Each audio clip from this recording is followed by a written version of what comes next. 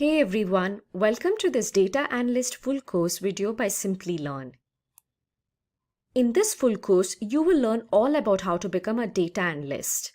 This video will help you get acquainted with the duties and career prospects of a data analyst along with various data analytics concepts. Here, we will start by understanding the career of a data analyst and what a data analyst's duties are.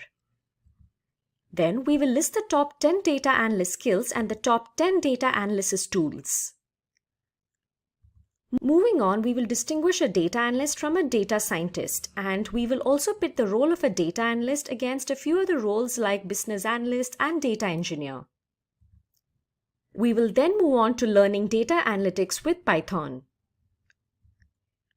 Following which, we will learn a few Excel concepts that can help you in your role as a data analyst. We will also look into pandas and matplotlib. Next, we will understand data analytics using R. Not to forget, we are also going to learn about SQL.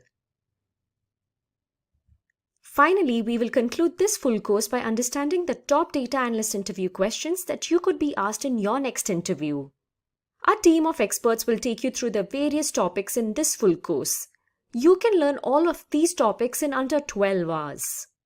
But before we begin, make sure to subscribe to our YouTube channel and hit the bell icon to never miss an update from Simplilearn. In a world where there is data generation every millisecond, the role of a data analyst holds paramount importance. This video will help you understand what a data analyst does and the various skills required to back this position. Before understanding the job role of a data analyst, let's understand the meaning of the term data analytics. So what does the term analyze mean? It merely means to scrutinize something to derive meaningful conclusions from it. Well, data analytics also works similarly. It is the process by which useful insights are extracted from raw data by studying and examining it carefully. These insights can be related to business information, market trends, product innovations, and profit-loss report, to name a few. Here's an interesting comparison. I'm sure all of you have played with jigsaw puzzles at some point in time. For that, first you would have to gather all the pieces together and then fit them accordingly to bring out a beautiful picture, isn't it? We can simply relate the process of data analytics to how you make a jigsaw puzzle. As you can see here, data refers to the raw data which can be structured, semi-structured, or unstructured in nature. The process of data analytics incorporates collecting data from various sources, cleaning it, and then finally transforming it into something meaningful, which can be interpreted by humans. This information can be visually presented in the form of graphs and charts which provide precise results of the analysis. Various technologies, tools, and frameworks are used in the analysis process. Organizations take the help of data analytics to convert the available raw data into meaningful insights. Hence, there is a high requirement for professionals who can play with data and help organizations with crucial decision making. There are many job roles in the field of data analytics. If you have watched our previous video on data analytics career, you would have seen a few of these roles. Out of all the job roles, an important role is that of a data analyst. An interesting thing about this job role is that it can be taken up by freshers as well. It can embark on your career in the field of data analytics. It is a lucrative career as the field of data analytics is only going to continue to blossom in the years to come. So let's see who exactly a data analyst is. A data analyst is a person who collects, processes, and performs analysis on large data sets. Here, the statistical analysis is done on various data sets. Every business generates and collects data, be it marketing research, sales figures, customer feedback, logistics, or transportation costs. A data analyst will take all of this data and figure out various measures, such as how to price new materials, how to reduce transportation costs, how to provide better customer experience, or how to deal with issues that cost the company money. Data analysts also deal with data handling, data modeling, and data reporting. A data analyst has a number of duties to perform. Let's have a look at their responsibilities now. First and foremost, a data analyst is required to recognize and understand the organization's goal. This helps in streamlining and planning the analysis process accordingly. Data analysts assess the available resources, understand the business problem, and gather the right data. This step is done by collaborating with different team members such as programmers, business analysts, and data scientists. Data analysts need to use queries to gather information from a database. They write complex SQL queries and scripts to gather and extract information from several databases and data warehouses. They are responsible for data mining as well. Here, data is mined from various sources and then organized in order to obtain a new information from it. This is a vital role of a data analyst, as they have to extract data from various sources in order to work on it. With this data, they can build models that can reduce the complexity and increase the efficiency of the whole system. Another crucial step in data analysis is data cleaning and data wrangling. Usually, the data you can collect is often messy and has a lot of missing values, so it's important to clean this data to make it ready for analysis. Data analysts use a number of statistical and analytical tools, including programming languages, for performing analysis and logical examination of data. Using different libraries and packages, data analysts discover trends and patterns from complex data sets. This will help them find more unseen insights from the data to make business predictions. Another important role of a data analyst is to prepare summary reports for the leadership team so that they can make timely decisions. For this, data analysts use multiple data visualization tools. Some of these tools are discussed as part of skills required, which we will see later. Finally, data analysts interact with the development team, business and management team, as well as with data scientists to ensure proper implementation of business requirements and to figure out opportunities for better process improvement. Now let us look at the various skills required to become a data analyst. So the first skill is more of a prerequisite. You should hold a degree in any relevant field, be it engineering, computer science, information technology, electrical or mechanical engineering. You can also be a graduate in statistics or economics. Also, you should have domain knowledge in the field you are currently working in or the role you're applying for. The next important skill is that you should have good hands-on experience with programming languages such as R, Python, and JavaScript. This would help you write programs to solve complex problems.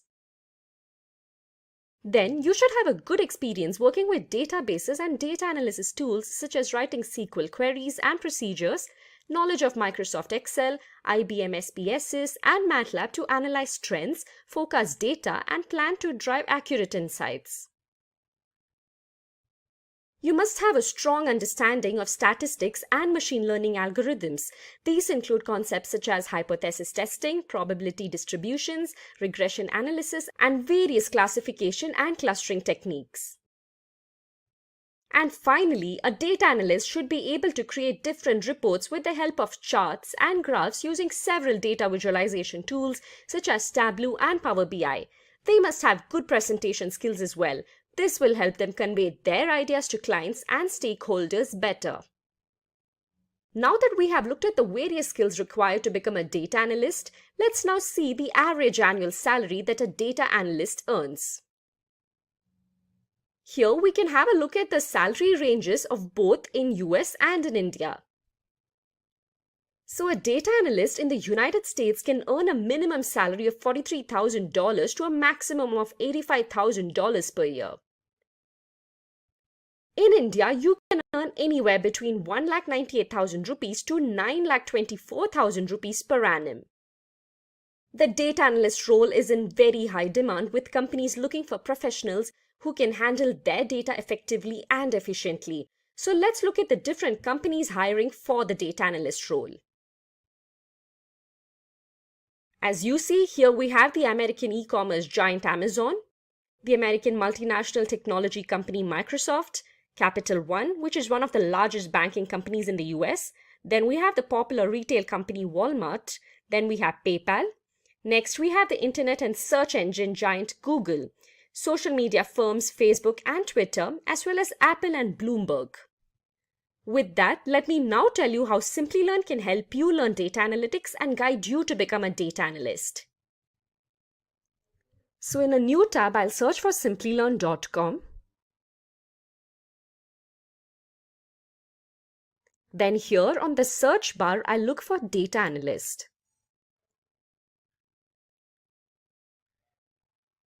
Let me now click on the first link, which is data analyst. I'll open this in another tab.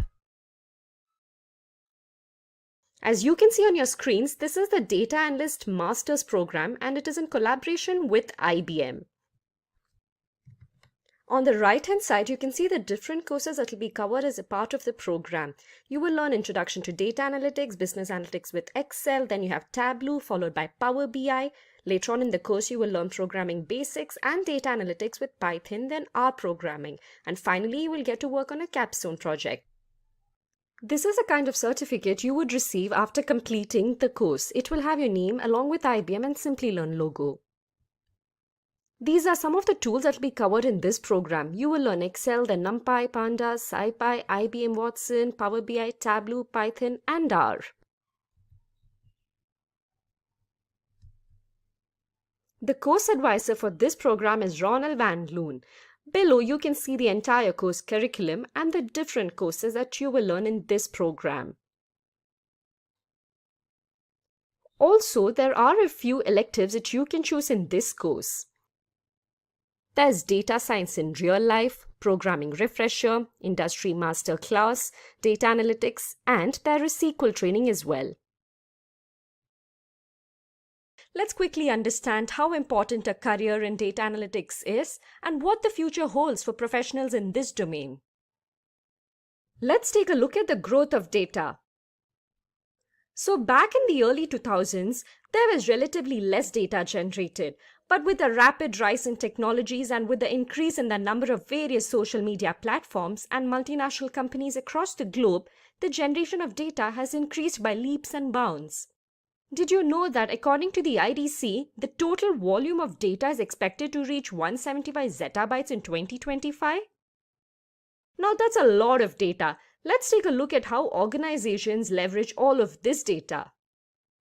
As you know, there are zillions of companies across the world. These companies generate loads of data on a daily basis. When I say data here, it simply refers to business information, customer data, customer feedback, product innovations, sales reports, and profit loss reports, to name a few.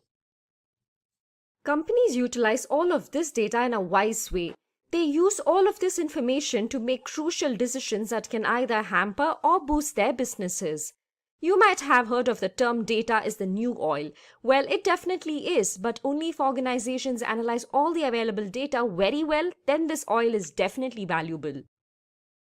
And for that, we have data analytics. Organizations take the help of data analytics to convert the available raw data into meaningful insights. So what is data analytics? Technically, you can say it is a process wherein data is collected from various sources, then cleaned, which involves removing irrelevant information, and then finally transformed into some meaningful information that can be interpreted by humans. Various technologies, tools, and frameworks are used in the analysis process. As you might have heard of the term data never sleeps. Well, it surely doesn't. Every millisecond, some or the other data is generated, and this is a constant process. This process is only going to increase in the near future with the advent of newer technologies. The data analytics domain holds paramount importance in every sector. Companies want to leverage on all the generated big data and boost their businesses. They need professionals who can play with data and convert them into crucial insights. Organizations are constantly on the lookout for such candidates, and this opportunity will only increase as data is only going to grow every second. So if you want to start your career in this field, or if you want to switch your job role into a role in the data analytics domain, then we have a set of job profiles that you can look at. We will look into 6 job roles in the data analytics field and learn what each job role is all about, the responsibilities of a professional working in that particular role, the skills required to get that particular job, the average annual salary of a professional working in that role, and finally, the companies hiring for that role. So let's start off. First, we have the job role of a data analyst. A data analyst is a person who collects, processes, and performs statistical analysis of large data sets. Every business generates and collects data, be it marketing research, sales figures, logistics, or transportation costs. A data analyst will take this data and figure out a variety of measures, such as how to price new materials, how to reduce transportation costs, or how to deal with issues that cost the company money. They deal with data handling, data modeling, and reporting. Now, talking about their responsibilities, data analysts recognize and understand the organization's goal. They collaborate with different team members such as programmers, business analysts, engineers, and data scientists to identify opportunities for solving business problems. Data analysts write complex SQL queries, scripts, and store procedures to gather and extract information from multiple databases. They filter and clean data using different modern tools and techniques and make it ready for analysis. They also perform data mining from primary and secondary data sources. Data analysts identify, analyze, and interpret trends in complex data sets. This is done using statistical tools such as R and SAS. Another key responsibility of a data analyst is to create summary reports and build various data visualizations for decision making and presenting it to the stakeholders. Next, let us discuss the important skills that you need to know to become a data analyst. Firstly, you should have a bachelor's degree in computer science or information technology. A master's degree in computer applications or statistics is also preferable. You must have a good understanding of programming languages like R, Python, JavaScript, and also understand SQL. In addition to that, it is beneficial if you have hands-on experience with statistical and data analytics tools such as SAS Miner, Microsoft Excel, and SSAS. Basic understanding of machine learning and its algorithms would be an advantage. Acquaint yourself with descriptive, predictive, prescriptive, and inferential statistics. Most importantly, you need to have a good working knowledge of various data visualization software along with presentation skills. This will help you pitch in your ideas and viewpoints to the clients and stakeholders better. Now, talking about their salaries, a data analyst earns nearly 5,23,000 rupees per annum in India, while in the United States, they earn around $62,453 per annum. Let's now look at a few of the companies hiring data analysts. So as you can see, we have the American e-commerce giant Amazon, then we have Microsoft, the American online payment company PayPal, then we have Walmart, Bloomberg, and Capital One. So that was all about data analyst. The next job role is of a business analyst. Business analysts help guide businesses in improving products, services, and software through data-driven solutions. They are responsible for bridging the gap between IT and business using data analytics to evaluate processes, determine requirements, and deliver data-driven recommendations and reports to executives and stakeholders. Business analysts are responsible for creating new models that support business decisions and come up with initiatives and strategies to optimize costs. Now let us look at the various responsibilities of a business analyst. Business analysts have a good understanding of the requirements for business. Their vital role is to work in accordance with relevant project stakeholders to understand their requirements and translate them into details which the developers can understand. They frequently interact with developers and come up with a plan to design the layout of a software application. They also run meetings with stakeholders and other authorities. They engage with business leaders and users to understand how data-driven changes to products, services, software, and hardware can improve efficiencies and add value. They ensure that the project is running smoothly as per the requirements and the design planned. through user acceptance and validation testing. They make sure all the features are being incorporated into the application. Findings where each requirement of the client is mentioned in detail.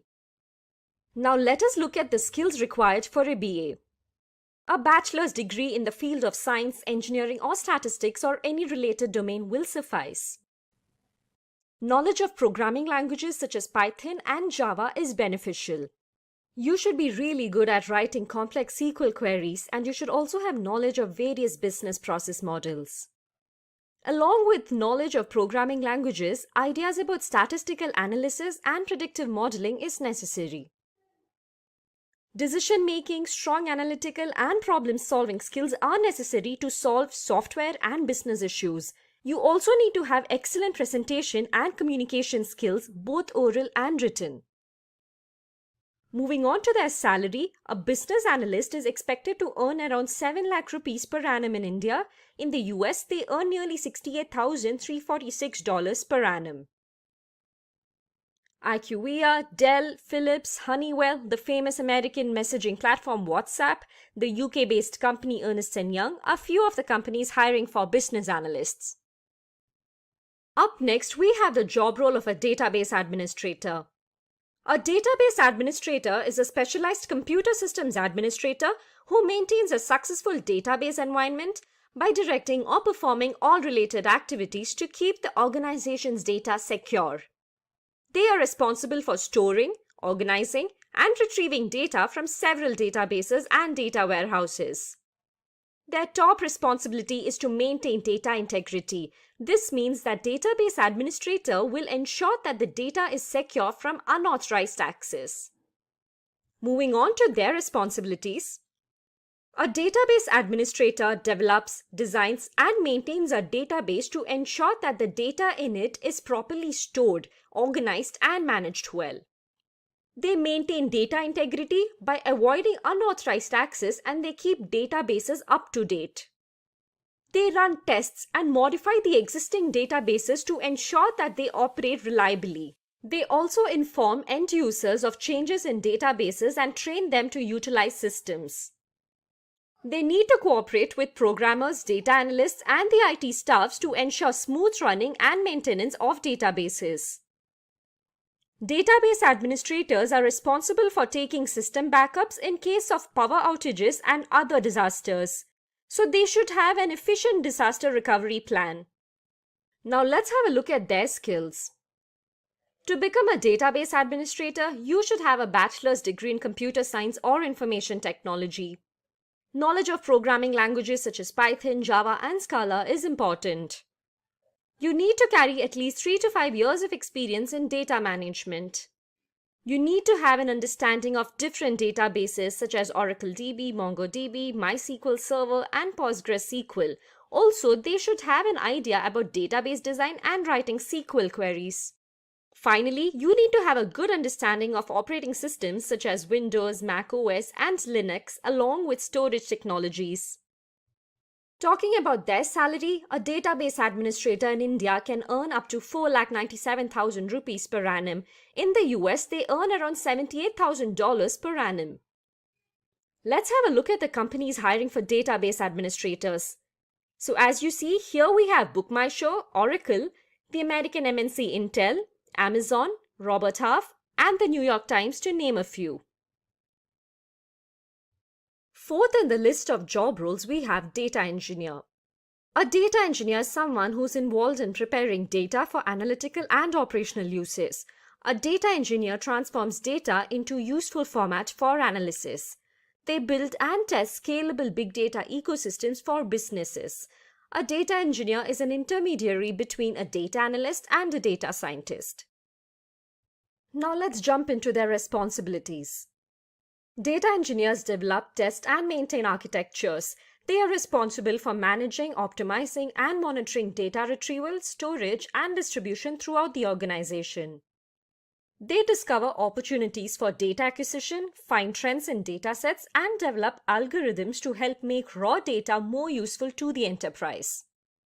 Data engineers build large data warehouses using ETL for storing and retrieving data. They also recommend ways to improve data quality and efficiency along with building algorithms to help give easier access to raw data. Data engineers often work with big data and submit their reports to data scientists for analysis purpose. They need to recommend and sometimes implement ways to improve data reliability, efficiency, and quality. Moving on to the skills of a data engineer. A data engineer should hold a bachelor's degree in computer science or information technology. They should have good hands-on experience with Python, R, and Java. Also, data engineers should be well-versed with big data technologies such as Hadoop, Apache Spark, Scala, Cassandra, and MongoDB. Data warehousing and ETL experience are essential to this position along with in-depth knowledge of SQL and other database solutions. Basic knowledge of statistical analysis will be an advantage along with idea about operating systems. Here is what a data engineer can earn. So in India, a data engineer can earn up to 8,85,000 rupees per annum, while they can earn around $103,000 a year in the USA. We have Capgemini, Shutterstock, the American provider of stock photography, Spotify, Accenture, Genpact, and Facebook hiring data engineers. The next exciting job role is of a data scientist. A data scientist is a professional who uses statistical methods, data analysis techniques, machine learning, and related concepts in order to understand and analyze data to draw business conclusions. They make sense to messy and unstructured data and bring value out of it. They employ techniques and theories drawn from many fields within the context of mathematics, statistics, computer science, and information science. A data scientist understands the challenges in business and comes up with the best solutions using modern tools and techniques to analyze, visualize, and build prediction models to make business decisions. Let us now look at their responsibilities in the industries. Data scientists clean, process, and manipulate data using several data analytics tools. They perform ad hoc data mining, collect large sets of structured and unstructured data from disparate sources. They design and evaluate advanced statistical models to work on big data. They also create automated anomaly detection systems and keep constant track of their performance. Data scientists interpret the analysis of big data to discover solutions and opportunities. A data scientist takes input from data analysts and engineers to formulate the results. They use visualization packages and tools to create reports and dashboards for relevant stakeholders. They also adopt new business models and approaches. Apart from this, they regularly build predictive models and machine learning algorithms. Now moving on to the skills of a data scientist. A bachelor's degree in computer science or information technology will be fine. But a master's degree in the field of data science will hold a major advantage. You also need to have a good experience in the analytics domain. You should be proficient in programming languages such as Python, Java, and C++. Knowledge of Perl will also be an advantage. Familiarity with Apache Hive, Pig, and Apache Spark is necessary along with the knowledge of Hadoop. In addition to knowing programming languages, you also need to know SQL, machine learning, and deep learning. Data visualization and BI skills are necessary for creating reports and dashboards. You should also be able to communicate and present information and ideas properly. Now talking about their salary, a data scientist in India can expect an annual salary of 10,47,000 rupees per year. Meanwhile, in the US, they can earn up to $113,000 per annum. That's a lot of money. From the many companies hiring for data scientists, here we have a few companies named. They are yet again Amazon, Citibank, Apple, Google, the Japanese electronic commerce and online retailing company Rakuten, and Facebook. And finally, we have machine learning engineer. Machine learning engineers are professionals who develop intelligent machines that can learn from vast amounts of data and apply knowledge without human intervention. They use different algorithms and statistical modeling to make sense of data. They design and develop machine learning and deep learning algorithms. Their main goal is to create self-running software. Let's have a look at the responsibilities of a machine learning engineer. Machine learning engineers research, design, and develop machine learning systems. They use exceptional mathematical skills in order to perform faster computations and work with algorithms to create sophisticated models. They perform A/B testing and use data modeling to fine-tune the results.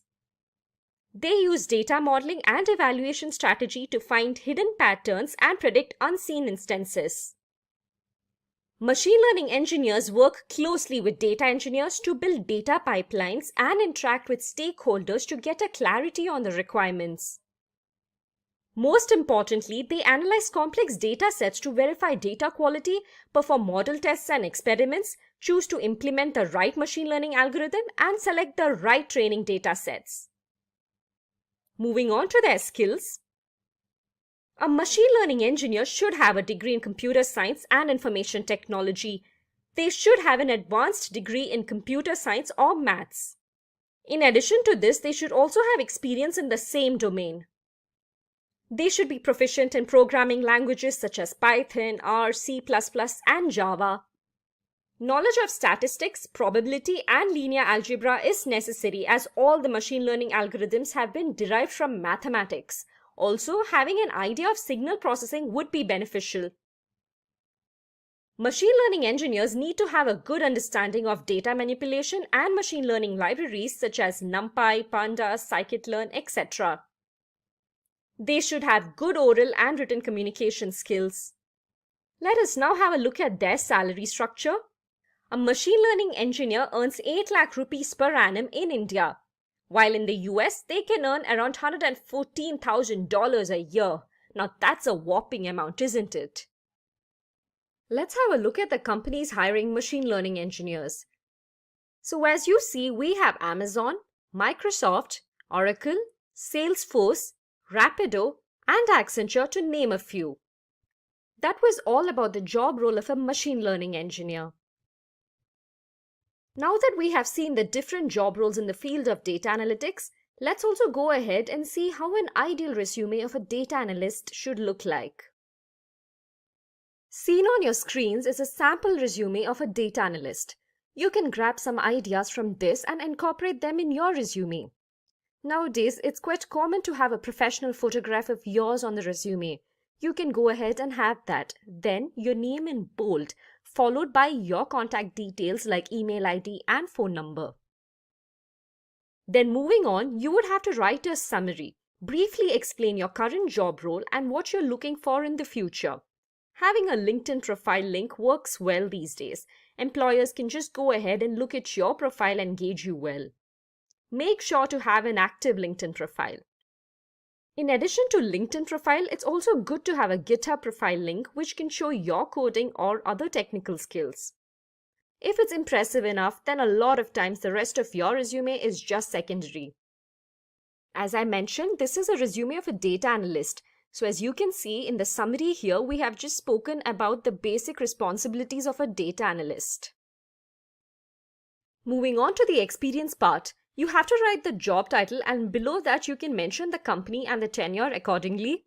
Here you would have to give a brief description of achievements in the organization, any relevant accomplishments related to the job you're applying for, the tools and the various technologies you have worked with. So in this sample, you can see we have spoken about data visualization using R and Tableau. Next, we have spoken about how the candidate has worked with other teams for a better business outcome. Most of the data analysts use SQL and Excel to handle data for reporting and database maintenance, and we have mentioned that here as well. Do make sure that you always specify the tools you use. Then you can also mention if you have worked on improving data delivery. For example, here we have spoken about developing and optimizing SQL queries, data aggregations, and ETL to improve data delivery.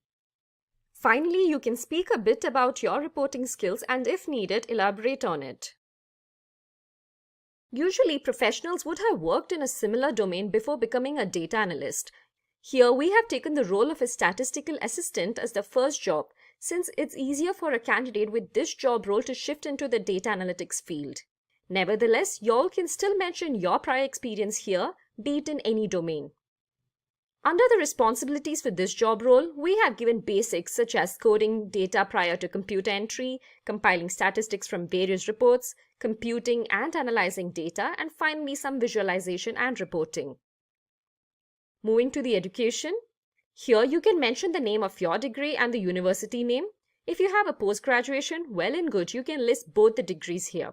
Also, if you have any certifications, you can mention them here under the education category. Now moving to the skills, depending on your skills and your choice, you can either shift this part to the beginning of the resume or have it here. As you see on your screens, this is just a different way of displaying your skill sets. You can have all the 5 stars colored if you are excellent in that particular tool or language. As you see, it's crystal clear as to what the candidate's strong areas are. You can have various categories like shown. For example, under software development, you can list the languages that you know and how proficient you are in those particular languages. It's clear that the candidate knows Python better than JavaScript here. So the employer gets a clear idea about the skills you possess and the depth of it. Similarly, you can mention the databases as well. The few mentioned here are more or less a requirement to become a data analyst. At least, SQL is a must. Not to forget, data visualization is also very important when it comes to the job role of a data analyst. Mention the tools you know here and similarly give yourself a rating out of 5. 5 stars shaded being the highest. Here we have mentioned Tableau and Excel, which are more than sufficient to become a data analyst. Moving to the non-technical skills, you can mention the languages you know here. Here we have taken English and German. In addition to the languages, you can also feel free to mention the extracurricular activities that you are good at.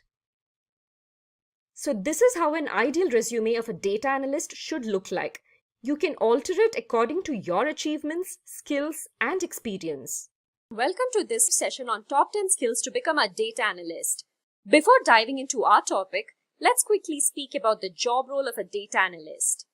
In this 21st century, data analytics is used in every sector, be it in organizations where meaningful insights are drawn pertaining to the growth of the company, or be it in fighting the ongoing pandemic COVID-19. Data finds its importance everywhere. Speaking of the role of a data analyst, he or she is a skilled professional who is responsible for collecting and processing data. They perform analysis on large data sets. They also deal with data handling, data modeling, and reporting. A data analyst understands the trends and insights that are revealed in massive data sets. So if you want to become a data analyst, then there are a few skills that you need to possess. Let's have a look at the top 10 skills that can help you bag the position of a data analyst. Here, we will look into both technical and non-technical skills. At number 10, we have mathematics. Data analysts work with a lot of structured and unstructured data. In order to analyze and understand all the acquired data, a strong foundation in mathematics is essential. Most of the data analysis will use linear algebra, statistics, probability, and calculus for performing analysis and for the logical examination of data. Hypothesis testing, such as the null hypothesis and alternate hypothesis analysis, is another crucial task that data analysts perform to ensure that the data they have collected is relevant for analysis. They need to perform z-test, t-test, and chi-square test to make sure the sample data is good for analysis. Also, data analysts build machine learning models for solving business problems using classification, regression, and clustering algorithms. So to understand the working of these algorithms, knowledge of mathematics is compulsory. Moving to number 9, we have the big data tools and frameworks. Data analysts deal with complex and inaccurate data that is really huge in volume. Now to handle this data, they need to possess big data technology skills such as Hadoop and the tools that are part of its ecosystem. Hadoop provides the Hadoop distribution file system to store data in several chunks. Scoop is popularly used as a data ingestion tool for extracting data from HDFS onto relational databases. Data analysts use HBase, which is a column-oriented database for processing semi-structured data. There are other frameworks such as Apache Pig and Hive for processing and analyzing data using Pig Latin scripts and Hive query language. It would be an advantage for a data analyst to have an idea about these tools and frameworks. At number 8, we have data cleaning and data wrangling. In this modern era of internet and social media, data is being generated every second, and often this data is noisy and messy, containing missing values. Data is also often unstructured, and this could be a problem for data analysts to perform analysis on such data. So they need to pre-process the data and clean it using various tools and techniques to make it fit for analysis. Data analysts must transform the data into the right format for carrying out analytics. They should also have data manipulation and data mining skills to find out unseen trends and patterns from the data. Some of the tools they should have knowledge of are OpenRefine and Trifactor Wrangler. They need to have hands-on experience in certain numerical computation and data manipulation libraries such as NumPy, Pandas, dplyr, SciPy, and tidyr. At number 7, we have BI tools for data visualization. In order to understand the complexities of business and derive the desired solution, data analysts should have an idea about business intelligence tools. Business intelligence is a process to analyze and visualize vast volumes of data. It helps in creating reports and dashboards to better understand the trends in data. BI tools help data analysts to sort and filter the data, perform data manipulation by joining multiple data sets, and build different charts and graphs to present the data in a pictorial format. It also helps them to forecast the data to make future predictions. The reports and dashboards created using BI tools can help data analysts convey their ideas to clients and stakeholders. Some of the popular BI tools used in analytics are Power BI, Tableau, ClickView, and SAS BI. All these tools feature in the Gartner Magic Quadrant for 2020 for business intelligence and analytics. At number 6, we have Microsoft Excel and ETL tools. Every data analyst should possess a good working knowledge of Microsoft Excel. Excel is the most preferred tool for analytics that is commonly used by managers across the globe. Microsoft Excel has really good features to manipulate and analyze structured data that is in the form of rows and columns. It provides a lot of inbuilt numerical and text functions. You also have the advantage of creating pivot tables and pivot charts.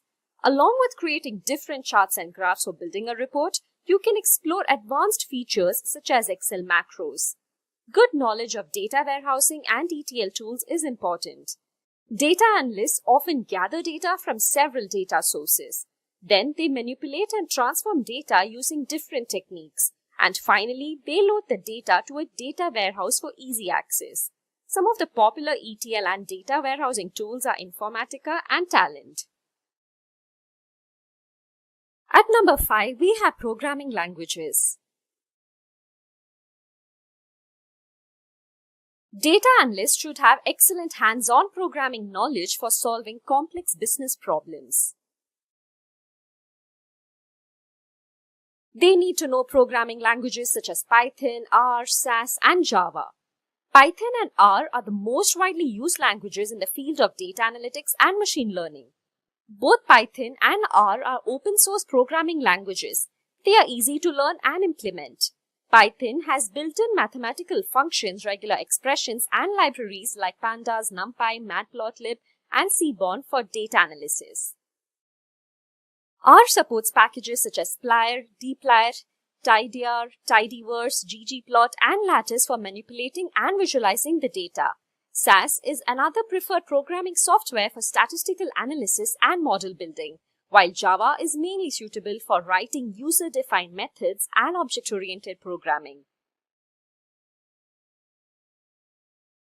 At number 4, we have the most important skill for any data analyst, which is database and SQL. The database is a storage container where companies store huge volumes of data. Organizations deal with vast volumes of structured and semi-structured data on a daily basis. This data is stored in relational and non-relational databases. In order to retrieve, process, and manipulate the data from such databases, data analysts should use RDBMS and NoSQL databases such as Microsoft SQL Server, MySQL, IBM DB2, MongoDB, and PostgreSQL. They should know how to write SQL queries using commands such as select, insert, update, delete, drop, and truncate. Data analysts must have advanced querying skills like implementing where and having clauses to filter the data, using built-in SQL functions, joining tables, and writing stored procedures to automate complex tasks. Those were all the technical skills that are required to be possessed by a data analyst. Now that you had a look at all the technical skills, you must note that the role of a data analyst is a blend of both technical and non-technical. You need to focus on certain non-technical skills as well to become a full-fledged data analyst.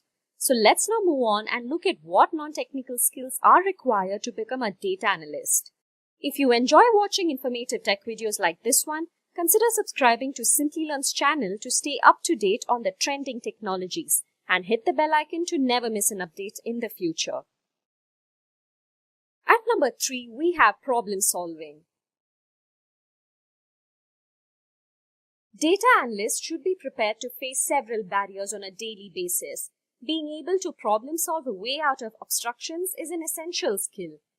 There can be multiple issues like budget constraints, short deadlines, and so on. These problems would require you to come up with innovative solutions. Hence, no matter what the circumstances, having strong problem-solving skills will always be a virtue. Being a data analyst also requires you to think like an analyst. Analytical skills, also known as logical thinking, refers to breaking down problems logically. Having strong analytical skills will help you arrive at a wise solution in any situation based on information and facts. Complex problems can be solved this way. Critical thinking also goes hand in hand with analytical skills. Critical thinking is a self-guided and self-disciplined way of thinking which attempts to reason in a fair-minded way. As a data analyst, critical thinking will help you stay grounded when you are searching for a solution to a tricky problem. You should also be capable of making well-thought, independent decisions. There are a number of tips that can help you improve your critical thinking skills. Moving on to number 2, we have business knowledge. Business knowledge or domain knowledge refers to holding a sound understanding of the domain you are working in. This knowledge is different for different organizations. For example, if you're working in the automobile industry, you might need to understand how systems work and how its output can be potentially influenced. Irrespective of where you work, you need to have good business knowledge and understand what you're analyzing. You should be in a position to understand the various business problems and how to solve them. Only if you have a strong industry knowledge can you try to improve the business. If you keep yourself updated with market trends, you can understand where your company stands and accordingly build a business model. This will also help you assist your business in exploring greener pastures. So now let's have a look at what's at number 1. Here we have communication and presentation.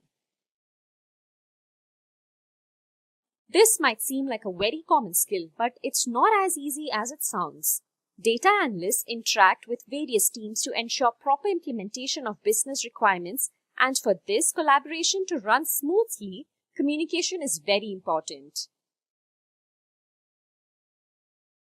The ability to communicate in numerous ways is a key data analyst skill. This includes writing, speaking, presenting, and listening. Written communication is crucial. You will be required to write up your analysis and provide regular documentations of it. Data visualization and presentation skills go hand in hand. Presenting your analysis results to various team members and stakeholders holds paramount importance. You might also need to be in a state to explain a complex topic to non-technical teammates. There is no point of a great analysis if you are unable to explain it through your presentation. You can master the presentation skill with regular practice until you are comfortable to explain in front of a bunch of people. Having said that, you should also be very crisp with your presentations. You need to be clear, direct, and focus on the result rather than deviating from your topic.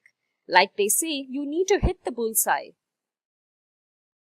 Before I start off with the top 10 data analysis tools, I'd like to talk a bit about data analysis.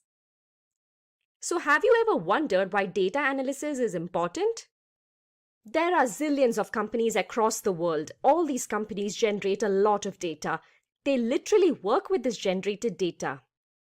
These companies depend on data to make crucial decisions which can impact their businesses. Data in its raw format has to be converted into meaningful information which can then be used by organizations. This is done by analyzing the generated data, and for this we have data analysis. So what is data analysis? Data analysis is not just a single step but a set of processes. It is the process of collecting data, then cleaning it. When I say cleaning, it simply means removing the irrelevant data, and then this data is transformed into meaningful information. We can simply relate this process to how you make a jigsaw puzzle. Just like how you gather all the pieces together and fit them accordingly to bring out a beautiful picture. Data analysis also works on almost the same grounds. To achieve the goals of data analysis, we use a number of data analysis tools. Companies rely on these tools to gather and transform their data into meaningful insights. So which tool should you choose to analyze your data? Which tool should you learn if you want to make a career in this field? We will answer that in this session. After extensive research, we have come up with these top 10 data analysis tools. Here, we will look at the features of each of these tools and the companies using them. So let's start off. At number 10, we have Microsoft Excel. All of us would have used Microsoft Excel at some point, right? It is easy to use and one of the best tools for data analysis. Developed by Microsoft, Excel is basically a spreadsheet program. Using Excel, you can create grids of numbers, text, and formulae. It is one of the widely used tools, be it in a small or large setup.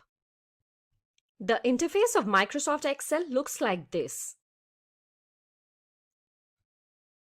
Let's now move on to the features of Excel. Firstly, Excel works with almost every other piece of software in Office. We can easily add Excel spreadsheets to Word documents and PowerPoint presentations to create more visually appealing reports or presentations. The Windows version of Excel supports programming through Microsoft's Visual Basic for Applications (VBA). Programming with VBA allows spreadsheet manipulation that is difficult with standard spreadsheet techniques. In addition to this, the user can automate tasks such as formatting or data organization in VBA. One of the biggest benefits of Excel is its ability to organize large amounts of data into orderly, logical spreadsheets and charts. By doing so, it's a lot easier to analyze data, especially while creating graphs and other visual data representations. The visualization can be generated from a specified group of cells. Those were few of the features of Microsoft Excel. Let's now have a look at the companies using it.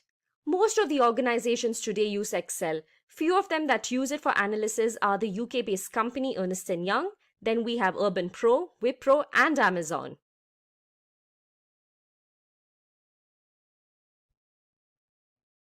Moving on to our next data analysis tool, at number 9, we have RapidMiner. A data science software platform, RapidMiner provides an integrated environment for data preparation, analysis, machine learning, and deep learning. It is used in almost every business and commercial sector. RapidMiner also supports all the steps of the machine learning process. Seen on your screens is the interface of RapidMiner. Moving on to the features of RapidMiner. Firstly, it offers the ability to drag and drop. It is very convenient to just drag drop some columns as you are exploring a data set and working on some analysis. RapidMiner allows the usage of any data, and it also gives an opportunity to create models which are used as a basis for decision-making and formulation of strategies. It has data exploration features such as graphs, descriptive statistics, and visualization, which allows users to get valuable insights. It also has more than 1,500 operators for every data transformation and analysis task. Let's now have a look at the companies using RapidMiner. We have the Caribbean airline Leeward Islands Air Transport. Next, we have the United Health Group, the American online payment company PayPal, and the Austrian telecom company Mobilcom. So that was all about RapidMiner. Now let's see which tool we have at number 8. We have Talent at number 8. Talent is an open source software platform which offers data integration and management. It specializes in big data integration. Talent is available both in open source and premium versions. It is one of the best tools for cloud computing and big data integration. The interface of Talent is as seen on your screens. Moving on to the features of Talent. Firstly, automation is one of the great boons Talent offers. It even maintains the tasks for the users. This helps with quick deployment and development. It also offers open source tools. Talent lets you download these tools for free. The development costs reduce significantly as the processes gradually speed up. Talent provides a unified platform. It allows you to integrate with many databases, SaaS, and other technologies. With the help of the data integration platform, you can build flat files, relational databases, and cloud apps 10 times faster. Those were the features of Talent. The companies using Talent are Air France, L'Oreal, Capgemini, and the American multinational pizza restaurant chain Domino's. Next on the list at 7 we have Nime. Constance Information Miner on Nime is a free and open source data analytics, reporting, and integration platform. It can integrate various components for machine learning and data mining through its modular data pipelining concept. Nime has been used in pharmaceutical research and other areas like CRM customer data analysis, business intelligence, text mining, and financial data analysis. Here is how the interface of Nime application looks like. Now coming to the Nime features. Nime provides an interactive graphical user interface to create visual workflows using the drag and drop feature. Use of JDBC allows assembly of nodes blending different data sources, including pre-processing such as ETL, that is extraction, transformation, loading, for modeling, data analysis, and visualization with minimal programming. It supports multi-threaded in-memory data processing. Nime allows users to visually create data flows, selectively execute some or all analysis steps, and later inspect the results, models, and interactive views. Nime Server automates workflow execution and supports team-based collaboration. Nime integrates various other open source projects such as machine learning algorithms from Becker, H2O, Keras, Spark, and our project. Nime allows analysis of 300 million custom addresses, 20 million cell images, and 10 million molecular structures. Some of the companies hiring for Nime are United Health Group, ASML, Fractal Analytics, Atos, and Lego Group. Let's now move on to the next tool. We have SAS at number 6. SAS facilitates analysis, reporting, and predictive modeling with the help of powerful visualizations and dashboards. In SAS, data is extracted and categorized, which helps in identifying and analyzing data patterns. As you can see on your screens, this is how the interface looks like. Moving on to the features of SAS. Using SAS, better analysis of data is achieved by using automatic code generation and SAS SQL. SAS allows you to access through Microsoft Office by letting you create reports using it and by distributing them through it. SAS helps with an easy understanding of complex data and allows you to create interactive dashboards and reports. Let's now have a look at the companies using SAS. We have companies like Genpact, IQVIA, Accenture, and IBM to name a few. That was all about SAS. So for all those who joined in late, let me just quickly repeat our list. At number 10, we have Microsoft Excel. Then at number 9, we have RapidMiner. At number 8, we have Talent. At number 7, we have 9. And at number 6, we have SAS. So far, do you all agree with this list? Let us know in the comment section below. Let's now move on to the next 5 tools in our list.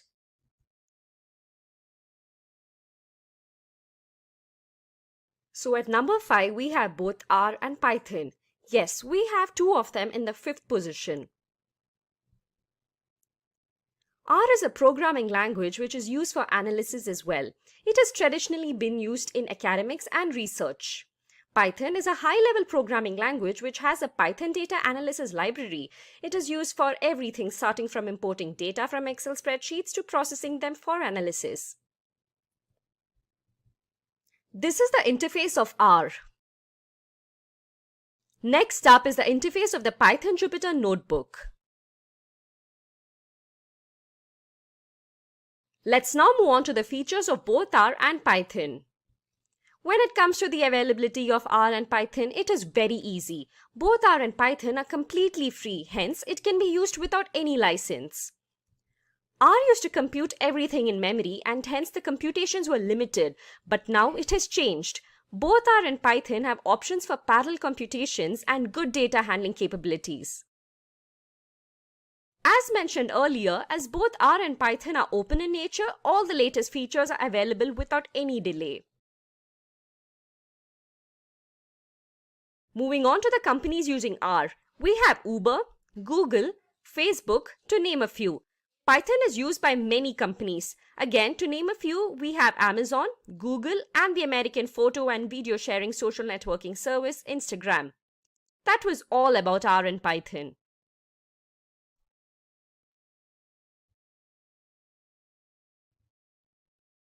At number 4, we have Apache Spark.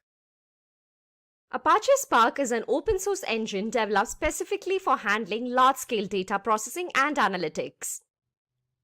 Spark offers the ability to access data in a variety of sources including Hadoop Distributed File System HDFS, OpenStack Swift, Amazon S3 and Cassandra. It allows you to store and process data in real time across various clusters of computers using simple programming constructs. Apache Spark is designed to accelerate analytics on Hadoop while providing a complete suite of complementary tools that include a fully featured machine learning library, a graph processing engine, and stream processing. So this is how the interface of Apache Spark looks like.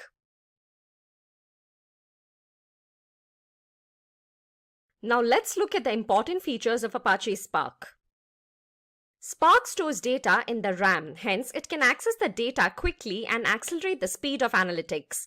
Spark helps to run an application in a Hadoop cluster up to 100 times faster in memory and 10 times faster when running on disk. It supports multiple languages and allows the developers to write applications in Java, Scala, R, or Python. Spark comes up with 80 high-level operators for interactive querying. Spark code for batch processing, join stream against historical data, or run ad hoc queries on stream state. Analytics can be performed better as Spark has a rich set of SQL queries, machine learning algorithms, complex analytics, etc. Apache Spark provides fault tolerance through Spark RDD. Spark resilient distributed data sets are designed to handle the failure of any worker node in the cluster. Thus, it ensures that the loss of data reduces to 0. Conviva, Netflix, IQVIA, Lockheed Martin, and eBay are some of the companies that use Apache Spark on a daily basis. At number 3, we have another important growing data analysis tool, that is ClickView. ClickView software is a product of Qlik for business intelligence and data visualization. ClickView is a business discovery platform that provides self-service BI for all business users and organizations. With ClickView, you can analyze data and use your data discoveries to support decision-making. ClickView is a leading business intelligence and analytics platform in Gartner Magic Quadrant. On the screen, you can see how the interface of ClickView looks like. Now talking about its features. ClickView provides interactive guided analytics with in-memory storage technology. During the process of data discovery and interpretation of collected data, the ClickView software helps the user by suggesting possible interpretations. ClickView uses a new patent in-memory architecture for data storage. All the data from the different sources is loaded in the RAM of the system and it is ready to be retrieved from there. It has the capability of efficient social and mobile data discovery. Social data discovery offers to share individual data insights within groups or out of it. A user can add annotations as an addition to someone else's insights on a particular data report. ClickView supports mobile data discovery within an HTML5-enabled touch feature which lets the user search the data and conduct data discovery interactively and explore other server-based applications. ClickView performs OLAP and ETL features to perform analytical operations, extract data from multiple sources, transform it for usage, and load it to a data warehouse. The companies that can help you start your career in ClickView are Mercedes-Benz, Capgemini, Citibank, Cognizant, and Accenture, to name a few. At number 2, we have Power BI. Power BI is a business analytics solution that lets you visualize your data and share insights across your organization or embed them in your app or website. It can connect to hundreds of data sources and bring your data to life with live dashboards and reports. Power BI is the collective name for a combination of cloud-based apps and services that help organizations collate, manage, and analyze data from a variety of sources through a user-friendly interface. Power BI is built on the foundation of Microsoft Excel and has several components such as Windows desktop application called Power BI Desktop, and online software as a service called Power BI Service, mobile Power BI apps available on Windows phones and tablets, as well as for iOS and Android devices. Here is how the Power BI interface looks like. As you can see, there is a visually interactive sales report with different charts and graphs. Moving on to the features of Power BI. It has an easy drag and drop functionality with features that make data visually appealing. You can create reports without having the knowledge of any programming language. Power BI helps users see not only what's happened in the past and what's happening in the present, but also what might happen in the future. It offers a wide range of detailed and attractive visualizations to create reports and dashboards. You can select several charts and graphs from the visualization pane. Power BI has machine learning capabilities with which it can spot patterns in data and use those patterns to make informed predictions and run what-if scenarios. Power BI supports multiple data sources such as Excel, Text CSV, Oracle, SQL Server PDF, and XML files. The platform integrates with other popular business management tools like SharePoint, Office 365, and Dynamics 365, as well as other non-Microsoft products like Spark, Hadoop, Google Analytics, SAP, Salesforce, and MailChimp. Some of the companies using Power BI are Adobe, AXA, Carlsberg, Capgemini, and Nestle. Moving on to the next tool. So any guesses as to what we have at number 1? You can comment in the chat section below. Finally, on the top of the pyramid, we have Tableau. Gartner's Magic Quadrant of 2020 classified Tableau as a leader in business intelligence and data analysis. Tableau Interactive Data Visualization Software Company was founded in Jan 2003 in Mountain View, California. Tableau is a data visualization software that is used for data science and business intelligence. It can create a wide range of different visualization to interactively present the data and showcase insights. The important products of Tableau are Tableau Desktop, Tableau Public, Tableau Server, Tableau Online, and Tableau Reader. This is how the interface of Tableau Desktop looks like. Now coming to the features of Tableau. Data analysis is very fast with Tableau and the visualizations created are in the form of dashboards and worksheets. Tableau delivers interactive dashboards that support insights on the fly. It can translate queries to visualizations and import all ranges and sizes of data. Writing simple SQL queries can help join multiple datasets and then build reports out of it. You can create transparent filters, parameters, and highlighters. Tableau allows you to ask questions, spot trends, and identify opportunities. With the help of Tableau Online, you can connect with cloud databases, Amazon Redshift, and Google BigQuery. The companies using Tableau are Deloitte, Adobe, Cisco, LinkedIn, and the American e-commerce giant Amazon, to name a few. And there you go, those are the top 10 data analysis tools. Let's now have a question and answer session. Please feel free to post your queries in the comments section and we'll respond in the chat.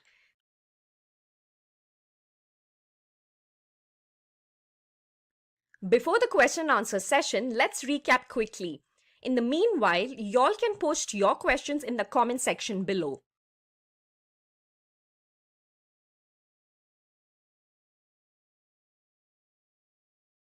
So at number 10, we have Microsoft Excel. Then at number 9, we have RapidMiner. At number 8, we have Talent. At number 7, we have Nime. At number 6, we have SAS. R and Python at number 5. Apache Spark at number 4. ClickView at number 3. Power BI at number 2. And finally, we have Tableau topping the list at number 1. Currently, all of us are living in an information-driven world, and organizations rely on data for various decision makings. This in turn provides a lot of job opportunities for candidates who can play with data. Out of the many job roles in the field of data science, the two popular ones are that of a data scientist and a data analyst. Haven't we all wondered at some point as to what the exact difference is between these two job roles? Or wait, are they the same? Well, they differ in various ways, and you will see how in this video. We will start off by looking at the job descriptions of both the data scientist and the data analyst. Then we will look at their responsibilities and skill set. We will also have a look at their salary structure and the various companies hiring for these professionals. So without further ado, let's get started. Let's have a look at the job description now. A data scientist is a professional who uses different statistical methods, data analysis techniques, and machine learning in order to understand and analyze data in order to arrive at business conclusions. They proactively fetch information from a plethora of sources and analyze it for better understanding about how the business performs, and they also build AI tools that automate certain processes within the company. They derive meaning out of messy and unstructured data. A data scientist is usually a senior-most member in the team. Moving to the description of data analyst, a data analyst is responsible to collect, process, and perform analysis on large data sets. They deal with data handling, data modeling, and reporting. They are sometimes the entry-level members into the data analytics team. They bring technical expertise to ensure the quality and accuracy of the data, then process, design, and present it in ways to help people, businesses, and organizations make better decisions. After a few years of experience, data analysts can move into the roles of a data engineer and a data scientist. Now that we have understood the job descriptions, let's go ahead and understand the various roles and responsibilities of a data scientist and a data analyst. Firstly, data scientists are responsible for performing cleaning, processing, and manipulation of data using several data analytics tools. They also perform ad hoc data mining and collect large sets of structured and unstructured data from a number of sources. Secondly, data scientists interpret the data using various statistical methods. They design and evaluate advanced statistical models to work on big data. Thirdly, data scientists regularly build predictive models and machine learning algorithms to work on vast volumes of data. Lastly, data scientists use visualization packages and tools to create reports and dashboards for relevant stakeholders. They also work with data analysts and data engineers to formulate the analysis results. Let's now have a look at the various responsibilities of a data analyst. The first responsibility of a data analyst is to recognize and understand the company's goal. This in turn helps in streamlining the whole analysis process. They are required to assess the available resources, comprehend the business problem, and gather the right set of data. This step is done by collaborating with different team members such as data scientists, business analysts, and programmers. They gather data from various databases and warehouses through querying. They write complex SQL queries and scripts to gather and extract information. Data analysts also filter and clean data to get the required information. They are responsible for data mining as well. Data is mined from various sources and then organized in order to obtain new information from it. Data analysts identify and analyze trends in complex data sets using various statistical tools. A data analyst is also responsible for creating summary reports for the leadership team so that they can make timely decisions. Data analysts use multiple data visualization tools for achieving this. In order to achieve all the above-mentioned responsibilities, data scientists and data analysts are required to possess a rich skill set. Let's now have a look at few of the most important skills required to back the position of a data scientist. The basic requirement to become a data scientist is that you must have a bachelor's degree in computer science or information technology. But a master's degree in the field of data science will be a lot more beneficial. You also need to have a good experience in the analytics domain. As I mentioned before, this role is a senior role, and to get here, the right amount of experience is a must. Let's have a look at the tools you need to know. Knowledge of Microsoft Excel is good. It is one of the most basic requirements.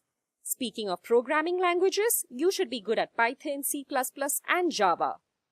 Knowledge of Perl is a brownie point. You should also be proficient in SQL. As we discussed earlier, data scientists work on building machine learning algorithms. Hence, you need to have a good knowledge of machine learning and deep learning. Familiarity with Apache Spark, Apache Hive, and Apache Pig is necessary along with the knowledge of Hadoop. Data visualization and BI skills are necessary for creating reports and dashboards. You should also be able to communicate and present information and ideas clearly. So these are the skills required to become a data scientist. If you want to explore the role of a data analyst, then you should hold a degree in any relevant field, be it engineering and computer science, information technology, or electrical engineering. You can also be a graduate in statistics or economics.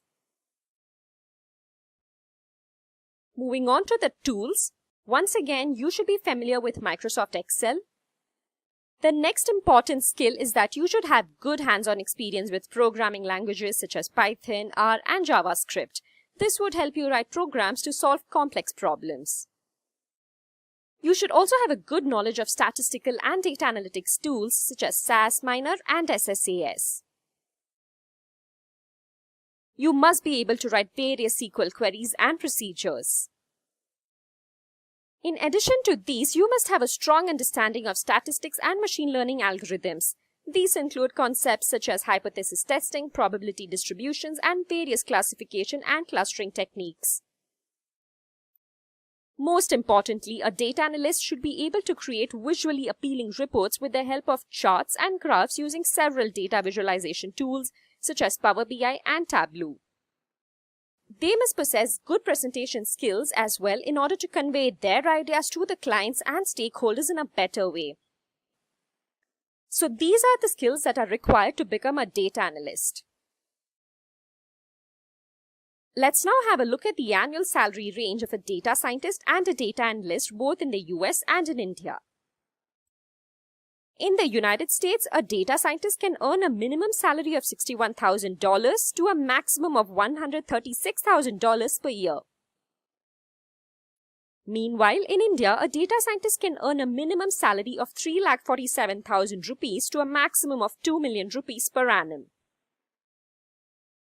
A data analyst in the United States can earn a minimum salary of $43,000 to a maximum of $85,000 per year. In India, you can earn anywhere between 1,98,000 rupees to 9,24,000 rupees per annum.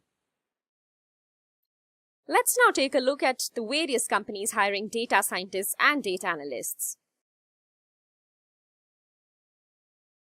Here we have Amazon, the internet and search engine giant Google, Deloitte, the American multinational technology company Microsoft, then we have Apple and the American social media web and mobile application company Pinterest hiring data scientists. From the many companies hiring data analysts, here we once again have Amazon, then we have the popular retail company Walmart, Robert Half and AT&T. Next we have social media firms Facebook and Twitter. As you might have heard of the term data never sleeps, well, it surely doesn't, and not only that, but it also brings in a number of job opportunities with it. The job growth in this domain is limitless, and data will only continue to grow. Let's have a look at a few of the stats now. Well, IBM had predicted that by this year, that is 2020, the number of job listings in the field of data science and analytics will increase by 3,64,000. And we had the US Bureau of Labor Statistics predicting that there will be a rise in the data science needs, and this in turn will create 11.5 million job openings by 2026. Now that's a big number, isn't it? And if you are aspiring to become a data scientist, then you are on the right path, as there is a huge demand for this role. According to Deloitte, the United States is projected to face a shortfall of 250,000 data scientists by 2024. That's barely just in 4 more years. All these stats prove that the job demand in the field of data science and data analytics is here to stay. Professionals belonging to this domain are in high demand all across the globe. Now let's have a look at the Google search trends for data scientists and data analysts. As you see, the blue color depicts data scientists and the red data analysts. Both the search trends go hand in hand, and over time the search term data analyst is higher, but the search term of that of a data scientist is experiencing a steady rise. Let's have a look at the worldwide YouTube search trend as well. As you can see on your screens, it looks like people are more keen on exploring the job role of a data scientist, and looks like they want to learn more about the job role of a data scientist compared to that of a data analyst.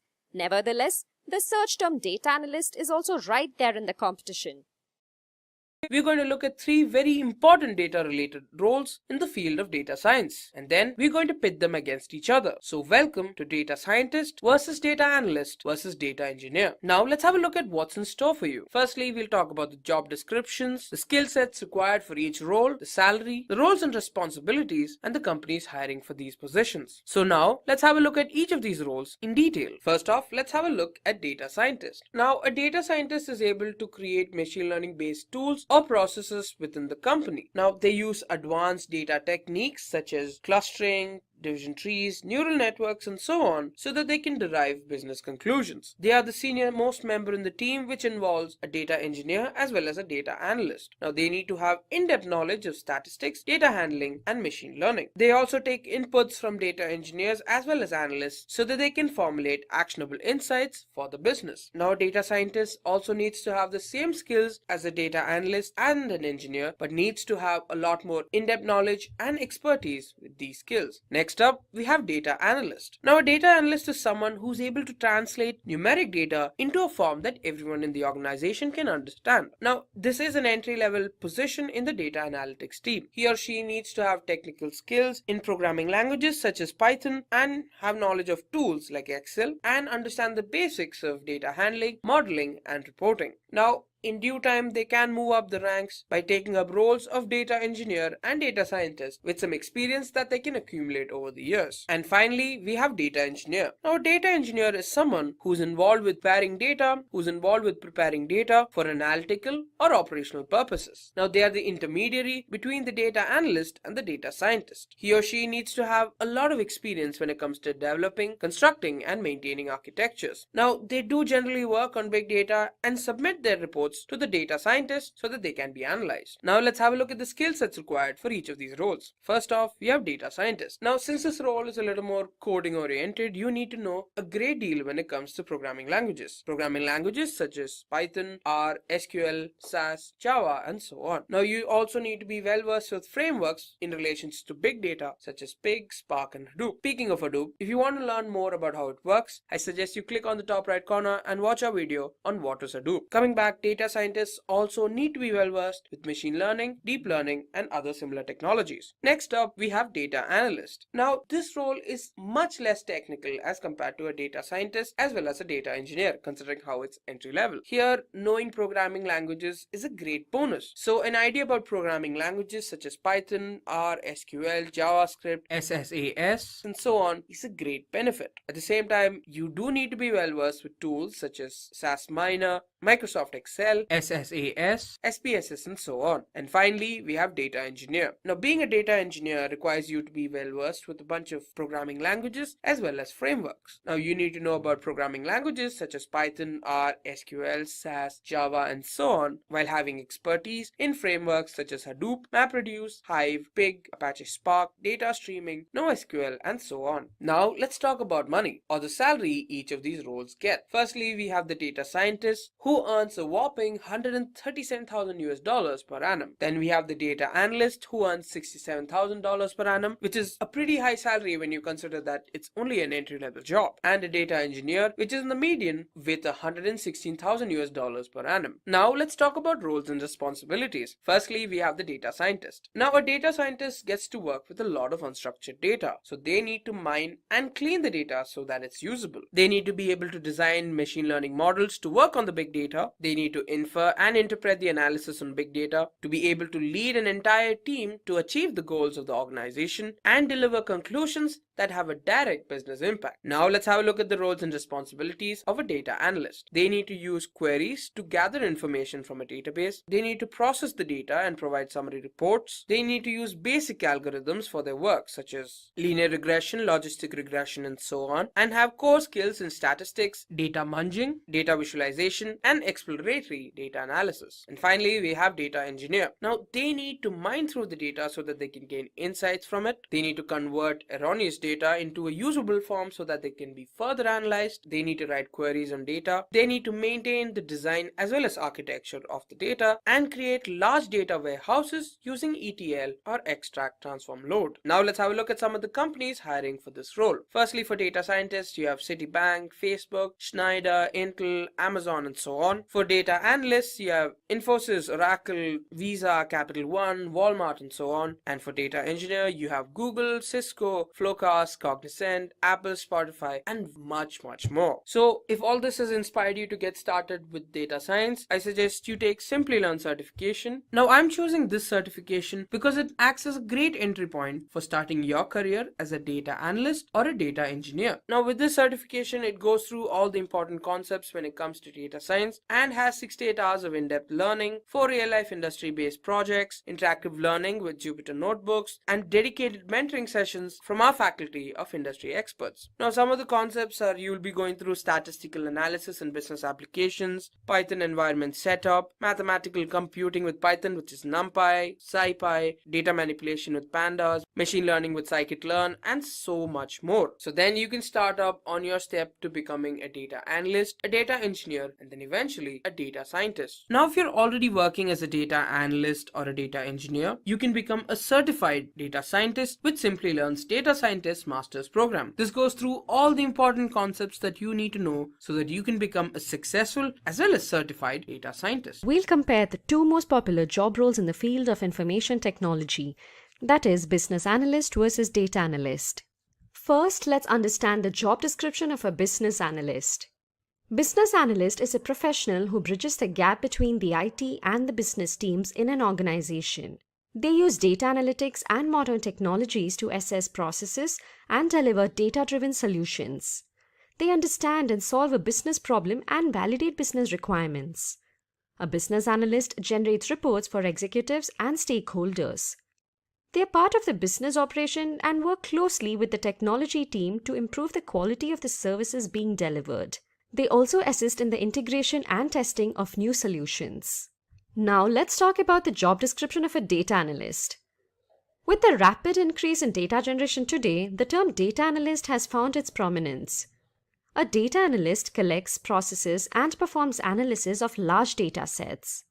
Every business generates data in several formats.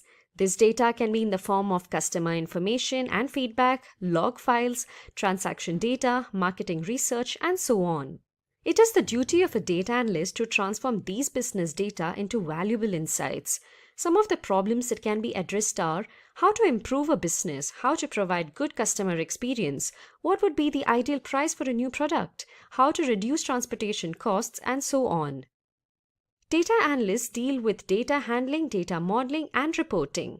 With this brief understanding of the job description for a business analyst and a data analyst, let's now shift our focus towards the various responsibilities of a business analyst. A business analyst identifies the business goals, understands the problems faced by an organization, and comes up with a cost-effective solution to tackle the issues. They thoroughly understand the requirements from the clients and assign the right resources. BAs communicate and work closely with the development team to design the solution for a problem. They ensure that the development team doesn't spend their time understanding the stakeholders' requirements and often give iterative feedback on the solution being developed. They check and validate if the project is running fine with the help of user acceptance testing. They also verify if the solution being worked on is in line with the requirements and ensure that the final product satisfies the user expectations. BAs assess the functional and non-functional requirements. A business analyst documents the project findings and results. They present the project conclusions to the stakeholders and clients along with delivering maintenance reports and building visualizations to make decisions. Now, let's take a look at the responsibilities of a data analyst. First and foremost, a data analyst must identify and understand the organization's goal and requirements. This helps to plan and streamline the analysis process. Data analysts collect data from various heterogeneous sources. They assess the available resources, comprehend the business problem, and gather the right data for analysis. They work closely with different team members like programmers, business analysts, and data scientists. Data filtering and data wrangling are vital jobs of a data analyst. The data collected is often noisy and it contains missing values. Hence, it is crucial to clean the collected data and remove invalid values to make it ready for analysis. They use a variety of analytical, statistical, and business intelligence tools to spot trends and patterns in complex data sets, discover hidden insights, and prepare summary reports for the leadership team. They also use programming languages for data mining and data manipulation. Now it's time for us to understand the difference between a business analyst and a data analyst based on the skill set they possess. First, let's look at the skills that can help you become a BA. A business analyst should have a graduation degree in any relevant field such as business, accounting, information systems, human resources, or engineering. You can apply for entry-level business analyst positions or with professional experience. Excel is a powerful analytics and reporting tool for working with data. BAs use Excel to perform various calculations, data analysis, plan an editorial calendar, and calculate customer discounts to derive meaningful insights and take decisions. BAs use SQL to retrieve, manipulate, and analyze data stored in relational databases. Critical thinking skills are important to understand customers' business needs. It allows them to distinguish between requirements that add value to the business and those that should be given a lower priority. BAs should find different ways to address each challenge. Data visualization is a key skill for BAs to build interactive dashboards and reports to convey the outcomes of a project. Knowledge of Tableau, Power BI, and ClickView is required to make different types of reports depending on the business requirements. Business analysts should have a good hands-on programming experience to solve complex tasks and perform faster analysis of data. Hence, knowledge of programming languages such as R and Python is a prerequisite. Finally, they should have good presentation skills. They should also be confident about their findings and conclusions and communicate it in front of the stakeholders and clients. Let's now understand the skills that a data analyst should possess. You must have a bachelor's degree in any relevant field or be a graduate in statistics, economics, or science. You're eligible to become a data analyst being a fresher or as an experienced professional. You should have domain knowledge in the field you are working in. Once again, knowledge of Excel is another basic requirement for a data analyst. Data analysts often work with structured data, so they should be proficient in writing SQL queries using data manipulation and data definition commands. They should know how to create stored procedures. Another crucial skill for a data analyst is to have hands-on experience with programming languages such as Python, R, SAS, and JavaScript. You can analyze and visualize large data sets and create predictive models for making business decisions. Data analysts create data visualizations using libraries such as Matplotlib, Seaborn, ggplot, and Plotly. This helps them to perform exploratory data analysis. Knowledge of Tableau and Power BI is required to create different business reports with the help of graphs and charts. Data analysts should have knowledge of machine learning algorithms to build sophisticated models and make future predictions. So they should know about linear regression, logistic regression, support vector machines, k-mean clustering, and other supervised and unsupervised learning algorithms. Finally, data analysts should also possess good communication and presentation skills. Now, let's discuss the salary structure for both of these job roles. According to PayScale, a business analyst in the United States earns an average salary of $69,000, while in India, you can earn nearly 6 lakh rupees per annum. Now, talking about the salary of a data analyst, according to PayScale, in the US, a data analyst earns an average salary of $60,710 per annum. And in India, you can earn around 4,24,000 rupees per annum. Let's now move on and look at the different companies hiring for business analyst roles. Here, we have Oracle, the search engine giant Google, the American MNC Cognizant, and e-commerce company Amazon. In addition to that, we have Ernst & Young, technology giant IBM, Dell, and Cisco hiring business analysts. Talking about the companies hiring for data analysts, we have Twitter, Google, the social media leader Facebook, and Amazon. We also have the American oil company Shell, the electric vehicle company Tesla, Apple, and the American credit reporting agency Equifax. Now, choosing the right field, that is, to become a business analyst or a data analyst, could be a challenging task. The key points that you have to keep in mind before making a decision is: first, review your background and see what qualifications you have. Check what skills you possess and the domain knowledge you have. Then, gauge your interest to see what suits you best. And finally, consider your long-term goals and see the job roles that will help you grow in your career in the long run. Now, let me tell you how Simplilearn can help you grow your career as a business analyst and a data analyst. Simplilearn offers a postgraduate program in business analysis that is in collaboration with Purdue University. The endorsed education provider is IIBA. Some of the skills that will be covered in this course are strategy analysis, wireframing, solution evaluation, dashboarding, data visualization, agile Scrum methodology, Scrum artifacts, statistical analysis using Excel and SQL database. Some of the tools covered in this course are Microsoft Excel, Tableau, Power BI, Jira, PostgreSQL, Planbox, and others. Some of the key features of this business analysis program are: you will receive Purdue Postgraduate Program Certification, masterclasses from Purdue faculty, you can enroll in Simplilearn's Job Assist where you will get IIM Jobs Pro membership for 6 months and obtain 35 IIBA PDs CDUs and 25 PMI PDUs. You will get 170 plus hours of blended learning along with capstone projects in 3 domains.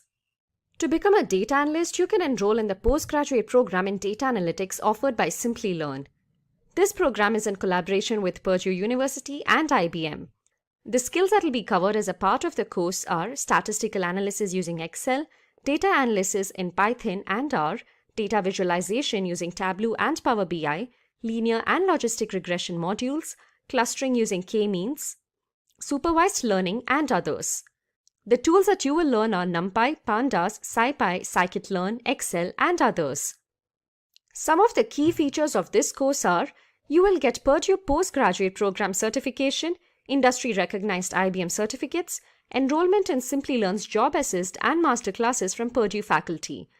You have 180 plus hours of blended learning, 14 plus hands-on projects on integrated labs, and capstone projects in 3 domains. So please go ahead and enroll for these programs if you want to grow your career as a business analyst or a data analyst. Applications of data analytics. Now, the sky's the limit on this. In today's world, almost every business act of life, your music on your Spotify, are driven by data analytics. But some of the big players, when you go in there job hunting, are going to be your fraud analysis. If you want to go make a lot of money and you're good at it and you like dealing with numbers, go join the banks and track down the criminals who are stealing money. It's a lot of, it's a big thing to protect credit cards, protect sales purchases, bad checks, any of those things. When you can track them down is huge. Healthcare, exploding. There is everything from trying to find cures for the COVID virus or any of the viruses out there, using your cell phone to diagnose different ailments. That way you don't have to go in and see the doctor. You can actually just go in there and take a picture of the funky growth on your arm. Hopefully it's not too big. And then they send it in there and the data analytics goes in there and looks at it and says, oh, this is what this is. This is the professional you need to go see or don't need to see. And that's just one aspect of healthcare. The databases being generated by healthcare and getting the right doctors and helping the doctors analyze whether something is benign or malignant, if it's cancerous. All those things are now part of the ongoing healthcare growth in data analytics. Inventory management. Think one of those huge warehouses where they're shipping out all the goods. How do you inventory that in such a way so that you maximize the stuff that's being purchased the most near the entrance and all the other stuff towards the back, or even pre-ship it? So it's huge to be able to manage your inventory, and pretty soon they'll just have a drone come in there and start picking up some of those boxes and move them around also. Delivery logistics. Again, this goes from getting from point A to point B. You can combine it with our inventory, so you pre-ship stuff if you know a certain area is more likely to purchase it. How do you get the delivery to the most destinations the quickest in the short amount of time? And then they even pre-stack the trucks going out, and that's all done with data analytics. How do we stack all that stuff so it comes out in the right order? Targeted marketing, huge industry. Any kind of marketing, whether you're generating the right content for the marketing, who are you targeting with that marketing, researching the people, what they want, so you know what products to market out there. All those things are huge. And these are just a few examples. You can probably go way beyond this, from tracking forest fires to astrology and studying the stars. All of this is part of data analytics now and plays a huge role in all these different areas. City planning is another one. You can see a nice organized city like this one where you can get in and out of the neighborhoods if you're a fire truck. Police officers need to be able to get in and out. You want your tourists to be able to come in, yet you still want the place to look nice, and you have the right commercial development, the right industrial development, like enough residents for people to stay. All those things are part of your city planning. Again, huge in data analytics. So, sky's the limit on what you use it for. Let's take a look at types of data analytics. And this can be broken up in so many ways, but we're going to start with looking at the most basic questions that you're going to be asking in data analytics. And the first one is you want descriptive analytics. What has happened? Hindsight. How many sales per call ratio coming out of the call center? If we have 500 tourists in a forest and you have a certain temperature, how many fires were started? How many times did the police have to show up to certain houses? All that's descriptive. The next one is predictive. Predictive analytics is what will happen next. We want to predict. This is great if you have an ice cream store and you want to predict how many people to work at the ice cream store on a certain day based on the temperature coming up in the time of the year. And then one of the biggest growing and most important parts of the industry is now prescriptive analytics. And you can think of that as combining the first two. We have descriptive and we have predictive. And then you get prescriptive analytics. How can we make it happen? Foresight. What can we change to make this work better? In all the industries we looked at before, we can start asking questions especially in city development. There's a good one. If we want to have our city generate more income, and we want that income to be commercial based, what kind of commercial buildings do we need to build in that area that are going to bring people over? Do we need huge warehouse sales, Costco sales buildings, or do we need little mom and pop joints that are going to bring in people from the country to come shop there? Or do you want an industrial setup? What do you need to bring that industry in there? Is there a car industry available in that area? If it's not a car industry, what other industries are in that area? All those things are prescriptive. We're guessing. We're guessing what can we do to fix it? What can we do to fix crime in an area with education? What kind of education are we going to use to help people understand what's going on so that we lower the rate of crime and we help our communities grow better? That's all prescriptive. It's all guessing. We want foresight into how can we make it happen? How can we make this better? And we really can't not go into enough detail on these three, because a lot of people stumble on this when they come in and are doing analytics. Whether you're the manager, shareholder, or the data scientist coming in, you really need to understand the descriptive analytics, where you're studying the total units of furniture sold and the profit that was made in the past. Here we go into predictive analytics, predicting the total units that would sell and the profit we can expect in the future, gear up for how many employees we need, how much money we're going to make, and prescriptive analytics, finding ways to improve the sales and the profit so we can sell maybe a different kind of furniture. We're going to guess at what the area is looking for and how that marketing is going to change. Data analytics process steps. So let's take a look at some of the basic processing and what that looks like when you're working with this data. So there's 5 basic steps. The 5 steps of processing, and this changes, and then there's a lot of things that go on when they talk about agile programming. The whole concept of agile is you take some kind of framework like this and then you build on it depending on what your business needs. So the first step is data collection. And usually with a large company you might have somebody who is responsible for the database management. You might have another one where they're pulling APIs and they're pulling data off of maybe the Census Bureau, maybe something very, very specific, domain specific. So if you're analyzing cancerous growths and how to understand them, then the data collection is going to be those measurements they take from the MRI. Or it might be even the MRI images. They've used those also.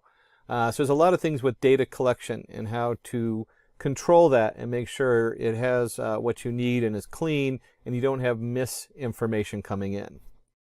Once you have the data collected, there's a data preparation. So stage 2 is we take that data and we format it into something we can use. Probably one of the biggest formats that you see is when you're processing text. How do you process text? Well, you use what they call a one-hot encoder, and each word is represented by a yes-no kind of setup. So it'd be like a long array of bits. That's one way to prepare it. And so, bit number 1 is the. Bit number 2 is has, or whatever it is. Other preparations might be if you're using neural networks, you might be taking integers or float numbers and converting them to a value between 0 and 1. That way you don't have one of them creating a bias in there.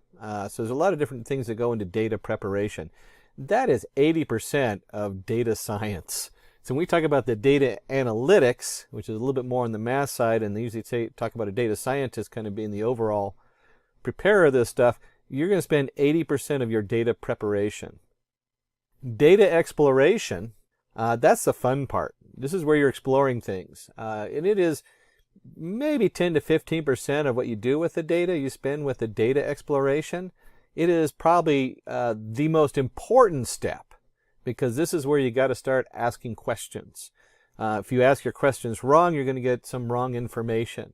If you're working with a company and they want to know the marketing values, then you really got to focus on, hey, how do we generate money for this company? Or fraud, how do we lower the fraud rate while still generating a profit?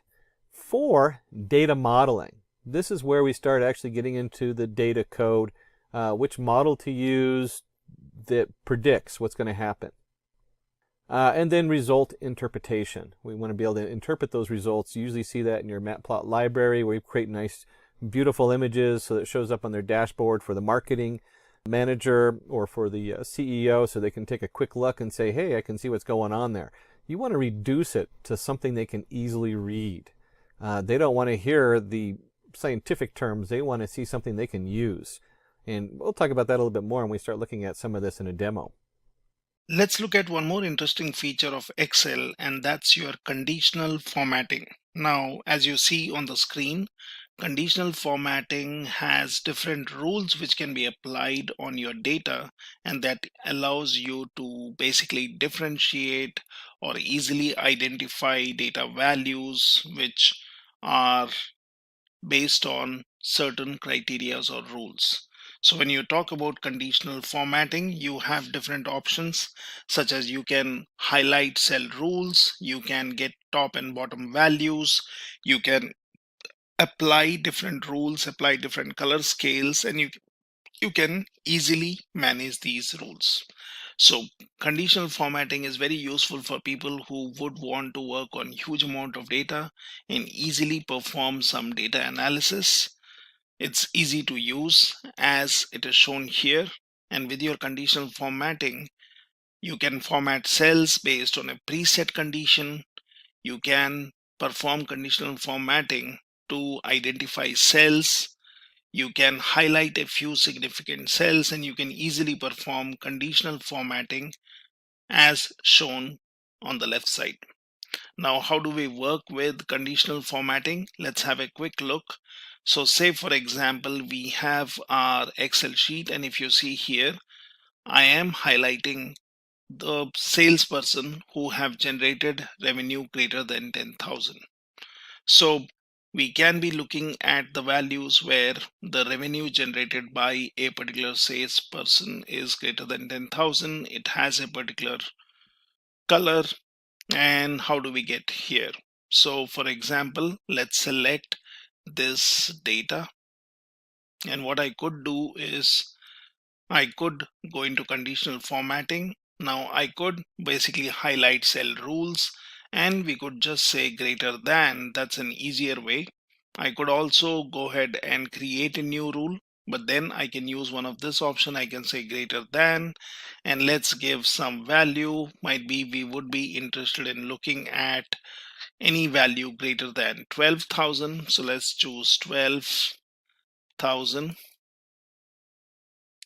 And here it says what color would you want to select. So for example, I would say something like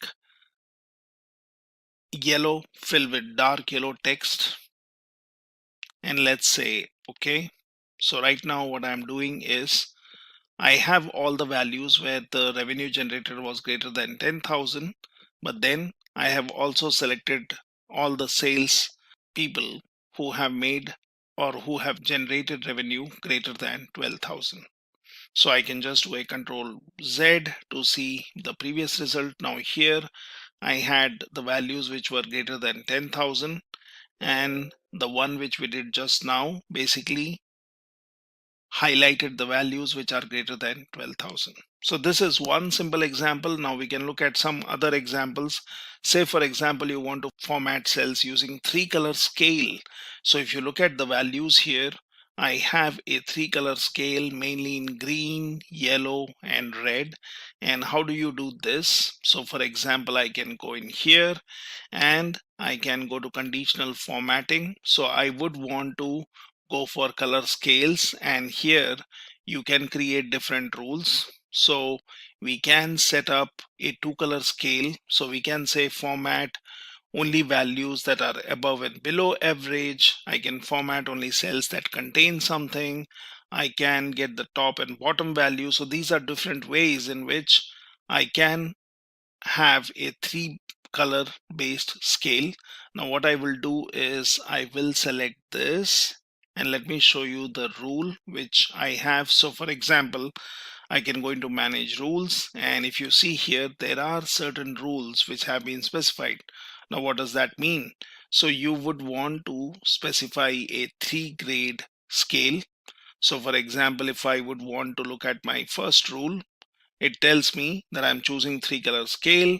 I can choose lowest value, percentile, and highest value, and that basically will select the cells based on their values. So what we could have done is I can basically use one of these values. I can delete these rules which I have created. So for example, I have all these rules, but you should always carefully remember that the rules will be applied in the order shown. So for example, if I just delete these rules and then say apply and say okay, my data is back. Now it does not have any highlighting. Now I can go in here, I can say conditional formatting. I could go for color scales, or I could basically go into new rule. So I would want the cells to be using 3-color scale. So let's choose 3-color scale. Now when you say 3-color scale, it says what will be the color of lowest value, and we could choose, might be any one of this. Let's choose red. I can say midpoint is percentile 50, and then the highest value is green. And if that looks good, let's say okay. And now if you see, the lowest values have been highlighted as red. You have mid values, and then you have the positive value. So this is a 3-color scale, and that easily helps me in identifying the data based on the cell values. Now in conditional formatting, what you can also do is you can basically color the cells based on their values. So what we are seeing here is if the revenue generated is greater than average, then that shows in green. And if the revenue generated is lesser than average, that shows in orange. Now how do we do that? So we can basically again manage some rules. So I can basically create a new rule. Now here I can select one of the options which says format only values that are above or below average, and that's the option I would want to select. Now I can select this, and it says format values that are above average. So in our case, we had it in green. So for example, I'll say above average, and then here I can go for a particular color. So you can go for a particular size. So let's go and look into the formatting. So for example, let's choose yellow. Say okay. Now I'm saying wherever the cell values are above average, it would be yellow instead of green. And let's go in here. Let's go and look into manage rules. So this is basically the rule which we are applying. Now we can also add a new rule, and I need to select the values. So for example, I will say here, so we had gone for above, now we'll go for below.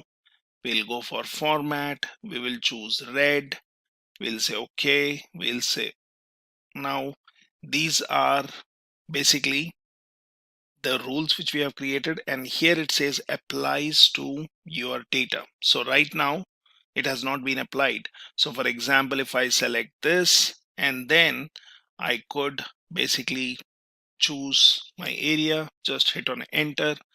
And similarly, you can go in here and then select your area, hit on enter and say apply, say okay.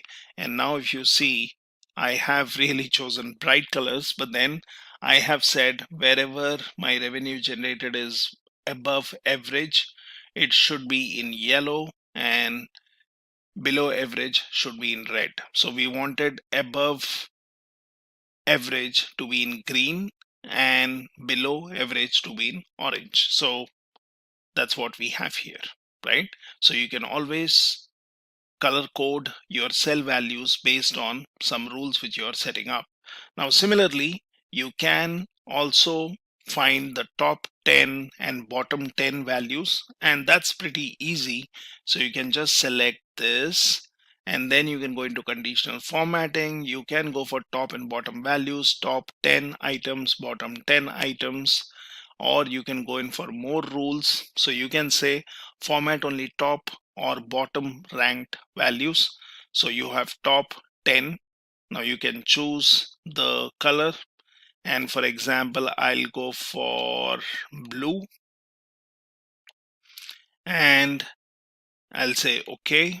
So now if you see, my top 10 values are blue. Now similarly I can add one more rule. So I can say new rule, and I can say let's go for top or bottom. Let's go for bottom. Let's go for format. Let's say orange. Say okay, and that's it. So now you have your values which are top or bottom 10 values. So you are using conditional formatting where you are basically highlighting your cell values based on different colors, and here easy conditional formatting based on different rules helps us to do that. Now similarly, you can also have the values which is basically showing you how the values are increasing. So what we can do is we can select our columns. Either you could apply this to all the columns. Now here I have applied this only to Jan and April. Now I could apply this for June. So let's say June. So you can go for gradient fill, you can go for solid fill, you can obviously just select the color, and that takes care of the things. You can say, for example, select this, and now this is selected, but I would want to might be format this. So I can go in here, I can go into manage rules. Now that will tell me what rule has been applied in the order. So I can just do a edit rule, and that basically says this is a solid fill, which is color, you have no border, this is basically color is black. Now I can go for something like gradient fill, and I can say okay. And now if I say apply and okay, so this basically is like your first column. So you can use conditional formatting for various use cases, and you can highlight the values. So anyone who would look at the value would automatically notice which are the higher values, which are lower values. Might be here the revenue is getting generated or was getting generated but did not grow beyond a particular value, and so on. Now similarly, you can also go in for different options. Say for example, here we would want to see if the revenue was dropping, or if the revenue decreased, or say for example if the revenue was going up for this particular salesperson. So here we are looking at Carol. So in Jan the revenue generation by sales was very high, then in Feb it was falling down, in March it was kind of stable, then in April it went way below. So we can obviously work on this wherein we can grade our cell values. So what we can do is we can go in for highlighting the cell values. Now you can go for color scales, you can go for icon sets, and this is where you can choose your different shapes. So you could choose one of these shapes. So for example, I would be interested in looking at the indicators like directional. I could go using this 3 arrows. I can go in for this color, I can choose directional, and then my values are automatically using directional. Now what we can also do is we can then go into manage rules, and that basically tells me what rules have been applied. So for example, the latest one is the icon set, which I have chosen. It shows the selected columns. I can obviously do a edit rule, and then I can choose. So I'm saying the format style is icon sets. I'm not using a data bar, I'm not using color scale. Now here I have chosen the style of icons, and then here you can basically give some values. So you have icon which is green when the value is greater than or equal to 67%. When I say hyphen or minus, it is less than 67. It's way below 33%, then you give this value. So you can obviously edit and easily highlight your cell values based on this icon set. So I can apply this, and that's how I use conditional formatting. So conditional formatting can be very useful if you would want to use icon set, if you want to use your data bars, if you would want to highlight particular values, if you would want to color code based on some calculation, if you would want to use a 3-color or a 2-color scale, or if you would want to just find out values based on some simple calculation.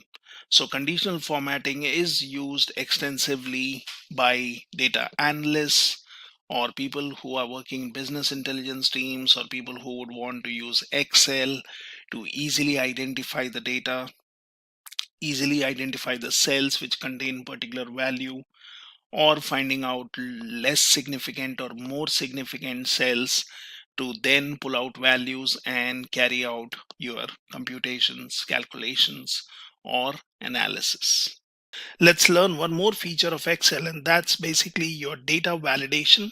Now, this can be very useful when you would want to work on validating the data which is being fed in the cells. So you could limit it to basically a number between a particular value. You could also add some messages to it if you would want, or you could even circle invalid data or clear validation circles. So data validation really helps us in validating the data which is being fed in to particular fields. Now, it's a feature in Excel which is mainly used to control what a user can fill in a cell. You can decide what type of values must be entered. You can also restrict user to enter only valid data, and if any invalid data is entered, an error message will be displayed. Now that's where you can use your data validations. So let's see how that can be done. So for data validation, let's see some exercises here. So for example, you have a name column and you would want to restrict that the name should accept only 15 characters. Now, how do you do that? So you can basically select the cells, or you can just select a particular cell and then we can later drag the property to other fields. Now here, once the cell is selected, so for example, let's try this out and let's see if that works. So for example, I will say Peter Johnson, okay, and that is basically 5 and 9 and 12 characters. So let's say junior, and if I do this, it says input length is greater than 15. Do you want to continue? If I say yes, right? So basically it is allowing me to add the value here, but then it has basically violated the rule. Now this is giving a message to the user that the username should be entered less than 15 characters. Now how do we do that?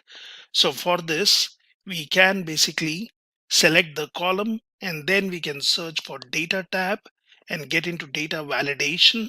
So this is where you can create or select different kind of rules. So for example, I can go into data validation, I can go into settings, and I can say the text length, and that should be less than 15. Now this is the maximum I'm giving, and it says apply these changes to all other cells within the same settings. So I can do this, or I can just drag and drop. So I can basically apply this formula, and now you can in fact randomly check in any particular cell, is the rule applied. So it says text length less than 15.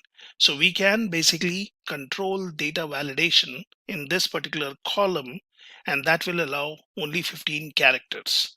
It will pop up a message if the user really wants to go beyond the particular limit. Now you also have similarly date of birth. So the restriction is date of birth should be between 10 Jan 1990 to 30 December 1998. So this is what we want to restrict. How do we do that? So we can select the field, we can click on data validation, and if you see here, I have selected date, and then date is between, and then obviously you can give a range, that is 10 Jan date 1990, 12/30 1998. So that's the start and the end filter which has been applied. And once this is done, you can also check your input messages, which says when cell is selected, show this input message, enter a valid date. So if you see here on the left, there is a pop-up which is coming up which says enter a valid date. Now I can also say when user enters invalid data, show this error alert. So I can say stop. I can say invalid entered, and this is how I have set a rule. So for example, if I just do something like this, and that says invalid date entered, I can do a retry. It will take me back here, but unless and until I do not give the right format, the date will not be accepted. And again, the same thing applies to all the cells. Similarly, email. So we are saying the email should have @ present in the value provided. Now for this, we can use a formula, and we can select, well, I would want to apply this rule to all these rows starting from C2 to C14. So let's get into data validation. Let's look in settings, and here we are choosing custom. Now within custom, I'm choosing what is the formula. So I'm saying is number, and then I'm saying find @ for the rows C2 to C14. So the only thing we are concerned about here is the value should have an email icon. You can input a particular message. You can say what has to be done for error alert. So for example, we can basically go in here and we can say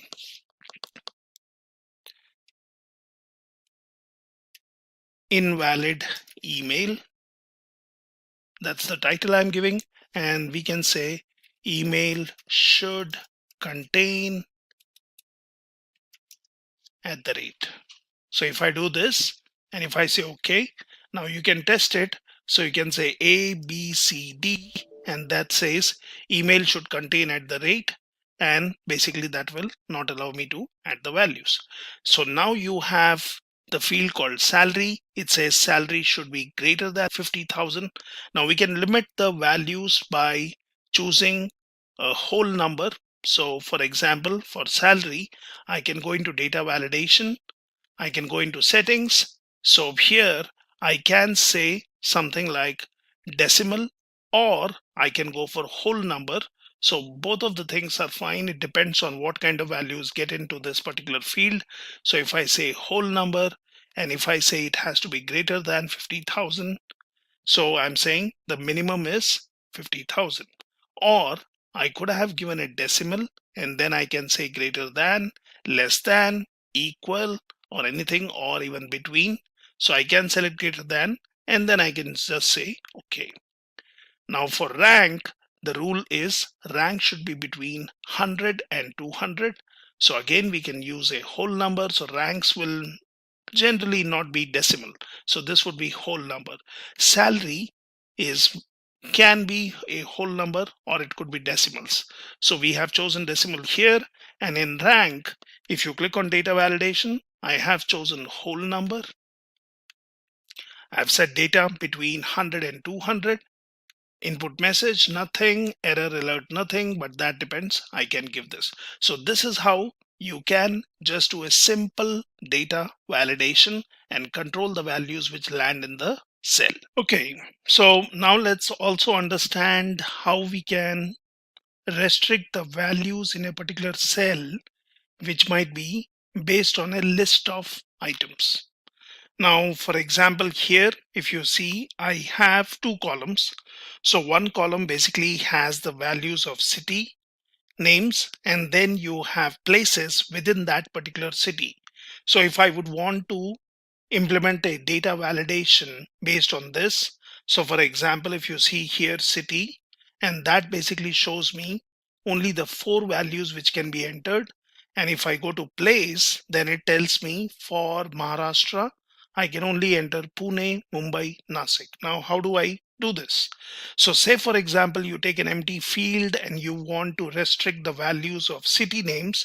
So I could select data validation.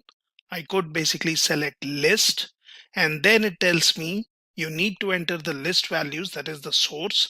So you click here, and then I can just select these fields. Now if I do this and if I say okay, it has implemented a data validation, but if you look into this, it will show me the same thing, but then it shows me some empty cells which did not have any value. So this is fine, but it would be better if we do it in a different way. So I can select this, and I've already given my city names here. So I can just do a data validation, and here in the source, let me get rid of this. Now I can just have my cursor here. I can select these values, and then if I say okay, so now if you see, my city names have been restricted to these values. And that's how you can implement your data validation. So I have this data validation here, but I will get rid of this one by just doing a Control Z. Now I'll come here and say, for example, I would want to implement the same data validation. Now the easiest way would be in doing this for all my 4 cities. Now if you see here, I have data validation. I could choose Bangalore. And if you come and check here, there is no data validation, but we have implemented data validation here. Now, how is that done? So I could select this, or for example, I can go in here. I can select data validation. I can select list. And then here in the source, I will say for Bangalore, the values should be these. And then if I basically say, okay, now if we see, these are the values which are fed into Bangalore. So we could do this, or like what we have done here. So if you can check the data validation rule, I have used list, and then I have said indirect F2. So basically I'm giving in a formula which relates to the value which is in for the city Maharashtra. So we could do this, or in a simpler way, we could do this and then just drag and drop here. So we could check for Maharashtra, what are the values? Let's choose a different city. So for example, Kolkata, and here I will choose. Now, since we did a drag and drop, it has basically taken the values of Bangalore. So that's not right. So we select this, we go into data validation, and here I can either feed in the values, that is such as Bangalore. I could basically say something like this, Kolkata, and I could say okay. So now if you see, it shows me the places in Kolkata. Now here we have, let's choose a different city. So for example, let's go for Delhi, and here I can go to data validation and I can just say Delhi. So this is an easier way of doing it. Or if you remember the formula, then what you can do is you can just give in indirect and then basically give the value of the cell for which you would want to keep in the values. So this is how you can do list validation. So you can provide a list of values, and then you can restrict the values in a cell which should be belonging to a particular list. So this is how you do a simple data validation by restricting the data in the form of a list. Excel is a really powerful tool for data analytics and reporting, and pivot tables are one of the features that Excel offers for creating tabular reports to summarize our data. Let's begin by understanding what is a pivot table. A pivot table is a tool that summarizes and reorganizes selected columns and rows of data in a spreadsheet to obtain a desired report. It does not actually change the spreadsheet data, it simply pivots or turns the data to view it in different perspectives. Pivot tables are especially useful with large amounts of data that would be time consuming to calculate manually. Now, let's understand the different components of a pivot table. So there are 4 main components. First we have rows. When a field is chosen for the row area, it populates as the first column in the pivot table. Similar to the columns, all row labels are unique values and duplicates are removed. Columns is the second component. When a field is chosen for the column area, only the unique values of the field are listed across the top. Then we have values. Each value is kept in a pivot table cell and displays the summarized information. The most common values are sum, average, minimum and maximum. Finally, we have filters. Filters apply a calculation or restriction to the entire table. So let's jump over to Microsoft Excel and let me show you the dataset that we will use in this demo. So with India being ready for its 16th census in 2021, that is next year, it is a good time for us to analyze India's last census data from 2011 and see where different states and cities across India stood in terms of population, literacy and other socio-economic factors. We will analyze this data by creating different pivot tables in Excel and explore some of its features. So let's begin. First, I'll show you one of the features that Excel offers us. So suppose I click on any cell and hit Ctrl plus Q, you can see our entire table is selected, and at the right bottom there's an option of quick analysis. Now you can see by default Excel has prompted certain features such as formatting, we have charts, totals, and there's one more called tables. Now Excel by default has created some pivot tables for us. Now the first one you see is sum of district code by state names. Next we have sum of sex ratio by state name. Then we have sum of child sex ratio, sum of male graduates and sum of female graduates by state name, and there are others. Before creating our pivot table, so let's have a final look at our data set. So first column you see is the city column. So there are different cities from different parts of India. Then we have the state code, we have the state name, district code, we have the total population followed by male and female population. Next you can see we have the total literates from each city. Then we have the male and female literates. Next we have the sex ratio. Then we have the child sex ratio. Next we have total number of graduates. And finally you can see we have male and female graduates. So using this table, we'll create several pivot tables. Now first of all, let's create a pivot table to find the total population for each state and sort it in descending order. So you can see here we have the problem statement. So our first pivot table will have the total population for each of the states in descending order. So to create a pivot table, you can click any cell in your data, go to the Insert tab, and here left you can see we have the option to create a pivot table. So let me select pivot table. Now my range is already selected, the entire table, and here I'll choose existing worksheet because I want to place my pivot table in the same worksheet, and I'll give my location, I'll point to cell Q5. Now let me click OK. You can see the pivot table fields appears here on the right. Now since we want to find the total population for each state, so what I'll do is I'll drag my state name onto rows. So here in our pivot table you can see we have the different state names listed. Now we want the total population for each of these states. So in the field list I'll search for total population, which is this one, and drag it under values. You can see we have a sum of total population for each of these states. By default Excel will sum any numeric column. You can always change it to average, minimum, maximum, anything you want. Now we want to sort this column in descending order. So I right click, go to sort option and choose Z to A, that is largest to smallest. You can see here in 2011 Maharashtra had the highest number of population, or the total population in Maharashtra was the highest.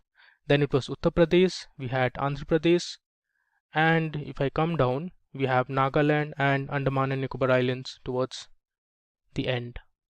So this is a simple pivot table that we created.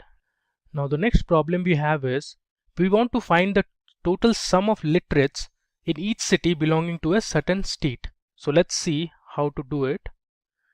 I'll click on any cell, go to insert, and here I can click on pivot table. My range is selected. I'll choose existing worksheet and give my location, which is Q5. I click on OK. Now here we want to find the total sum of literates. So what I'll do is, first let me drag total literates column to values. You have the total sum of literates from all the states. Next, I want to see the sum of total literates based on states and cities. So let me first drag state name onto rows, and then we'll drag city onto rows. You can see here we have our pivot table ready. To the left of the pivot table, you can see we have the state names and the cities per state, and on the right you can see the total number of literates from each city. If I scroll down, we have Assam, then you can see we have Bihar, and if I keep scrolling, we have all the states: Haryana, Himachal Pradesh, there's Jammu and Kashmir, which has now become a union territory. We have Jharkhand, Karnataka, and other states as well. Moving on. Okay, so the next thing we want to see is what is the average sex ratio and the child sex ratio for each state. With that, we also want to find the states that had the highest and lowest sex ratio in 2011. So let's create a pivot table for this. I'll click on any cell, go to insert, choose pivot table, click on existing worksheet. I'll select cell Q5 and click on OK. Now, since we want the average sex ratio and the child sex ratio, so first I'll drag those columns. Either you can manually scroll and drag it, or here you have the option to search for it. So if I look for child, you can see we have the same column listed. You can just drag it from there. Let me delete this. And I also want the sex ratio, so I'll place it on top of child sex ratio. Next, we want to see it based on different states. So what I'll do is, I'll take state name and put it under rows. So here you can see we have our pivot table ready. On the left you can see we have the different state names listed, and on the right we have the values. Now we want to find the average. Now by default, Excel will sum the numeric columns. You can see it tells you sum of sex ratio and child sex ratio. So what you can do, you can click on this drop down and go to value field settings, and here summarize values by, you can choose average. You can see the custom name, it says average of sex ratio. Click on OK. Our entire column is now giving us the average sex ratio. Similarly, for this column, let me convert it into average. I'll again click on the drop down, go to value field settings, click on average and click OK. And you can see here we have the average of child sex ratio for each of the states. Now the next question says which states had the highest and lowest sex ratio. So we'll consider this column. So we'll sort it in any order you want. You can do it either ascending or descending. Let me sort it in descending order. You can see we have our column sorted now. So in 2011, Kerala had the highest sex ratio, and if I scroll down to the bottom, you can see Himachal Pradesh had the lowest, which is around 818. Up next, let's explore one more feature of pivot table. So suppose you want to see the top or bottom few rows of a pivot table, you can do that as well. So here we have a question at hand. We want to find the top 3 cities with the highest number of female graduates. So let's see from the entire pivot table how we can filter the top 3 cities. So I'll go to insert, click on the pivot table option, go to existing worksheet, click on Q5 and hit OK. Now since we want to find the top 3 cities, I'll drag city column onto rows, and then we want the female graduates. So in the search bar I'll look for female and I'll choose this column, that is female graduates, and drag it here onto values. So I have the sum of female graduates for each of the cities. Now, since we want to find the highest number of female graduates in the top 3 cities, so let me first sort this column. I'll sort it in descending order. Now we have it sorted. Now from this you can say that Delhi, Greater Mumbai and Bangalore are the top 3 cities, but it's displaying all the cities for us. So let's filter only the top 3. So what you can do is right click and go to filter. Under filter you have the option of top 10. I'll select this. Here I only want the top 3. So either you can go down like this, or you can directly type 3. Your column is already selected. Let me just click on OK. There you go. We have the required pivot table ready, and it only displays us the top 3 cities with the highest number of female graduates. Now the next thing we want to see is how to use a slicer in a pivot table. So we have a question here. What's the total population for all the cities in Rajasthan and Karnataka? So let's create a pivot table for this and see how you can use a slicer to filter the table. Click on existing. I'll click on a location, this time Q6. Click OK. Now since I want the total population, so I'll drag total population onto values, and then I'll select the city onto rows and then the state name also. I'll place it on top of city. So you have in the pivot table all the states and their cities, and on the right you can see the total population for each of these cities. But our question is, we want to find only for Rajasthan and Karnataka.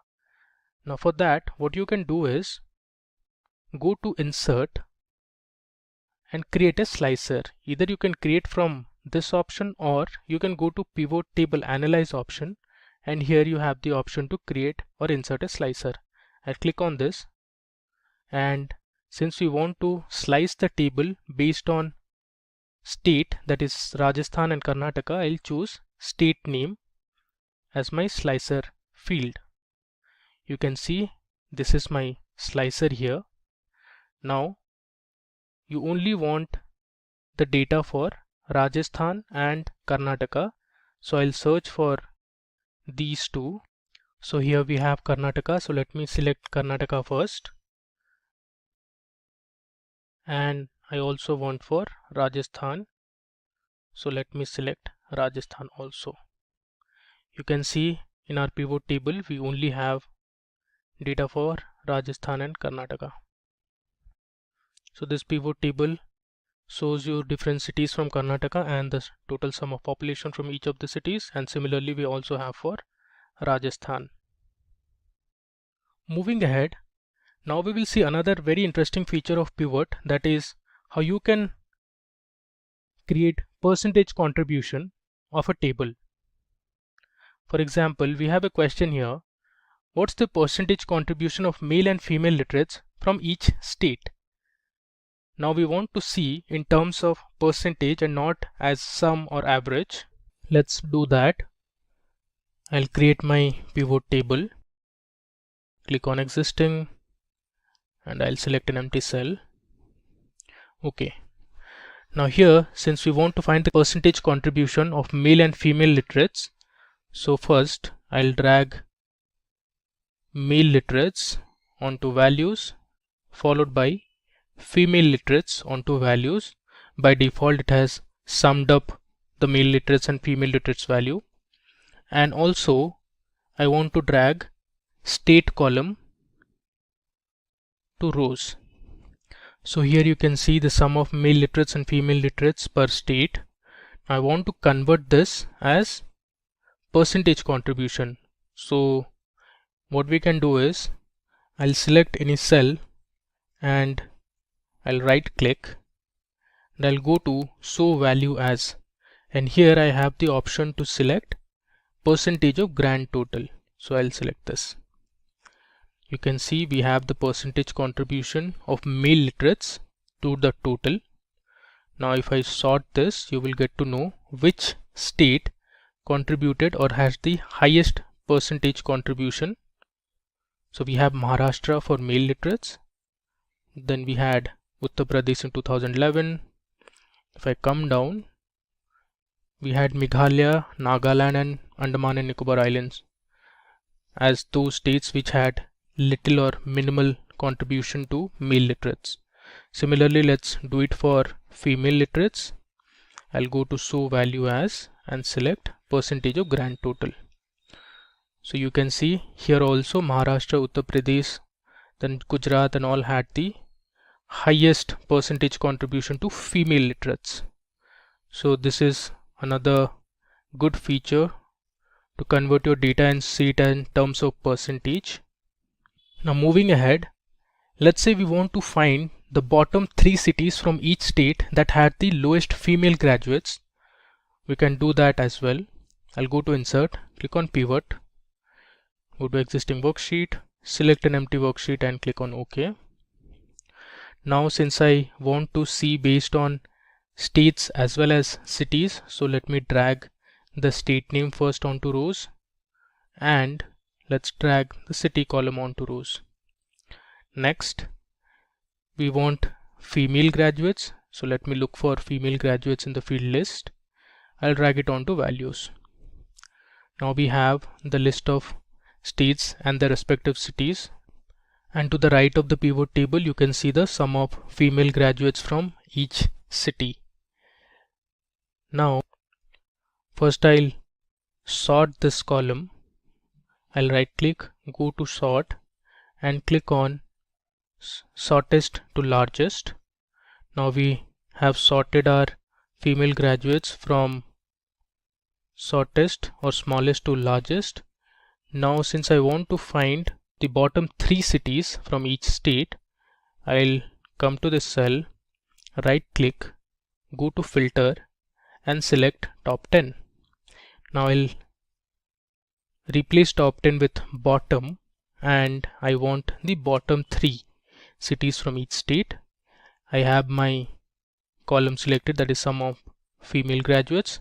If I click on OK, you can see here some of the states don't have 3 cities. So you can see Andaman and Nicobar Islands has only 1 city, that is Port Blair, while the remaining you can find the bottom 3 cities with the lowest number of female graduates. So Andhra Pradesh had these 3, in Assam we had Nagaon, then there was Dibrugarh and Silchar. Similarly, if I come down in Haryana, we have Palwal, Kathal and Sindh. If I come further, here you can see for Karnataka there's Gangavati, there's Rani Benur and there's Kolar. Similarly, you can see for Kerala as well. Now moving ahead, now in the next example, I'll tell you how you can create a calculated field or a calculated column in Excel with the help of a pivot table. So in a pivot table, you can create or use custom formulas to create calculated fields or items. Calculated fields are formulas that can refer to other fields in the pivot table. Calculated fields appear with other value fields in the pivot table. Like other value fields, a calculated field's name may precede with sum of followed by the field name. So here we have a sales table that has columns like the items, which has different fruits and vegetables, and those have been categorized as fruits and vegetables. We have the price per kg, and this is in terms of rupees, and we have the quantity that was sold. Now let's see, if you want to find the sales for each item in the table, you can create a calculated field. So your sales column is going to be the product of price per kg and quantity. So let me show you how you can do that with the help of a pivot table. I'll create a pivot table first. Click on an empty cell, hit OK. Now if you see on the top, under pivot table analyze and under calculations, we have the option fields, items and sets. If I click on this drop down, I get the option to create a calculated field or insert a calculated field. I click on this. I'll give my field name as sales and I'll select my formula I'll first click on price per kg and hit insert field. I'll give a space, hit shift 8 to give the product symbol, and then I'll double click on quantity. Now this is my formula for sales, that is price per kg multiplied by quantity. I'll click on add and I click on OK. If you see here, there's a calculated field that is present in the pivot table fields, which is sales, but it did not add it to our original table. Our original table is the same, but here we have added a calculated field which is present only in the pivot table list. Now we can use this. It has already taken it under values. Now let's say I want to find the sum of sales for each item under each category. You can see it here.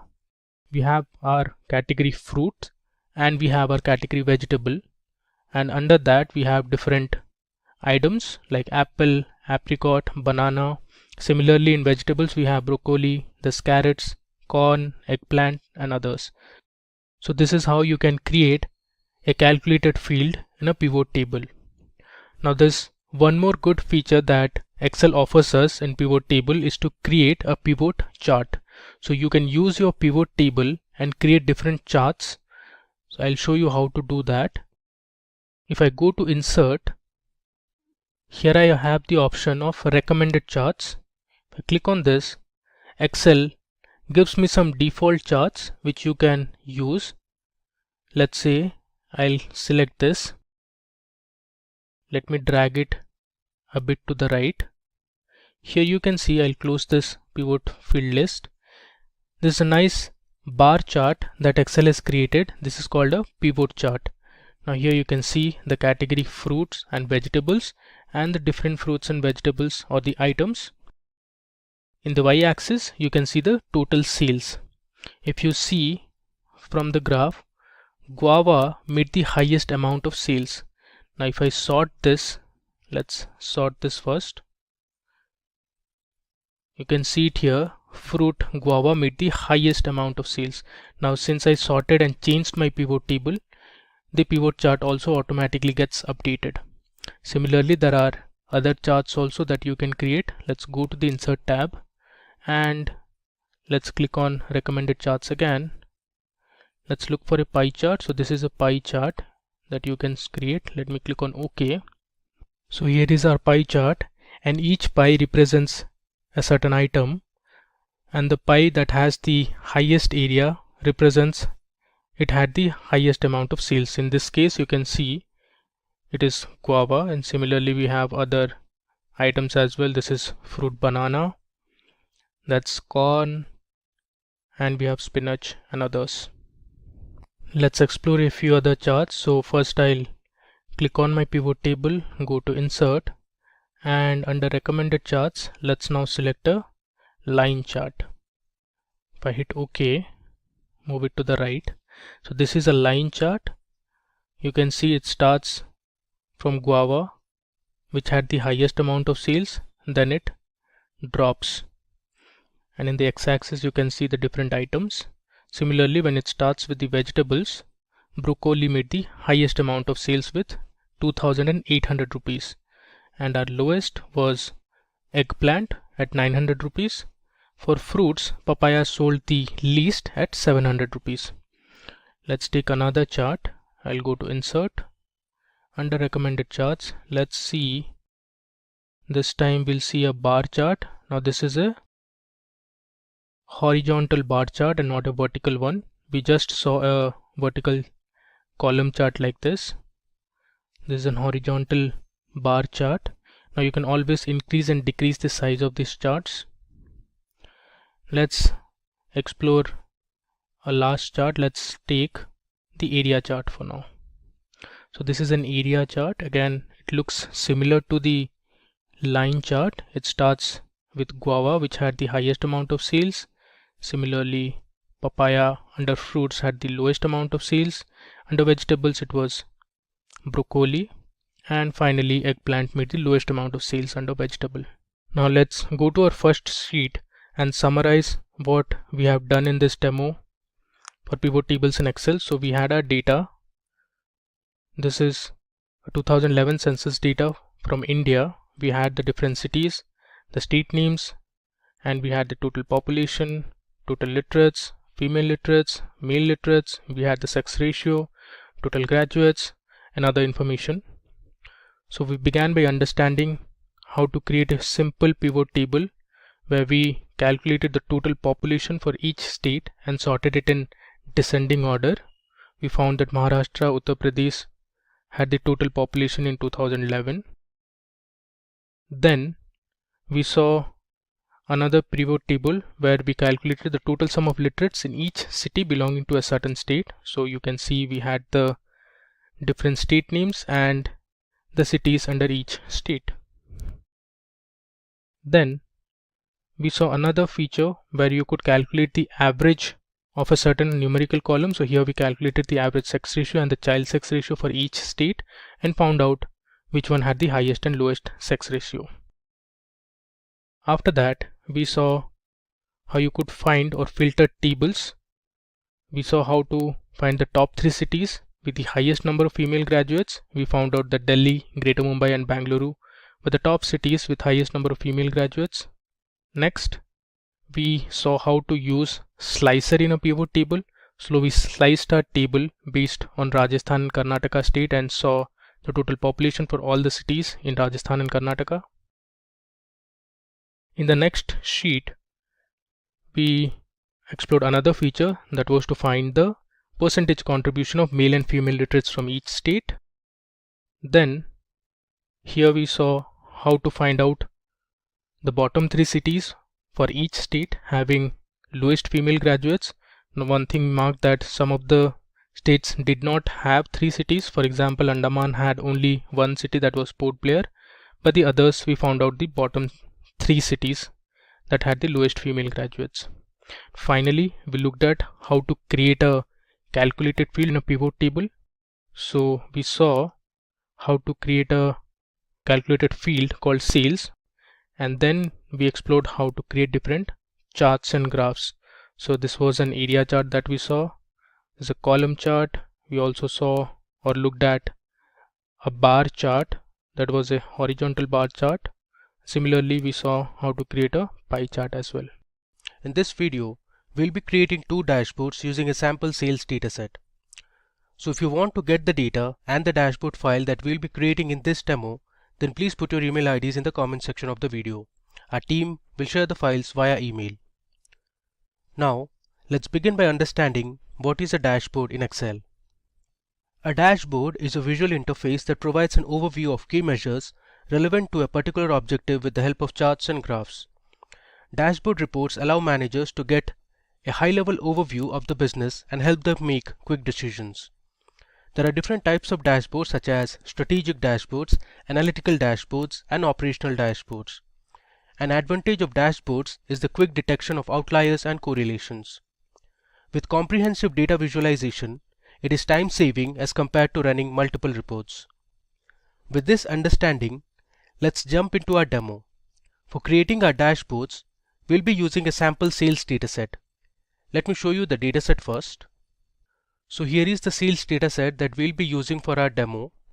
So this dataset was actually generated using a simulator and is completely random. It was not validated, though we have applied certain transformations to the data using Power Query features. So this data, as you can see, has 1000 rows. So using the simulator, we had generated 1000 rows of data. Similarly, if I go on top, you can see this dataset has 17 columns. Now let me give you a brief about each of the columns. So first we have the region column. So we have Middle East and North Africa, there's North America, Asia, Sub-Saharan Africa, and others. Similarly, we have the country names from which the item was ordered. The third column is the item type. So we have different items: cosmetics, vegetables, there's baby food, cereal, fruits, etc. Then we have the representative's name, or you can say this as the customer name who ordered the product. Then we have a sales channel column. So there are basically 2 channels, whether the item was sold offline or online. Next we have the order priority column. Now here C stands for critical. Then we have H, which is for high priority orders, then we have M for medium priority orders, and finally we have L, which is for low priority orders. You can see the order date column, then we have the order ID, the ship date. Next we have units sold, which is basically the total number of units sold for each item. Then we have the unit price column. This is the price at which each product was sold. Then we have the unit cost column, which is basically the production cost for each of the items. Next we have the total revenue. The total revenue is actually the product of units sold and unit price. Then we have the total cost column. Now the total cost column is actually the product of units sold and the unit cost. Similarly, we have the total profit column. So total profit is the difference between total revenue and the total cost. And finally, we have created two more columns, that is order year and then we have order month. Now these two columns were actually generated using the Power Query features. So we used the order date column, which is this column, and extracted order year and order month. So first, we are going to create a revenue dashboard where we'll focus on generating reports for revenue by order year, revenue by year and region, revenue by order priority, and much more. We'll create separate pivot tables and pivot charts and format them to make them look more interesting and presentable. We'll add slices and timeline to our dashboards in order to filter it based on specific fields. Now let's create our first report to see the total revenue generated each year. So we need to create a pivot table for this.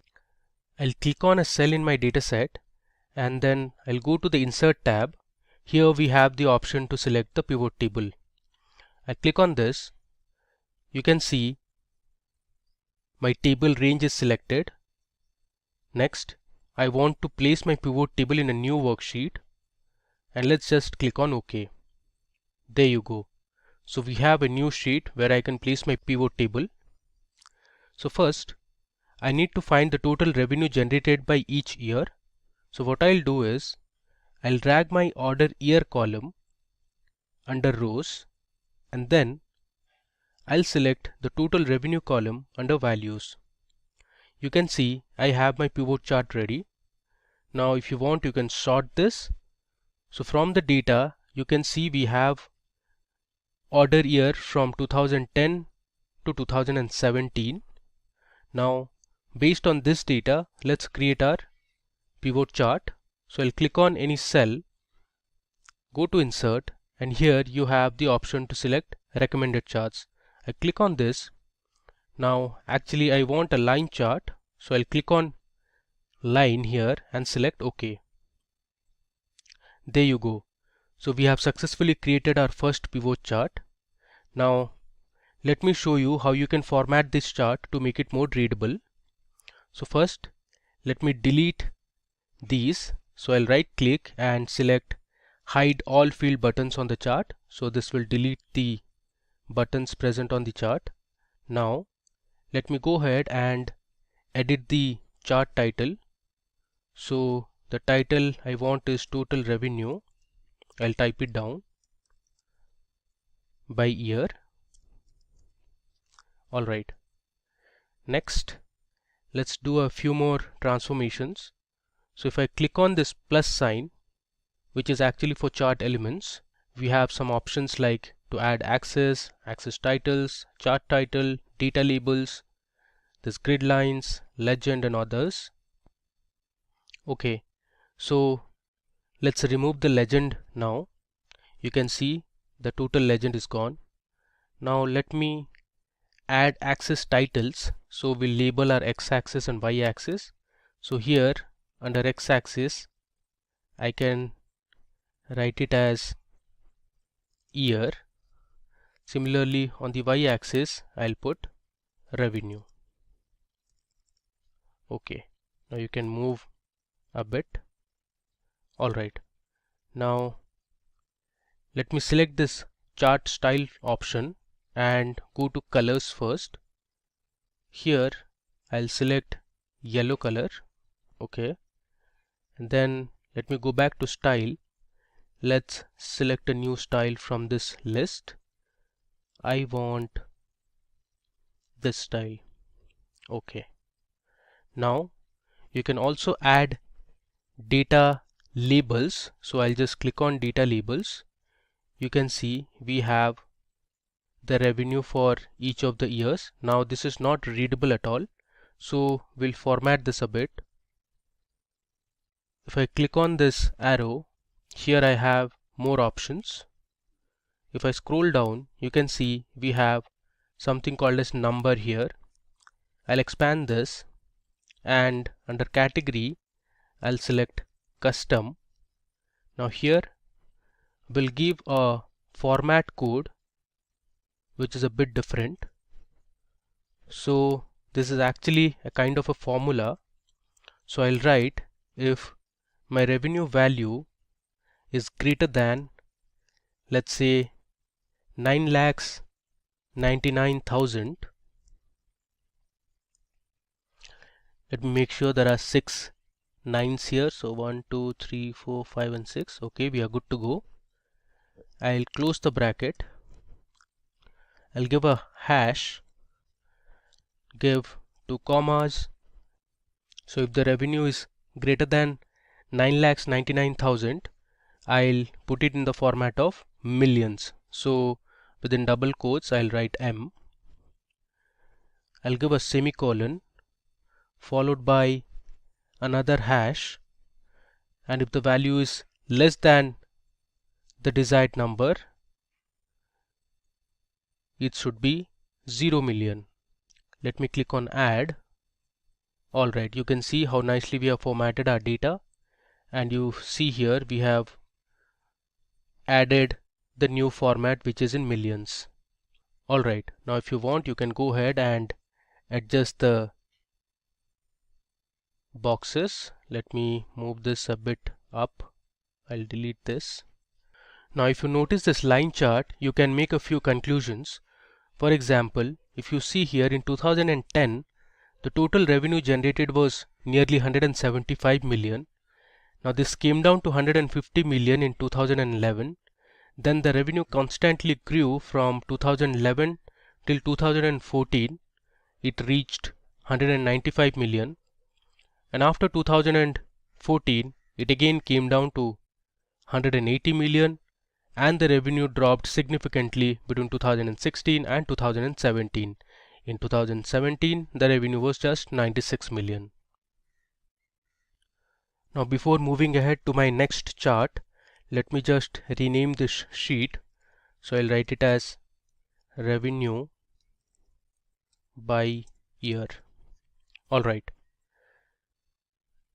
Now let's analyze the revenue generated each year in different regions.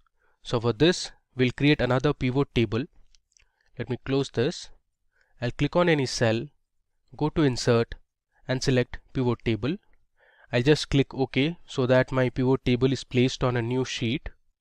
Alright. Now this time we want the revenue by each year and region. So first of all, let's drag region to columns. Then let's drag the order year column under rows, and then I'll select total revenue onto values. So here you can see we have the pivot table ready. So for 2010, you can see in Asia, this was the revenue generated. Similarly, if you see for 2013, this was the total revenue generated in Europe, and we have for other years as well. Now let's create a line chart based on this pivot table. So I'll select any cell in the pivot table. I'll go to insert and I'll click on recommended charts.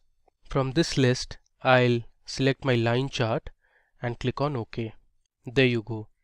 So we have our next pivot chart ready.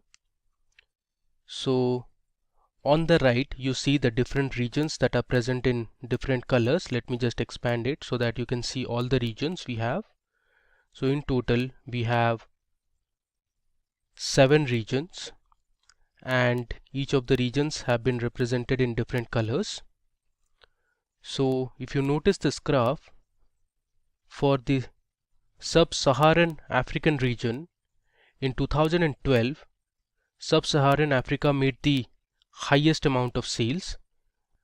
Now from the sample data you can also tell that the revenue for North America has been significantly low compared to other regions. Similarly, if you see for Europe, this was the revenue trend between 2010 and 2017. So if you see here in 2011 the sales were at this level, then it significantly dropped in 2012, then in 2013 there was a huge spike, and then again came down in 2015, and so on. So you can make your own conclusions by looking at these line charts. Now let's format this chart. So first of all, let's delete the field buttons present on the chart, and we'll also delete the legend. Alright, now let me just reduce the size of the chart. Next, we'll add a chart title. So we'll give the title as revenue by year and region. Okay. You can also format the y-axis in terms of millions. So I'll right click on this axis and I'll select format axis. I'll scroll down and here we have the number drop down. Let me scroll again. Under category I'll select custom and we'll use this format that we created for our previous chart. There you go. You can see our axis labels have been changed in terms of millions now. So let's close this and let me save it. Now you can reduce the font size or increase the font size. Let me just show you. Suppose you want to increase the font size of the chart title, so you just select it and from here you can either reduce or you can increase. You can see now it's 12. If you want, you can make it 16. Similarly, you can also edit the axis labels also. By selecting the chart title, you can also move it to left or right, or you can place it in the center as well. For the time being, let me just keep it to the left. Alright. Now we'll see the revenue and total cost by each region and we'll create a combo chart for this. So let me show you how to do it. I'll go to my data sheet. I have my cell selected. I'll go to insert and click on pivot table. Let me just click on OK. Alright. So for this, I'll select my region onto rows and then I'll have two columns under values. The first one is going to be total revenue and the next column will be the total cost column. Alright. So here we have the pivot table ready. Now based on this pivot table, let's create our pivot chart. So I'll go to recommended charts and if you see below at the bottom we have combo chart. So this is the preview of the combo chart. Alright. Now let me just click on OK. There you go. So we have a nice combo chart ready here. Now the way to look at it is the bars represent the total revenue, which is this column. Now the line represents the total cost. So let me go ahead and edit this chart a bit. So first of all, let's delete the field buttons. Alright. And let's also remove the legend from here. Next, we'll add data labels. So I'll click on data labels here. Okay. So these are the data labels for the bars or the revenue column. Now let's format the data labels in terms of millions. So I'll click on this arrow, go to more options. If I scroll down, I have number. From here I'll select custom and I'll choose my type, that is in millions. Alright, so you can see we have formatted our data. Next thing, we'll add a chart title. So here I'll write as revenue by region. It's actually revenue and total cost by region.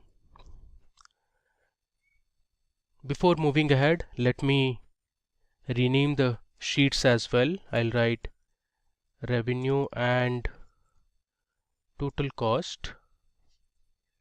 Similarly, sheet 3 also I'm going to rename it as revenue by year and region. So this makes your sheet more readable. Alright, now moving ahead. Next, we are interested to get the revenue generated by order priority, and for this we are going to create a pie chart. So let's go to the data sheet and create our pivot table first. I click on OK. Now I'll select order priority under rows, and under values I'll select total revenue. So this is a very simple pivot table. So you have your order priority. So C is for critical, H is for high, L is for low, and M is for medium. Now based on this, let's create a pie chart. So I'll go to recommended charts, and here you have pie chart. I want to select this 3D type of pie chart, and I'll click on OK. Alright, so we have our pie chart ready. Let me just resize it, and from here I'll remove the field buttons, and I also don't need the legend, so I'll delete this as well. Alright, now let's give a chart title. So this is going to be revenue by order priority. Now let's add our data labels. I'll check this option. Okay, now let's again format this in terms of millions. So here I'll click on the last option, I'll go to numbers. Under category I'll select custom, and my type is going to be in terms of millions. There you go. Let me close this. I will just move this to the center. Alright. Now if you want, you can change the color of the text as well. So let's have it in white color and see how it looks. Okay, so this looks pretty decent. Cool. Now moving to our next report. So this time we are going to find the total revenue by countries. So we have multiple countries present in our data set. We want to visualize the revenue generated in each country. So for this we are going to create a horizontal bar chart. So let me show you how to do it.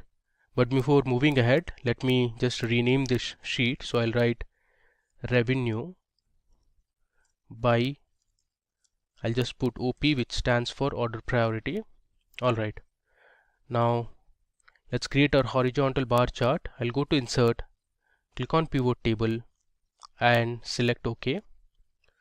So I want my revenue based on different countries, so I'll select country and put it under rows, and then I'll choose total revenue and place it under values.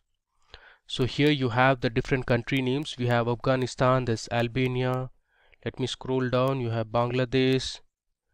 There are a number of countries. You have Czech Republic, there's Estonia, France, Gabon.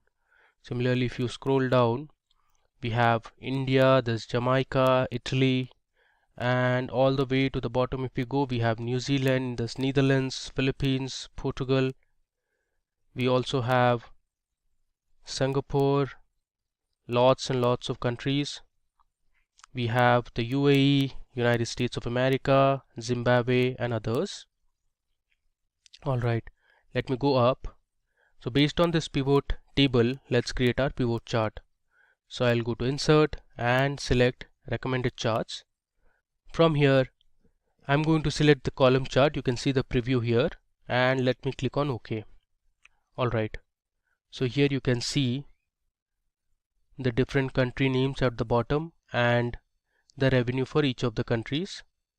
Let's go ahead and edit this chart. So first of all, I'll delete the field buttons. Okay, and let me also remove the legend. Here I'll write revenue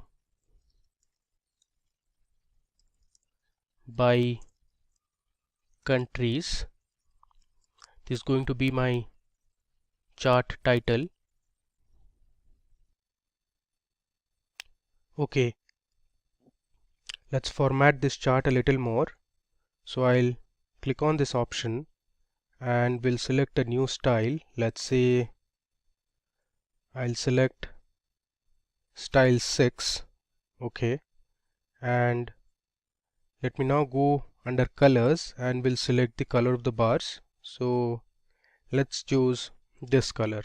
Okay, so you have a horizontal column chart ready, and at the bottom you can see the different country names, and we have the revenue. Cool. Now let me go ahead and rename this sheet. So I'll write revenue by countries and hit enter. Okay, and finally we'll create another report which is going to be part of our revenue dashboard, and this is revenue by items. So we'll visualize our revenue for different items present in the table. So if you see this, we have cosmetics, vegetables, cereal, fruits, there's clothes, snacks, households, and other products as well. So let's check the revenue for each of these items. So we'll continue the same drill. I'll create my pivot table on a new worksheet, and this time I'm going to drag item type under rows, and we'll have the total revenue under values. So here on the left of the table you can see we have the different item names, and then we have the total revenue. So let me just sort this total revenue from largest to smallest. So you can see here office supplies made the highest amount of revenue, followed by household, then cosmetics, and fruits made the lowest amount of revenue. I'll click on this, go to insert and select recommended charts. This time I'm going to create a bar chart. So this is how my bar chart is going to look like. I'll select OK. Alright, now let's format this chart a bit. I'll delete the field buttons and I'll delete the legend as well. And let's edit the chart title. So this is going to be revenue by items. Cool. We also want to change the color of the bars. So I've selected all the bars. I'll go to my home tab, and here let's say I want to select green color. Alright, I've edited my chart a bit. Now let's make it 14 and I'll remove the bold. Okay, here if you want you can change the font also. Let's keep it in blue color. Alright, finally let's rename this sheet. So I'll write revenue by items. Cool. Finally, now it's time for us to merge all the charts that we have created to our dashboard. So let me show you how you can create the dashboard. I'll create a new sheet, and first thing I'm going to do is I'll click on the view tab and uncheck grid lines. So this will remove the grid lines present in the worksheet. Next, I'm going to insert an image. So we'll have a background image on our dashboard.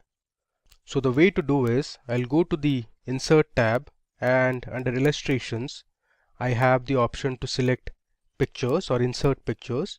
So I'm going to insert picture present on the device, that is my computer. I'll go to desktop and here I have a folder called Excel dashboard files, and I'll select this dashboard background and hit insert. So this is going to insert an image. Now let me just drag this image so it covers a fair enough portion. So I'll hit shift and I'll drag it.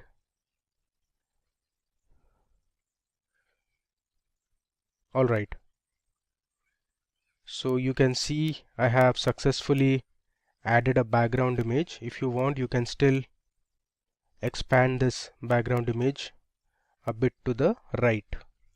Cool.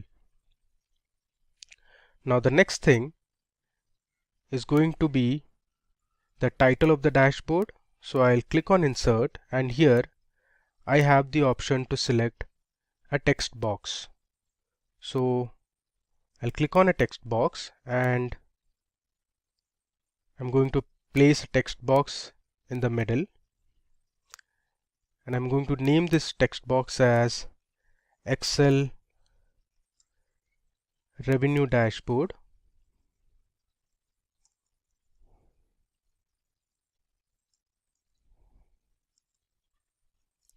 On sales.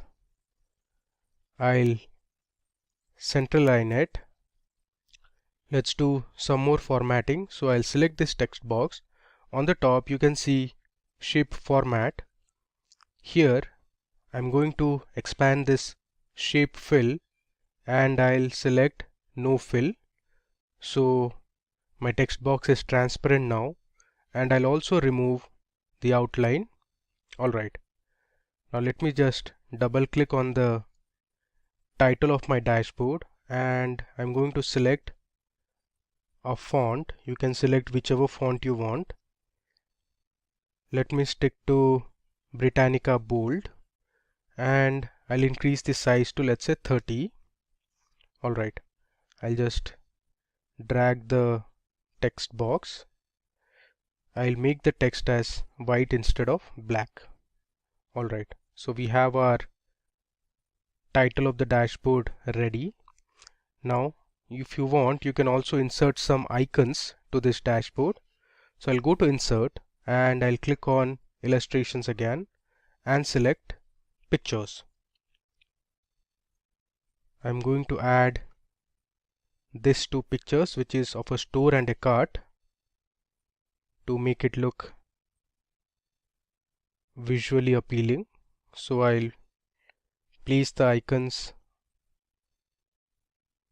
here, and similarly let me just copy it and I'll place the cart and the store to the right as well. Alright, next the idea is to bring in all the charts that we have created and place it on the dashboard. So let me copy each of the charts and place it on the dashboard. So I'll hit Ctrl V to paste it, and we'll resize this as well. Alright, similarly let me bring in all the other charts as well. Alright, so now you can see I have added all my charts and graphs to this dashboard. So you can see here we have our line charts, our column charts, the combo charts, the pie chart, and others. Now let me go ahead and format these charts a little more. So you can see this looks a bit cluttered. So let's adjust the labels. Let me bring this down. Similarly, I'll bring 190 million a little below.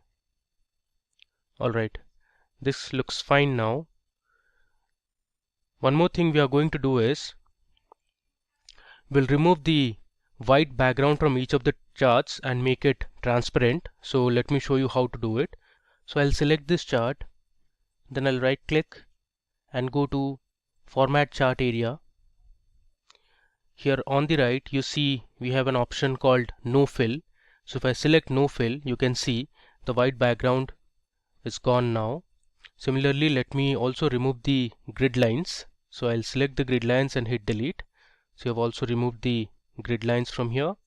Now let's also remove the white outline that we have. So I'll select this chart, go to format, and here I'll go to shape outline and I'll select no outline. You see this? So we have our total revenue by year, which is a line chart, and this is completely transparent now. Now what I'm going to do is I'll place this chart over a box. So I'll go to insert, and in insert we have the option to create a shape. So I'll click on illustrations, and here I'll choose a shape, and let me select a rectangle. So I'll just create a rectangle here. Alright, and now what I'll do is I'll select this and bring this to front. I'll right click and choose bring to front, and I'll place this shape below it. Alright, now the next thing is to edit the shape. So first I'll change the color of this box. So let me select this blue color, and let me increase the transparency. So I'll right click and go to format shape. Here I'll increase the transparency. Let's keep it to 25%, or let's say 20%. Alright, next thing, we'll just convert all the font to white color, including the axis labels, the chart title. We'll also convert all the axis labels to white color so it looks better. Now we'll just adjust our chart over here. Next thing, let's just remove the outline. So I'll go to shape outline and I'll select no outline. You see, we have now formatted our chart. Let's just pull this a little up. Alright, now we'll add this blue background to all the other charts. So we'll first add the background, make it transparent, and then we'll convert the font text to white color to make it more readable and visible. So for the time being, I'll just pause the video and come back again. Alright, so now you can see on your screens we have nicely formatted our dashboard. So I've added a few logos for each of the charts. You can see the logos here. So for revenue by countries, we have a globe. Then if you see here, this is kind of a map or a location. Similarly, we have all formatted the color of the bars.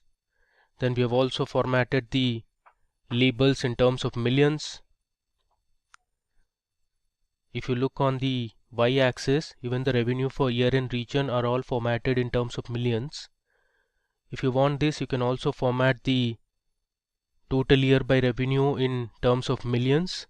So the way to do is, you can select this graph, right click and go to format axis. Here if I scroll down, you have numbers, and under category I'll select custom. Then I'll select my type as this format, which is in millions, and you see here we have successfully formatted our y-axis labels. Alright, so the next thing is to add slicers and timelines to our dashboard. Now slicers are used to format your data based on a particular column. Suppose if you want to see revenue by certain items, you can add item as a slicer and you can view the entire dashboard. Similarly, for timelines you can add date columns. So if you want to see what was the amount of sales or revenue generated on a particular year or a particular month, you can do that using a timeline. So I'll select one of the charts, and then either you can go to the insert tab, and here you can see under filters we have slices and timeline, or if you go to the pivot chart analyze tab, here also you have insert slicer and timeline option. So I'll select insert slicer here first. Now it's giving me the list of fields present in the dataset.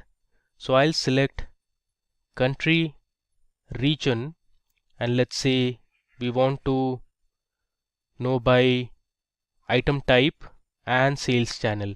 So these are going to be my 4 slicers. I'll click on OK. You can see it here. We have our 4 slicers here, and these are the list of values. Under region we have Asia, this Europe, North America, and others. Similarly, we have the different country names for country slicers, and then for item type also we have all the items that were present in our dataset. Now moving ahead, we need to connect all the slicers to a dashboard. So what I'll do is I'll right click on this option and I'll go to report connections. Okay, so under report connections you have all the pivot tables that we created.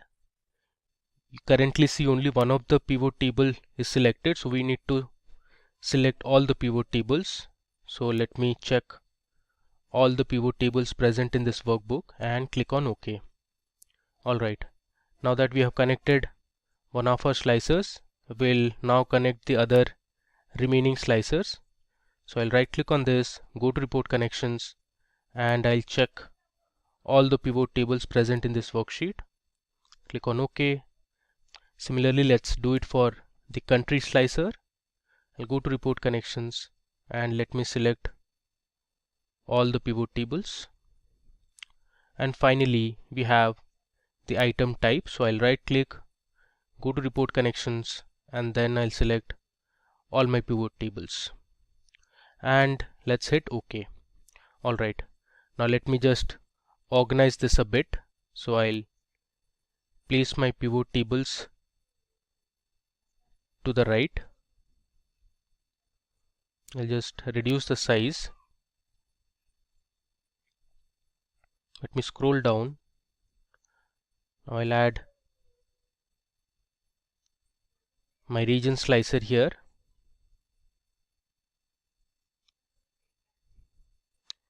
Similarly, I'll add my final slicer, that is sales channel.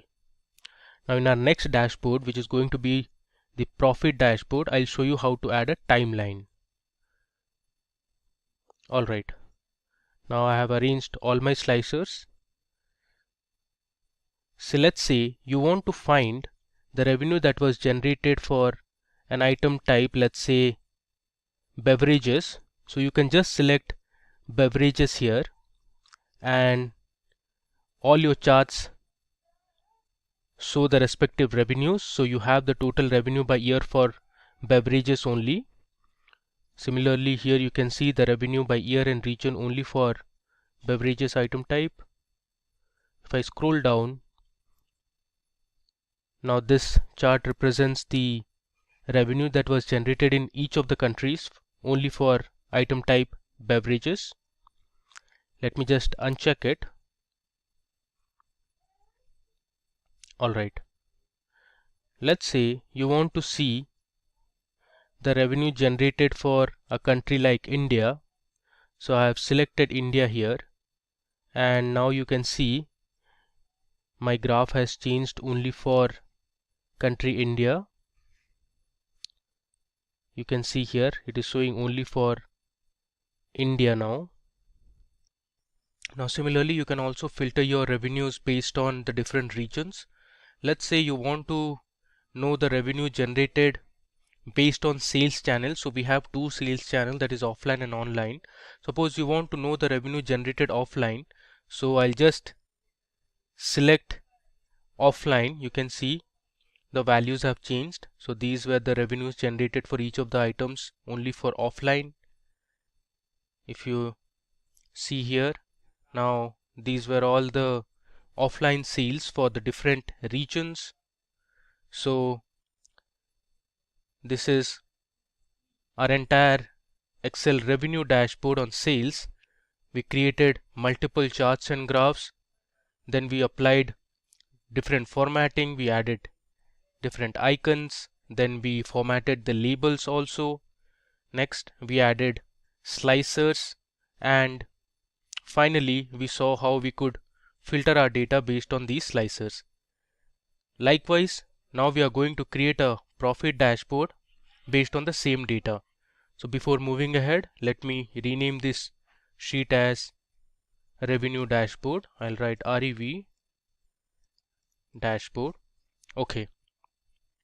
Now we'll move to our data sheet and start creating our pivot tables and pivot charts for the profit dashboard. Alright, so let me go ahead and create my first pivot table. So I'll create a new worksheet.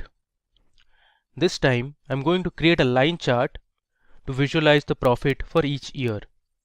So I'll drag my total profit column to values and my order year to rows. So here you can see we have our pivot table ready.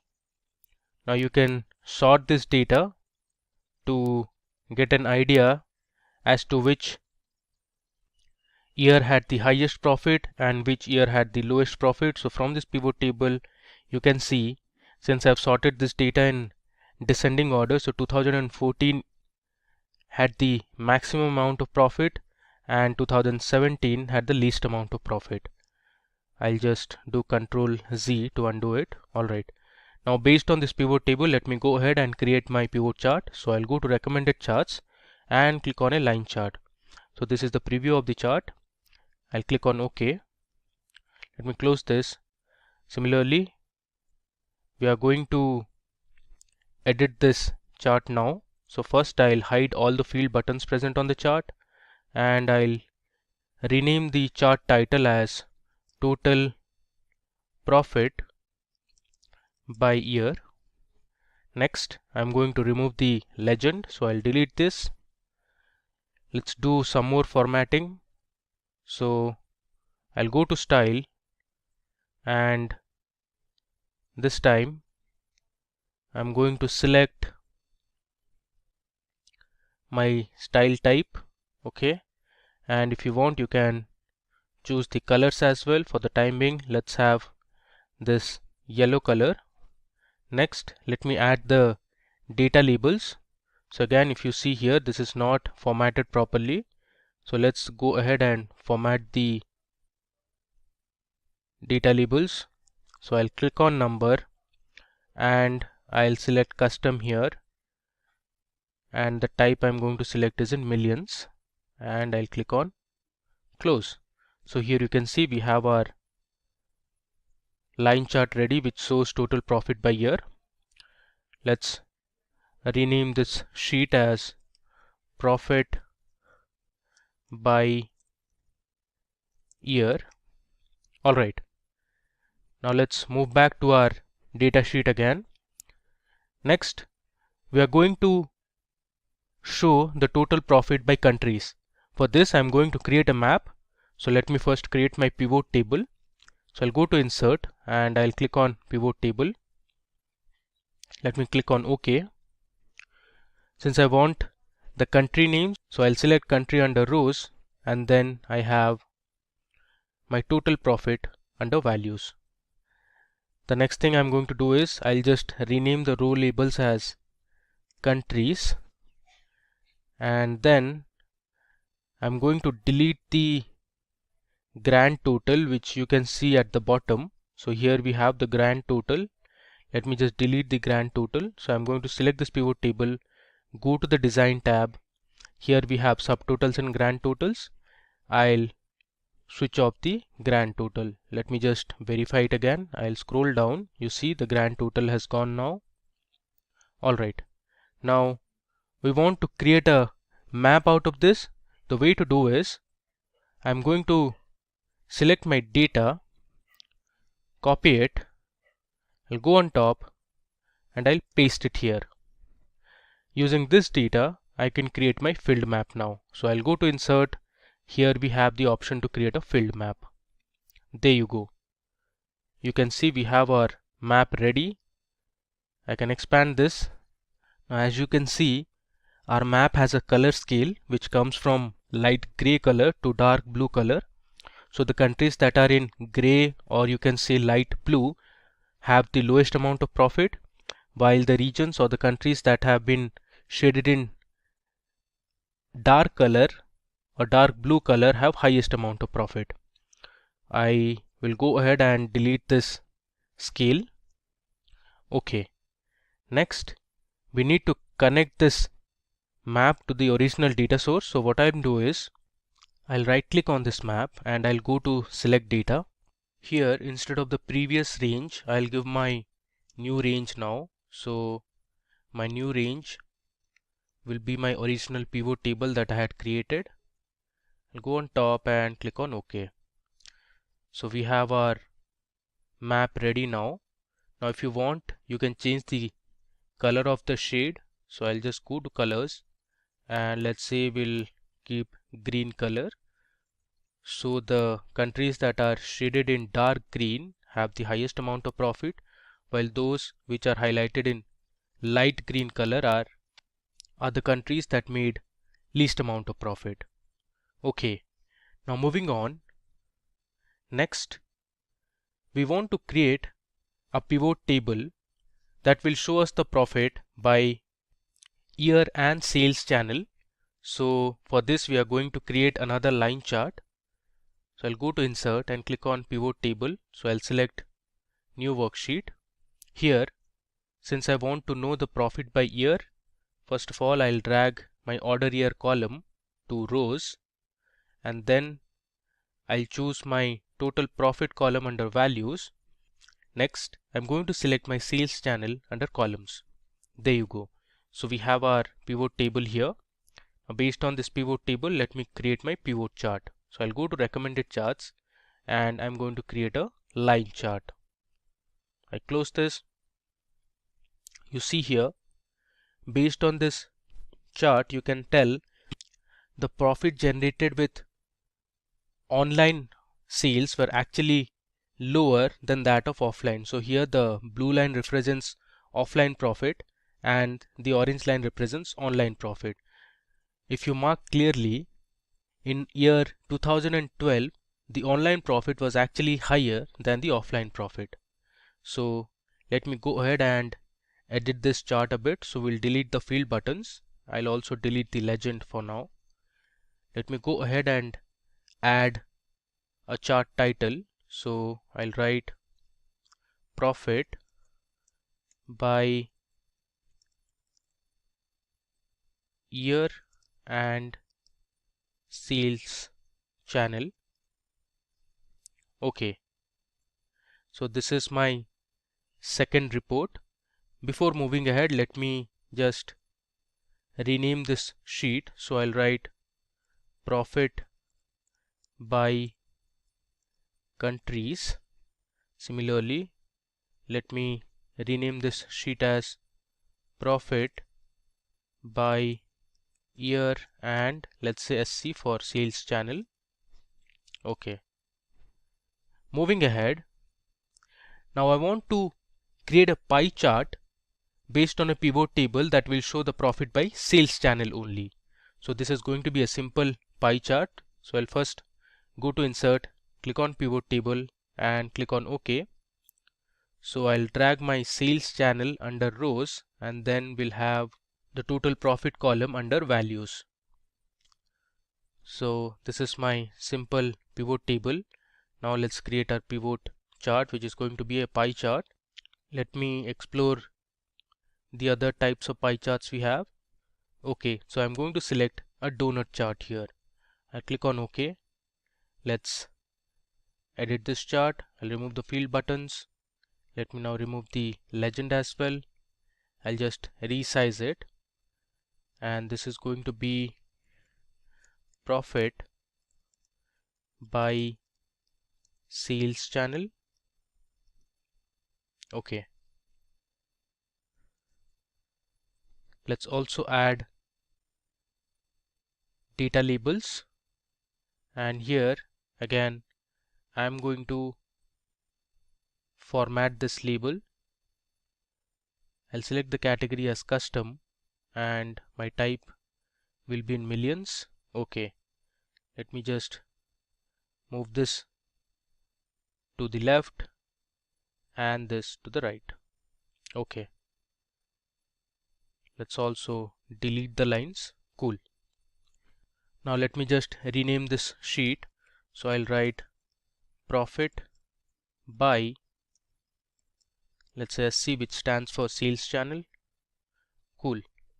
Finally, I'm going to create a report that will show the revenue and profit by items.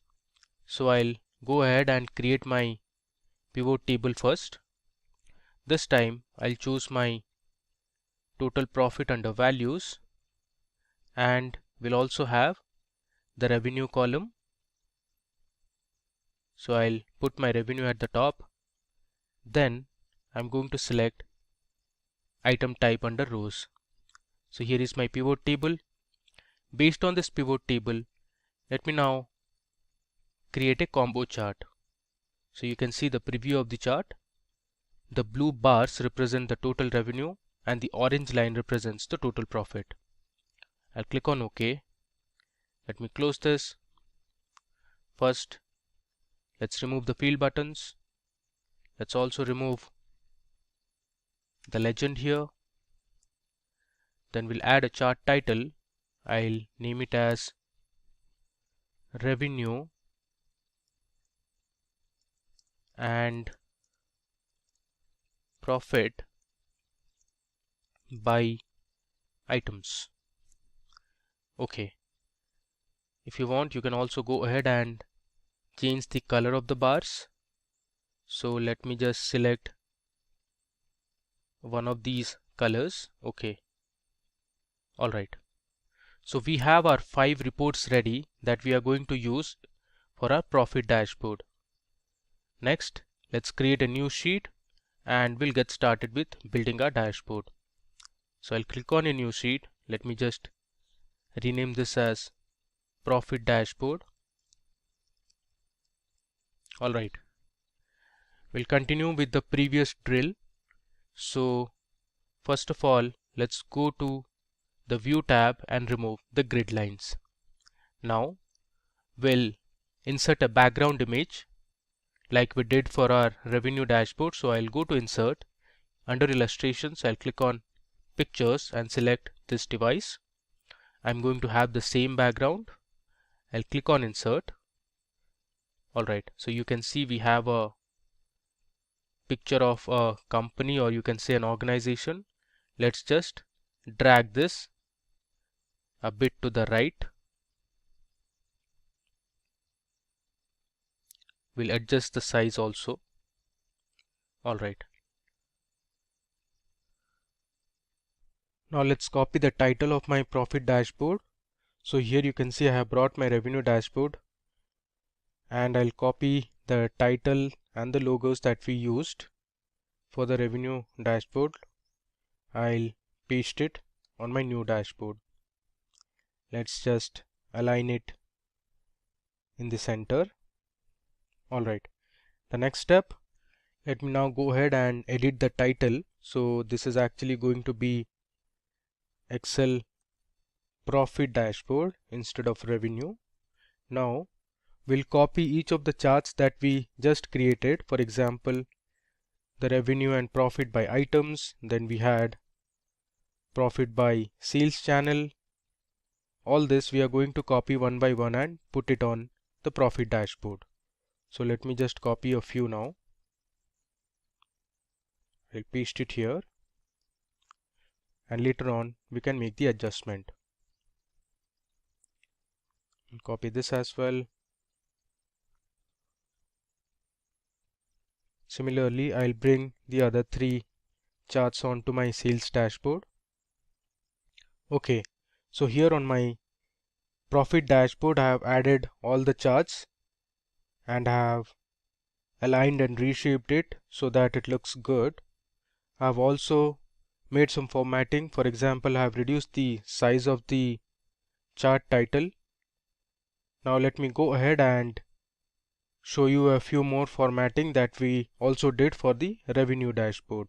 First, let's remove the white background from all the charts. So I'll select the first chart, I'll right click and I'll click on Format Chart Area. Here under Fill, I'll select No Fill. Next, I'm going to remove the grid lines, so I'll just delete it. Let me close this. Now we also have a outline, so I'll go to Design, actually Format, and I'll remove the outline. Next, I'm going to add a blue box at the back, like how we did for the revenue dashboard. So let me select a blue box from here and I'm going to paste it here. Okay, let me just select the chart and I'll bring this to front and I'll move this to the back. Next, I'm going to change the font color all to white so that it's clearly visible and it's more readable. I'll do it for the x-axis as well. Okay, so here I have my first chart ready.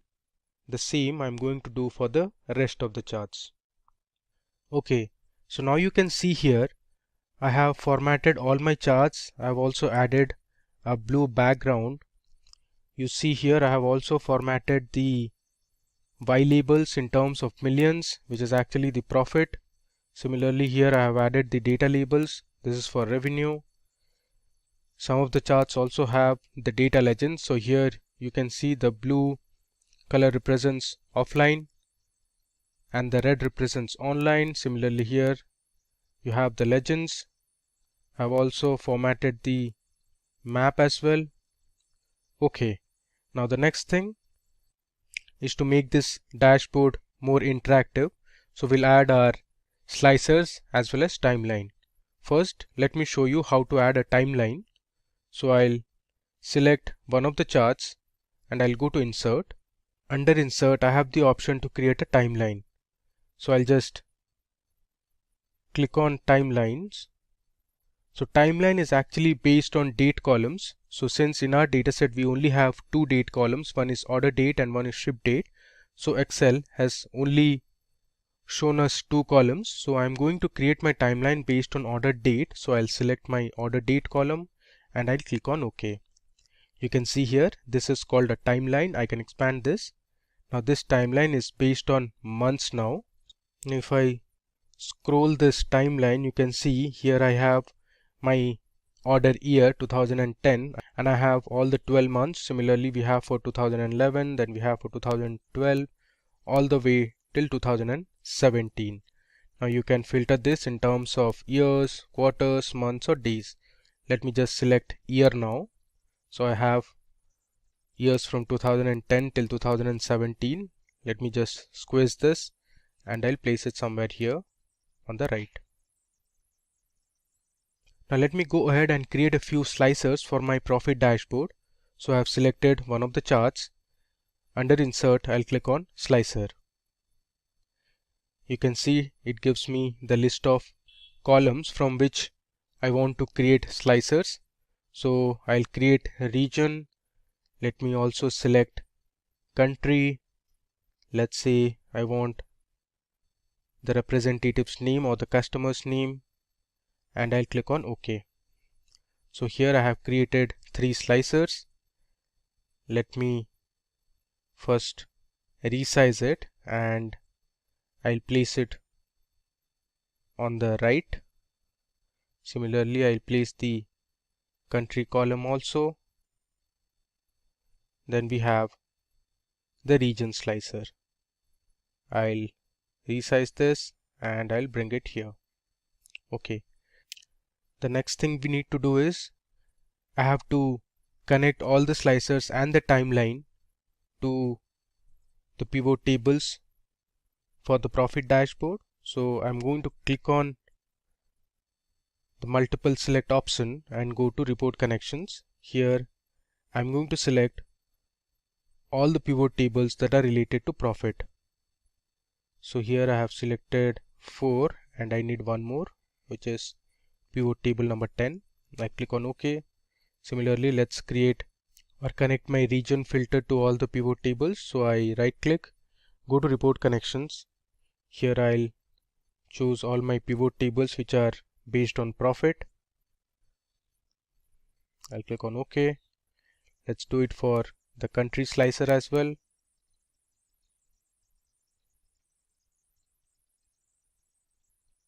I'll click on OK, and similarly I'll connect my timeline as well.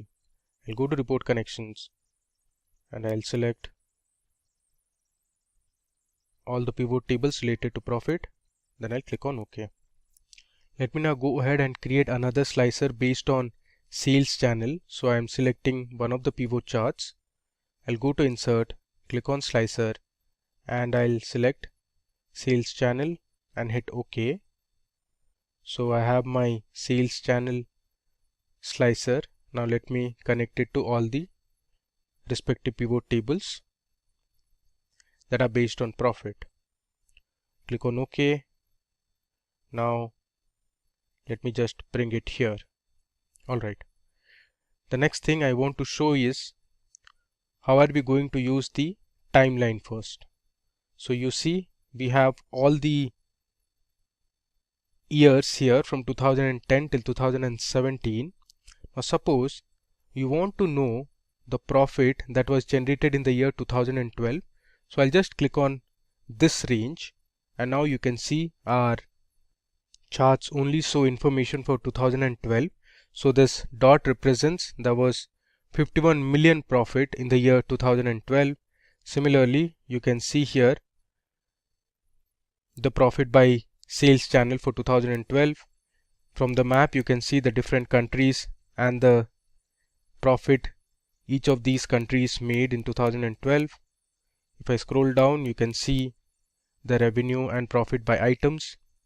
Now if I select another year, let's say 2013, I can just drag this to the right, and now you can see our profit by year and sales channel for offline and online. You can see the map or the line chart for total profit by year. So in 2012 it was 51 million, and then it went up to 54 million in 2013. Similarly, our map has also changed. Now this is a sort of an information that we have. You can click on this and check the information that Excel has prompted. Alright, so this is how you can use a timeline. Now as I said, we checked by years. You can also see it for months and quarters as well. Let me just uncheck it. I'll send it back to the place where it was, and I'll reduce the size.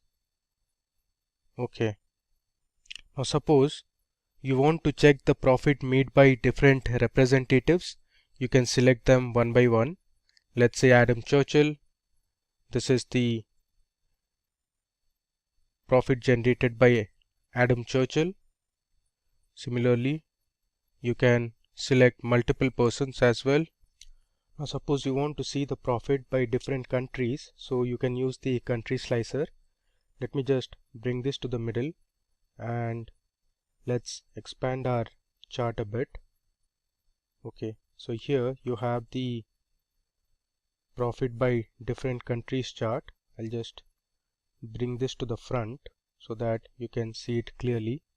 Okay, now here suppose you want to see the profit generated in, let's say, United Kingdom. You can select United Kingdom. So this is the map of United Kingdom, and it tells you the total profit that was generated in United Kingdom, and below you can see the revenue and profit for all the items that was sold in United Kingdom. So you had beverages, clothes, household, office supplies. So you can see clearly office supplies item made the highest amount of profit in United Kingdom. Now you can also select multiple countries. Let's say I want to know for France as well. So my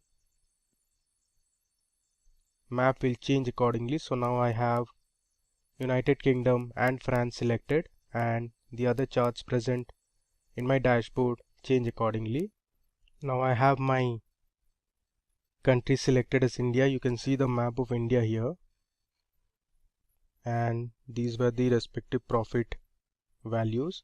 Now one thing to note here is this is actually not millions, this should be in K, that is thousands. So please mark this as 1000 and not in millions. Even for this is actually K and not million. Alright, so we have successfully created our second dashboard, that is on profit. Let me just resize this a bit and we'll place it where it was earlier. Cool. So we saw how to create different pivot tables and pivot charts, and then we formatted our pivot charts based on our requirement. We saw how to edit the colors. Now let me show you one more thing. You can also change the look and feel of the dashboard by going to the page layout tab. Under page layout you have themes. So here you can select different themes. Currently we are with the office theme. Now let me just select another theme, let's say facet. You see the colors have changed and it looks really beautiful. Similarly, let me try out another theme, let's say organic. You see our chart has changed. Let me just delete this. Okay. So now once you change the theme, the text also change a bit. You can see the slicers are in a different font. Let me explore one more theme. Let's say this time I'm going to choose depth, and this is more of a green type of color. You can play around and select whatever theme suits the best. Alright. Now let me just move back to my revenue dashboard and see how it looks. There you go. So since we changed our theme, even our revenue dashboard is also impacted. So this is how it looks now. You can always go ahead and play with different themes, colors, fonts and effects. Alright, so in this demo we saw how to create a revenue dashboard. So we created line charts, this combo chart, pie chart, horizontal and vertical bar charts, and then we learned how to add slicers and connect it to different pivot tables, and we filtered our data to see revenue as well as profit by items, by countries, by different regions, sales channel.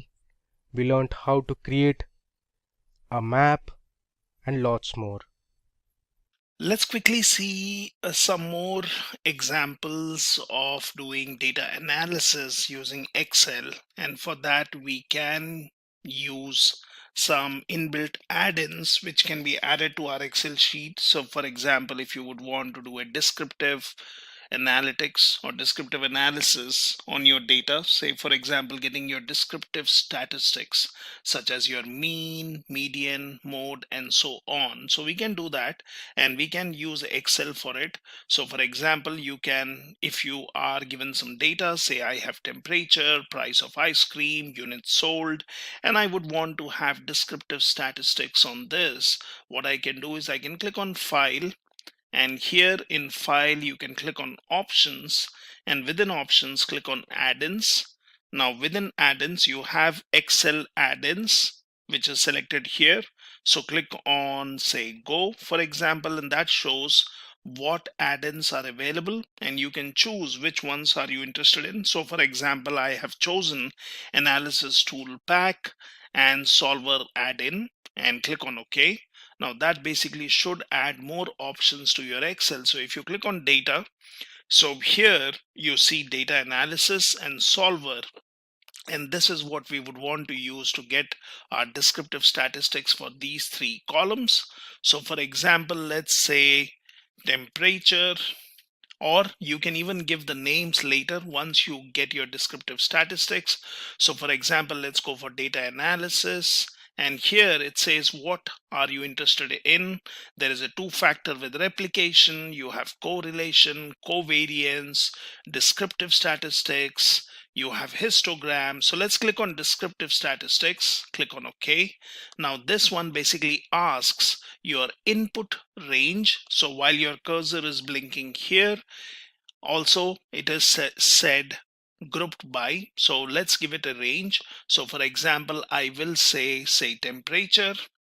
Now if I do this and I have selected the heading, just look at that, and now you need an output range. So let's just select this, and then you can have your cursor blinking in here. Let's select, say, fields here, and this is where I would want the output. Now it also said what options do you want. So it has output range. We can then select summary statistics, confidence level. So I will say summary statistics is what I'm interested in. Say OK. And this says input range contains non-numeric data. Now why is that? Because we chose temperature, the heading also. So click on OK, and here we will alter the range. So this one is, our range should be only the values, numeric values on which we would want the descriptive statistics. We have output range already selected. We have summary statistics, and now you can click on OK, and that basically gives your descriptive statistics for temperature. So here I could basically given a value for this. So I can say temperature, and that's my descriptive statistics for temperature. Might be I can just do some formatting, and that's it. So that gives me descriptive statistics for the values here. Now similarly, we can do it for price of ice cream. So what we need is, we need to basically go for data analysis, descriptive statistics, say OK. Now you need to give a range. So here I will change my range to these values. Output range is already selected. Now we are interested in summary statistics. Click on OK. And this says output range will overwrite existing data. Press OK to overwrite data in range. I will say cancel. No, that's not what we want to do. We need to give a new range. So let's select our new range, which is here, and now click on OK. So now we get the values, which is for your price of ice cream. So again, we can basically select this and say price of ice cream, and we got our descriptive statistics for price of ice cream. And like we did earlier, I can select this. I can basically do a merge and center, and that gives me descriptive statistics for price of ice cream. So we could also basically change this.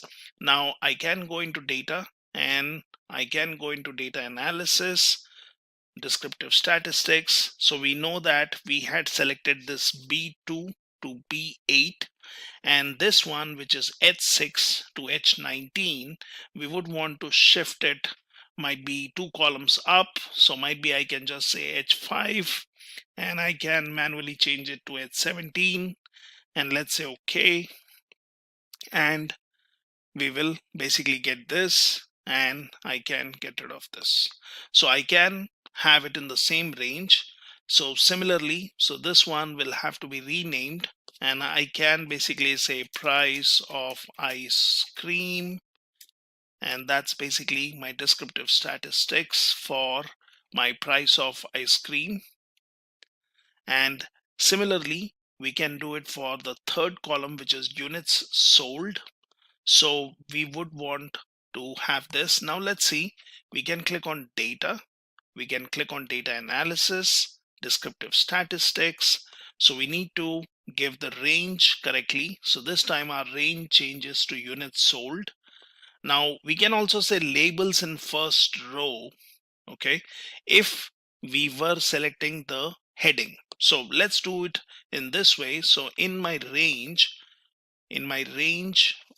let me empty this. I can basically select this, which we know has non-numeric data in the first row. Say for example, I'll say labels in first row. I'm interested in summary statistics, and this range will now have to be changed from H to basically something like J. So let's say J, and let's select these values. So that should take care of things.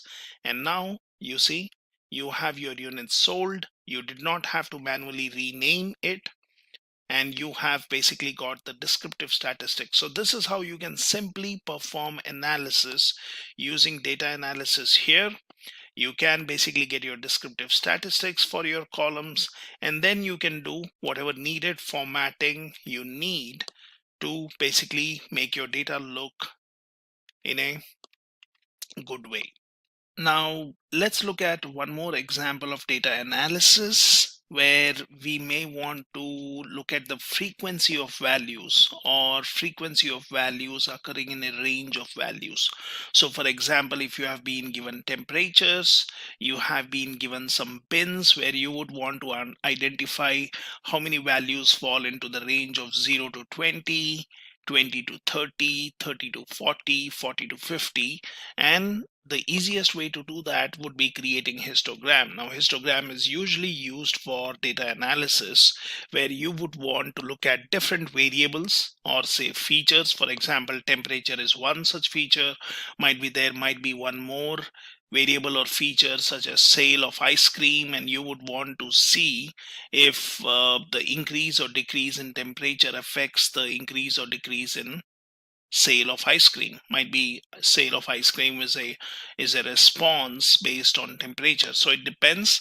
So sometimes you may want to find a relationship between two variables, whether they are positively or negatively related, or you would want to do different kind of analysis. And in certain cases we may want to first do analysis on one single variable, look at the frequency of values, might be also look at the defects, and for which we can use something like Pareto chart. So we can go for histogram, and that basically gives us the frequency of values. Now, how do we do that? So we have already added the add-in, which is data analysis earlier. So we can just use the same thing again. Here we would want to create a histogram. So let's say okay. Now I have already selected input range. So if you see here, my input range is temperature, which is also with the headings, and I have bin range, which is basically the range of values. So for example, I can select this, and that's my bin range. I am selecting or the option labels because I'm using the first row which has the heading such as temperature and bins. Now we need to give an output range. So for example, let's say I would want my data here, and that becomes my output range. So you can have a sorted histogram or basically a Pareto chart. So if that's what you're interested in, looking at the frequencies for your different ranges. And here I'm also selecting chart output because I would want to have a visual histogram which gives us the frequency. And it's as simple as this. Just click on OK, and now you get your bins. So it basically tells you frequency of values, which is basically 20, but that does not mean it is only talking about the values 20. It is basically talking as a range of 0 to 20. So we have 0 to 20, that is 2. So we can basically say there is 120 here, with the 20 being the maximum value, and then there is one more 20. So that's your 0 to 20. Then you have 20 to 30, which shows 3 values. So might be in that case I can say 26 is one thing. Then I can say 30, that's the second one. And then basically I can look at 22. So basically this one does not select 20 as the lower range, but it basically selects 30 as the higher range. So I do see 20 to 30, there are 3 entries. Similarly, we can see values for 40 and 50. And since we have selected Pareto or sorted histogram, that shows in a descending order what is the highest frequency of values within a particular range. So that shows me highest frequency is 5, and then you have 3 and 3 and then 2. So this is how we can create a histogram and we can perform analysis on a single variable. Now, as discussed earlier, as I said, sometimes we may be interested in finding out the correlation between different variables, such as, say, here we have temperature, price of ice cream, and units sold, and we may want to find out the correlation between one variable to another variable, or we would want to find out the relationship between variables. Are they linearly related? Are they positively related, negatively related, and so on? And for that, we can use the correlation of your data analysis add-in. So for example, you want to find out correlation of temperature and units sold. And what we can do is we can find out that using a formula. So for example, if I search for something like correlation, and let's search. So there is a function called correlation which we can use, and we can use this to calculate the correlation of temperature and units sold. So for example, let's select this, and that's the function. So it says give me an first array and a second array. So we are interested in finding out correlation of temperature and units sold. So let's select the range of values for temperature, and then I'm interested in finding out the correlation of temperature and units sold. So let's select this, and that basically gives me a range of values. It gives me the correlation value, which is 0.2859. Say OK, and that's your value. So similarly, we can do it for temperature and price ice cream. So let's go for correlation. So that's the function we are interested in. You need to give a range of values. So here we are interested in temperature and price of ice cream. So let's select temperature. And then the second array or list of values is price of ice cream. Let's select that. Let's close our bracket. And here we have the correlation value of temperature and the price of ice cream. Similarly, you may be interested in finding out temperature and units sold, like what we have done earlier. So we can do the same thing based on function. So this is same as correlation of temperature and units sold. So I can get rid of this one. Now, how do I do it using the data analysis add-in? So for that, what we need is we need to go into data. We need to go click on data analysis, and here you have the option called correlation. Let's select this. Now that basically needs an input range. So we need the range. Now I might be interested in finding out the correlation between temperature and price of ice cream and units sold. So I've selected all the columns here. We will say group by columns. Obviously we need to select labels in first row, because that is basically taking care of the first row as heading. Now output range, you can just give one simple cell, and that's where your data will start from, or you can give a new workbook. So click on OK, and that basically gives your correlation of your different variables and what are the values. And we can check these values based on the values what we have here. So we have basically temperature and price of ice cream, and that basically shows me 0.96149. You have temperature and units sold, so you have 0.2859. Now you can also look at units sold and say, for example, price of ice cream. You can look at these particular values. So if I would be interested in finding out what is the relationship between these variables, I can easily find using correlation. So I could be basically writing in a formula here and selecting what are the cells. So here we were selecting A2 and C. Here we were selecting A and B. Now might be I'm interested in price of ice cream and units sold, and if that's what I'm interested in, then I will give a range of B2 to B8, C2 to C8, and similarly you can get your analysis or correlation values. So it's very simple in Excel, and you can use either the data analysis tab and get your correlation, or you can use formulas and do that. Now, one more important part of data analysis is doing your sampling. Now, sampling could be periodic sampling or random sampling.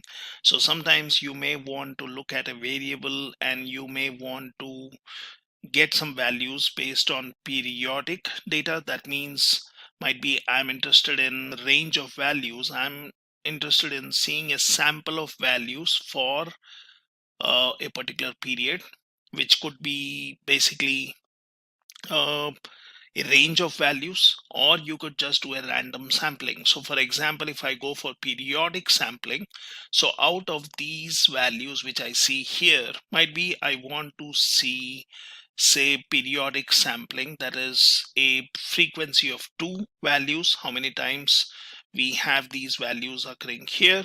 Or I would go for random sampling. So basically randomly I would want to pick up, say, 3 temperature values. Now how do I do it?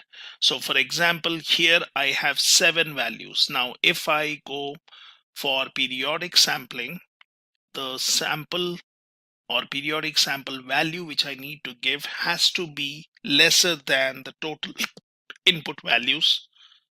So for example, we can do this. Let's go in here and let's go for data analysis. So we can go for sampling here, click on OK, and that needs a range of values. So we will select A2 to A8.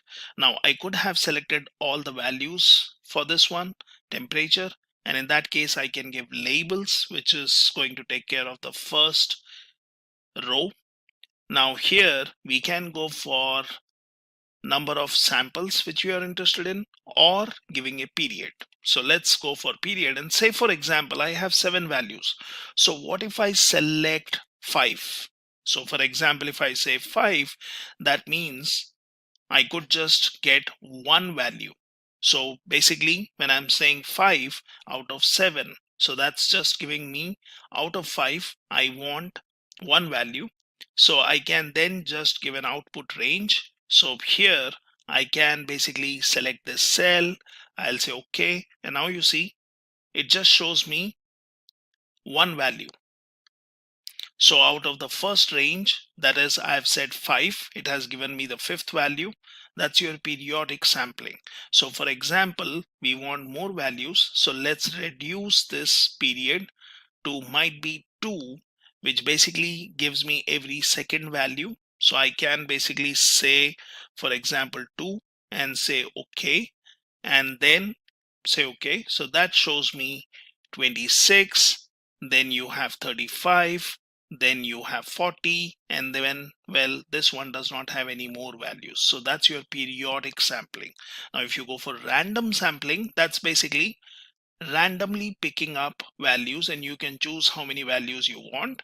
So go for data analysis, go for sampling. I'll go for number of samples, how many you want. So for example, out of 7 values, randomly I want 3 values, and I can just give this, say OK, and then we will do a cancel because we need to change the range. So let's select this and say OK, and that gives me random 3 values from this values of temperature. So we can use Excel to do a simple sampling, and we can choose whether we would want to go for periodic sampling or random sampling. Since this is data analysis with Python, we got to ask the question, why Python for data analytics? I mean, there's C++, there's Java, there's .NET from Microsoft. Why do people go to Python for it? So the number of reasons. One, it's easy to learn with simple syntax. You don't have a very high typeset like you do in Java and other coding, so it allows you to kind of be a little lazy in your programming. That doesn't mean that it can't be set that way and that you don't have to be careful. It just means you can spin up a code much quicker in Python. The same amount of code to do something in Python a lot of times is 1, 2, or 3 or 4 lines, where when I did the same thing, say in Java, I found myself with 10, 12, 13, 20 lines, depending on what it was. It's very scalable and flexible. So there's our flexibility because you can do a lot with it, and you can easily scale it up. You can go from something on your machine to using PySpark into the Spark environment and spread that across hundreds, if not thousands of servers across terabytes of data or petabytes of data. So it's very scalable. There's a huge collection of libraries. This one's always interesting because Java has a huge collection of libraries. C has a huge collection of libraries. .NET does, and they're always in competition to get those libraries out. Scala for your Spark. All those have huge collections of libraries. This is always changing, but because Python's open source, you almost always have easy to access libraries that anybody can use. You don't have to go check your licensing and have special licensing like you do in some packages. Graphics and visualization, they have a really powerful package for that, so it makes it easy to create nice displays for people to read. And community support. Because Python is open source, it has a huge community that supports it. You can do a quick Google and probably find a solution for almost anything you're working on.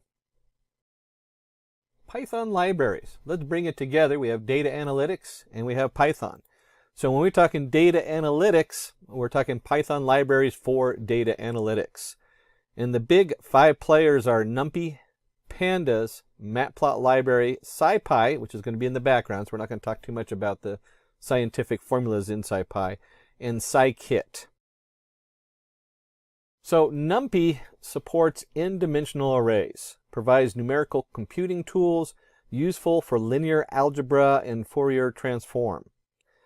And you can think of this as just a grid of numbers. And you can even have a grid inside a grid, or data. It's not even numbers, because you can also put words and characters and just about anything into that array. But you can think of a grid, and then you can have a grid inside a grid, and you end up with a nice 3-dimensional array. If you want to talk 3-dimensional array, you can think of images. You have your 3 channels of color, 4 if you have an alpha, and then you have your XY coordinates for the image we're looking at. So you can go X, Y, and then what are the 3 channels to generate that color. And NumPy isn't restricted to 3 dimensions. You could imagine watching a movie. Well, now you have your movie clips, and they each have their X number of frames, and each of those frames have X number of XY coordinates for the pictures in each frame, and then you have your 3 dimensions for the colors. So NumPy is just a great way to work with n-dimensional arrays. Now closely with NumPy is Pandas. Useful for handling missing data, perform mathematical operations, provides functions to manipulate data. Pandas is becoming huge because it is basically a data frame. And if you're working with big data and you're working in Spark or any of the other major packages out there, you realize that the data frame is very central to a lot of that. And you can look at it as a Excel spreadsheet. You have your columns, you have your rows or indexes, and you can do all kinds of different manipulations of the data within, including filling in missing data, which is a big thing when you're dealing with large pools or lakes of data where they might be collected differently from different locations. And Matplot library. We did kick over the SciPy, which is a lot of mathematical computations, which usually runs in the background of NumPy and Pandas. Although you do use them, they're useful for a lot of other things in there.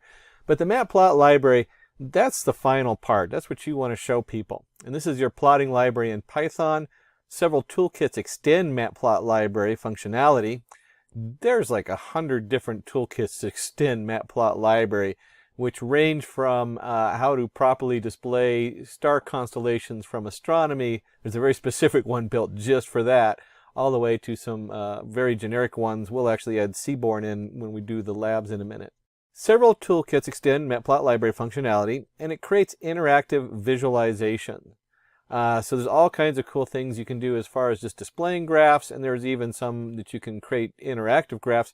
We won't do the interactive graphs, but you'll see, you'll get a pretty good grasp of some of the different things you can do in Matplot library. Pandas really is a core Python module you need for doing data science and data processing. There's so many other modules that come off of it. There actually sits kind of on NumPy, so if you've already had our NumPy array, hopefully you've already gone through the NumPy tutorial 1 and 2. So today we're going to cover what is Pandas. We'll discuss series. We'll discuss basic operations on series. And then we'll get into a data frame itself, basic operations on the data frame, file-related operations on a data frame, visualization, and then some practice examples. Roll up our sleeves and get some coding underneath there. And let's start with just some real general, what is Pandas? Pandas is a tool for data processing which helps in data analysis. It provides functions and methods to efficiently manipulate large data sets. Now, this is a step down from, say, using Spark or Hadoop in big data.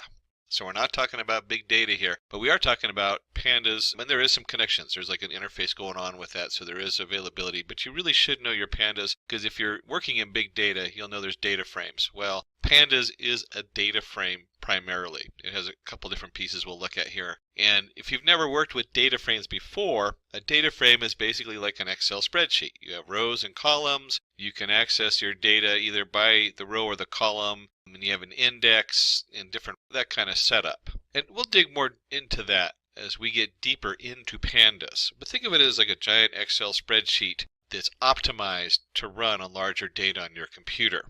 And then I said it that it's a data frame. So the data structures in Pandas are series, one-dimensional arrays, and then we have data frame, two-dimensional array. And it really centers around the data frame. The series just happens to be part of that data frame. And here's a closer look at a Pandas series. Series is a one-dimensional array with labels. It can contain any data type, including integers, strings, floats, Python objects, and more. So it's very diverse. If you remember from NumPy we studied, they had to be all uniform. Not in Pandas. In Pandas we can do a lot more. And Pandas actually kind of sits on NumPy, so you really need to know both of those if you haven't done the NumPy tutorials. And you can see here we have our index 1, 2, 3, 4, 5, and then our data A, B, C, D, and E. Very straightforward. It's just two columns, and we have a nice index label and a column label for the data. And then a data frame is a two-dimensional data structure with labels. We can use labels to locate data. And you can see here we had, if we go back one, we had our index 1, 2, 3, 4, 5. So in each one of these series, they would share the same index over there, the row index. So you have your row index df.index, and then you have a column index df.columns. And this would look, like I said, this would be really familiar if you've done any work with spreadsheets, Excel. So it kind of resembles that. This does make it a lot easier to manipulate data and add columns, delete columns, move them around. Same thing with the rows, so you have a lot of control over all of this. Now, we're of course going to do this in our Jupyter Notebook. You can use any of your Python editors, but I highly suggest if you haven't installed Jupyter and haven't worked with it, it is probably one of the best ways for easily displaying a project you're working on. I skip between a lot of different user interfaces or IDEs for editing my Python, and it's just simply jupyter.org, jupyter.org. And then I always let mine sit on Anaconda, anaconda.com, and just real quick we'll open that up for you. Oops, offline mode. Don't show me that again. But you can see here that I have different tools that I can actually install in my Anaconda, including the Jupyter Notebook, which comes by default. And then I have access to the environments. And again, that's anaconda.com, named after the very large, one of the world's largest snakes, and then Jupyter Notebook, in this case jupyter.org. And when we're in I'm going to go in here to our Jupyter Notebook, and we're going to go ahead and just do new and a Python 3. And this will open up a Python 3 untitled folder. So diving right in, let's go ahead and give this a title, Pandas Tutorial. And we'll go up to cell, and we'll change the cell type to Markdown so it doesn't execute it as actual code. One of those wonderful tools when you have Jupyter Notebook so you can do demos with this. And let's go ahead and import Pandas, and usually people just call it PD. That has become such a standard in the industry. So we'll go ahead and run that. Now we have our Pandas has been imported into our Jupyter Notebook. And then, we can go ahead and let me do the Control Plus. Since it's Internet Explorer, I can enlarge it very easily so you have a nice pretty view. Whoops, too big. There we go. And whenever you're working with a new module, it's good to check your version of the module. In Pandas, you just use in this case, pd.__version__. That's actually pretty common in most of our Python modules. There's different ways to look up the version, but that's one of the more common ones. And we'll go ahead and run that. We get 0.23.4, and if we go to the Pandas site, we see 0.23.4 is the latest release. And of course, a reminder that if you're going to your environment, you need to install it. So you'll need to do pip install pandas if you're using the pip installer. We'll go and close out of that. And the first thing we want to do is we're going to work with series. A lot of the stuff you do in series you can then do on the whole data set. We need to do what? Create one. We need to manipulate it. take pieces of it, so query it, delete, so you can delete different parts of it. So we want to do all those things with the series. And we'll start with the series, and then almost all the code, in fact all the code does transfer right into the actual data table. So we go from a series of a single list of one column, and then we'll take that and we'll transfer that over to the whole table. And we'll start by creating, let's put a, there we go, creating a series from list. And let's just call this ARR equals, and we'll do 0, 1, 2, 3, 4. If you remember from our last one, we could easily do R equals range of 5, which would be 0 to 4. But we'll do R equals 0 to 4, and we'll call this S1, and we'll go PD, and series is capitalized. This one always throws me, is which letters do you capitalize on these modules? They're getting more and more uniform, but you got to watch that with Python. And we're just going to go ahead and do ARR. So we're just going to take this Python list and we're going to turn it into a series. And then because we're in Jupyter, we don't have to put the print statement. We can just put S1 and it'll print out this series for us. And let's go ahead and run that and take a look. And you'll see we have 2 rows of numbers. So the first one is the index. Now it automatically creates the index starting with 0 unless you tell it to do differently. So we get 0, index row 0 is 0, 1, 1, 2, 2, 3, 3, 4, 4. And because it's a series, it doesn't need a title for the column. There's only one column, so why title it? And this also lets you know that it's a data type of integer 64. So we print this out. This is our series, our basic series we've just created. And let's do a second series, PD, and we'll use the same data list. And let's go ahead and do order. We'll give it an order equals, let's do it this way. Let's go index equals order. And it helps if we actually give it an order. So we'll do order equals, and let's do 1, 2, 3, 4, 5. So instead of starting with 0, we're going to give it an order starting with 1. We're going to run that, and we'll go ahead and print it out down here, S2. And we'll see that we now have an index of 1, 2, 3, 4, 5, and that represents 0, 1, 2, 3, 4 in the series. And we're still data type integer 64. And very common as you're messing with NumPy arrays is we can import our NumPy as NP. Remember that from our NumPy tutorials. We can go ahead and create a NumPy out of random with the random numbers of 5. And let's just see what that n looks like, so we can see what our NumPy looks like. So we have some nice random float values here, 2.33, so on. And that's from our last tutorial, the NumPy tutorial 1 and 2. And instead of calling it order, let's call it index. And we're going to set our index equal to A, B, C, D, and E. I want to show you that the index doesn't have to be an integer, so it can be something very different here. And then let's go ahead and create our, we'll just use S2 again. And here's our NP for NumPy, series, capital S, and N is our NP for NumPy. PD for pandas, there we go, switching my anachronisms. So we have pd.series of n, and we want to do our index equals our index we just created. And then let's go ahead and see what that looks like. S2 to print it, and let's run that. And we can see here we have a nice series going on. A, B, C, D, and E for our indexes. So instead of it being 0, 1, 2, 3, or 4, we can make this index whatever we want. And you can see the numbers here going down that we randomly generated from the NumPy array. So we used NumPy to create our Panda series right here. And so continuing on with creating our series, this one I use so often, we create a series from a dictionary.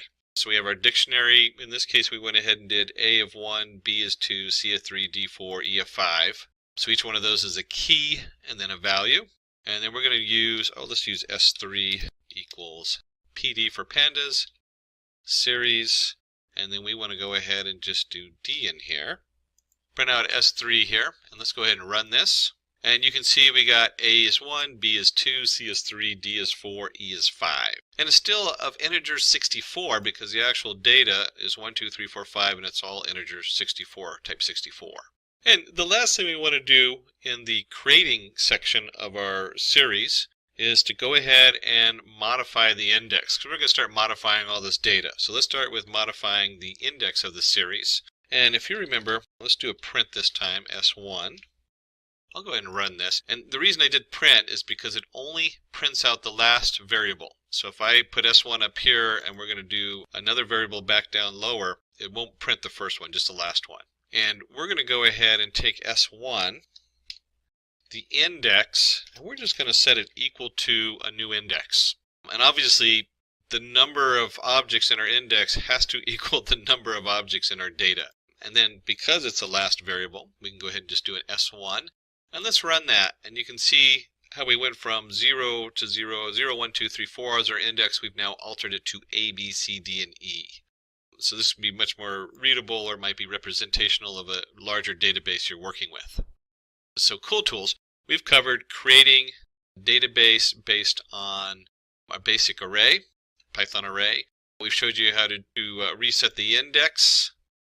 Then we showed you how to use a NumPy array. So you can put a NumPy array in there. It's all the same, pd.series, a NumPy array, and then we can set the index on there. And the same thing with the dictionary. So it's very versatile how it pulls in data. And you can pull in data from different sources and different setups and create a new series very easily in the pandas. And then we looked on changing your index. So now we have a new index on here. And then we want to go ahead and do some selection. Let's do some basic slicing, most common thing you'll probably do on here. And we'll just do S1. This notation should start to look really familiar. Again, this is going to put an output. So it doesn't change S1. This just selects it. So we might do A equals S1 and then print A. And you'll see that it just looks at the first three, 0, 1, 2. And we can do the same thing by not having the A in there. I'll go ahead and take that out. But it's just a reminder that it's not actually changing S1. It's just viewing S1. So a simple slicing on here. And we can likewise do an append. Oops, before we do append, let's just do a quick kind of fun one. We'll do to -1. And you'll see it covers everything but the E. Of course, you can do -2 on this side. So another way to select it is to go how far from the end. And likewise, we can do a 2 here, a CDE to the end. So it starts at the second one. And another way we can do this is we can do a -2 over here. And that looks at just the last 2 in the slice. So you can see how easy it is to slice the data. And of course, there's no reason to do this, but you could select all of them if you wanted to view all of them on there. Oops, 32. There's not 32, so it's just going to show the first 3. There we go. And then we can also append. So I can take and, let's create another series and append one to it. And if you remember, we had S3. There's our S3. And we have our S1. We'll go ahead and do S1. And let's go ahead and do, let's call it S4 equals S1 append S3. So we're just going to combine those two into S4. And if we go ahead and print S4 on here, you'll now see that we have A, B, C, D, E, A, B, C, D, E, 0, 1, 2, 3, 1, 2, 3, 4, 5, because we started the data at 1. So very easy to append one series to the next. And if we're going to append one series to the next, we need to go ahead and drop or delete one. And drop is the key word for that. And let's just do E, or index E. And so if I run this, you'll see that it'll print it out, and A, B, C, D, there's no E. And remember, all these changes, if I type in S4 again, you'll see that S4 still has E in it. So this change does not affect the series unless you tell it to.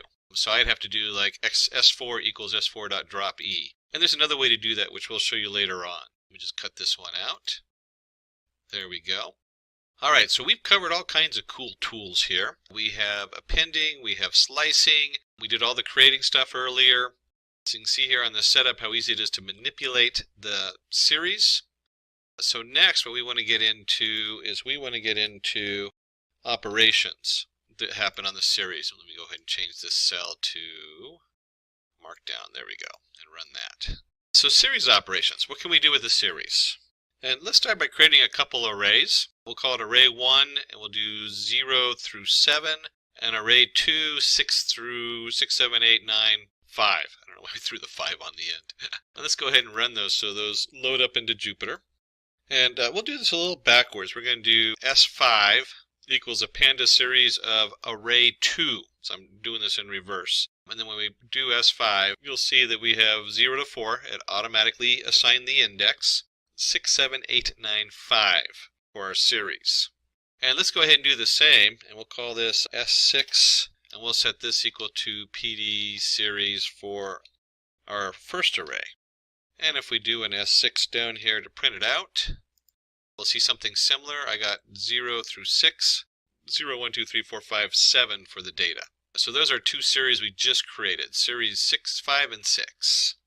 And one of the first things we can do is we can add one series to the next. So I can do S5.add S6. And let's see what that generates. And just a quick thing, if you've never used pandas, what do you think is going to happen with the fact that this only has 5 different values in it, and this one has 7 values? So let's see what that does. And we end up with 6, 8, 10, 12, 9, and it goes, oh, I can't add this, there's nothing there. So it gives us a null return. Very different than the NumPy that would have given you an error. This instead tells you there's no value here because we couldn't generate one. So we can easily add S5.add S6, and likewise we can do S5.sub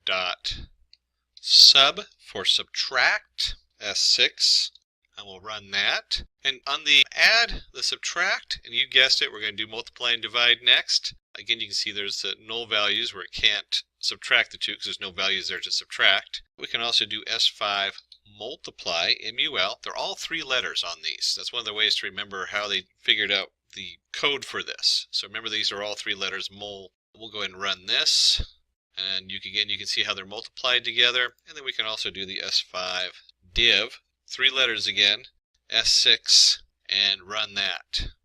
And you'll see here, this goes to infinity because we have 0 in the wrong position. So it actually gives you a whole different answer here. That's important to notice. And then in the null values, because there's no data and it can't actually produce an answer off of missing data. And since we're in data science, let's do S6 median. So let's look up the median data, which is simply median. Sorry for those who are following the 3 letters, because median is not 3 letters. And you can see in S6 is 3.0. And let's do a print here. And we'll do median or average. S6. And let's print max, comma S6. And just like median, there's max value. And if we're going to have a max value, we should also have a minimum value. So let's pop in minimum. We'll go ahead and run this. And you're starting to see something that would be generated like, say, in R, where you're starting to get your different statistics. We have a median value of 3, max value of 7, and a minimum value of 0. And what it does when it hits these null values, if there is null values in there, because we could still do that, we could actually, you know what, let's go up here and do, let's pick this one where we multiplied. Let's go S7 equals, I'll go ahead and print the S7 just so I keep it nice and uniform, so I still have my S7 down there and run it. And then I want to take the S7, because S7 now has null values and an infinity value, and let's see what happens. This is going to be interesting because I want to see what it does with infinity. And we end up with a median of 6, maximum of 27, and minimum of 0, which is correct. It drops those values. So when it gets to there and it doesn't know what to do with them, it just drops those values and then it computes it on the remaining data on there. So that's important to know when you're making these computations, you're looking at min and max and median, you're not going to know that there's null values unless you double check your data for the null values. That's a very important thing to note on there. So just a real quick review on there. We've created our PD series, and we've gone ahead and done addition, subtraction, multiplication, division. All of those are 3 letters, so sub, min, div, add. And then we looked at median, maximum, and minimum. So we're going to go ahead and jump into the next big topic, which is to create a data frame. So now we're going to go from series, and we're going to create a number of series and bundle them together to make a data frame. There we go, cell type, markdown. And we go ahead and run that. So we have a nice title on there. It's always good to have a good title.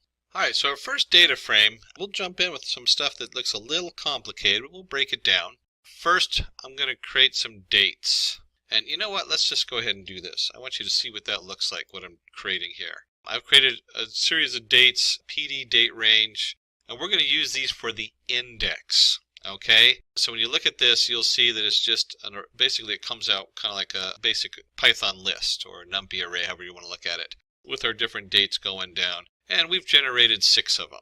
and it's going to have whatever time it is right now on the thing for the date for the time. That's that time stamp right there. And then you'll see we have 11/19, 2008, 11/20, 11/19, and looking into the future there. So that's all this is generating a series of dates that we're going to use as our index. And this is a pandas command, so we have a date range, which is nice. That's one of the tools hidden in there in the pandas that you can use. And next we're going to use NumPy to go ahead and generate some random numbers. In this case we'll do the np.random.random in 6,4. You can look at this as rows and columns as we move it into the pandas. And of course you could reshape this if you had those backwards on your data. But we want the 6 to match the rows, and we have 6 periods, so our indexes should match along with the rows on there. And then, you know, before we do the next one, let's go ahead and just print out our NumPy array so you can see what that looks like. Here we have it, 1, 2, 3, 4 by 1, 2, 3, 4, 5, 6. 4 by 6. So it's a nice little setup on there. And since working with data frames can be very visual, let's give our columns, we have 4 columns, and we're going to give them names, A, B, C, and D. So now we have columns on there also. And then let's put this all together in a data frame, and we can actually, you know what, let's do this. Since I did it with everything else, let's go ahead and do columns, and you can see there's our columns on there. And we'll go ahead and do df1 equals pandas dot data frame. And note that the D and the F are capitalized.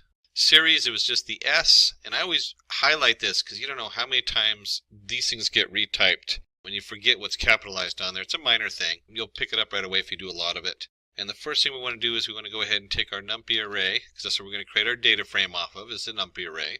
And then we want our index equal to our dates. So there's our index in there. And then we also have columns equals columns. And then finally, let's see what that looks like. And remember, we had all that different data that just looks like a jumble of data. We have our column names and everything else. Our NumPy array, kind of just a jumble array over there, 4 by 6. You could sort of read it. But look how nice this looks. I mean, this is, you come into a board meeting, you're working with your shareholders. This is pretty readable. This is, you know, this is our date. This is our A, B, C, D, whatever it is. Maybe each one of these dates has your leads, closures, lost leads, total dollar made, you know, whatever it is, if it's in a business. Maybe it's measurements on some scientific equipment, weather searching material, you know, where this is like high of the temperature, low of the day, humidity of the day, whatever it is. So you can see that we can really create a nice clear chart, and it looks just like a spreadsheet. You know, we have our rows, and we have our columns, and we have our data in there. Now this one I use all the time. If we're going to create, we can create it like you saw here with our NumPy array. Very easy to do that and reshape it. You can also create it with a dictionary array. So here we have some data, and let me just go down a notch so you can see all the data on there.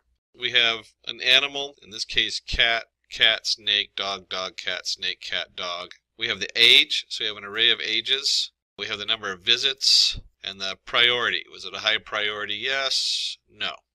And then we're going to take that, we're going to create some labels. We have A, B, C, D, E, F, G, H, I.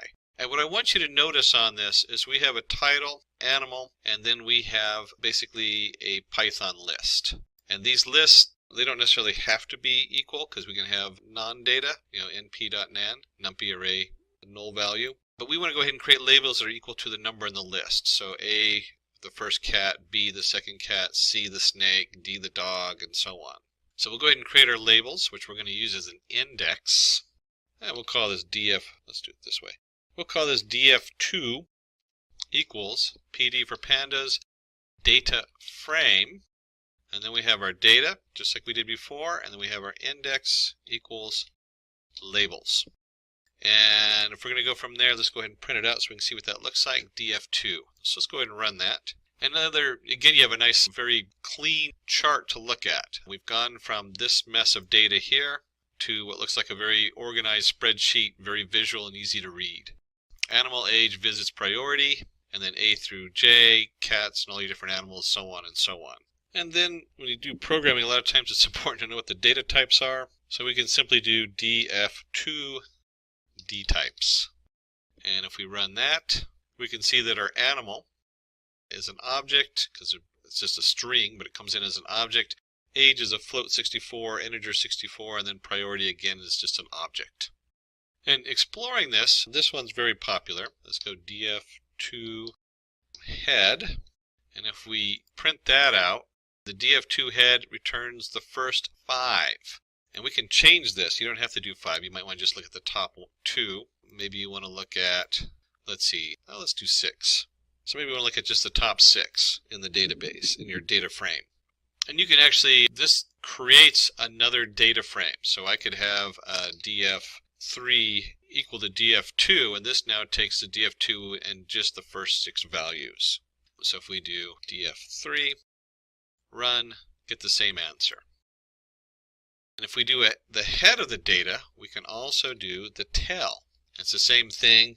df_tail, you can look at the last, we'll just do the tail, which by default does 5, the last 5. And of course you can just look at the last 3 of those real quick just to see what's at the end of the data. And this is the tail. I love doing the tail of 1 because I'll have like the index or something like that, and it will just show me the last, whatever the last entry was. You know, looking at stock values, and I might want to look at just the last 5 days of the stock values. I can do that with the data frame tail. And some other key things to look up are the index. So we can do df2.index. And I want you to notice that this isn't a call function. So if I put the brackets on the end, it'll give me an error because index is not callable. It's just an object in there. So we do df2.index. There's also columns. So we can go ahead and let's print this. Remember, the first one's not going to show unless I print it, and then df2 columns. So now we can see that we have our indexes and we have our columns listed here, df2.columns, animal, age, visits, priority. It tells you what kind of object it is, or what kind of data type it is, and they're both object. And then finally df2.values. And again, there's no brackets on the end of df2.values. Because this is an actual object, it's not a callable function. So we'll go ahead and run that, and it just displays a nice array. A very easy way to convert this back to a NumPy array, basically. So before I go into the next section, let's just take a quick look at what we covered so far with the data frame. We came up here, we created our data frame. We did it from a NumPy array first, setting the columns and the index. The index setting it up is the same as when we set up the series, so that should look very familiar. So is the whole format, the NumPy array, the index dates, and the columns. And remember, in our NumPy array, we're looking at row, comma, column. So 6 rows, 4 columns is how that reads in the data frame.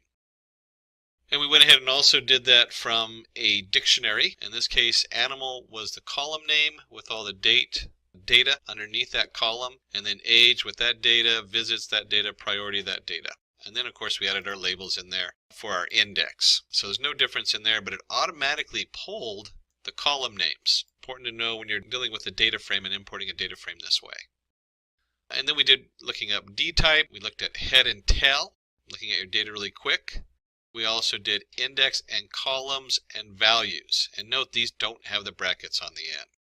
So the next thing we want to do is go ahead, since we're dealing with data science, is we want to go ahead and describe the data. So we have df2.describe to do that, and we're going to manipulate it in just a minute, but let's just see what this generates.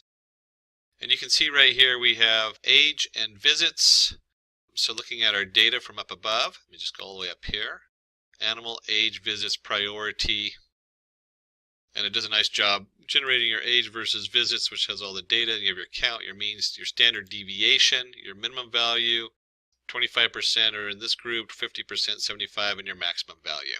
So this will look familiar as a data science setup with your describe for a quick look at your data frame data. So let's start manipulating this data frame and moving stuff around, and we'll start with transposing.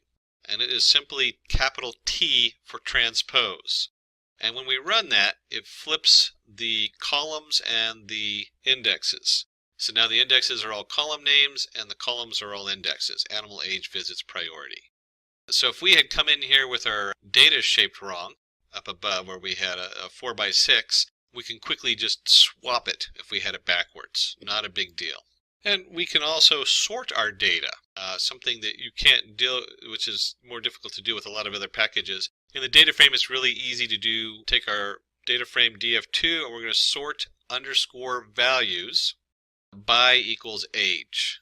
And so when we run this, you'll see the default is ascending. So we have 0.52, 2.53, and everything else is organized. So if you look at your indexes, they've been moved around because each index, it moves the whole row, not just the one piece of data is not being sorted. So a very quick way to sort by age our different data in the data frame. And in addition to sorting it, we can also slice the data frame. So I could do df2, and this should look familiar from earlier. We'll just do 1 to 3. So we're going to pull out, oops, it does help if I use a df instead of just d. And we're going to pull up just between 1 and 3. So we have not 0, which is A, but we have B, which is 2, or B, which is 1, and C, which is 2. So 1, 2, and then it does not include 3, which is the standard in Python.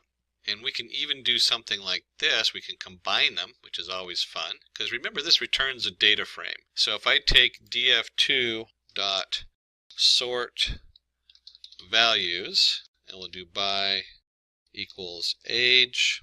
This is just kind of fun. And then I'm going to slice it. There we go. Double check my typing and run it. And now you should see FA, because FA are now 1 and 2 on there. So you can very quickly create a whole string on here which narrows it, that you can sort it, then slice it, and do all kinds of fun things with your data frame. We'll just go back to the original one. Run. There we go. And if we can slice it by row, we can also query the data frame. So we can do df2. And this is a little different because I'm going to create an array within an array. And in this case, we're going to look at, let's do age, comma, visits.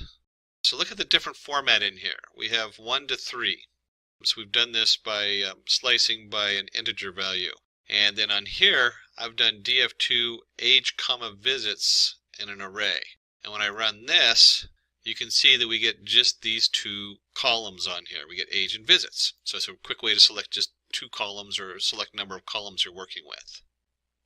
And if you saw up there, we did the slicing. Almost identical to slice is iLocation, which uses the integer location 1, 3. There's a push in Pandas to move to this particular setup instead of doing just a regular slice. And that's because this can be confusing when we slice 1 to 3 and then we select age and visits. So there is a push to go ahead and move to an iLocation, which does the same thing. You can see here BC, it's the same as up above. There's also a copy command, so we can do df3 equals df2 copy. We're just going to create a straight copy of it. And of course, if we do df3, it'll be the same as a df2 on there. So df3 equals df2.copy. And then let's do df3.isNull. So we're looking for null values.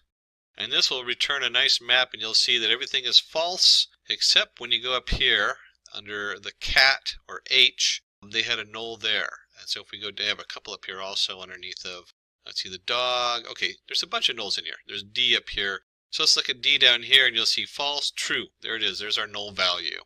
So we can create a quick chart of null values. You can use this to do other things. We can leverage that null value to maybe take an average or something and fill those null spaces with data. And we can also modify the location. So here's our df3 location. And notice this is location, not iLocation. iLocation has I for integer. Location uses the, in this case, the variables on the left. And what we can do on here, and we'll go ahead and just set this equal to 1.5, and then let's pick a spot. Let's go back up here where we had, let's do F age, let's see, what was we looking at? Oh, here we go. Let's do F and age. And up here, F is set to age of 2.0. And we find out that that's incorrect data, so we go ahead and switch to df3 equal, and then we go ahead and print out our df3. And if we go to F and age, it is now 1.5. So we're just changing the value in the df3. And this is changing the actual data frame. Remember, a lot of our stuff, we do a slice, and like it returns another data frame. This changes the actual data frame and that value in the data frame. So we've covered location, and iLocation is null. Making a copy, here's our iLocation, which is equivalent of a slice, and also selecting columns. So now we want to just take a little detour here, and let's look at df3 means. And this is kind of nice because you can do this. You can either do this you can select a single column here, by the way. You can just add the column selection right here like we did before. So we could have age, look up the mean, that just creates a series. If I run that, there's our age. But if I take that out, instead of selecting it, we can do the whole setup, and it has age and visits. So why doesn't it have priority or animal? Well, those are not integers, so it's really hard. They're non-numerical values. So what is the average? I guess you could do a histogram, which probably we'll look at that later on. But the only two things we can really look at is age and visits, and we have the average or the mean on the age is 3.375, and the mean on visits is 1.9. And let's do DF3 visits. We'll go ahead and steal the visits again. And you remember all those different functions we looked at for a series? Well, we can do those here. We can do the sum. So if we run that, we'll see that these sum up to 19. We could also look up minimum. If you remember that from before, the minimum is 1, max. So all that functionality is here. I'll just go back to summing it up and adding it all together. So real quick, we've shown you how to take the series operations and put them into the data frame. And then we can actually, this is an interesting one, we can just do df3 sum, run, and you'll see the different summations on there. It just combines them. I like the way it just combines the strings on there for priority and animal. We've looked at is null. We've also looked at copying, along with the different slices which we talked about earlier. So let's talk about strings. Let's dive into the string setup on there. And let's go ahead and create a string series. String equals PD series. And we just put it right in there. We have A, C, D, A, B, A, C, A. Popped in a null value. Cow and owl. I don't know why they picked cow and owl in the background. Someone must like those animals. And of course we can just do string. If we run that, you'll see, leave the R out, we'll get an error. But if we put it in there, you'll see that we have a simple series. 0A, 1C, 2D. And it automatically indexes it 0 to 8. And then we can go string dot lower. So when we're talking about our data frame, in this case, or our data series string, in this case, we're going to use the string function, str, and we're going to make it lower. And if we go ahead and put the brackets on there, and you'll see that we've gone from capital A, capital C, so on to ABC. And baka, CBA, cow, owl, they were all lowercase already. And of course, if you want to go lower, you can also do upper. And we'll go ahead and run that. And you can see we now have ACD, AAA, baka. Everything's capitalized except for the null value, which is still null. Alright, so we looked at a few basic string. You can see that string functions upper and lower. We're going to jump into a very important topic. I'm even going to give it its own header on here because it's such an important topic. What do you do with missing values? Panda has some great tools for that, so we'll dive into those. We'll work with df4, and if you remember the df copy from above, we're just going to make a copy of df3. And let's just take a quick look at the data we're working with. Oops, df3, forgot the 3 on there. There we go. So here we have our cats, snakes, and dogs. Hopefully not all in the same container, because that would be just probably mean to all of them. So we made a copy. We're going to be working with df4. And the reason we made a copy is we want to go ahead and fill the data. And we just simply do fill NA, and then we're going to give it the value we want to put in there. We'll give it the value 4. So I can run in here, and you'll see now that df4 now has where the NA was, it's filled with the value of 4. Same thing down here. A lot of times we'll compute the mean first. So I might do a mean age equals df4, and then we want to go ahead and do age and dot mean, and then I'll do something like this, df4. I only want to select the age, and I want to fill that with the mean age. And I run in there, and you'll see that our df4 age now has the means in there. Just a quick way of showing you how you can combine these. Let me go back to our original one. There we go. And run that. And keeping with good practices, df5 equals df3.copy. And then we'll print our df5, which should be the original one. And then on the df5, we can now drop our missing data. I'm going to simply drop NA, and we're going to use how equals any. So I'm going to drop any row that has missing data in it. And you'll see we had D here with missing data and H. And then let's go ahead and see what DF5 looks like when we do that. There we go. And there it is. D is gone and so is H. So we create a new data frame off of this, missing those values. Now, if you have a lot of data, dropping values is a good way to take care of it because you don't miss some data. If you have not a whole lot of data, you're working with like the IRIS data set or something like that, or something small, you want to start trying to find a way to fill that data in so you don't lose your computational power of the data you got. So just a quick look at processing null values or missing values. You can fill them, usually with the means. Some people use medium or the mode. There's different ways you can fill it. One way is means. And we can also just drop those rows. Those are the two main things we do with missing data. Here we go. We're going to cover next. I so love data frames for this. File operations. It saved me so much time because they have so many different tools for bringing data in and saving data. So when we're looking at the data frame file operations, it's really streamlined. I don't know how many times I'll go on to different data downloads and they'll have Panda download standard on there just because it's so widely used. So let's start with the most common file is a CSV. So we have DF3 to CSV or animal. And let me just show you the folders going into. Right now I have some untitled and a few things in here, but nothing labeled animal. So we go ahead and run this, and this has now saved the animal to my hard drive. And you can now see the animal folder up here, and if I, let's do edit with a notepad. Oh, let's open it up with just a regular notepad. There we go. Or WordPad. If I open that up, you can see it's comma separated. Our titles, they don't have an index on the categories on the top. And the index, comma, and then all the different data is separated by commas. Standard CSV file on there. And if we're going to send it to CSV, and notice the format is .to_CSV. And it's just the name of the file we're sending it to. You can also put the complete path. By default, it's going to go whatever the active directory this program's running on. That's why those other folders are in there. So we have our DF3 to CSV, and then if we're going to put it in there, we want to also get it back out. And we'll call this one df_animal equals pd read_CSV.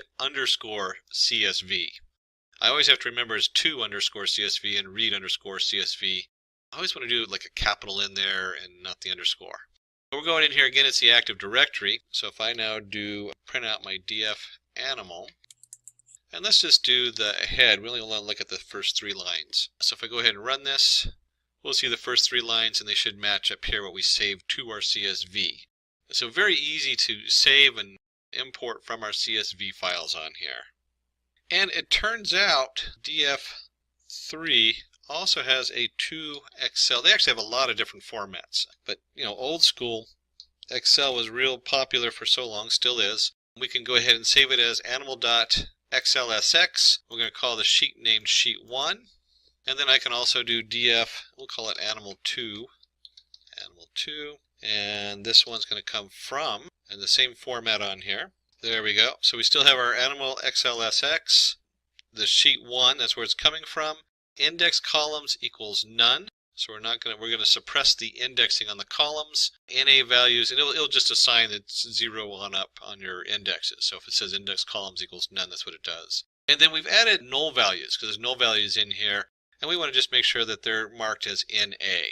And we'll go ahead and just print out the animal2, there we go. And let's run that. Let's make this, let's just do the whole thing.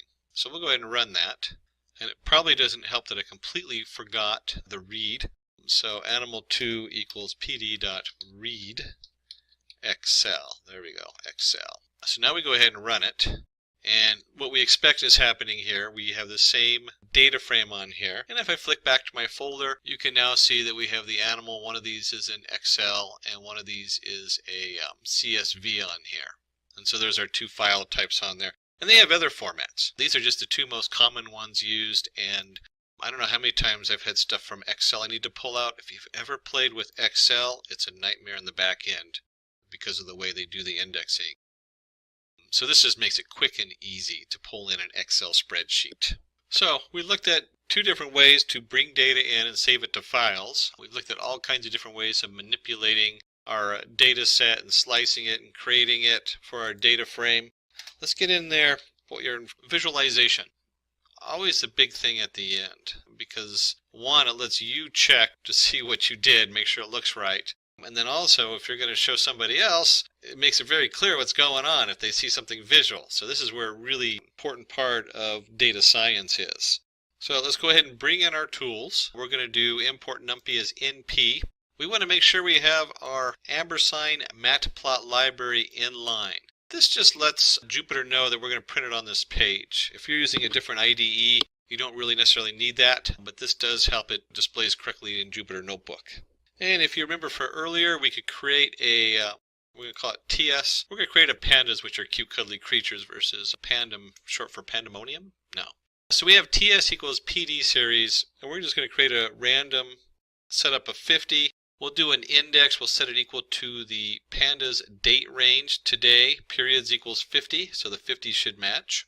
And I want you to notice something here. I did not import the matplot library. Why? Because it's already in there. Pandas already has its built-in connection and interface with matplot library, so you don't have to import it. And we'll go ahead and do TS equals TS dot cumulative sum. We're going to do the cumulative sum. So a little reformatting there, and we'll go ahead and plot it. And let's take a look at what that looks like. So we have a nice graph here. We have the dates on the bottom. We've set this up so we have a nice range between, in this case, -4 to, looks like about 2 maybe, or 1, -4 and 1. So what we've done here, we plotted a basic series, just a single row of data, and we've set indexes on there. But we can also do the whole data frame on there, and let's see what that looks like. So first, let's go ahead and create the data frame.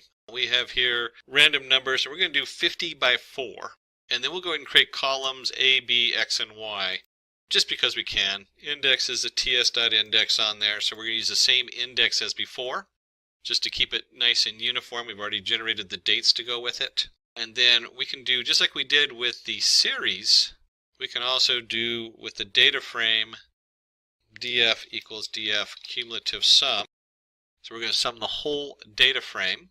And then we'll do simply df plot. And let's push that in, and let's go ahead and run this. And look how easy and quick that was to generate a nice graph with all the different data on there. So we have our shared index, we have the shared columns, and then we have the different data from each one that we can easily look at and compare. So very quick way of displaying data. You can imagine if you were working in, I think I mentioned stock earlier because I've been doing some analysis of stock lately. So you'd have your date down here, and then you would have stock A, stock B, stock XY, whatever it is. And you can put them all on one chart and see how what they look like next to each other. And this isn't too far off from what some of those graphs look like, and this is just randomly generated. So stock has a lot of randomness in it, which is one of the reasons I actually play with it for doing some of my models on, for testing them out. Now, there are a lot of features in Pandas. So we're going to show you one more thing on here. There's some of the things, like I didn't go too deep. We looked at the top two for importing data from a CSV and from an Excel spreadsheet. Showed you how to quickly plot the data. There's more settings in there you can do. We're going to do one more thing down here, and this is kind of a fun one. Change this to a markdown and run that. So how would you remove repeated data using Pandas? And this is where you have a data set that comes in, and maybe it's feeding from one location, and instead of noting that it's repeated the date, like, let's go back to stocks. That's a good visual. We have the stocks from the 23rd. And it adds another row, and it's the same row. It's importing the 23rd again and again. So now you have that data repeated 3 times, and you need to go back and figure out how to get rid of it. How do you track that down? So let's start by creating a quick database, or data frame. Not a database. I keep saying database. It's a data frame. And we'll just make this data frame using our dictionary going in. This data frame only has one data series in it, which is fine. So if we do df to print it out, you'll see A, 1, 2, 2, 2, 2, 4, 4, 4, 5, 6, 7, and so on. And so how would you remove that? Well, there is a neat feature in data frames called shift, along with another feature that lets us select just certain information.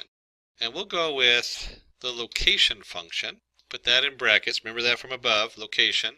And then in the location, let me just spread this out a little bit so it's real easy to read. In fact, I'm going to go upscale on that since we're doing a little bit more complicated here.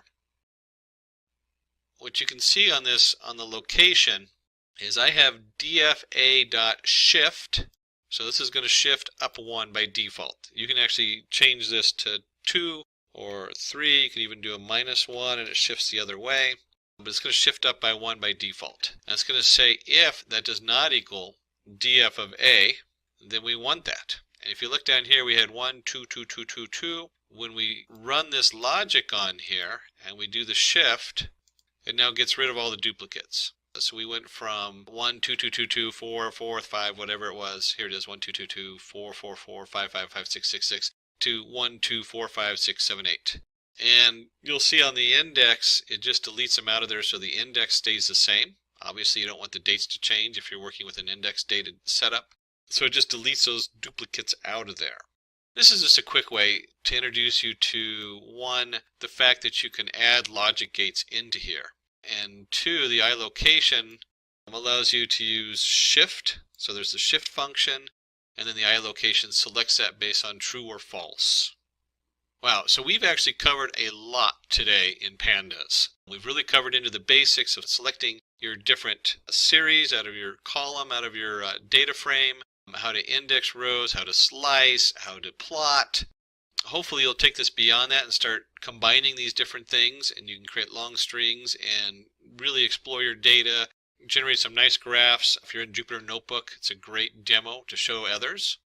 And I didn't know this about Jupyter Notebook. You can do this in Jupyter Notebook, and then you can download. And I never really look too closely at all the downloads. But you can download it as an HTML and post it to your blog. So it's got a neat feature in there. But any of this is a really powerful tool. All of this is really powerful tools for doing your data science. If getting your learning started is half the battle, what if you could do that for free?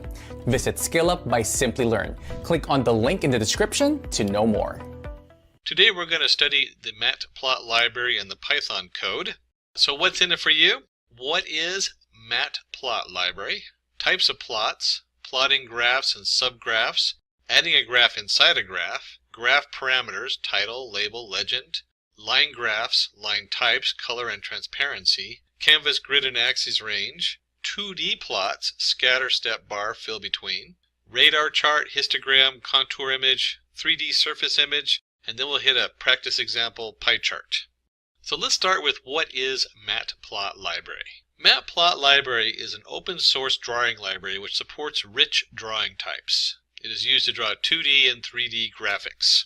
And there are so many packages in the matplotlib library, we're going to cover the basics. And there are so many packages that sit on top of the matplotlib library that we can't even cover them all today. But we'll hit the main ones so that you have a good understanding of what the matplotlib library is and what the basics can do.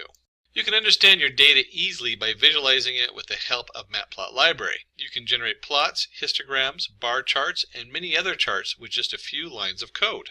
And here we have some basic types of plots that you can see here that we'll go into. We have the bar chart, the histogram. Boy, I use a lot of histograms in my stuff. A scatter plot, line chart, pie chart, and area graph.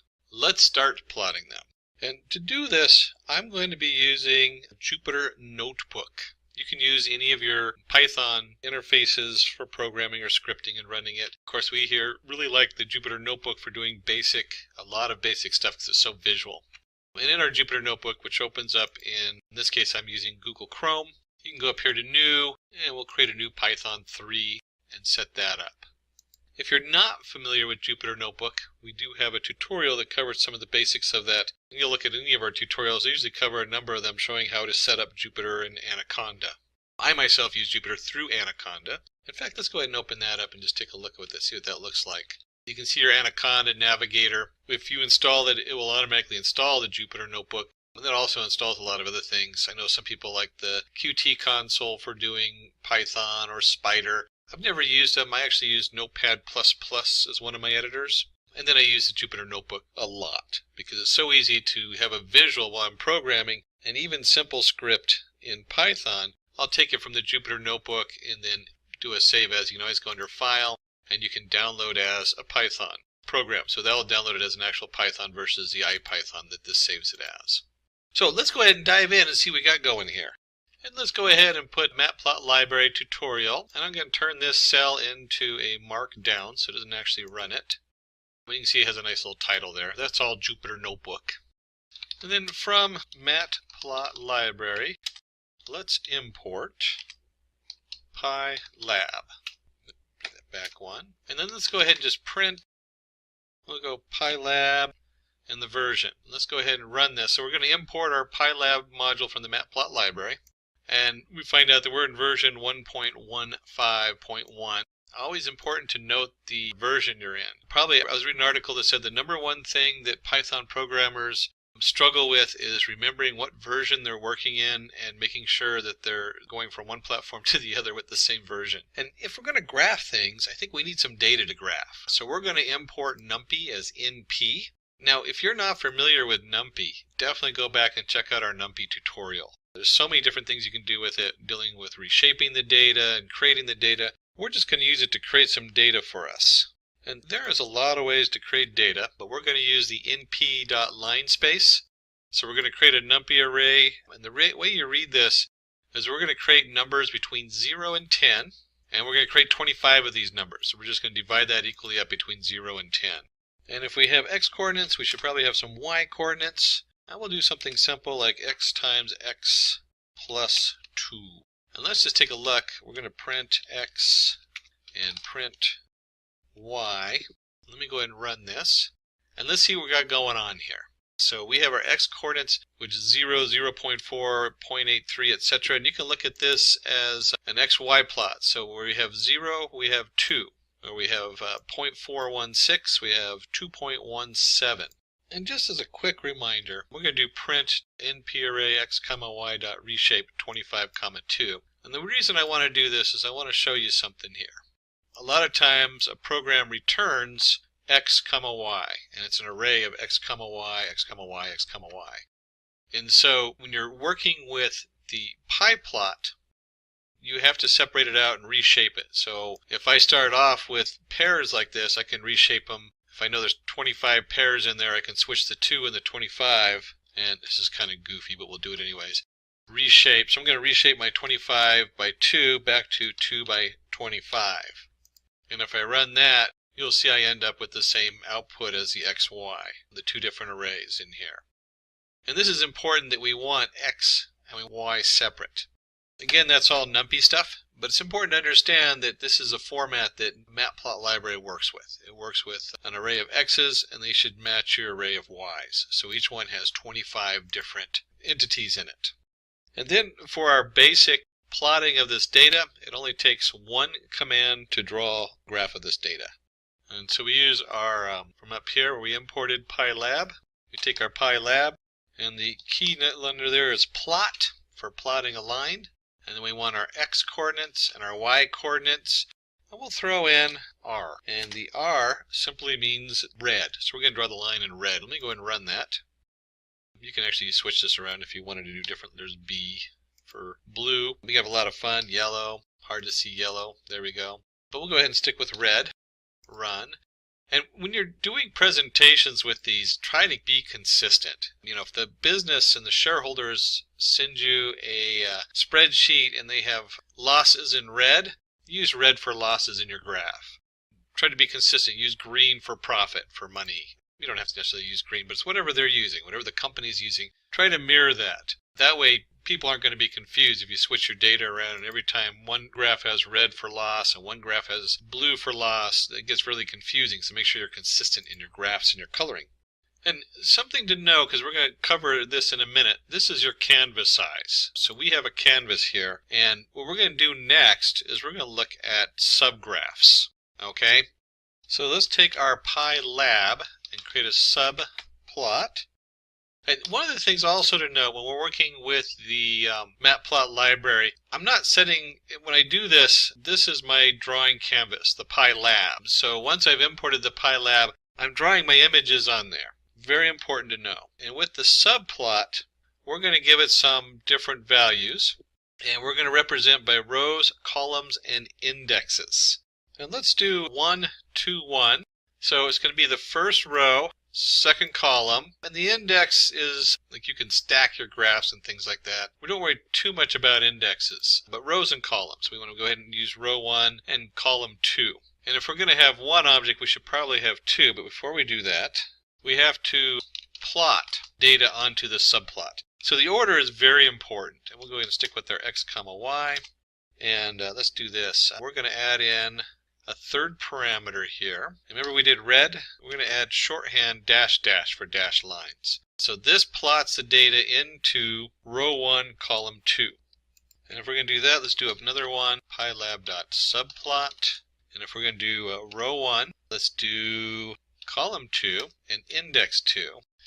And this time we're going to add G for green, and this denotes a style. And if we're going to set up our pylab subplot, there we go, pylab, we got to go ahead and plot that, pylab plot.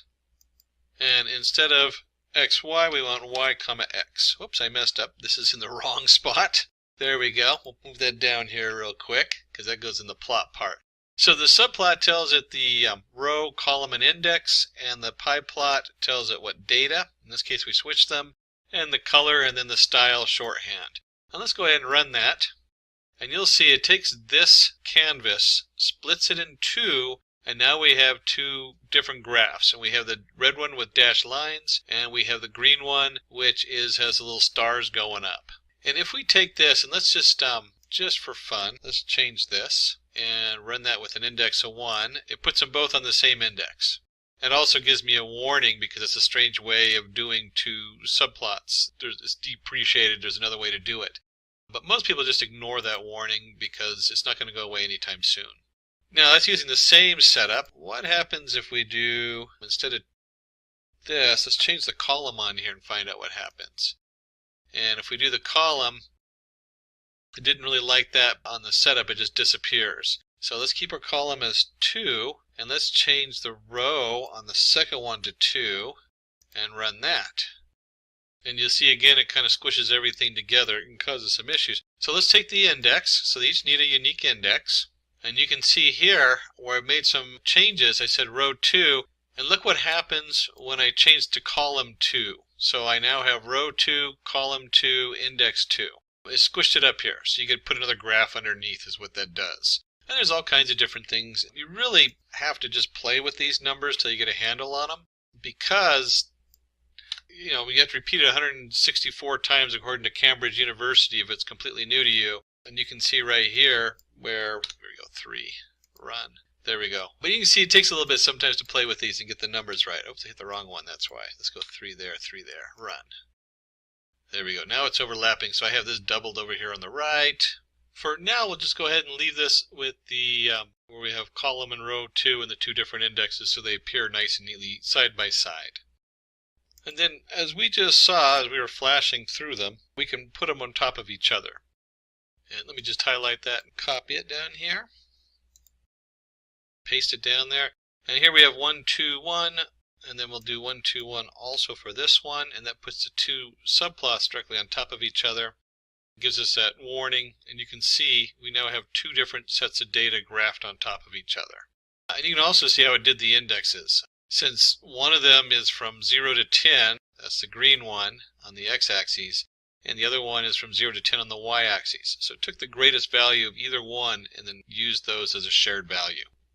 So let's next look at operator description, and we'll go ahead and turn this cell into a markdown and run that so it looks nice. So Fig, and you remember I talked about the canvas earlier. I briefly mentioned it. We're going to look a little bit more at the canvas later on, but that's what the figure is. Fig, we're going to add axes, so we're going to initialize a subplot, add the subplot, in rows, in columns, and all kinds of different things with this that you can do.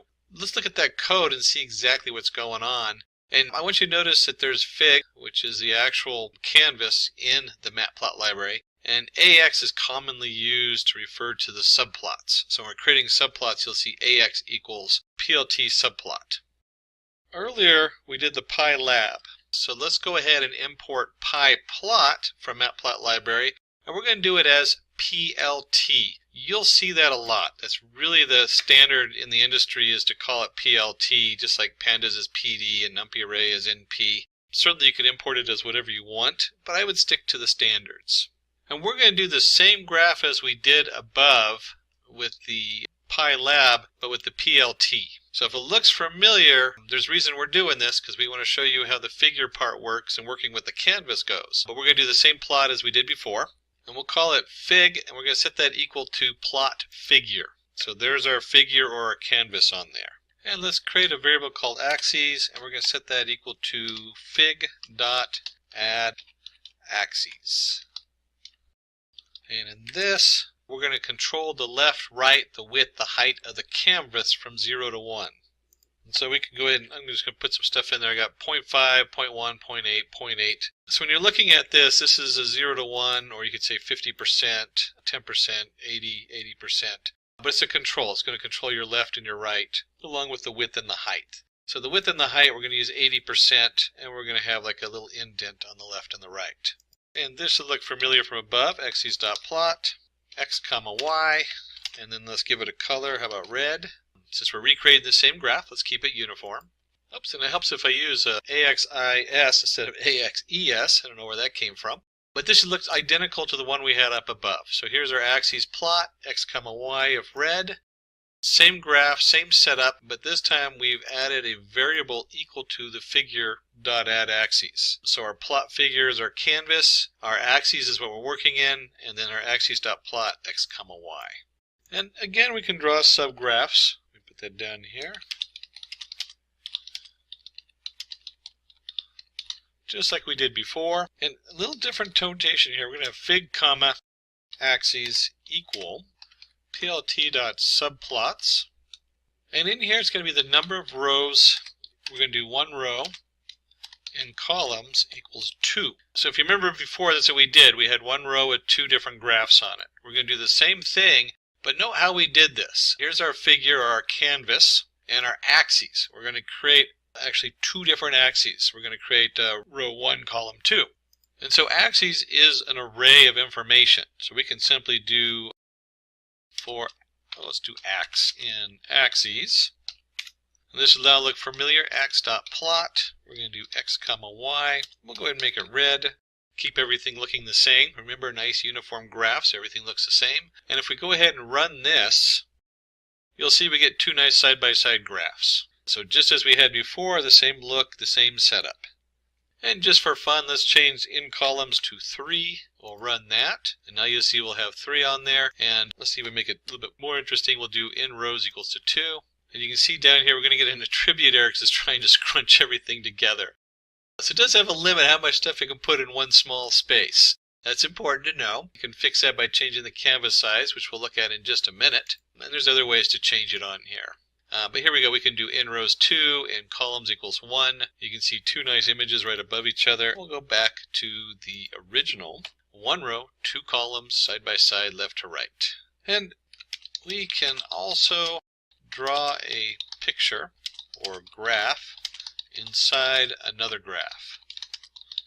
And that's kind of a fun thing to do. It's important to note that we can layer our stuff on top of each other, which makes for a really nice presentation. So let's start by fig. We'll create another figure. So we're going to start over again with our canvas. We set that equal to plt.figure. So there's our new canvas. And let's do axes. We'll call it axes 1 and 2. Axes 1 equals fig.add axes. Remember this from earlier? And this here, similar numbers we used before, saying how big this axis is, this figure in the axes is. So this is going to be the big axes. And let's do axes 2 equals another figure add axes, and then 0.2, 0.5, 0.4, 0.3. And if we're going to do this, they need data on them. So let's go ahead and plot some data on our axes. So axes1.plot. And we'll make this simply x comma y comma, make it red. And then let's go axes2.plot. And let's reverse them. Y comma x comma green. There we go. Doing what I told you not to do. You shouldn't be swapping axes around and plotting your data in 5 different directions because it's confusing. But let's go ahead and run this and see what this looks like. And then let's talk a little bit about this. We talked about the 0.2, 0.5, 0.4, 0.3. And let me just grab the annotation for that. That's left, right, width, and height. So we have in here that this is going to be left, right. So here's our left is 0.1n, 0.5. And you know what? Let's just play with this a little bit. What happens when I change this to 0.1? Moves it way over to the left. So there's our 0.1. So we can make this 0.4. Run that. There we go. So you can see how you can move it around the branches on here. 0.2.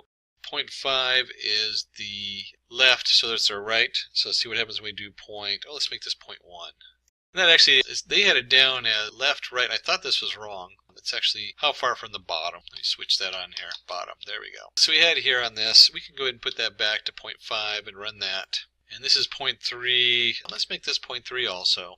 And that is the width. And then, of course, there's the height. We can make that really tiny. Actually, let's do 0.2. And let's run that. And you can see it changes the height on there. We can make it even smaller, 0.2 by 0.2, and as you can see, you can get stuck playing with this to make it look just right. It can sometimes take a little bit. Certainly, once you have the settings, if you're doing a presentation, you try to keep it uniform, unless it doesn't make sense for the graph you're working on. Try to keep the same colors, the same position, and the same look and feel. And I mentioned earlier we can adjust the canvas size. So this is from earlier, I just copied it down below. We're going to replot the same data we've been looking at. And what we can do is we can change the figure size to 16 by 9. And let me run that and show you what that looks like. So it fills the whole screen. And then if you are, normally when you're working on the screen, you don't worry too much about this. But we can set the DPI to 300. Run that. There it goes. This is your dots per inch. And if you are doing an output of this and you're printing a hard copy, you want the higher quality. I would suggest nothing under 300 if it's a professional print. You might get a little less than that, but whenever I'm doing professional graphics and printing them out on something, 300 dots per inch is kind of the minimal on there. You can go a lot higher too, but keep in mind the higher you get, the more memory it takes and the more lag time and the more resources you use. So usually 300 is a good solid number to use in your dots per inch. And you can see it draws a nice large canvas here, which is 16 by 9, and then the DPI is 300 on here, so it's a little higher quality. And just out of curiosity, I wonder how long it takes to draw something double that size, 600. And you can see here where at 600 DPI, it's going to take a while. There it goes, just because it's utilizing a lot more graphics on there. And let me just go back to the 300. Now let's do a 100. You're not going to see a difference on this because it is web-based graphics are pretty low. And up here you saw I did this with the plot figure. This works the same if I do figure axes subplot, figure size, and then we'll go ahead and do axes plot x comma y comma, we'll stick to red. Let's go ahead and run this. And you should get almost the same thing here. Here's our axes on the subplot on here with the fixed size and the DPI. Let me take this all out. Let me just remove all that real quick. Run it again. There we go. Now we're back to our original figure. And let's look at some of the other things you can do with this. One of the things we can do is we can set a title for the axes. So axes set title. You'll see right here, since I put this on the axes, it's the main title for the whole graph. And if you're going to have a title, you should also label. So we can label our X label, and we can set our Y label. In this case, we're just going to call it X and Y. Keep it nice and uniform, and if we run this, you'll see that we've added a nice X label and Y label. Whoops, where'd they go? And it turns out in this environment that you have to put it before the title. So let me go ahead and put it before the title. And there's our X, Y, and let me run that. And of course, we can also do up our size a little bit so you can see what's going on a little better. So here we have X label X. If you come down here, you'll see our X label and our Y label. We can, of course, change this to X label. You can change this to Y. It can be whatever you want on here, of course. And our title graph. There we go. Run. So here we have our title graph, our Y label, and our X label all set up on our nice little plot. And then before we move on to the next section, let's do one more thing on here. We have a thing called the legend. And we're going to set our AX legend, label 1, label 2 up here. That's the format for it, but let's go down here and actually use it. I'm going to do two different plots. We're going to have axes plot x by x times x squared and x cubed. And if I run this, you'll see it puts two nice graphs on the setup on there. But it's nice to have a legend telling you what's going on. So for the legend, we can actually do axes, since we have the two plots, legend. And on here, we've created an array, and we have y equals x squared, y equals x cubed. You can actually put this as whatever you want. Those are just strings. And then location 2. And let's go ahead and run this and see what that looks like. And you can see it puts a nice legend on the upper left-hand corner. Location 2. We can do location 3. And run it, and it drops it down to the bottom. location 1. I can't remember where that's at. There we go, upper right. So each one of these is a number that refers to the different locations on the screen. 0, kind of have to play with them or look them up to remember where they're at, but they do work. It just kind of moves around depending on where you want your legend at on there. So on this section we cover the title of the graph, the Y labels, and legends. We're getting into starting to look really fancy here. So we now have something we can actually put out. You'll see the title of the graph looks a little fuzzy. So I might, in a web setup, put the DPI up a couple notches. Maybe put it at 200. 100 might work fine. Just so you know, that's something to notice on here when you're playing with these different things. We had our subplots, DPI equals, let's do 200 to see what that looks like. So you can see it now is a lot clearer. It's also larger, so it's a nice little feature you can throw in there with your DPI dots per inch. So the next section is, let's look at some graph features. We're going to look at line color, transparency, size, and a few more things on here. And, oops, I forgot the main title. So we have our figure and our axes equals our plot and subplots. And I'm going to go ahead and do a DPI equals 150 so the graph comes out nice and large and easy for you to see. And let's go ahead and do 3 plots on here. We'll do x by x plus 1, so it's just going to be a straight line. Plot x plus 2, and axes dot plot x plus 3. So it looks like we're doing nearest neighbor setup, or showing how it located data and putting your lines on there between the nearest neighbors. There we go. So it draws a nice little graph with 3 lines on it. One of the things we can do is we can control the alpha on this. Oops, and you can actually see when they did these lines, it automatically pulls in different colors for your setup. So there's some automatic things going on in there. And a lot of times we do that $R, but we're going to do color equals red, another notation on here. Let's go ahead and run this. Now we have a bright red line down there. And with the Matplot library, you're not limited to red. You can also use one of many different color references, as you see here, with the $1155DD, which is just blue. And we can do the same thing with another color on here, which turns out to be green. And I can just as easily do this. Green, blue, oops, there we go, blue, and run that. And you'll see here we have red, blue, and green. And what I want to do is I want to make this, we're going to set what's called the alpha on this. And we're going to set this equal to 0.5. So this is halfway see-through when I run this. And it's almost going to look pink because you can see through it. And let's change this just a little bit, just to make this kind of fun. Let's square it. There we go, run it. So now we have this nice square that comes up. And you can see when it crosses it, because I plotted these 2 lines after it and they have no alpha, the red is behind those lines, or in this case pink, because we did the alpha halfway through. So let's go ahead and do this. Alpha equals 0.5. And, you know what? Instead of squaring it, let's take it to the 0.5 power. That'll be kind of interesting to see what that does. We'll just go to keep it squared. There we go.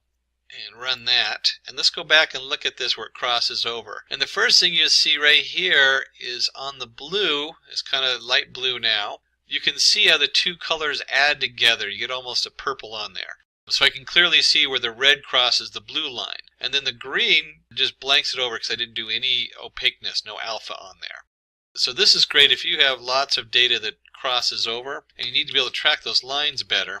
And we'll go ahead and do this 0.5 and we'll run that. Oops, I did equals 0.5. Let me go ahead and run that. And so you can see right here, now you can easily see the red line, how it crosses the green and the blue down here. And if we want to, we can do this as the default is 1, is solid. So we can change this all to 0.8. Let me just do that. Oops, 58.8. There we go. Run. Oops, I must have hit a wrong button there. Let me try that again. I accidentally got rid of a bracket. And let's go ahead and run that. And we come down here and look at this. You can still see where it passes behind them, but the green dominates and the blue dominates because we're now at 80% instead of 50%. And you can do less. That's kind of fun, although at some point the lanes kind of fade. So 0.5 is usually the best setting on there. We have a nice pastel here at 0.3, and you can easily see where they cross over. And just like you can play with the colors, we can play with line width. And let's try DPI 100 and see what that looks like on my screen. Equals 100. And we'll go ahead and just take our AX plot. Let's do 4 of these lines just so you can see how they look next to each other. Real quick here. There we go. And if I run this, they should all appear the same. It automatically does different colors on there. So let's do color equals blue. Forgot my quotation marks. There we go. And we'll go ahead and just make these all blue, just for purposes of being nice and uniform. And then what I want to do is I want to do the line width. Line width equals 0.25. And let's just copy and paste that down here. Let's do equals 1. About 1.5. And let's do just make this equal to 2. Let's see what that looks like. And when we do that, you can see it goes from a very thin line, a 0.5, a 1, or 1.5, and 2, which is twice the width of the 1. And if we're going to do different sizes, we had different colors, we had our alpha scheme. Let's take this whole thing here. Let's paste it down here and do another one. But instead of line width, let's look at styles. And something to note here, you can actually abbreviate this with LW. So line width can also be let's just do everything 0.2. And let's set up a line style. We'll do the first one dashes. And let me just paste that down here, so I'm not doing a lot of extra typing. There we go. Take this out. So we have our dashed. We can do a dash dot. Oops, let's do the dash dot here. And a colon here. There we go. And there's a lot of different options. We'll look at a few more as we go down for different ways of highlighting data. But when you look at this, we have everything as a line width of 2, and now we have a straight line, we have a dash line, or a dot dash, and a dot dot dot line. And then another thing we can add on here is we're going to do, here's our ax plot, and we did x, let's do x plus 4, so it goes right on the top. I'm going to do color black, line width 1.5, so it's a smaller line. And we're going to take the line and we're going to set dashes. So look how I've changed some of the notation here for my line and my ax plot. So I can set my line comma equal to ax plot, and then I can change the line settings this way. And when I run this, run that on here, you'll see the 5, 10, 15, 10 creates a series of dashes that are varied in length. In this case, they alternate between a short dash and a long dash. We can play with these numbers. Curiosity always has me what happens when you play with the numbers. Just to see what they look like, let's do this. Let's paste this down here. I'll do 2 of these just because they're kind of fun to play with. And let's change this from 10 to 3. And we're going to change this one from 15 to 4. And let's run that. And you can see the differences in the lines. Oops, a little bit confusing on there, because I forgot to change the lines are all on top of each other. So let me change that really quick here. And let's run that. And now you can see here's our original dash line alternating. When I change these numbers on the second one, the very end value to 3, you can see now we have dashes of 5. Let's see, I'm going to guess this is a dashes of 5, skip 10, dashes of 15, skip 3, and then it goes back to the beginning. Dashes, 5 dashes, skip 10, 15 dashes, skip 3. And of course the last one we just switched up a little bit. It looks a lot more uniform because I'm using 2 sets of 10. Or if I did something like this and changed it to 30, it really becomes pronounced as far as the distances between them. And instead of 4, let's go, let's put 30 here also. 30 by 30, there we go. Really pronounced on that one. And let's look at one more important group for plotting our data. And in this, here's our plot we started with the x plus 1, x plus 2, x plus 3, and did it in blue on this one, 3 or 4 different blue lines. And this property, we want to add the actual plots, so you can see where the plots are on the graph. And for that, we might have marker equals O. And if we run this, you'll see it puts a dot for each of these, and there's 25 dots because we have 25 x values. So we actually have 0, and each of the different values of x, y are then plotted here with the dots. And we don't want to just limit ourselves to dots. We can also do plus sign, that's another option. Dots is most common. I actually like the dots the best. If we do the plus sign, you can see it puts a nice crosshairs or plus sign on there. And we can do a marker. There's a number of different markers you can use. And I think this one was it. S is another one, which is a nice square. And that's actually a good one, S for square. O for period. Okay, that's just kind of weird. So you can see that probably on these markers, another one is number 1. So if we run that, you'll see we now have these little hatch marks. And let's just go with the O on this one. By the way, this works with square really nicely. Some of the stuff we're going to do here on just a second. Let's do marker size equals 2. And change that to 5 and run that. And you can see here it puts a nice little tiny dot versus this size dot here. And this is interesting because it said 2. I thought it would be bigger. But if you do 0.5, it gets even smaller. And let's just do 10 to see what that looks like. Run. That looks huge. So marker size, a lot of these are dependent on the DPI and the setups. There's things that switch around as far as the way the size shows up. You got to be a little careful when you change one setting, it can change all the other markers. And then let's take our square on here, and we had marker size, so we also have marker face. We'll set that equal to red. Of course, I may change so it's up 1 notch. We'll run that. Whoops, must have mistyped something on here. And I did. It's marker face color equals red. And so when I run that, you can now see I have the squares on there with the marker face color. Of course, we can mix and match these. Come down here and we'll make this, let's make this +7. And we'll make this size 15. Marker face color equals, and we'll do what, green, just because. There we go. Run. Very hard to actually see what's going on there. Still 25 dots. They kind of overlap. As you can see, they print them over each other. And of course, if we really wanted to make it look horrible, we could just make that really huge. Generally, though, you'd want something a little bit smaller and cuter. We'll just try doing it this way. There we go. That's too small to even see the face. So 4. You can start to see the face on there around 4. And maybe on 8. 8 might be a good number for this. There we go, 8. Again, that all just depends on what you're trying to show and display. So we've covered a lot of stuff here as far as our lines. We've covered opaque with our alpha setting on there. Give us some nice pastels. You can see how they overlap and how they cross over. We covered the line width, different size on there, different formats for the line itself. And these are all, you can combine all these. So you can have our line width equals 2, line style equals dash. You can bring this down here also to the markers. And then we added markers in, just standard circle, a plus sign, the square, a little tick, which uses a 1. Then we add a marker size and a marker color face, and we combine those. You see we get a nice different series of representations. We also briefly mentioned color, where you didn't have to use, like in here we used color black. Someplace up here, I'd have to find it, we use the actual number for the color, as opposed to, I changed them to red and blue.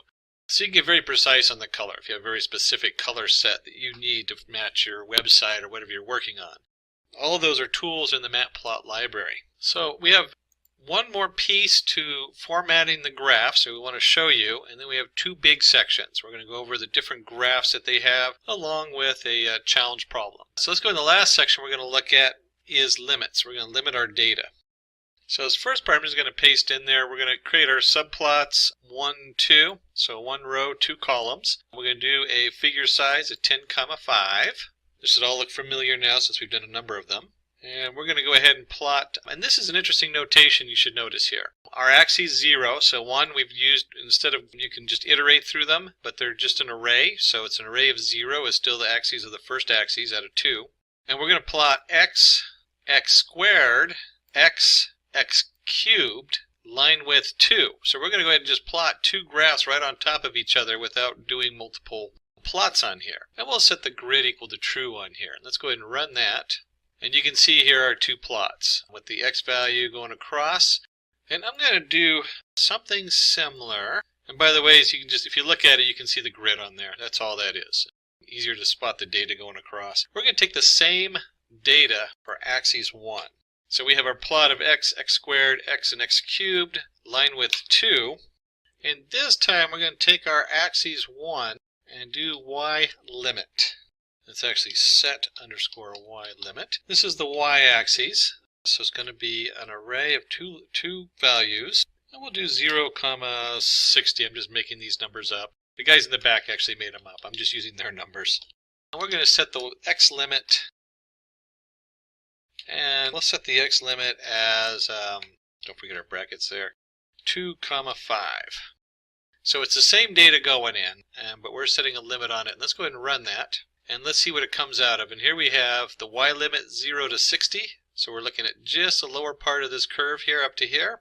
And we have the X limit 2 to 5. So that starts right here at 2, and you can see very different graphs. This is kind of nice because you could actually put one of these on top of the other if you wanted to draw focus to one part of a graph. Remember how we did that earlier, one inside the other? But just a quick note, you can easily limit your graph and kind of reshape the way it looks quite easily. And we can also add that grid down there if you want a grid. We'll run that and add the grid in there. Oops, I guess you have to do the grid beforehand. Switch that. There we go. Sometimes the order on this is really important, so you may double check your order when you're printing these things out. It also helps if I change it to 1. So in this case, it might not be the order. I wonder if it'll go back here as 1. There we go. So it doesn't matter the order on grid. But you can set the grid for easy viewing here. Nice setup on there. But you can see how we can limit the data. So let's start looking at some other 2D graphs and make this cell a markdown. So when we run it, it has a nice pretty title to it. And let's go ahead and create some data with an NP array. We'll do 0 to 5 on here. There we go. And let's look at 4 common graphs. We'll put them side by side. So we'll do a figure. Our axes equals plot, subplots, 1, 4 columns, and then figure size. Hopefully it'll fit nicely on here. It seems to do pretty good on here. And I'll go ahead and just run that since we're in there. Run. You'll see I have 4 blank plots on here. And we'll start with axes of 0. Let's set title. And we want this to be a scatter plot. A scatter plot just means it has a bunch of dots on it. So here's our axes of 0 dot scatter. Easy to remember. Scatter a bunch of plots on there. We'll do our n, or we can do x or n. There we go. And let's go ahead and do axes set title scatter. Oh, already did that. We're just going to do scatter.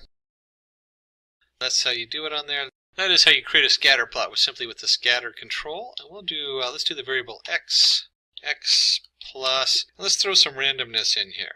Usually scatter plots have a lot of random numbers connected to them. That's why they do them on there. And so the bigger the x gets, the bigger the randomness, so 0.25 times the randomness. And what we should end up down here is with the scatter plot. And you can see as you go up, it just kind of has some random numbers and moves up and down the line. But plots just the points. So if you remember from back up here where we did marker, this is plotting basically just the marker. So it's a scatter plot.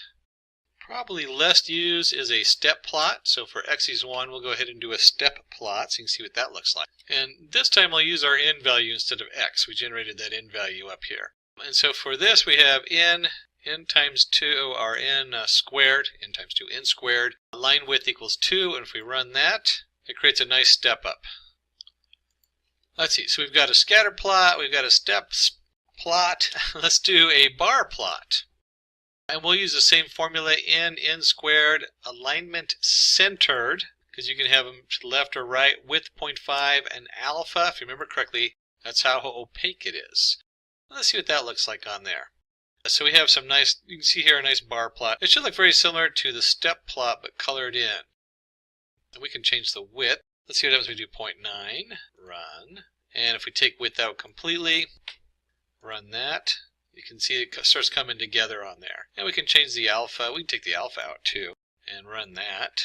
So now you have the solid colors. And if we take out the center and run that, everything, you really can't see the shift on here because that's actually the default on this. But these are common settings for the bar graph. Let me just put them back in there. There we go. Alignment, center, and alpha. Now, I can't say I've used a step graph very much. There's certain, I guess, domains of expertise that require a step graph. But the scatter plot and the bar graph, very common, especially the bar graph. And we'll look at histograms here in just a minute. So I use histograms a lot, especially in data science. But this is nice if you have very concrete objects. How many people are wearing yellow hats? That kind of thing. But if we're going to do that, let's go ahead and do the last one, which I see a lot more in the sciences. I'm certainly using the data science, but more like for mapping. I saw a publication on solar flares, and they were discussing the energy. And so filling in the graph gives it a very different look. So we're going to do the fill between. And it's just like you think it'd be. It's fill between, but with a underscore between them. And we'll do x and x squared and x cubed. And we'll do color green and alpha again, in case you had other data you wanted to plot on there.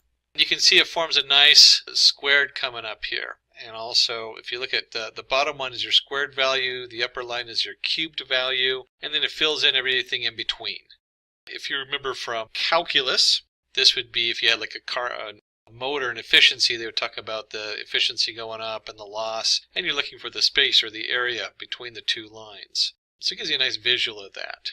And let's look at a few more basic two-dimensionals. So we're going to have our figure size on here. We're going to do a radar chart. To be honest, I've never used a radar chart in business or in data science. I have to find a reason to use one now. So the first line for doing a radar chart, we have to add axes under the figure. And with this actually creates our, let's run it so you can see what it creates. It creates a nice, looks like you're on a submarine and you're tracking the hunt for red October or something like that. And it needs all of these. The polar is the fact that we're doing polar coordinates. 0.6.6 has to do with the size. If you take out any of these things and run them, you get just a box. If you take out the other half, you pretty much get nothing in there. And if you change these numbers, change them a little bit, you can see it gets bigger. They had 0.6 on here. I'll go ahead and leave it as 1 because that's just kind of fun. But that's all about the size on here, the height and the width. And then let's create some data. T equals NP line space. And this is 0 to 2 times NP times pi. So if you remember, that is the distance across, and we're going to generate 100 points. So this is just a thing of data we're putting together. Then we can simply do an AX.plot. And in this case, let's do T comma T, which would be a diagonal line on a regular chart. And we'll give it a nice color equals blue. And line width equals 3. Let's see what that looks like. And we can see here a spiral coming out. Remember, this would be just a diagonal line on a regular chart. What happens if we take this and instead of T times 0.5, there we go. And you can see it slightly alters the way it spirals out. We could do T times 2. Spirals out a little quicker. So it's kind of just a fun. Like I said, I've never used a radar chart. It's a column. But you can always think of radar in a submarine. Kind of looks like one of those, or in an airplane. And none of this would be complete if we didn't discuss histograms. Oh my gosh, do I use a histogram so much. And we'll use our numpy that we have set as NP to generate, it looks like we have 100,000 variables we're going to set equal to n. And of course we create our figure and our axes, subplots 1, 2, figure size 12, 14. So we're going to look at 2 different variations of the histogram. And we'll set a title, default histogram, set our title there. And then this is simply hist for histogram, and we'll just go ahead and put in our n in there. And let me run this so you can see what that looks like. And let's talk about what is going on here. So we generated an array here of data, 1,000 random arrays. It looks like they're mostly between -4 and 4. And then it adds up each one. It says 0, you have 35,000 that are 0. So that's what's most common on here. And we have 20,000 that are somewhere in this range right here between the -2 and, well, it looks like 1 and -2. And somewhere between 0 and 1, there's 30,000 numbers. So all this is saying is this is how common these variables are. And this will point you in so many directions when you're looking at data science to go ahead and run your histogram. So you should always have your histogram, and you can always put limits and all the other different things on your array, just like you did on the other graphs on there. And then we're going to do a cumulative detailed histogram. And all it is a histogram. Let me just do that. And we set cumulative equal to true and bins equal 50. And I really want to highlight the cumulative equals true is important, but we can now choose how many bins we have. In the first one, it kind of selected them for us. In this case, let me go ahead and run this, and you'll see it prints the data out for us. And here's our, whoops, must have missed, oh, there we go. It doesn't help that I put it over the old one. There we go, okay. So now you have your default histogram, and then we have a cumulative histogram. And we should have 50 steps in there. And let's just find out if that's true, not so much by counting them. I'm not going to count them. If you want to, you can count them. Let's just change it to 10 and see what happens. And we see here we have now 10 counts of that. And we could set that for 5 and run that. And then we have our 5 on there. And we go ahead and take the cumulative equals true out, just so you can see what that looks like. And let me run that on here too. That looks just like it did before. I think there's 1, 2, 3, 4, 5, 6, 7, 8. They have 8 different bins on here, is what the default came out of. Put that back in there, run. And so now it should look almost identical, and it does. And then we can put the cumulative back in, see what that looks like with the cumulative. And run that. And we can see how that shifts everything over and has a slightly different look. Wait, it shifts it all to the right? No, it doesn't actually shift it to the right. It's cumulative, so it's the total of the different occurrences. And so what that means is, like, if you consider this like for the year of rainfall, we have like day 1, you had a little bit of rain. Day 2, we have more rain. And so if you look at the number, this is 100,000, 35,000. So it's a cumulative detailed histogram of the occurrence as it grows. And rainfall is a good one, because that would be a cumulative histogram of how much rain occurred throughout the year. And we're going to look at 2 more graphs. We've already looked at a bunch of them. We looked at our radar graph. We've looked at scatter, step, bar, fill in, basic plots. We've looked at different ways of showing the data. You know, we can increase the size of the line, the look, the color, the alpha setting. So let's look at contour maps. Just put that in there. There we go. Draw a contour map. And before we draw a contour map, we need to go ahead and create data for it. And if you have contours, your data is all going to have 3 different values. So let's go ahead and create the data here. We have our, you'd import your matplot library, your numpy, so we have our numbers array. And we'll import matplot.cm, and that's your color maps. So you have all these different color maps you can look at. There's like hundreds of color maps. So if you don't want to do your own color, you can even do your own color map. They're pretty diverse. And of course our PLT, our pie plot. And to generate our different data, we're going to create a delta 0.025. And we'll start with X, and we're going to create an array between -3 and 3 in delta increments of 0.025. And we'll have our Y, we'll do something similar, and then we'll create our XY into a mesh grid. Again, these are all numpy commands, so if you're not familiar with these, you'll want to go back and review our numpy tutorial. And we'll do an exponential on here, -x² -y² for our Z1. We'll do a Z2, so we have 2 different areas, and Z equals Z of 1 minus Z2 times 2. So we've created a number of values here. And let me go ahead and run this, and let's plug that in so you can see where those values are going. So once we've set these, we're going to create our figure and our X from our PLT subplots. We're going to create the variable CS, and this is going to be our contour. So right here, CS is our contour surface, and we're feeding it X, Y, and Z. And if you remember, X, Y we created as our X and Y components using our mesh grid. And you know what? Let's do this, just because it's kind of good to see this. Let's go ahead and print X, and let's print Y. And I always like to do this when I'm working with something that's either is really complicated, in this case is what we're looking at, or you don't understand yet. So we've created a mesh grid. We have X, Y, and when we're done with this, we end up with, here's our X, and this set of values, and our Y. So these are X and Y coordinates. And then we've also created Z based on our X and Y. So we have X, capital Y, and capital Z as our 3 components. X and Y being the coordinates, while Z is going to be our actual height, since we're doing a contour map. So we created our contour map from our X, Y, and Z coordinates. We want to go ahead and put in a C label. Maybe we want to go ahead and do a title on here. We'll put that in our set title, and this is a contour. There we go, contour map. And let's go ahead and run this and see what that looks like. And you'll see we generated a nice little contour map. There's different settings you can play with on this, but you can picture this being you're on a mountain climb, and here we have a line that represents 0, maybe that's sea level. And then moving on up, you have your contours of 0.5 and then -1 and different setups, little hills. I guess if it's minus, that's like a pit. So I guess you're going down into a pit at -5 and -1. And on the other side, you can see you're going up in levels. So here's a mountaintop, and here's like a basin of some kind.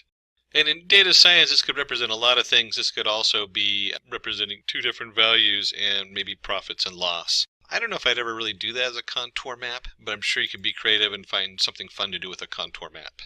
And then we're going to look at one last map, which is the 3D map. And those can be really important as a final product because they can show so much additional information that you can't fit on 2-dimensional graphs. There we go. Draw a 3D image. And so we're going to import from our MPL toolkits the mplot 3D and the axes 3D. We're going to import axes 3D. This is what's going to let us work with the 3D image. And this should look familiar. We're going to create another figure just like we did before. Figure size 14 by 6. That's a good fit on the screen. We'll go ahead and run that. So we have our figure, and let's go ahead and take our x, and we're going to set that equal to fig.add subplot. That should also be familiar from earlier. And we're going to work with, this sets the settings for the projection. And we're going to use 1, 2, 1 projection 3D. And we'll see what that looks like in just a minute. And we just created some three-dimensional data here before, where we had X, Y, and Z, capital X, Y, and Z. So we're going to reuse that data. We're just going to use that since this is also a three-dimensional image. So let's use that for a three-dimensional graph. And we simply do AX plot underscore surface, and our capital X, capital Y, capital Z. So there's our data coming in. And we're going to add some settings in here. We're going to do R stride 4, C stride 4, and line width 0. And I'll show you what that is here in just a minute. Let's go ahead and run that so we can see our graph. And of course it helps if I don't add an extra comma in there. And you can see it generates this really beautiful three-dimensional graph. So let's take a little bit time to explore some of these numbers we have going in here. We have the R stride 4, the C stride 4, and the projection 3D. Projection 3D is the important one because that's telling us that this is a 3D graph here. So what are these first numbers? 1, 2, 1. Let's just change one of these. I'm going to change this to 5.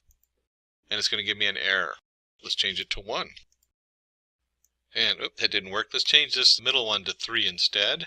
And you're going to see how it starts reshaping the size and how it fits on the screen. And we'll change the first one to 2. We'll run that one. And again, it's changed the dimensions and the size and how it fits on here. Play with these numbers to get a nice look and feel for it. Part of it is the tilt and the angle. We'll do 7 on this one. There we go. You can see it really shifted it there. But again, that changes the size and how it fits on the canvas. But we'll leave it at the 1, 2. And just so you get a good look at what we're talking about here, this is column width and index from before. If we do 1, 1, 1, you can see that it now spreads it out all the way across. Uses the whole setup on there. So this has to do with the size and how big you want it to be. Now there's one term that we didn't cover in this yet, but we've used it throughout the whole setup. And I'm just going to type that down here even though we're not going to go into detail. And that's the term heat map. You might see that as kind of starting to lose ground as far as a common reference, but there sure are a lot of people who still talk about heat maps. What is a heat map? Well, it is simply a color map. That's all it is. So if you ever see the term heat map, that refers to the fact this is in different colors representing different heights. That one isn't a heat map, but you can see up here we switched into, let me go back up here, here we go. This one has different colors for the different values. A lot of times you'll use, like instead of X and Y, you might do a heat map where you have a fourth value, and the fourth value represents the color. And so you'll see this 3D image in a nice colors represented by a heat map.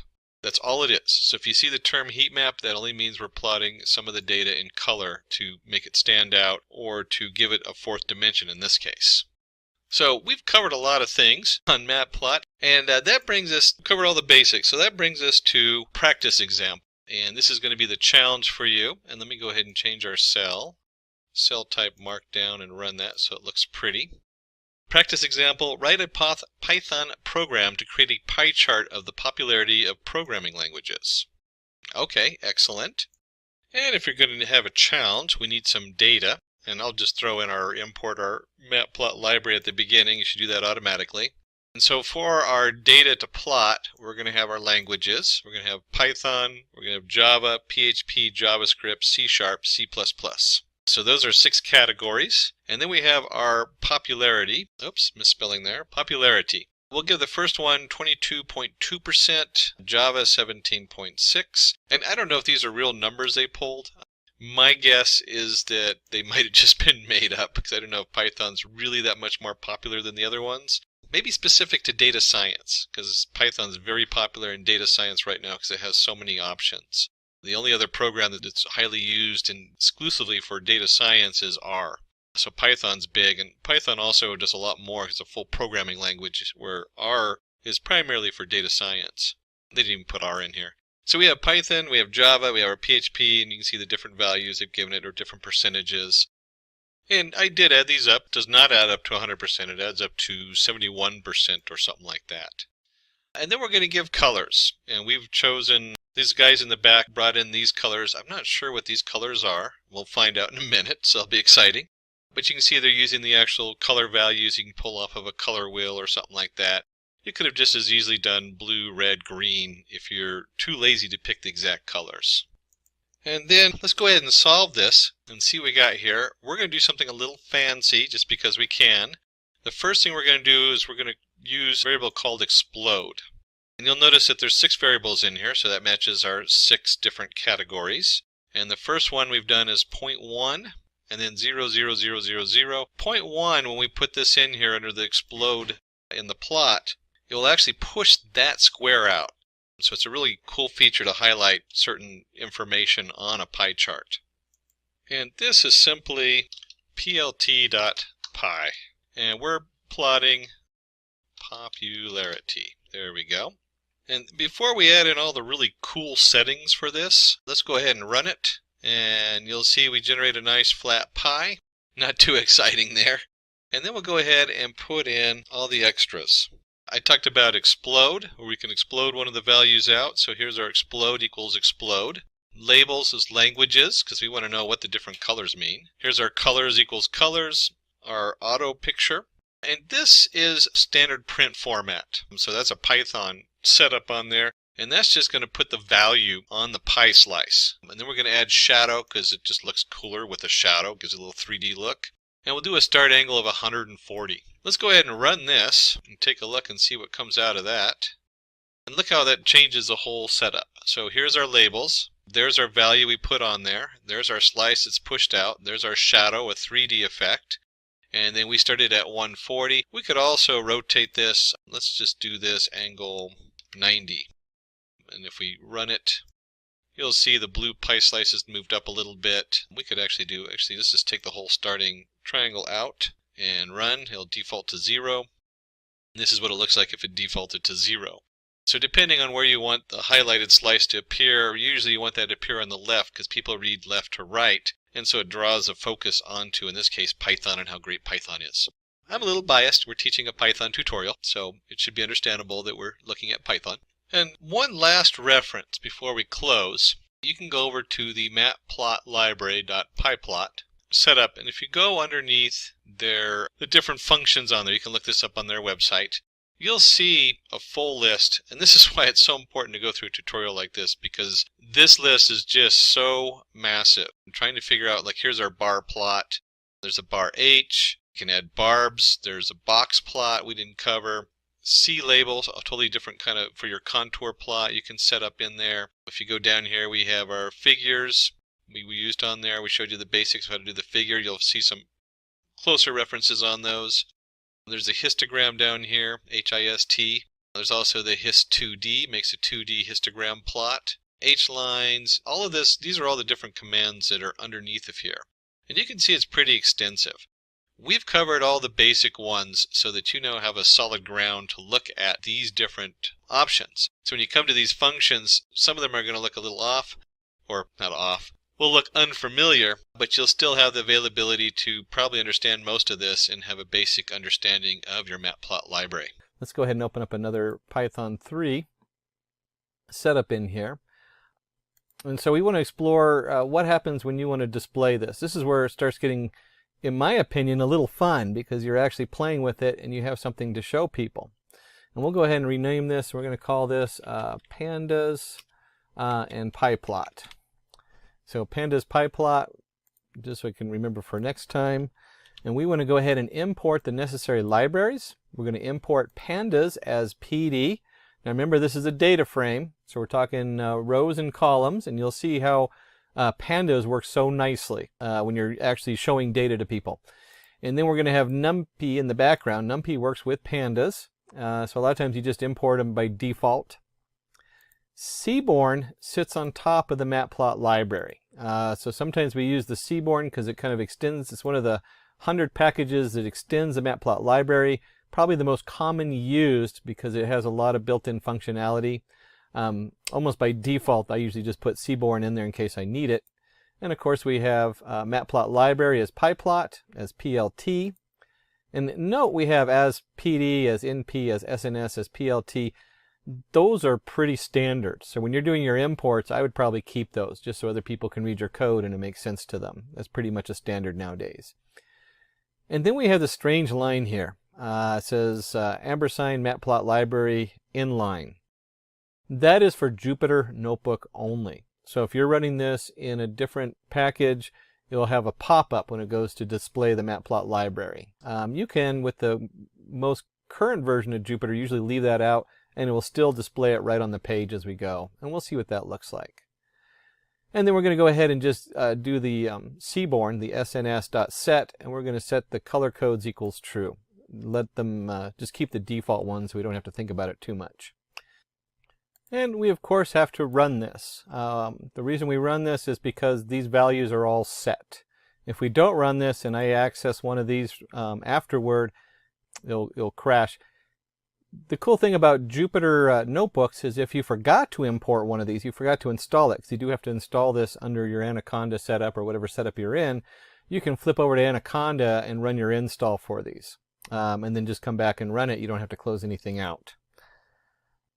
And we'll go ahead and paste this one in here real quick where we have car equals pd.read_CSV. And then we have the actual path. This path, of course, will vary depending on what you are working with. So it's wherever you save the file at. And you can see here I have like my OneDrive documents, Simplilearn, Python, data analytics, using Python, / car CSV. It's quite a long file. When we open that up, what we get is we get a CSV file, and we have the make, the model, the year, the engine, fuel type, engine horsepower, cylinders, and so on. And this is just a comma separated file. So each row is like a row of data. Think of it as a spreadsheet. And then each one is a column of data on here. And as you can see right here, it has the make, model. So it has columns for a header on here. Now, your Pandas just does an excellent job of automatically pulling a lot of this in. So when you start seeing the Pandas on here, you realize that you are already like halfway done with getting your data in. I just love Pandas for that reason. NumPy also has it. You can load a CSV directly into NumPy, but we're working with Pandas, and this is where it really gets cool, is I can come down here and I can print, you remember our print statement, we can actually get rid of it, and we're just going to do car head because it's going to print that out. The head is going to print the top values of that data file we just ran in. And so you can see right here, it does a nice printout. It's all nice and in line because we're in Jupyter Notebook. I can scroll back and forth and look at the different data.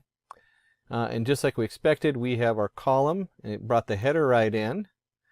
One thing to note is the index. It automatically created an index 0, 1, 2, 3, 4, and so on. And we're just looking at the head. So we got 0, 1, 2, 3, 4. You can change this. You might want to just look at the top two. We can run that. There's our top two BMWs. Another thing we can do is instead of head, we can do tail. And look at the last three values that are in that data file. And you can see right here, it numbered them all the way up to 11,913. Oh my goodness, they put a lot of data in this file. I didn't even look to see how big the file was. So you can really easily get through and view the different data in here. When you're talking about big data, you almost never just print out car. In fact, let's see what happens when we do. If we run this and we just run the car, it's huge. In fact, it's so big that the Pandas automatically truncates it and just does head plus tail, so you can see the two. So we really don't want to look at the whole thing. We'll go ahead and go back to, let's stick with the head, displaying our data. There we go. So there's the head of our data. It gives us a quick look to see what's actually in there. I can zoom out if we want so you can actually get a better view. Although we'll keep it zoomed in so you can see the code I'm working on. And then from the data standpoint, we of course want to look at data types. What's going on with our data? What does it look like? Now this, you show when you're talking to your shareholders, they like to see these nice, easy to read charts. They look like a spreadsheet. So it's a nice way of displaying pieces of the chart. When we talk about the data types, now we're getting into the data science side of it. What are we working with? Well, we have make model, we have an integer 64 for the year. Engine fuel type is an object. If we go up here, you can see that most of them are it's a set manual, rear wheel drive. So they might be very limited number of types in there. And so forth. And it's either going to be a float 64, an integer, or an object is the way it's going to read it on here. And the next thing you're going to know is like your columns. And since it loaded the columns automatically, we have here the make, the model, the year, the engine, the size, all the way up to the MSRP. And just out of something you'll see come up a lot is whenever you're in pandas and you type in dot values, it converts it from a pandas list to a numpy array. And that's true of any of these. So then you end up in a numpy array. So you'll see a little switch in there in the way that the data is actually stored. And that's true of any of these. In this case, we want car.columns. You have a total list of your car columns. And like any good data scientist, we want to start looking at analytical summary of the data set. What's going on with our data? So we can start trying to piecemeal it together. So we can do car, describe, and then what we'll do include equals all. So a nice panda command is to describe your data. If you're working with R, this should start looking familiar. And we come down here and you can see count. There's the make, the model, the year, how many of each one, how many unique values of each one, the top value of each one, what's most common, the frequency, the mean. Clearly on some of these it's an object, so it really can't tell you what the average is. It'd just be the top one's the average, I guess. The year, what's the average year on there? All this stuff comes down here. Your standard deviation, your minimum value, your maximum value, what's in the lower quarter, 50% mark, where's that line at, and what's in the upper 75%, the top 25% going into the max. Now, this next part is just cool. This is what we always wanted computers to be back like in the 90s instead of 5,000 lines of code to do this. Maybe not 5,000. All right, I built my own plot library back in 95, and the amount of code for doing a simple plot was, I don't know, probably about 100 lines of code. This is being done in one line of code. We have our car, which is our pandas. We generated that. It's our data frame. And we have .hist for histogram. That is the power of Seaborn. Now, it's still going to generate a numpy graph, but Seaborn sits on top, and then we can do the figure size. This is just so it fits nicely on the paper on here. And we do something simple like this, and you can see here where it comes up, and it does say matplot library and does subplots and everything. But we're looking at a histogram of all the different pieces in our database. And we have our engine cylinders. That's always a good one because you can see like they have some that had a null on there, so they came out as 0. Maybe one of them had a 2-cylinder engine way back when. 4 is a common, 6 a little less common, and then you see the 8-cylinder, 12-cylinder engines. Boy, that's got to be a speedster or something. But you can see right here, it just breaks it down. So now you have how many cars with how many, whatever it is, cylinders, horsepower, and so on. And it does a nice job displaying it. You can see if you're working with your, you're going into your demo, it's really nice just to be able to type that in and boom, there it is. It can see it all the way across. And we might want to zero in and use like a box plot. And this time we'll go ahead and call the Seaborn, SNS, box plot. And we're going to go ahead and do vehicle size versus engine horsepower XY plot. And the data comes from the car. So if we run this, we end up with a nice box plot. You see our mid-size, compact, and large. You can see the variation. There's our outlier showing up there on the compact. That must be a high-end sports car. Large car might have a couple engines, and again we have all these outliers and then your deviation on them. Very powerful and quick way to zero in on one small piece of data and display it for people who need to have it reduced to something they can see and look at and understand. And that's our Seaborn box plot, or SNS.boxplot. And then if we're going to back out and we want a quick look at what they call pair plotting, we can run that, and you can see with the Seaborn it just does all the work for you. It takes it just a moment for it to pull the data in and compile it. And once it does, it creates a nice grid. And this grid, if you look at this one space here, which is, you might not be able to see the small number, it says engine horsepower. This is engine horsepower to the year it was built, and it's just flipped. So everything to the right of the middle diagonal is just the rotation of what's on the left. And as you expect, the engine horsepower gets bigger and bigger and bigger as time goes on. So the year it was built, the further up in the year, the more likely you are to have a heavy horsepower engine.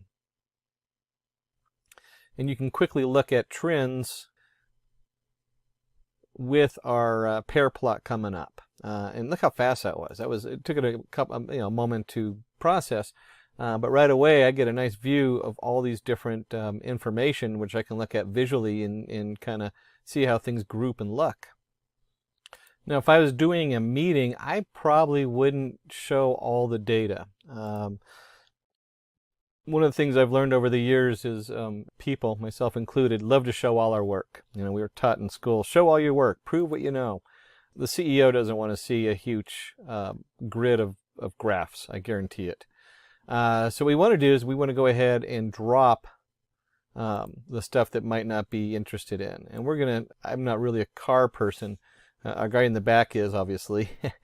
So you have your engine fuel type. We're going to drop that. We're going to drop market category, vehicle style, popularity, number of doors, vehicle size. And we have the axes in here. If you remember from NumPy, we have to include that axes to make it clear what we're working on. That's also true with pandas.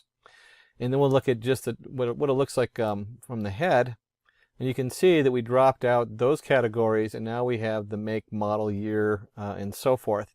And we took out the engine fuel type, market category, etc. And this should look familiar to you now. When you start working with pandas, I just love pandas for this reason. Look how easy it is. It just displays it as a nice spreadsheet for you. You can just look at it and view it very easily. It's also the same kind of view you're going to get if you're working in Spark or PySpark, which is Python for Spark, across big data. This is the kind of thing that they come up with, and this is why pandas is so powerful. And we may look at this and decide we don't like these columns. And so you can go in here and we can actually rename the columns. Simple command, car equals car, rename. Columns equals engine horsepower equals horsepower. This is just your standard Python dictionary. So it just maps them out. And instead of having like the lengthy, here we had engine horsepower, we just want horsepower. We don't need to know it's the engine horsepower. Engine cylinders, we don't need to know that it's for the engine, because there's only one thing we're describing if we're talking about cars, and that's cylinders. And we'll go ahead and just run this. And again, here's our car head, and you can see how that changed. We have model year and horsepower versus model year, engine horsepower, engine cylinders, and just cylinders.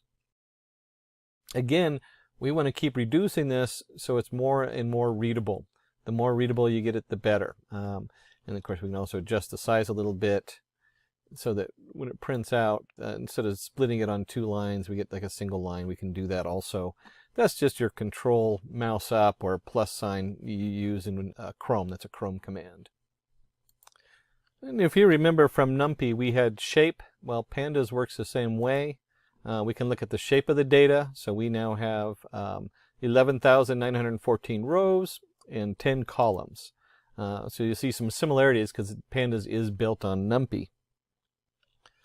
And questions that come up just like you did in NumPy, we might want to know duplicate rows. And so we can do car. And look at this switch here. We're doing a selection. This is a pandas selection with the brackets. But we want to select it based on car.duplicated. So how many duplicates on there? So we're starting to look a little bit different as far as how we access some of the data on here. This can be a logical statement. And we get the number of duplicate rows. We have 989 rows by 10 columns again. And this is one of those troubleshooting things that we end up doing a lot, more than we really feel like we should. We might go ahead and do like a car count just to see how many rows we're dealing with. And then right after that, we might want to go ahead and say, hey, let's drop duplicates. So remember, we did all the duplicates on there. So car equals car dot drop duplicates. And then we can print the head again. We'll just do car head here. And you can see the data on there looks the same as before. And just note that we did car equals car dot duplicates. There are commands in here where you can do, where it changes the actual value, and it works on some of them and not on others depending on what you're doing. But by default, it always returns a copy. So when we do this, we're reassigning it to car. And you can see it's the same header, but we want to go ahead and do count and see how the count changes. Let's go ahead and run this. And you can see here, instead of 11,914, we have 10,925. So we've removed about 100 cars that were duplicated, just slightly under 100 there. And then as we're prepping our data, we might want to know car is null. So it's going to count the values of null, and then we want to sum that up. And when we do that, we do the car is null function dot sum. We end up with HP, the horsepower is 69 have null values, and 30 have cylinders have null values. Now, if you don't put the sum at the end, it's just going to return a mask with the true false of is it null or is it not, by in the 0 and 1. So you're summing up the ones underneath each column. And this, of course, then you have to decide what you're going to do with the null values. There's a lot of different options. It might be that you need to put in the average or means. Maybe you want to put in the median value. There's a lot of different ways to fill it. Usually when you first start out with the data, a lot of them you just drop your null values. And you can see here car.drop NA, which is equal to all. And then we're going to go ahead and count it. And you can see that we've dropped almost another 100 values.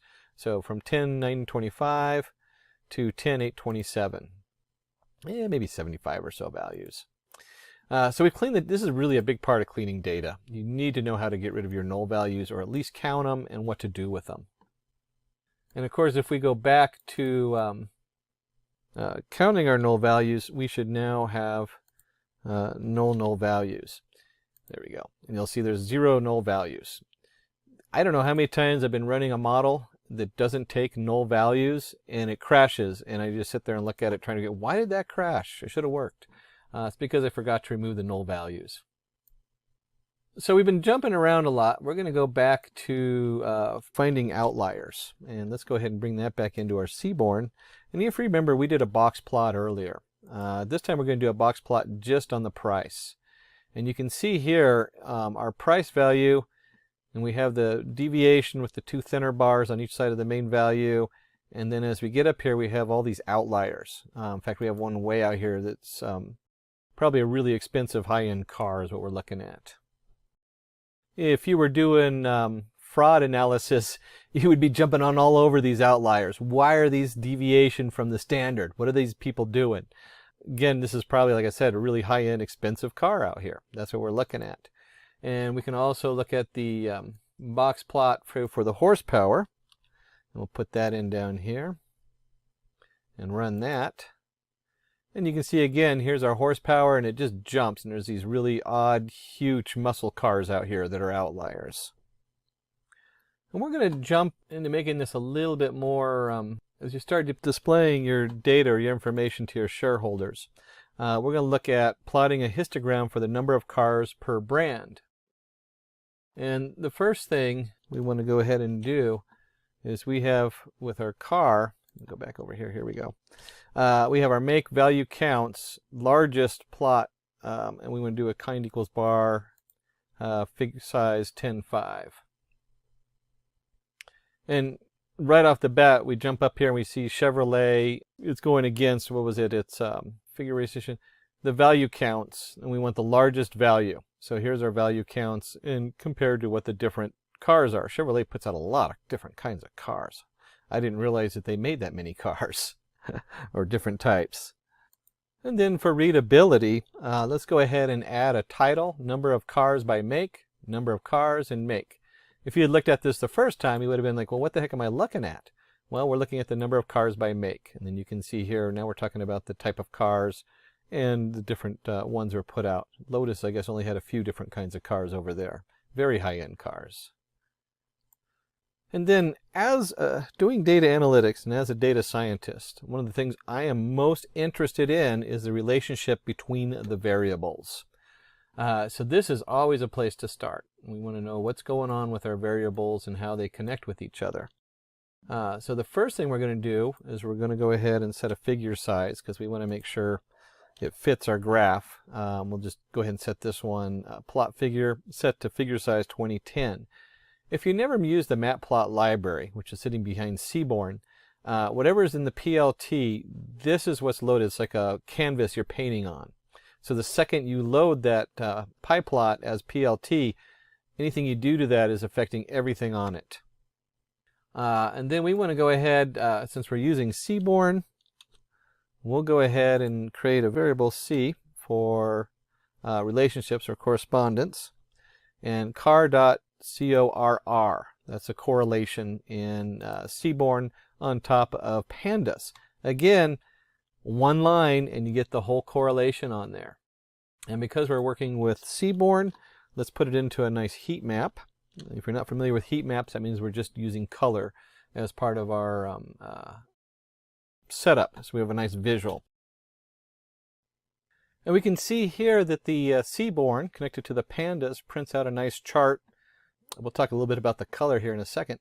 It prints out a nice chart. This is a chart I look at. As a data scientist, these are the numbers I want to look at. And we'll just highlight one of them. Here's cylinders versus horsepower. The closer to 1, the higher the correlation. So 0.788. Pretty high correlation between the number of cylinders and how heavy the horsepower is. I'm betting if you looked at the year versus horsepower, we can just look at that one. Here's year and horsepower. 0.314, not as so much, but if you combine them, you don't actually add them. But if you combine them, you'll start to see an increase in horsepower per year and cylinders. You could probably get a correlation there. And just like 0.78 is a positive correlation, you might notice if we look at cylinders, or let's look at horsepower and mileage. So if we go here to horsepower to mileage, you get a nice negative. We'll do cylinders, that's a bigger number. With cylinders to the miles per gallon, it's a minus 0.6. So it's a negative correlation. The closer to -1, the more the negative correlation is. And then the chart you would actually show people is a nice heat map. This is all our colors, and it's just those numbers put into a heat map. The darker the color, the higher the correlation. You can see straight down the middle, obviously the year correlates directly with the year, horsepower with horsepower, and so on. That's why it's a 1. The closer to the 1, the higher the correlation between the two pieces of data. Now, this is a good introduction. Pandas goes way beyond this. Most of the functionality in NumPy, since Pandas sits on it, is also in Pandas, and then it even has additional features in it. And we use Seaborn pretty extensively sitting on top over our PyPlot. So keep in mind that our PyPlot has a ton of other features in it that we didn't even touch on in here. We couldn't, even if you had a sole course in it, there's just so many things hidden in there depending on what your domain you're working on. But you can see here, here's our Seaborn and here's our matplot library. That's all our graphics that we did. And then the Seaborn works really nicely with the pandas. We really like that. In the next project, we'll understand how to perform data analysis using Uber dataset from New York City. So let me show you the dataset first. So this is the dataset that we'll be using for our analysis. You can see this dataset has around 5,64,516 rows. It has information about Uber bookings in the New York City. You have the date and time column when the booking was done, or you can say when the pickup or the trip was made. Next, we have the latitude and longitude information, basically defining the location from where the Uber was booked. The last column is the base column. it has data regarding TLC base company code affiliated with the Uber pickup, that is the base that dispatched the Uber. Now let me take you straight to my Jupyter notebook where I have implemented this project. So I have my code ready. I'll run through each cell of code and tell you what it does. In the process, we'll also learn some of the functionalities of Python 2. First, let's start by importing the libraries. So first, we are importing NumPy library as NP, Pandas as PD. Now NumPy is used for numerical computation, Pandas is used for pre-processing and data manipulation. Finally, we have Matplotlib and Seaborn for data visualization and exploratory data analysis. So let me hit Shift Enter to run this cell. Okay. Now let's go ahead and import our Uber dataset. So it's a CSV file. For that, I'm using the Pandas library and read_CSV function. And inside this function, I provided the location where the data file is. You can see this is my location, followed by the dataset name. This is the name of my dataset, and the extension as well, that is .csv. Let me hit Shift Enter to run this cell. Now we have successfully imported our dataset. Now to display the head of the dataset, I'll write uber.head. This is the function which is used to display the head of the dataset. Now the .head function will display the top 5 rows from this dataset. There you go. So we have our first 5 rows from the dataset. Now if you want to display some additional information about the dataset, you can use info function. So let me hit Shift Enter to run this cell. You can see the info function gives you the total number of rows and columns in the dataset. You can see we have 5,64,516 entries, that is rows, and now we have a total of 4 columns, and you can see all the columns listed here: date, time, latitude, longitude, base, and we also have the data type for each of these columns. Now moving ahead, in the following cell, we'll check if there are any missing values or null values in all the columns. For that, I have defined a function called numMissing, and it has one argument, that is x. I'm using the isNull function to return the total sum of null values. In the final print statement, I have used Pandas library and apply method. Now this apply method takes a function and applies it to all the values of Pandas series. Now let's run this cell. You can see none of the columns have any missing values. It says 0, 0, 0 and 0, which means there are no missing values in any of the columns. Next, there's another method to find null values where you can use isAny function. So let me show you how to do that. I'll write Uber, which is my data frame, dot isAny is my function, and I'll use the sum function. Let me run this. There you go. It has returned the same results, indicating there are no null values or missing values. Now we are interested to extract some additional information from the data. So I'm converting the datetime column into a data frame using to_datetime function, and I have my format specified. You can see it here. Next, I'm finding the day of week num, which means I want to know a particular day falls on which week number. So 0 for Monday, 1 for Tuesday, 2 for Wednesday, and so on. You can see I have used dt.dayofweek method. Similarly, you can also find the weekday name, that is if a particular day is a Monday or a Tuesday or a Sunday or anything. And for that I have used dt.weekday_name. Now let me extract 2 more information, that is the day number and the hour of the day at which the trip was made. So I'll write Uber, which is my data frame name. I'll give square brackets, and inside that I pass in my column names, say day num, and that will be equal to my data frame, that is Uber, followed by my column name, that is date/time, and I'll use the method dt.day. Similarly, to find the hour, I'll write Uber, within square brackets I give my column name hour of day, that will be equal to Uber followed by the original column name date/time, and the method I'll use is dt.r. Let's run this. Okay. Now let me display the head of the dataset once again. So I'll write uber.head. You can see towards the right we have our new columns added that did not exist in our original dataset. Now you can also display the shape of the dataset. Now the shape will return the total number of rows and columns present. So I'll use uber.shape. You can see we have 5,64,516 rows and 8 columns now. Earlier, if I go on top, we had 4 columns. Now there are 8 columns in total.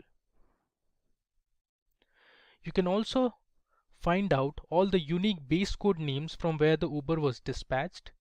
So let me show you how to do that. I'll write Uber, and inside square brackets I'll give my column as base and give the unique function. If I run this, you can see we have 5 different base code names.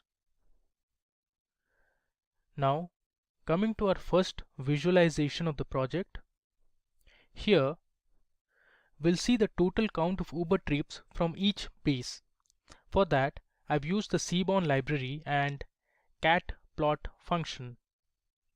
In the x-axis I have my base column defined. I have passed my data frame name, that is Uber, and kind I have given as count, that is I want to count the number of bookings at each base. So let me run it. This might take some time. There you go. You can see on the screen we have a nice bar graph here.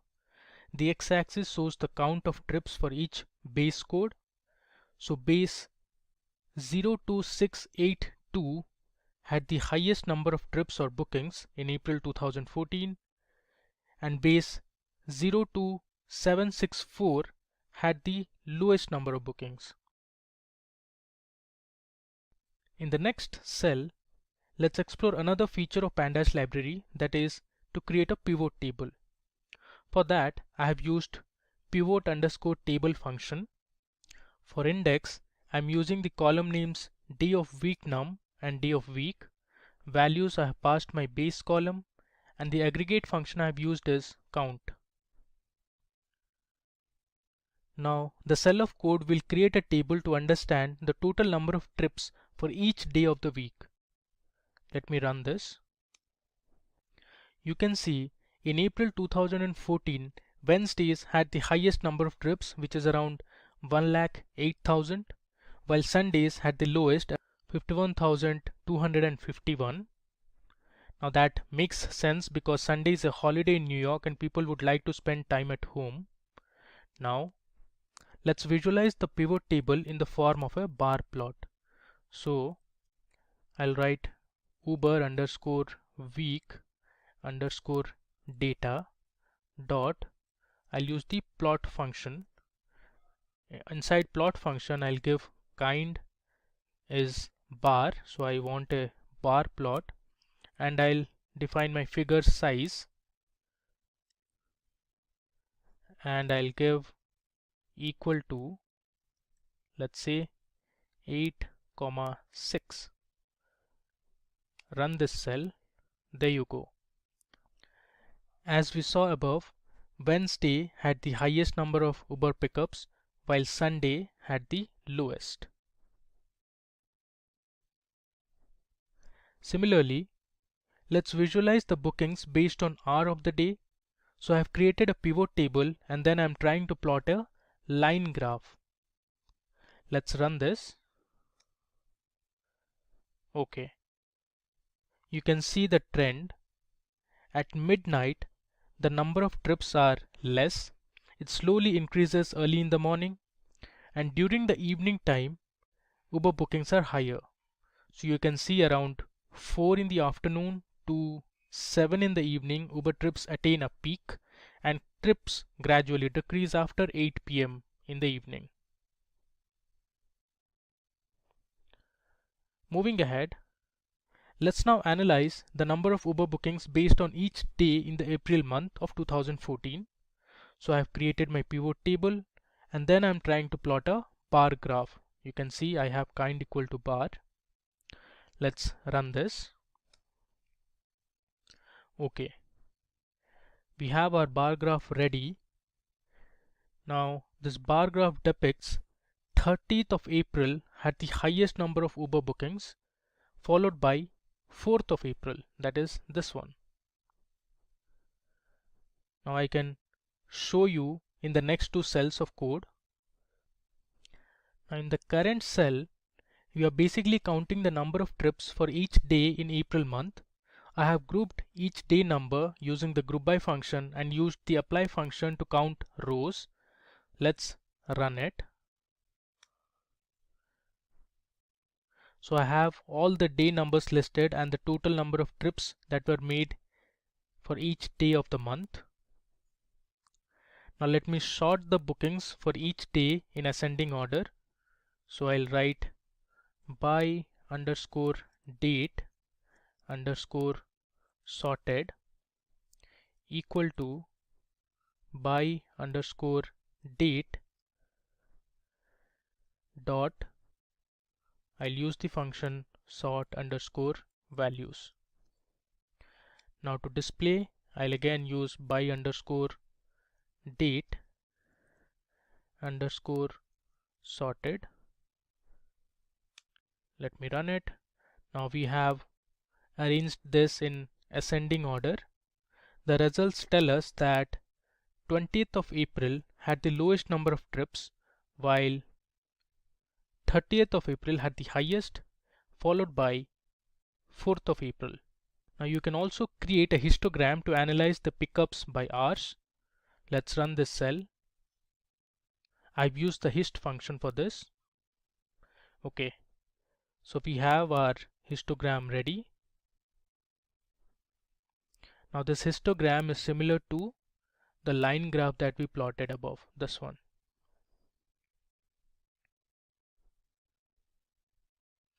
Now let's create a cross table to analyze Uber bookings based on day of week num and hour of day.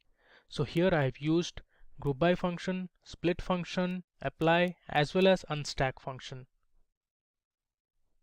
Let me run this.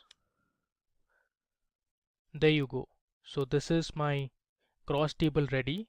On the top we have day of week num, that is 0 for Monday, 1 for Tuesday, 2 for Wednesday, 5 for Saturday, 6 for Sunday, and then here we have the hour of day. Now let me tell you how to read this table. For example, at 11 a.m. on Tuesday there were 2,949 trips. If I scroll down, let's consider this one. At 2 p.m. on Sundays there were 2,934 trips. Let's move on to our final section of the demo. Here we'll create a heat map to analyze bookings in terms of hour of day and day of week number.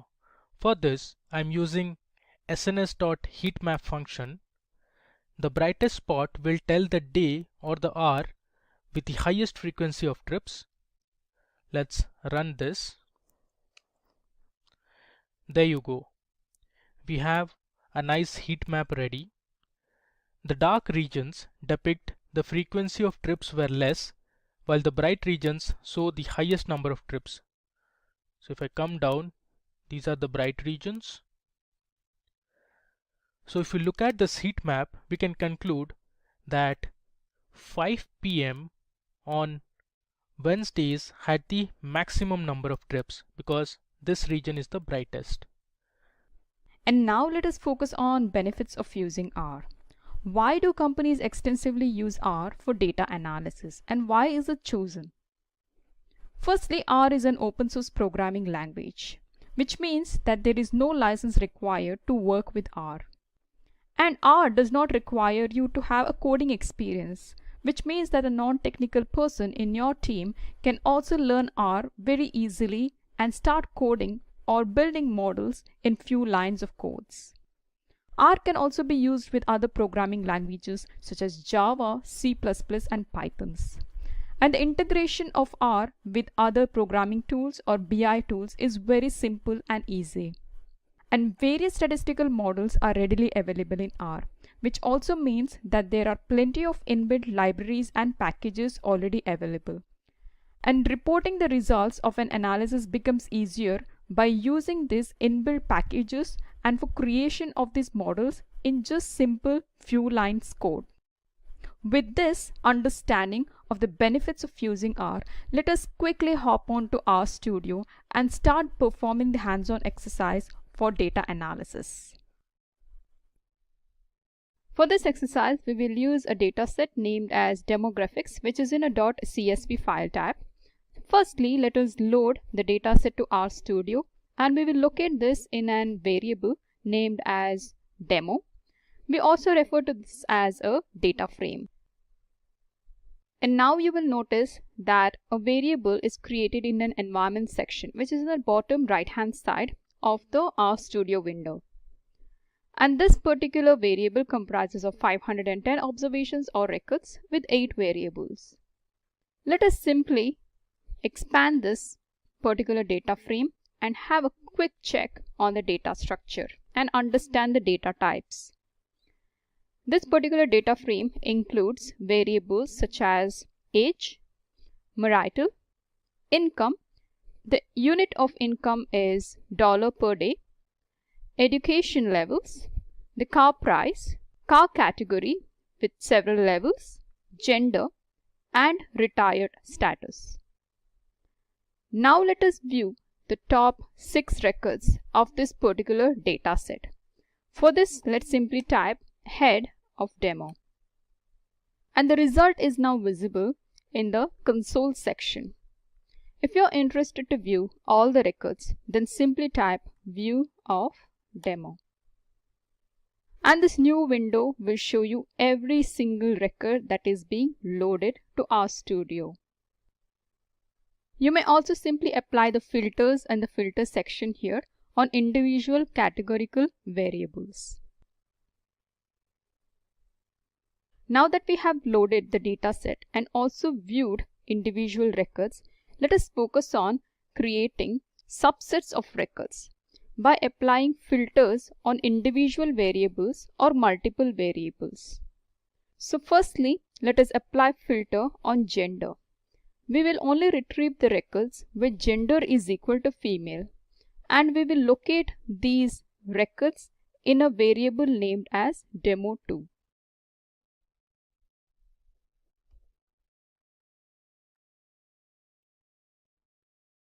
As you notice now in the environment section, the second variable is also created, that is demo. And this now is comprising of 250 observations, which means the records are filtered down to only gender female. Next, let us see how to apply a filter on income variable. Let us only retrieve the records where income is greater than 100.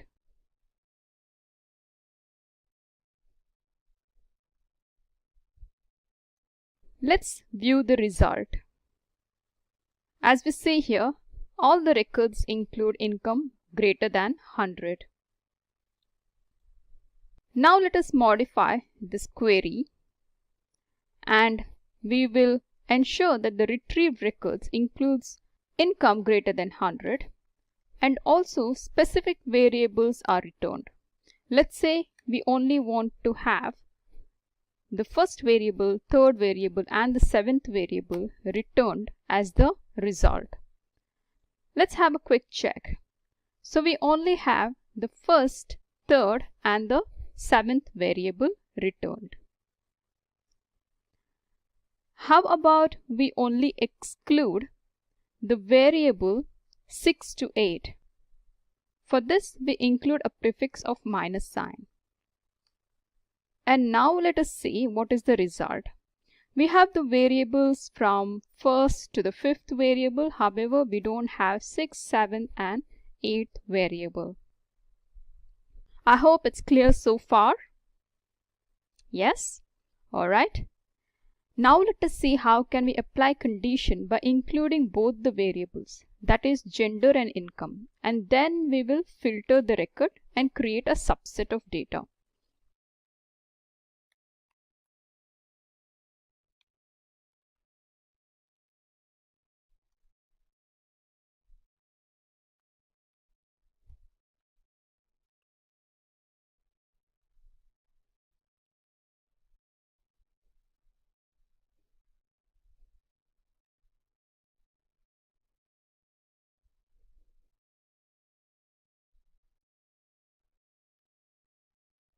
Now let's view the result.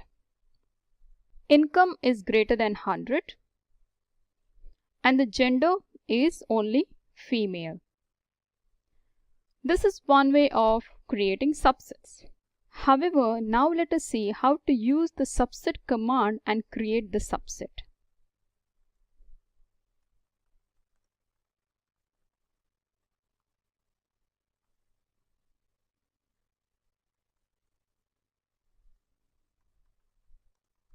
Let's create a subset of records by applying filter on marital status and age.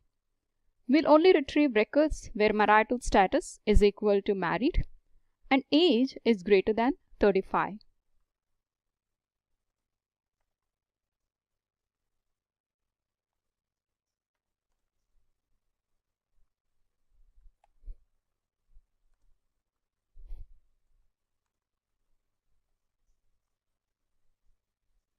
Let's now view the result.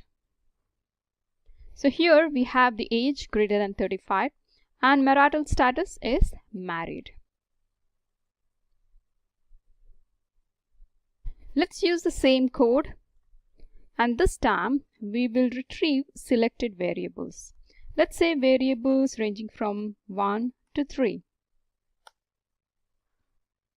Let's have a quick check. So there are 3 variables.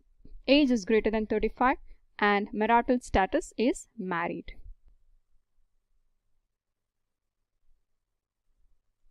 Now let us see how to structure the data by sorting the data frame in ascending and in descending order. We will apply this order function on the variable income. Firstly, let us see how to order income variable in ascending order.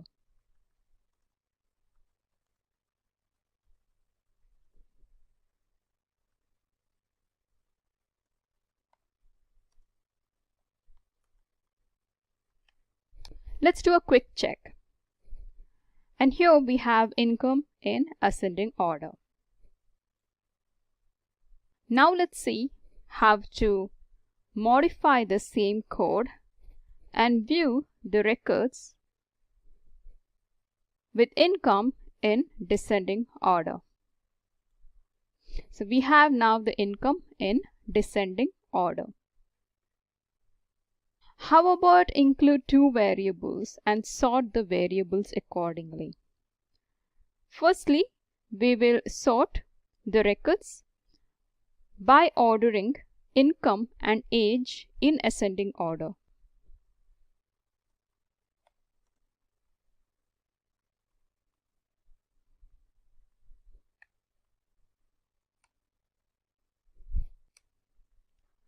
Let's quickly view the result. We have income in ascending and age as well in ascending. Let's now modify this code. This time we will order income in descending and age in ascending. Let us view the result. So the income is in descending and age is in ascending order. So hope this is clear on how to sort the data frame by ascending and descending order per variable or by using multiple variables. With this, we will focus on learning statistical analysis. How to perform statistical analysis on individual variable or multiple variable.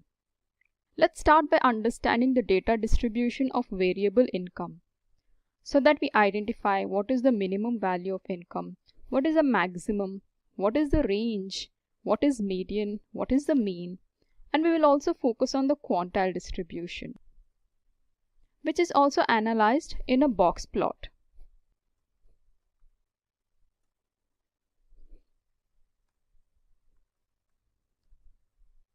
What is the minimum value in the variable income?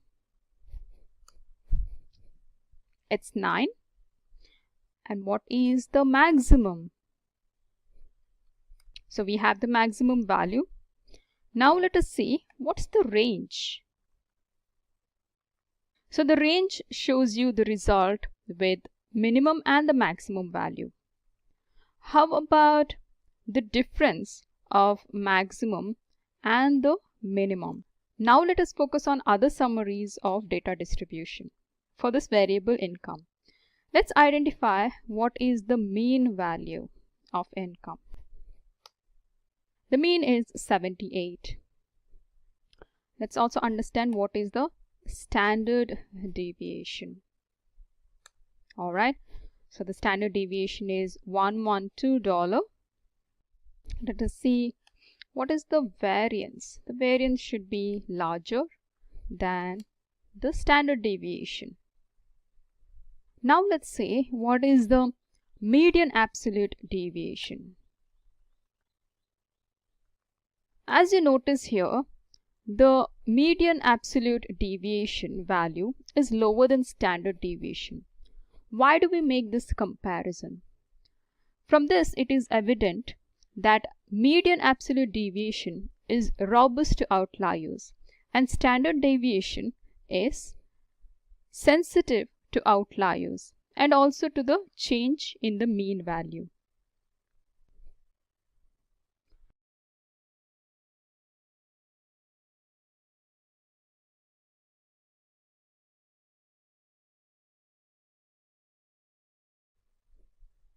Now let us understand the quantile distribution. This is the same analysis that is visualized in a box plot, ranging from 0% to 100%, identifying the individual data points.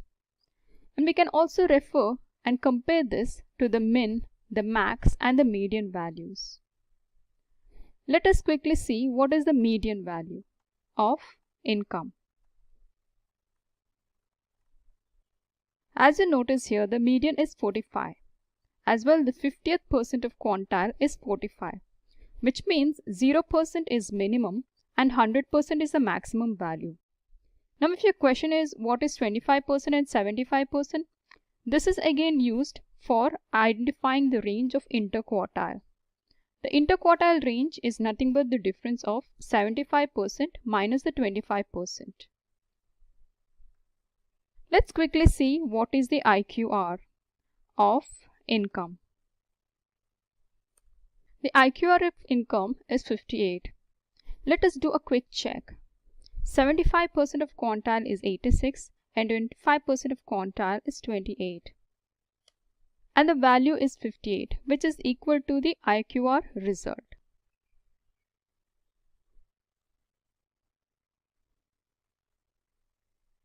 Now that we have focused on the statistical analysis of the individual variables data distribution, let us focus on the data visualization.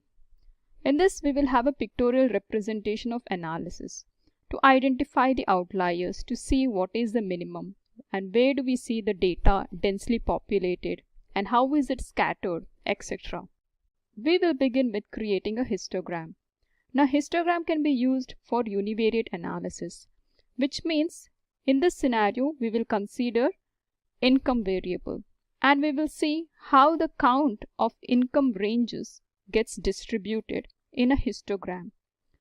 For this, we will have to install a package called as ggplot2 and also call this library ggplot. Let us install the package.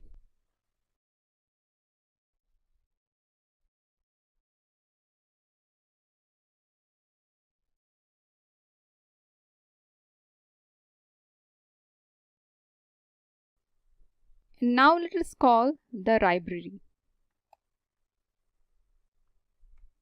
Alright, and we are ready now to begin with visualization.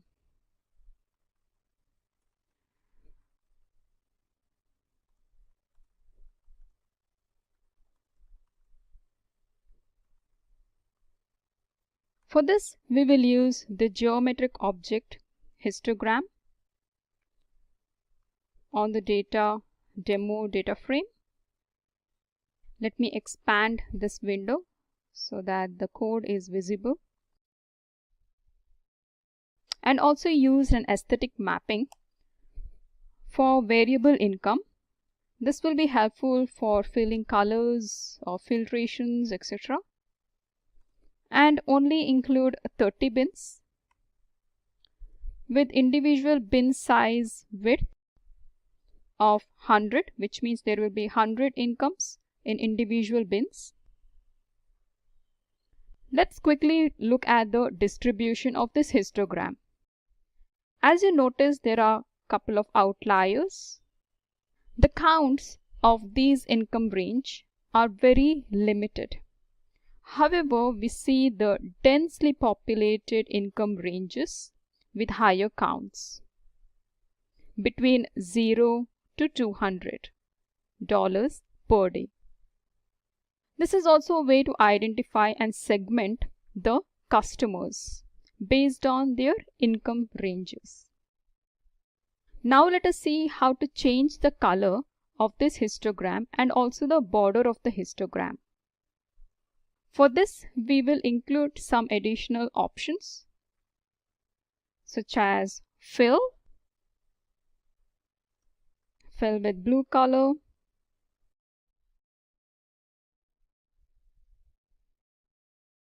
and the border color is black. Now, as you notice here, the executed code provides us the histogram with blue color bars and black color border lines. Now we will focus on creating a facet grid. Facet grid is also an aesthetic mapping object. We will see how to enable the multiple histograms across the marital status and the genders, so that we identify how the income is distributed for individual marital status as well the genders.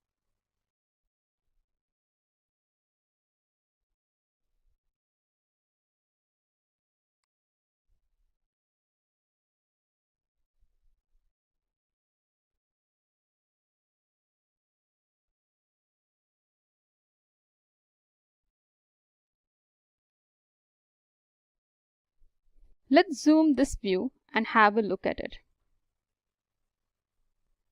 As you notice here, there are some interesting outliers here in the data distribution. Female unmarried drawing higher income, and male unmarried and married also drawing higher income as compared to the females. Whereas if you notice that the female unmarried is drawing much higher income than the male. This may also be very much related to the age. Now let us see how to create a stacked histogram. When I say a stacked histogram, I mean instead of filling the color, we will fill the gender, so that there is a stack within the histogram.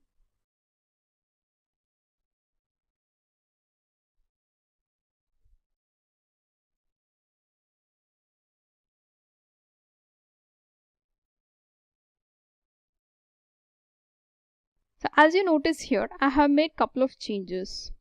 I have included fill equal to gender within the aesthetic mapping. Now let us look at this histogram. As you see here, the gender is filled in the histogram, hence we have stacked distribution. of female and the male.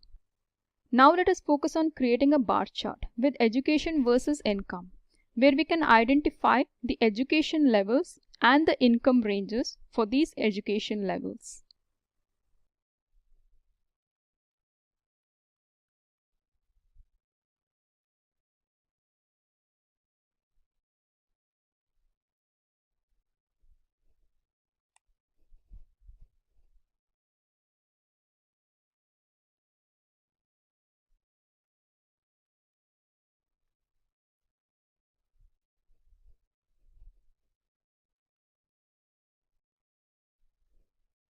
As you notice here, we are going to create a visualization where we have the aggregation in form of mean, and the geometric object used here is bar plot. Now let's zoom this view and understand which education level have higher average income.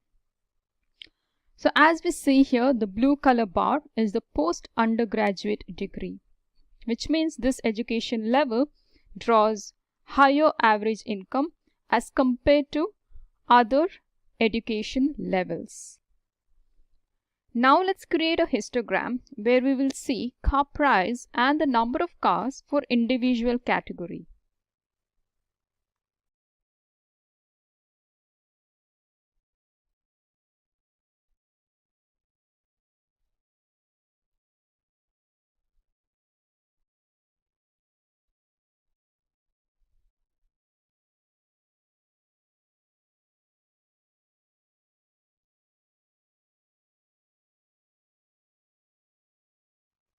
Let's look at this visualization.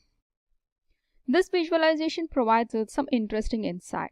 Just by looking at the distribution of the car prices and the counts of the cars at the car category, economy, and even the luxury. Luxury car category or car price is pretty much distributed, whereas economy car category is dense, which means that we could also look back into the income and age variables and try to figure out further more insights, and then segment the customers for further targeting of these customers. Now what happens if we simply change this bin width to 30? As you observe here, changing the bin width or increasing the bin width will also reduce the number of bins. Now we only have 4 bins here, and the car category is filled. That is what we have enabled within the aesthetic mapping. And we see some more interesting insight. As you look at the standard and the luxury car category, the car prices are pretty much overlapping for the car category luxury and standard. This could be the starting car price of the luxury brands.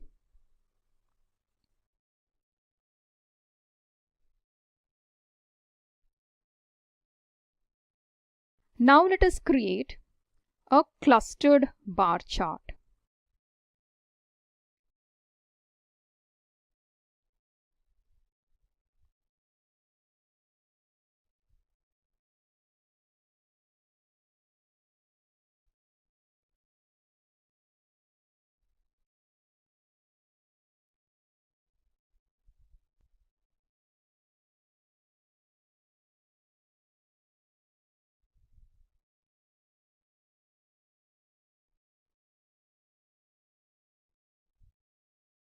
Let's look at this visualization. In this visualization, as you observe, though we have enabled fill equal to gender in the aesthetic mapping, we do not have the view in stacked form, but we have the bars one besides the other. It is also because we have enabled a position called as position equal to dodge in the code. Now, what is the insight that we can draw from this visualization? As you see, postgraduate degree with female gender is drawing higher average income as compared to any other education level.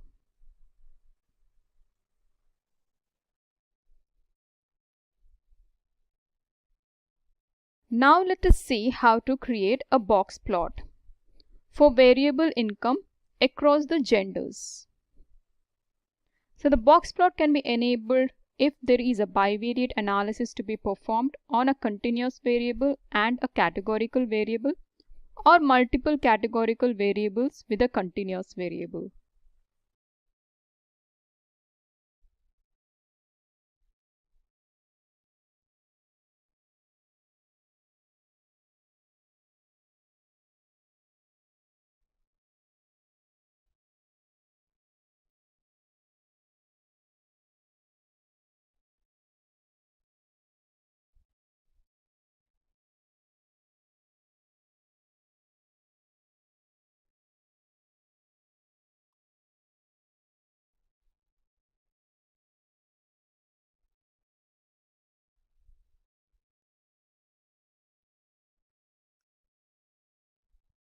Now let's look at this visualization. What does this say? We have data distribution of income for individual genders, that is for female and the male, and we also notice outliers here. Anything above this whisker is considered to be outliers.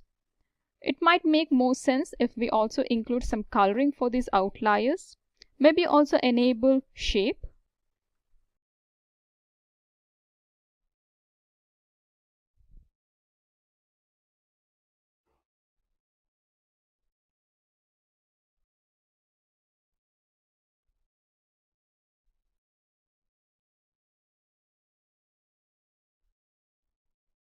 So now we have colored the outliers and it's colored orange.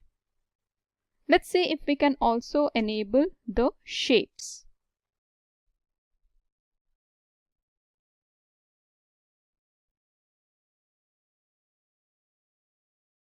And now we have here the outlier color as well the shape enabled.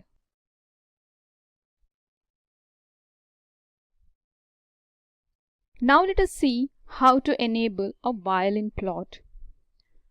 What is the utility of violin plot? With a box plot we understand the analysis and the distribution of the data points is to identify the outliers, to know what is the minimum value, what is the max, what is the median, and what are the outliers. But what is the purpose of a violin plot? Let us have a quick check.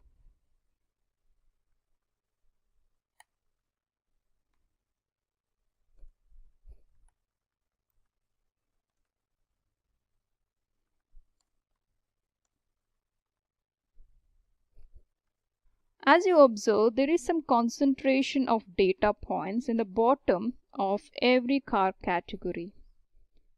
However, the concentration is higher for standard car category as compared to economy and the luxury. Now this is an interesting insight that you wouldn't have come across in box plot. The box plot is a very good representation for identifying outliers. However, violin plot will help you focus on the nuances which is not captured by the box plot. We can also simply combine the box plot and the violin plot together. Simply include this geo object.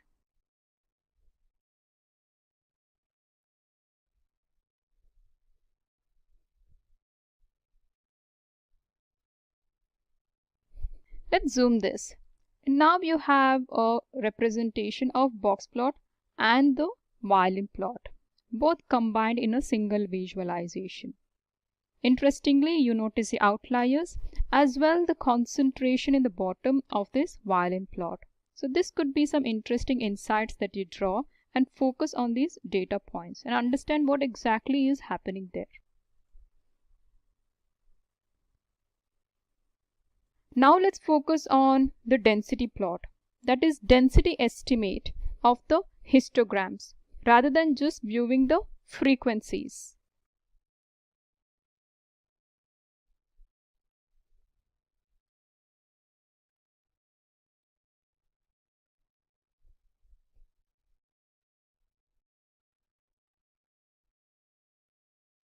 Now we see the frequency in the y-axis across the income distributions.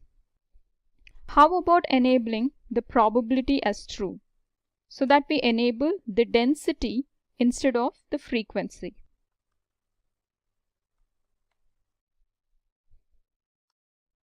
So now we have the density in the y-axis, and in the x-axis we still have the income distribution.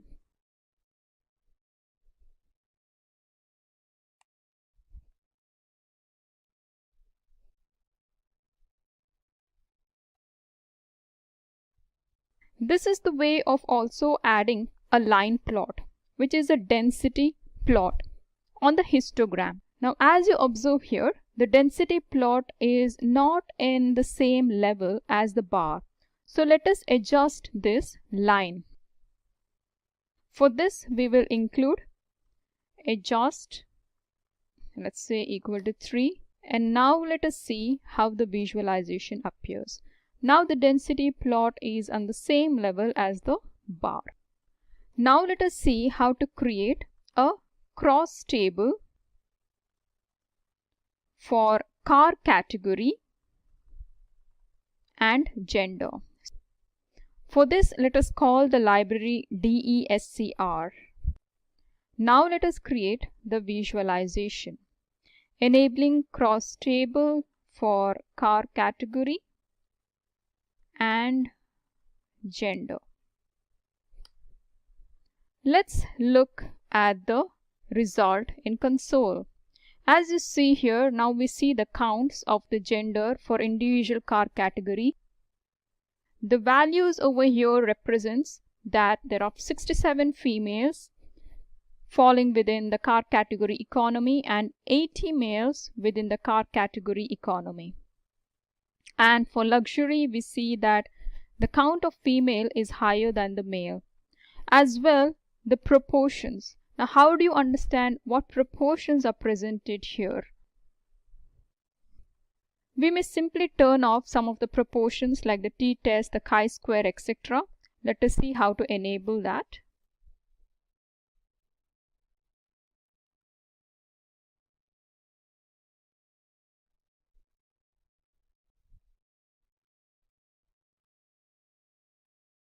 Now let's look at the result. This looks better. Now that we have the counts, the female counts and the male counts across individual car category, we also see the percentages rather than just looking at the absolute value. So there are 45.6% of female within the car category economy and 54.4% of male within the car category economy. Similarly across rest of the car categories.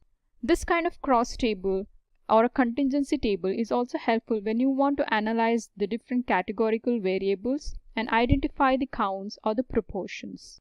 Now let us see how to use a scatter plot of age versus income. Scatter plot is a visualization used for bivariate analysis. When you want to perform some analysis between two continuous variables at a data point level, rather than performing the analysis at an aggregated level, such as sum or mean.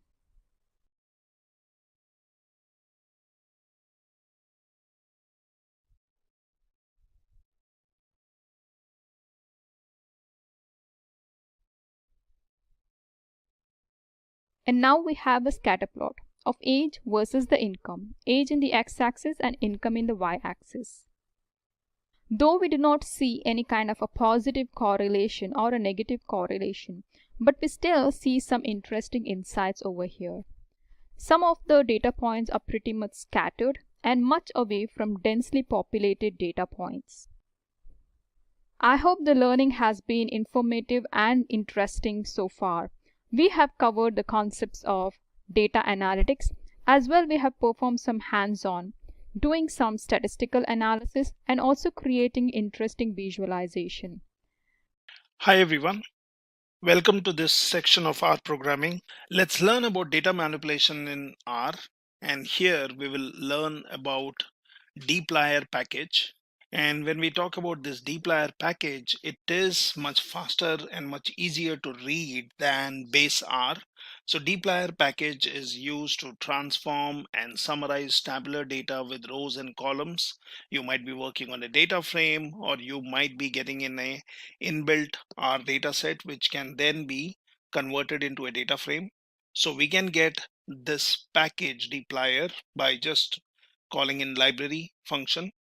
And this can be used for grouping by data, summarizing the data, adding new variables, selecting different set of columns, filtering our data sets, sorting it, selecting it, arranging it, or even mutating. That is basically creating new columns using functions on existing variables. So let's see how we work with dplyr.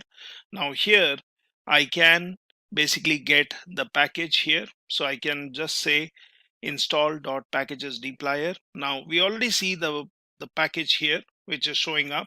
So I will just select this one. I can do a control enter, and that will basically set up the package dplyr successfully unpacked.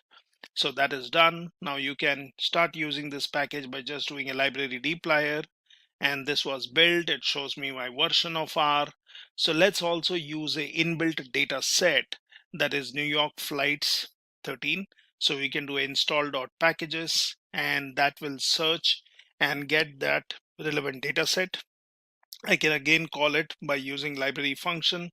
Now once that is done, we can look at some sample data here by just doing view flights, and that shows me the data in a neat and a tabular format, which shows me year, month, day, departure time, scheduled departure time, and so on. Now we can also do a head to look at some initial data which can help us in understanding the data better.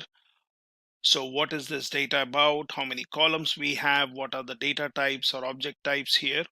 It shows me how many variables we have. So this is fine. Now we can start using dplyr, and in that we can use, say, filter function if we would want to look in for specific value. Now here we have the column as month, so I will do a filter. Now I'm creating a variable f1. I'm using the filter function on flights, which we already have. And then what we can do is we can basically look at the month, where the month value is 07. So let's look at that. And this one, you can do a view on F1, which shows me the data wherein you have filtered out all the data based on month being 7. So this is a simple usage of filter. We can take some other example. We may want to include multiple columns. So we can say F2 filter flights, and here we will say month is equal to 7, day is 3, and then look at the value of F2 if you are interested in seeing this. And that tells you the month is 7 and day is 3. You could also look into a more readable format by using view on F2, and that gives me my selected result. So we are just extracting in some specific value. We can keep extending this. So here we can say flights is what we would want to work on. I'm using the filter function, so I can straight away, instead of creating a variable then doing a view, I can also do a view in this way. I can just pass in my filter within the view, and within this I'm saying filter. I would want to look at the flights, month being 09, day being 2, and origin being LGA, and then that shows me the value here. And obviously you can scroll and look at all the columns, and if you see the origin column, it shows the selected value. So now we have filtered our data based on values in 3 different columns. Now what we can also do is we can use and, or we can use or operators. So I could have done this in a little different way. So I could have said head, which shows me initial result. I will do a flights. So within my head function, I'm passing in this. And what does that contain? So you are saying flights, and in this flights data set, you would want to pick up the month being the column. So we use the dollar symbol here. We give in a value, and I'll say and I'll again say flights, wherein I will select the day being 2, and remember, when you talk about and, it is going to check if all the values are met true. So then you say flights origin LGA, and you look at the value. So in this way, I can filter out specifically multiple values by specifying columns. Now we could have done it in this way. we could have created a view, or we could have assigned this to a variable and then done a view on that, where we could have selected month being day and origin. Or you can be more specific in specifying all the columns. It makes the code more readable. So let's look at the values, and here you are looking at head, which shows me based on month, day, and then you can look for further columns for other variables, that is origin being LGA. Now what we can also do is we can do some slicing here to select rows by particular position. So I can say slice, and I would want to look at rows 1 to 5, and I can do this. So you can always assign or look at the view of this. I can just do here. So when I did a slice 1:5, it shows me my entries for 1 to 5. Now similarly, we can do a slice 5 to 10, and now you're looking at 5 to 10 values. So you can always look at the complete data, and then you can slice out particular data. Now mutate is usually a function which is used when you would want to apply some variable on a particular data set, and then you would want to add it to your existing data frame, or you would want to add a new column. So this is where you use mutate, which is mainly used to add new variables. So let's see how you work on mutate. So it's pretty simple. So you create a variable over delay. Now I would want to do a mutate so that it adds a new column. So I'm selecting my data, which is flights. I will call the new column as overall delay, and then basically I can look at overall delay being arrival delay minus departure delay. So let's create this, and let's look at view of this, which shows me, or which should show me, my new column, which is overall delay, which was not in my original data set. So you can anytime do a head on this one to compare the value. So this one shows me arrival delay, and then there are many other variables.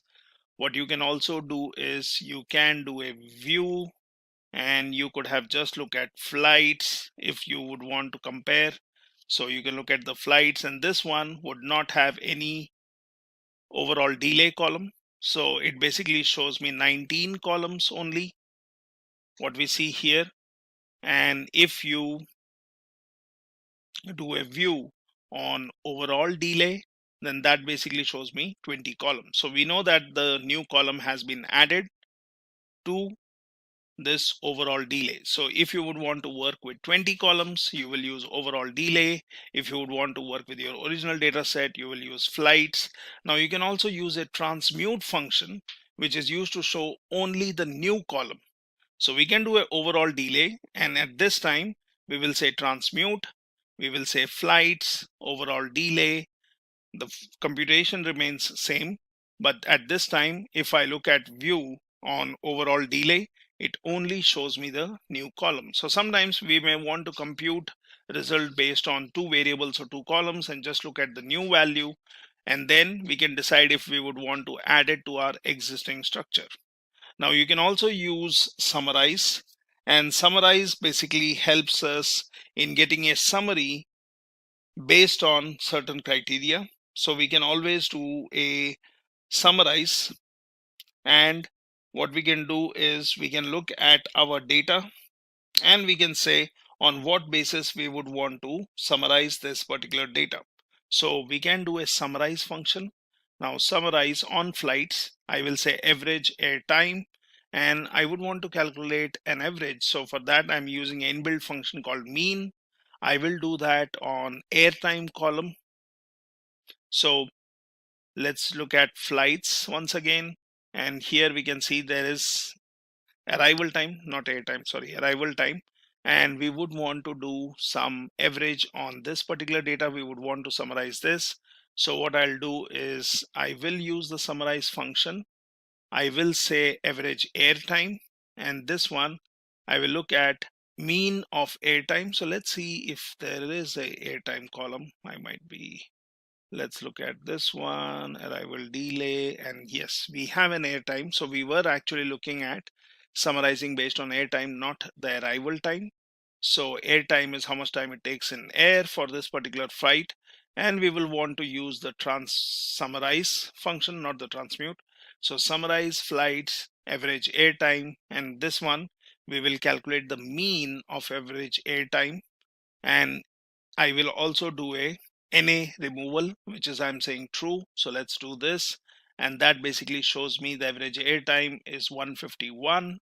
I can also do a total air time where I'm doing a summation of values, or I can get the standard deviation, or I can basically get multiple values such as mean. I can say total air time where I'm doing a summation, and then I can look at other values, which is if you would want to put in standard deviation here, you could do that. So let's look at the result of this summarize, and this basically allows me to get some useful information which is summarized based on a particular function such as mean, sum, standard deviation, or all three of them. Now let's look at grouping by. So sometimes we may be interested in summarizing the data by groups, and that's where we use the group by function. So we can always use the group by clause. Now here we are taking a different data set. So we will say, for example, let's look at head of empty cars, and that is basically my data set on empty cars. Now that shows me the model of the car, it shows me mileage, cylinder power, and your horsepower and various other characteristics or variables in this particular data set. So here we can say let's do a grouping by gear. So there is a column called gear, so I will call it by gear. I will look at my data set, and then what I'm using here, which you see with these percentage and greater symbol, is called piping. So that basically feeds your previous data frame into next one. So this is sometimes useful, and you can get this by just saying Control Shift and M, and you can then use this. So we are going to have piping. So I'm saying empty cars. Now this is my original data set where I did a head, or I could have done a view on this one if you would want to see it in a more readable format, and that basically shows me the data. So we are using a different data set, so I want to group it by the gear column. So I'm going to call it by gear, and this one takes my data that is empty cars. I'm using the piping, and then I'm saying group the data based on gear column. That's done. Now let's look at the value of by gear, or you can always do a view. So remember, whenever you're doing a group by, it is giving you a internal object where your data is grouped based on a particular column. So we can look at the values here. You can do a view that shows you your data grouped based on a particular column.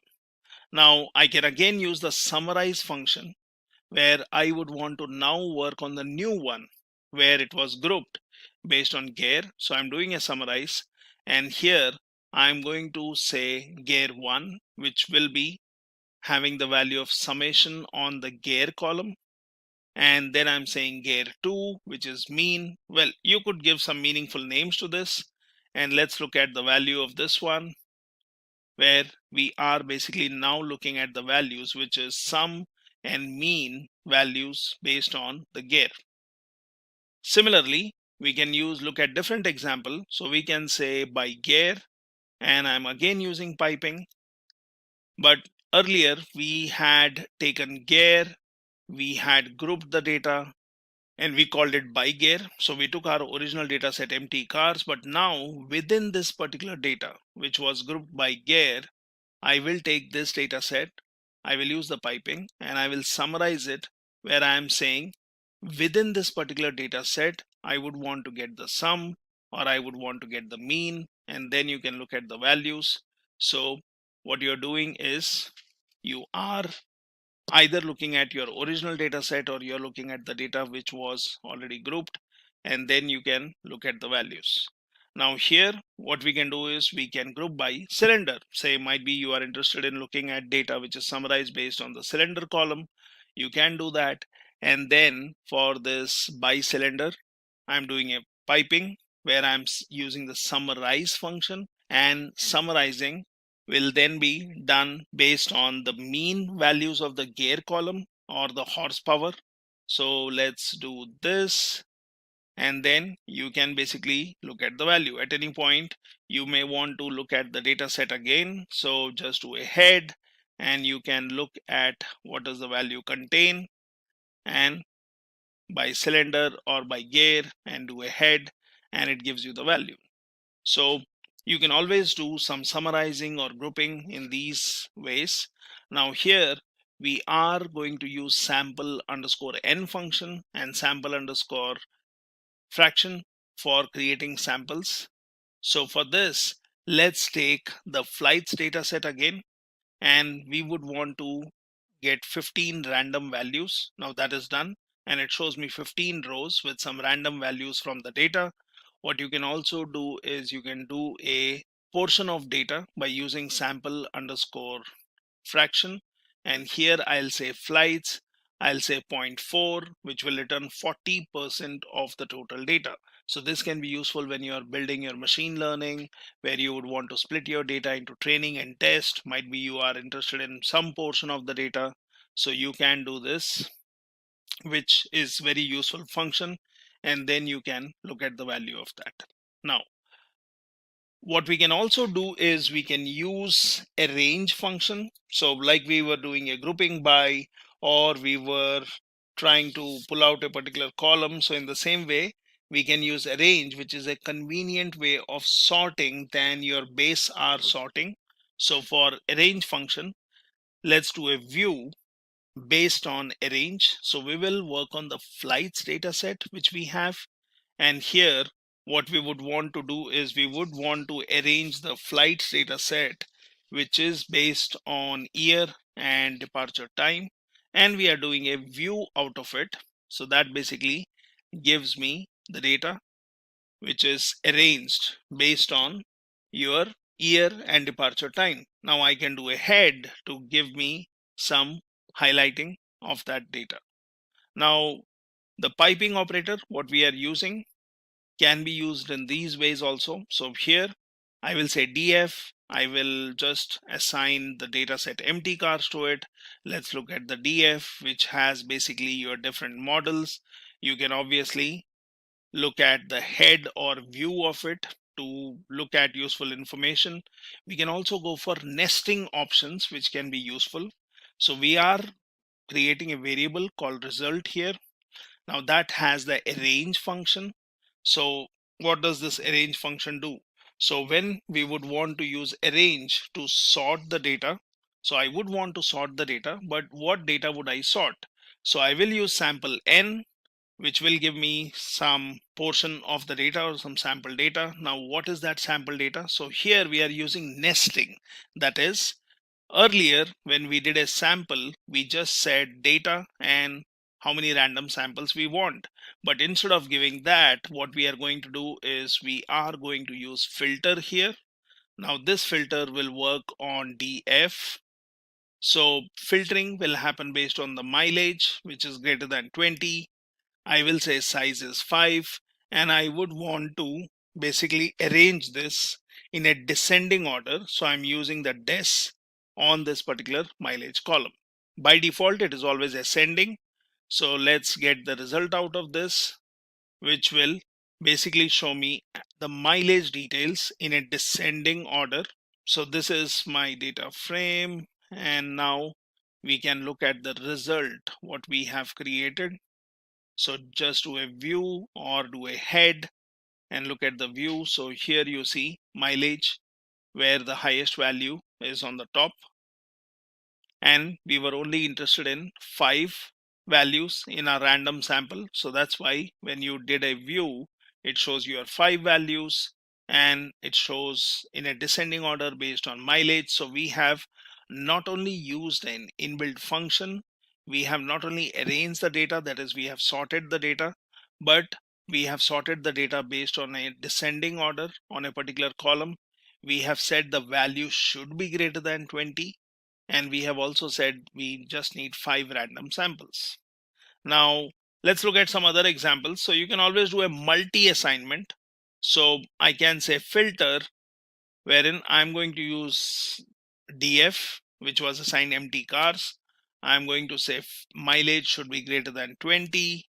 Then I say B, which is going to get a sample out of A, and I just want 5 random values. So let's look at that. So we have B, which is going to get a set of 5 values from A. Now I will create a result variable which will arrange B, which is sample data, in a descending order. Now let's look at the result of this, and that basically shows me what we were seeing earlier. So you can do a multi-assignment where you can create a variable, get a sample out of it, and then basically whatever is that result, you can arrange that or sort that in a descending or by default descending order. So same thing, we can do it using pipe operator.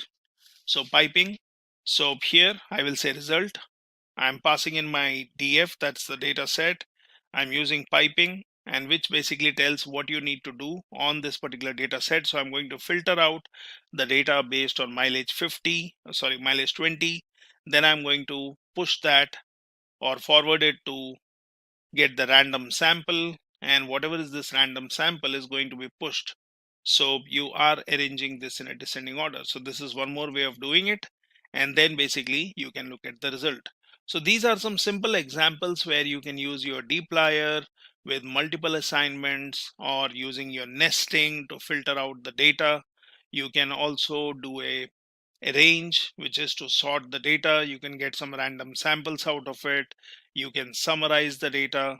You can also summarize the data based on 1 or 2 or multiple columns, and you can use some inbuilt functions to summarize the data based on some functions which are applied on the variables or on the columns.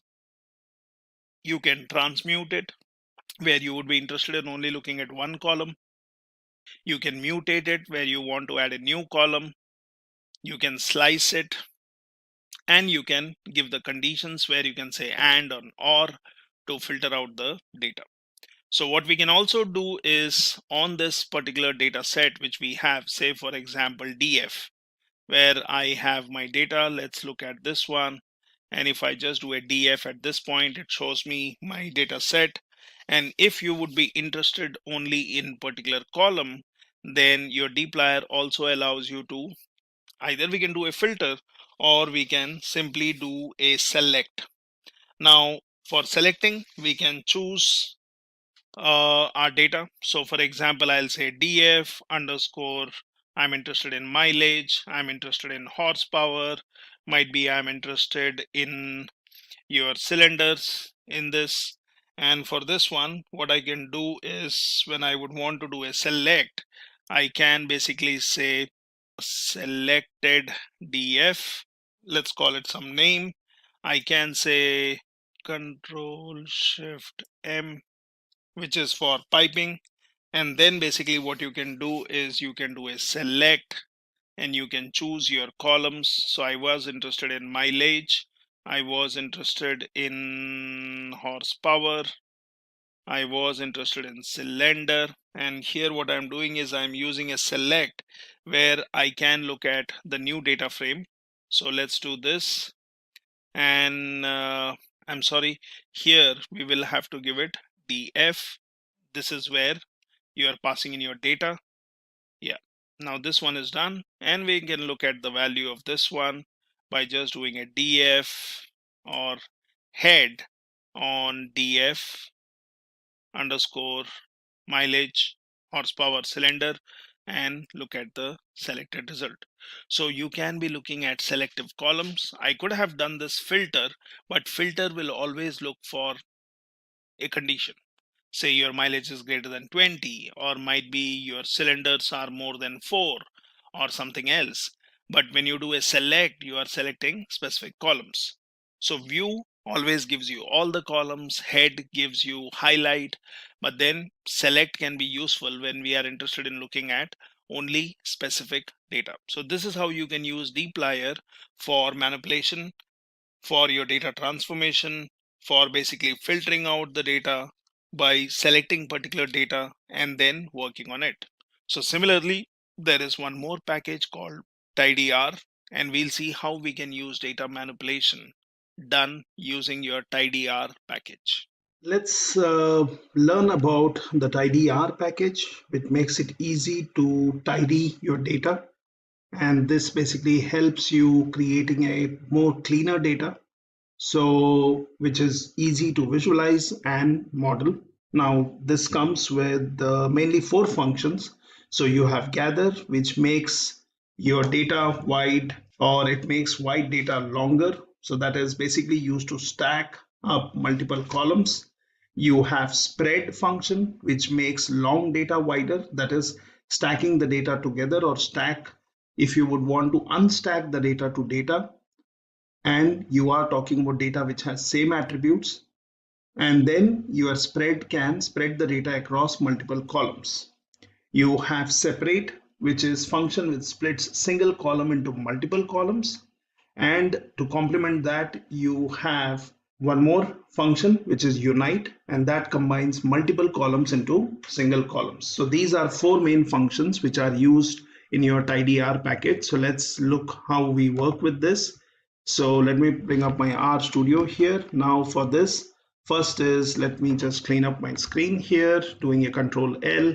So I will install the package. It is already installed, but we can just do a Control Enter, and then I can say, do you want to restart R prior to reinstall? So install, I'll say okay, and it is basically going to get the package. Now it says package TIDYR, that is tidyr, has been successfully unpacked. Let's use that package using our library function, and that was built under R version 3.6. Now I can basically start using these functions. So for example, here we are creating a data frame. So let's say n is 10, and then we basically would say we will call it wide. Now that's the variable name. I'm using the data.frame function. I'm saying ID, which will be 1 to n. So that will take the values from 1 to 10. And then these are the values which have 10 entries. So this is a vector, phase 1, phase 2, phase 3. Let's create a data frame out of it. Now that's done. We can have a look at our data frame by just doing a view wide, and that shows me the ID column, and it has phase.1, phase.2, and phase.3.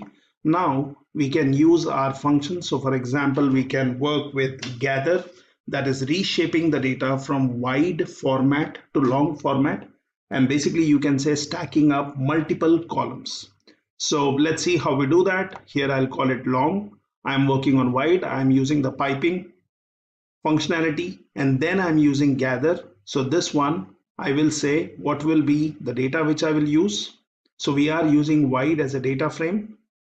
Then I'm saying response time. So that will be basically one more column. And then you have your columns which you would want to basically stack. So I'm saying from phase 1 to phase 3. So let's do this. And once this is done, let's have a look at our variable long. So this one shows me that I have an ID column, I have the response time column, and I have the phase column, which we mentioned, and that basically has all the values stacked in. So you have phase.1, phase.2, and phase.3. So all the columns are being stacked here. So all my data, so now I have totally 30 entries in this one. So this is basically using your gather function. Now sometimes we may want to use a separate function. Now separate function is basically splitting a single column into multiple columns, so which we would want to use when multiple variables are captured in a single variable column. Okay, so let's look at an example of this one. So let's say long separate, that's what we will call. We will work on this long, which has all the data stacked in as the columns we selected. Then I'm saying separate, I want the phase column, and then I would say when I separate the columns, what are my column names. Now I could also give a separator by giving a comma and then mentioning the separator if that is required. So let's do this. Now once this is done, let's have a look at our long separate. So what we see here is the column which we used. So we were doing a face column, and that was to be split, and we wanted to split it into target and number. So that's what we see here. So you have face being split into target and number, and then you have the response time. So this is how you use the separate function. Now there is also something called as unite function, which is basically a complementing of separate function. So it takes multiple columns and combines the elements to a single column. So for example, here we will call it long unite, and we will take long separate, which was separating the data. We want to unite, so we will take face, target, number, and we want to have a separator between them. So let's basically do this. And now let's look at the result of this unite. So you see, you have the face and target merged together. So you have face dot one, the separator is dot, as we have mentioned, and we have united multiple columns. So this is one more function of your tidyr, which helps you basically tidy up your data or put it in a particular way. Now then you have your spread function, and this is basically for unstacking. So that is, if you would want to convert a stack to data, or if you would want to unstack the data which is of same attributes, spread can be used so that you can spread the data across multiple columns. So it will take two columns, say key and value, and spread it into multiple columns. So it makes long data wider. So we can look at this one. We will say long unite. I'm using the piping. I will use the spread function. I'll work on the face column and response time. And let's do this. And then let's do a view on this. So it tells me our data is back in the shape as it was in the beginning. So these are four functions which are very helpful when we work with tidyr package. Welcome to this video tutorial on Introduction to SQL by Simplilearn. In this session, we are going to learn about databases, how data is stored in relational databases, and we'll also look at some of the popular databases. Finally, we'll understand various SQL commands on MySQL Server. Now let's get started with what is a database. So according to Oracle, a database is an organized collection of structured information or data that is typically stored electronically in a computer system. A database is usually controlled by a database management system or DBMS. So it is a storage system that has a collection of data. Relational databases store data in the form of tables that can be easily retrieved, managed, and updated. You can organize data into tables, rows, columns, and index it to make it easier to find relevant information. Now talking about some of the popular databases, we have MySQL database, we also have Oracle database, then we have MongoDB, which is a NoSQL database. Next, we have Microsoft SQL Server. Next, we have Apache Cassandra, which is a free and open source NoSQL database. And finally, we have PostgreSQL. Now, let's learn what is SQL. So SQL is a domain-specific language to communicate with databases. SQL was initially developed by IBM. Most databases use structured query language or SQL for writing and querying data. SQL commands help you to store, process, analyze, and manipulate databases. With this, let's look at what a table is. So this is how a table in a database looks like. So here you can see the name of the table is players. On the top, you can see the column names. So we have the player ID, the player name, the country to which the player belongs to, and we also have the goals scored by each of the players. So these are also known as fields in a database. Here, each row represents a record or a tuple. So you have the player ID, which is 103 here. The name of the player is Daniel. He is from England, and the number of goals he has scored is 7. So you can use SQL commands to query, update, insert records, and do a lot of other tasks. There are mainly 4 types of SQL commands. So first we have data definition language or DDL. So DDL commands change the structure of the table, like creating a table, deleting a table, or altering a table. All the commands of DDL are auto-committed, which means it permanently saves all the changes in the database. We have create, alter, drop, and truncate as DDL commands. Next, we have data manipulation language or DML. So DML commands are used to modify a database. It is responsible for all forms of changes in the database. DML commands are not auto-committed, which means it can't permanently save all the changes in the database. We have select, update, delete and insert as DML commands. Now select command is also referred to as DQL or data query language. Third, we have data control language or DCL. So DCL commands allow you to control access to data within the database. These DCL commands are normally used to create objects related to user access and also control the distribution of privileges among users. So we have grant and revoke, which are the examples of data control language. Finally, we have something called as transaction control language or TCL. So TCL commands allow the user to manage database transactions. Commit and rollback are example of TCL. Now let's see the basic SQL command structure. So first, we have the select statement. So here you specify the various column names that you want to fetch from the table. We write the table name using the from statement. Next, we have the where clause to filter out our table based on some conditions. So you can see here where condition 1, condition 2 and so on. Then we have the group by clause that takes various column names. So you can write group by column 1, column 2 and so on. Next, we have the having clause to filter out tables based on groups. Finally, we have the order by clause to filter out the result in ascending or descending order. Now talking about the various data types in SQL. So we have exact numeric, which has integer, small int, bit and decimal. Then we have approximate numeric, which are float and real. Then we have some date and time data types such as date, time, timestamp and others. Then we have string data type, which includes char, this varchar and text. Finally, we have binary data types, and binary data types have binary, var binary and image. Now let's see some of the various operators that are present in SQL. So first we have our basic arithmetic operators. So you have addition, the subtraction, multiplication, division and modulus. Then we have some logical operators like all, and, any, or, between, exists and so on. Finally, we have some comparison operators such as equal to, not equal to, thus greater than, less than, greater than equal to or less than equal to, not less than or not greater than. Now let me take you to my MySQL workbench where we will learn to write some of the important SQL commands, use different statements, functions, data types and operators that we just learned. Now let me now go ahead and open my MySQL workbench. So in the search bar, I'll search for MySQL workbench. You can see I'm using the 8.0 version. I'll click on it and here it says welcome to MySQL workbench.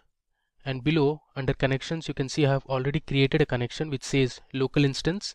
Then you have the root, the local host and the port number. Let me click on it. You can see the service, the username is root and I'll enter my password and hit OK. Now this will open the SQL editor. So this is how the MySQL workbench looks like. Here we learn some of the basic SQL commands. So first, let me show you the databases that are already present. So the command is show databases. You can hit tab to autocomplete. I'll use a semicolon. I'll select this and here on the top you can see the execute button. So if I run this, below you can see the output.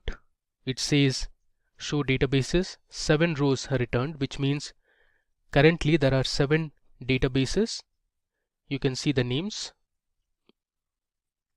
Alright, now let's say I want to see the tables that are present inside this database called world.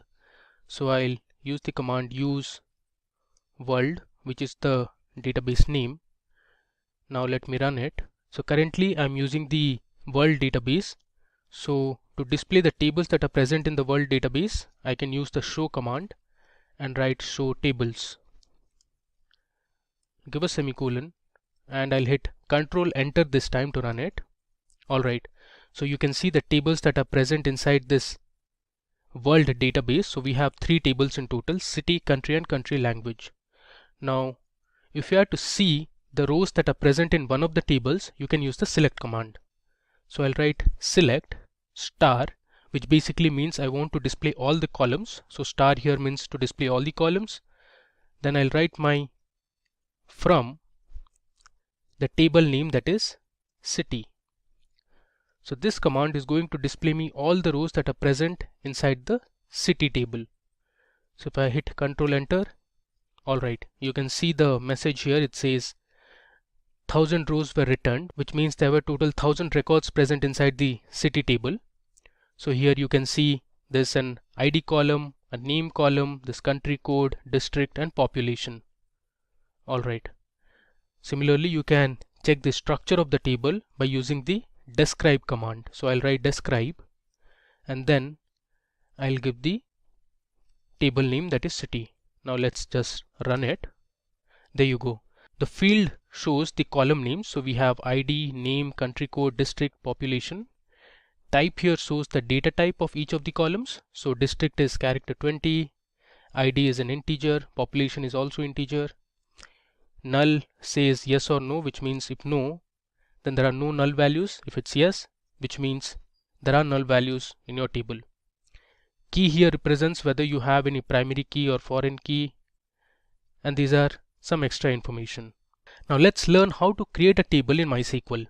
So I'll use the create table command for this, and before that let me create a database and I'll name it as SQL intro. So the command is create database and I'll give my database name, that is SQL_intro. Let me give a semicolon and hit Control Enter. So you can see I have created a new database.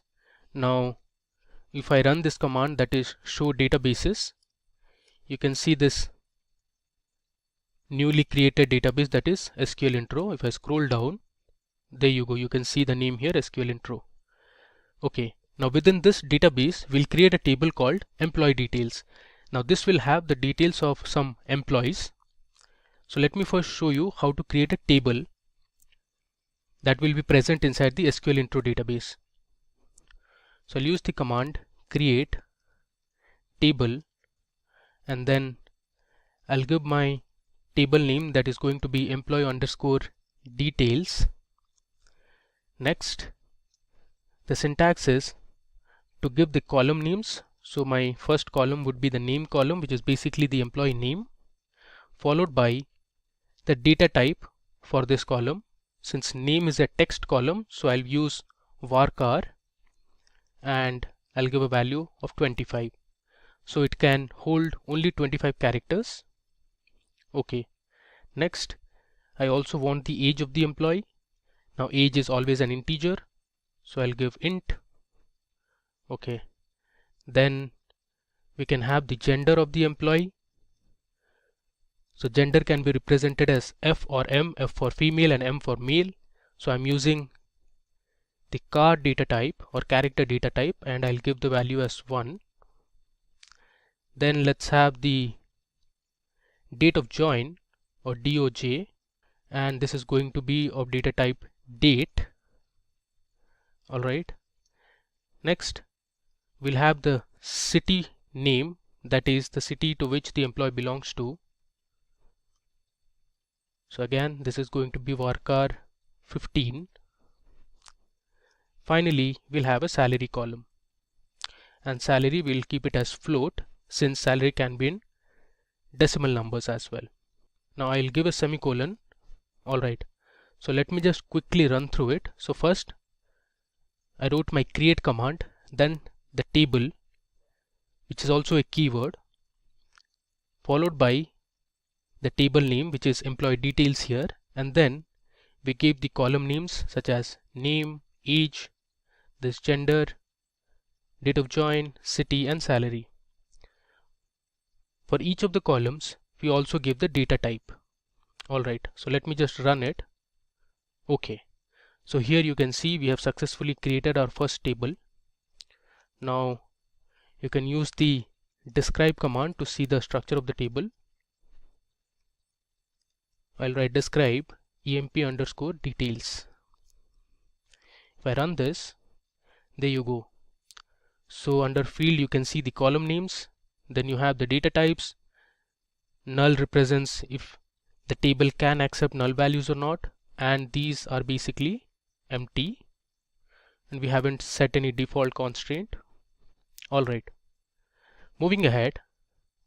Now let's learn to add data to our table using the insert command.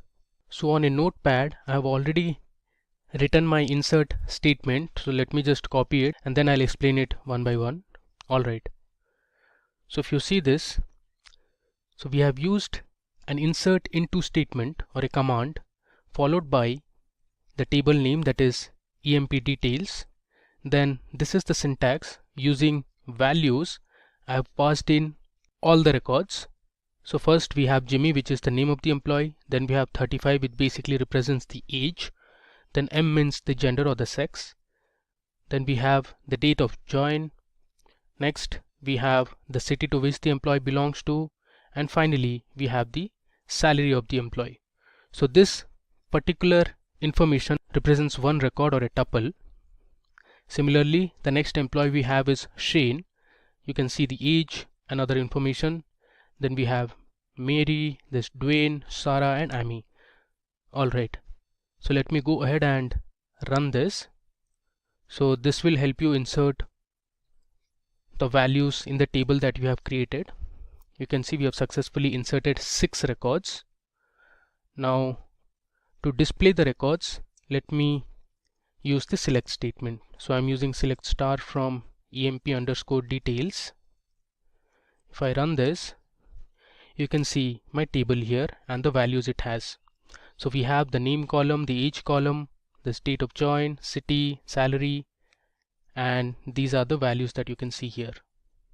Moving ahead, now let's say you want to see the unique city names present in the table. So in this case, you can use the distinct keyword along with the column name in the select statement. So let me show you how you can print the distinct city names that are present in our table. Now if you notice this table clearly, we have Chicago, Seattle, Boston, Austin, there's New York, and there's Seattle repeated again. So I only want to print the unique values. So for that, I can write my select statement as select distinct. Then I'll give my column name, which is city, from my table name, that is emp details. If I run this, you can see my query has returned 5 rows and these are the values. So we have Chicago, Seattle, which was repeated twice, is just been shown once. Then we have Boston, Austin and New York. If getting your learning started is half the battle, what if you could do that for free? Visit SkillUp by Simplilearn. Click on the link in the description to know more. Now let's see how you can use inbuilt aggregate functions in SQL. So suppose you want to count the number of employees in the table. In that case, you can use the count function in the select statement. So let me show you how to do that. So I'll write select. I'll use my function name, that is count. Now since I want to know the total number of employees, I'm going to use their name inside the brackets from employee underscore details. Now if I run this, this will return the total number of employees that are present in the table. So we have 6 employees in total. Now if you see here in the result, it says count name. Now this column is actually not readable at all. So what SQL provides is something called as an alias name. So you can give an alias to the resultant output. So here I can write select count of name and use an alias as I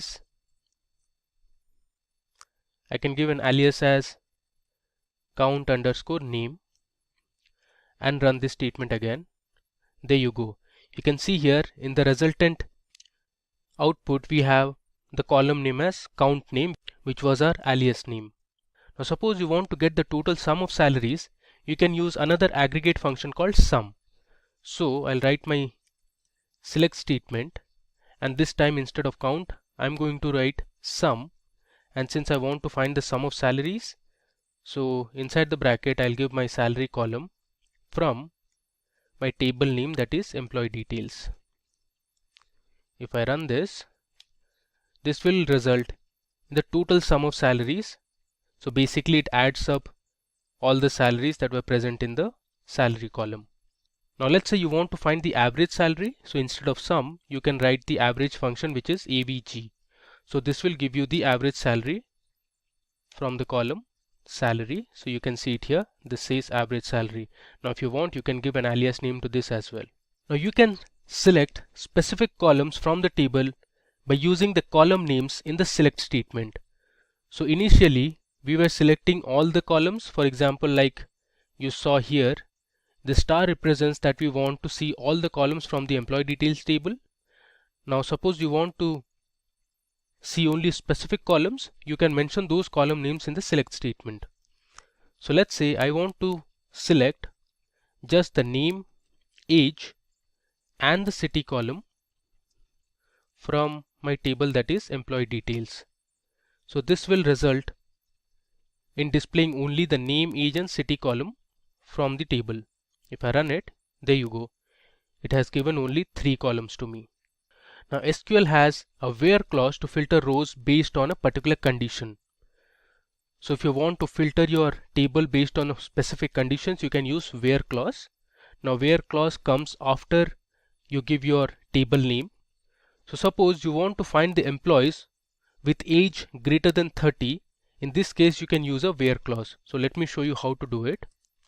I'll write select star from my table name, that is employee details, and after this I'll use my where clause. So I'll write where age greater than 30.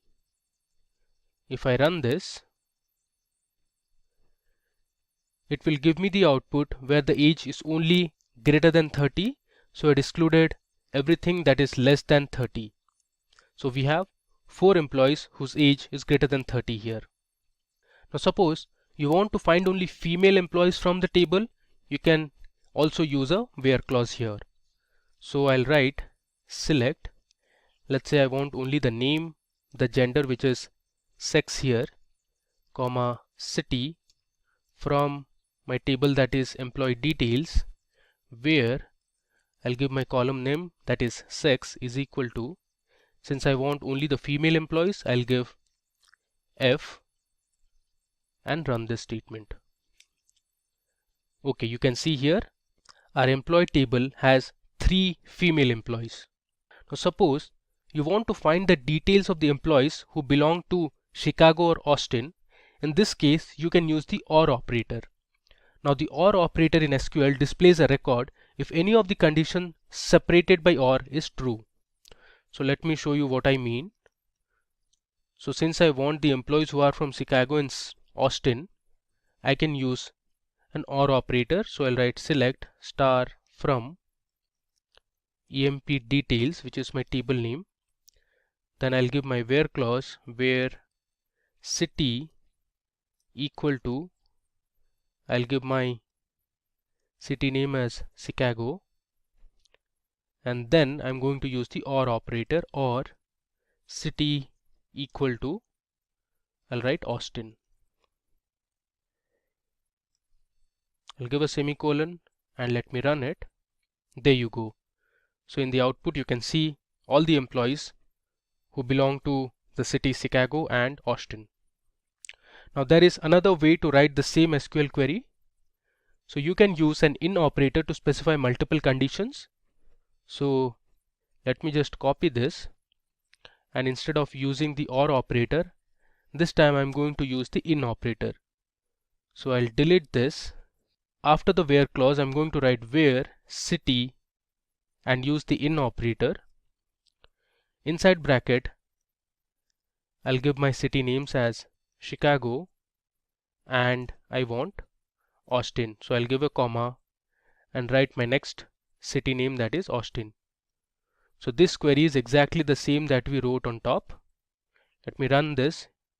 You will get the same output. There you go. So we have Jimmy and Dwayne who are from Chicago and Austin respectively. Now SQL provides the between operator that selects values within a given range. The values can be numbers, text or dates.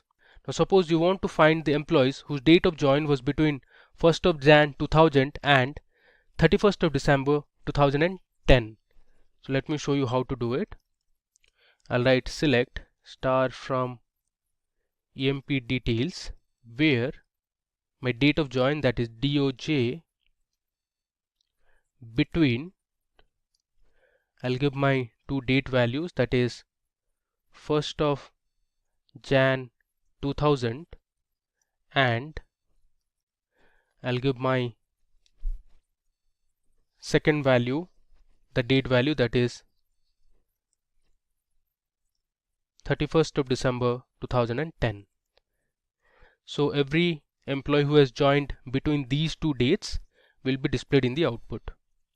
If I run it, we have two employees who had joined between 2000 and 2010. So we have Jimmy and Mary here, who had joined in 2005 and 2009 respectively. Alright. Now in where clause, you can use the AND operator to specify multiple conditions. Now the AND operator displays a record if all the conditions separated by AND are true. So let me show you an example. I'll write select star from employee details table, where I want the age to be greater than 30 and I want sex to be male. Alright, so here you can see I have specified two conditions. So if both the conditions are true, only then it will result in an output. If I run it, you can see there are two employees who are male and their age is greater than 30. Now let's talk about the group by statement in SQL. So the group by statement groups rows that have the same values into summary rows. Like, for example, you want to find the average salary of customers in each department. Now the group by statement is often used with aggregate functions such as count, sum and average to group the result set into one or more columns. Let's say we want to find the total salary of employees based on their gender. So in this case you can use the group by clause. So I'll write select, let's say sex, comma, I want to find the total sum of salary, as I'll give an alias name, let's say total salary, from my table name, that is employee details. Next I'm going to group it by sex. Okay, let me run it. There you go. So we have two genders, male and female, and here you can see the total salary. So what this SQL statement did was, first it grouped all the employees based on the gender and then it found the total salary. Now SQL provides the order by keyword to sort the result set in ascending or descending order. Now the order by keyword sorts the records in ascending order by default. To sort the records in descending order, you can use the DESC keyword. So let's say I want to sort my employee details table in terms of salary. So I'll write select star from EMP underscore details, and I'll use my order by clause on the salary column. So this will sort all the records in ascending order of their salary, which is by default. You can see the salary column is sorted in ascending order.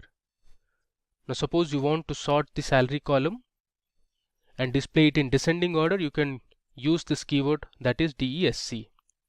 Let me run it. You can see the output. Now this time the salary is sorted in descending order and you have the other values as well. Now let me show you some basic operations that you can do using the select statement. So suppose I write select and do an addition operation, let's say 10 plus 20, and I'll give an alias name as addition. If I run this, it will give me the sum of 10 and 20, that is 30. Similarly, you can use the subtraction operator and you can change the alias name as, let's say, subtract. Let's run it. You get minus 10. Now there are some basic inbuilt functions. There are a lot of inbuilt functions in SQL, but here I'll show you a few. Suppose you want to find the length of a text or a string, you can use the length function. So I'll write select and then use the length function. I'll hit tab to autocomplete. Let's say I want to find the length of country India, and I'll give an alias as total length. If I run it, you see here it returns 5 because there are 5 letters in India. There's another function called repeat. So let me show you how repeat works. So I'll write select repeat. Let's say I want to repeat the symbol that is at the rate. I'll put it in single quotes because it is a text character, and I want to repeat this character for 10 times. Close the bracket and let's run it. You can see here in the output it has printed at the rate 10 times. You can count it. Alright. Now let's say you want to convert a text or a string to uppercase or lowercase. You can do that as well. So I'll write select and use the function called upper. Let's say I want to convert my string, that is India, to uppercase. I'm not giving in any alias name. If I run this, see, my input was capital I and everything else was in small letter. In the output you can see it is converted my input to all caps. Similarly, you can change this. Let's say you want to print something in lowercase, you can use the lower function. Let's say this time everything is in uppercase. If I run it, it converts India to lowercase. Now let's explore a few date and time functions. Let's say you want to find the current date. There's a function called CUR, which stands for current, and this is the function I'm talking about, which is current date. If I run this, you will get the current date, that is 28th of Jan 2021. And let's say you want to extract the day from a date value, so you can use the day function. Let's say I'll use day and I want to find the day from my current date. If I run this, you get 28, which is today's day. Now similarly, you can also display the current date and time. So for that you can use a function that is called now. So this will return the current date and time. You can see this is the date value and then we have the current time. Alright. And this brings us to the end of our demo session. So let me just scroll through whatever we have learned. So first I showed you how you can see that databases present in MySQL. Then we used one of the databases and checked the tables in it. Then we created another database called SQL Intro for our demo purpose. We used that database and then we created this table called employee details with column names like name, integer, the sex, date of join, city and salary. I showed you the structure of the database. Let me run this again so you get an idea. You can see this was the structure of our table. Then we went ahead and inserted a few records. So we inserted records for 6 employees. So you have the employee name, the age, the gender, the date of join, the city to which the employee belongs to, and the salary of the employee. Then we saw how you can use the select statement and display all the columns present in the table. We learned how you can display the unique city names. We learned how to use different aggregate functions like count, average and sum. Then we learned how you could display specific columns from the table. We learned how to use where clause. Then we used an or operator. We learned about in operator, the between operator. Then we used an and operator to select multiple conditions. Finally, we learnt about group by, order by and some basic SQL operations. We are going to learn 2 important SQL statements or clauses that are widely used, that is group by and having. First, we'll understand the basics of group by and having and then jump into MySQL Workbench to implement these statements. So let's begin. First, what is group by in SQL? So the group by statement or clause groups records into summary rows and returns one record for each group.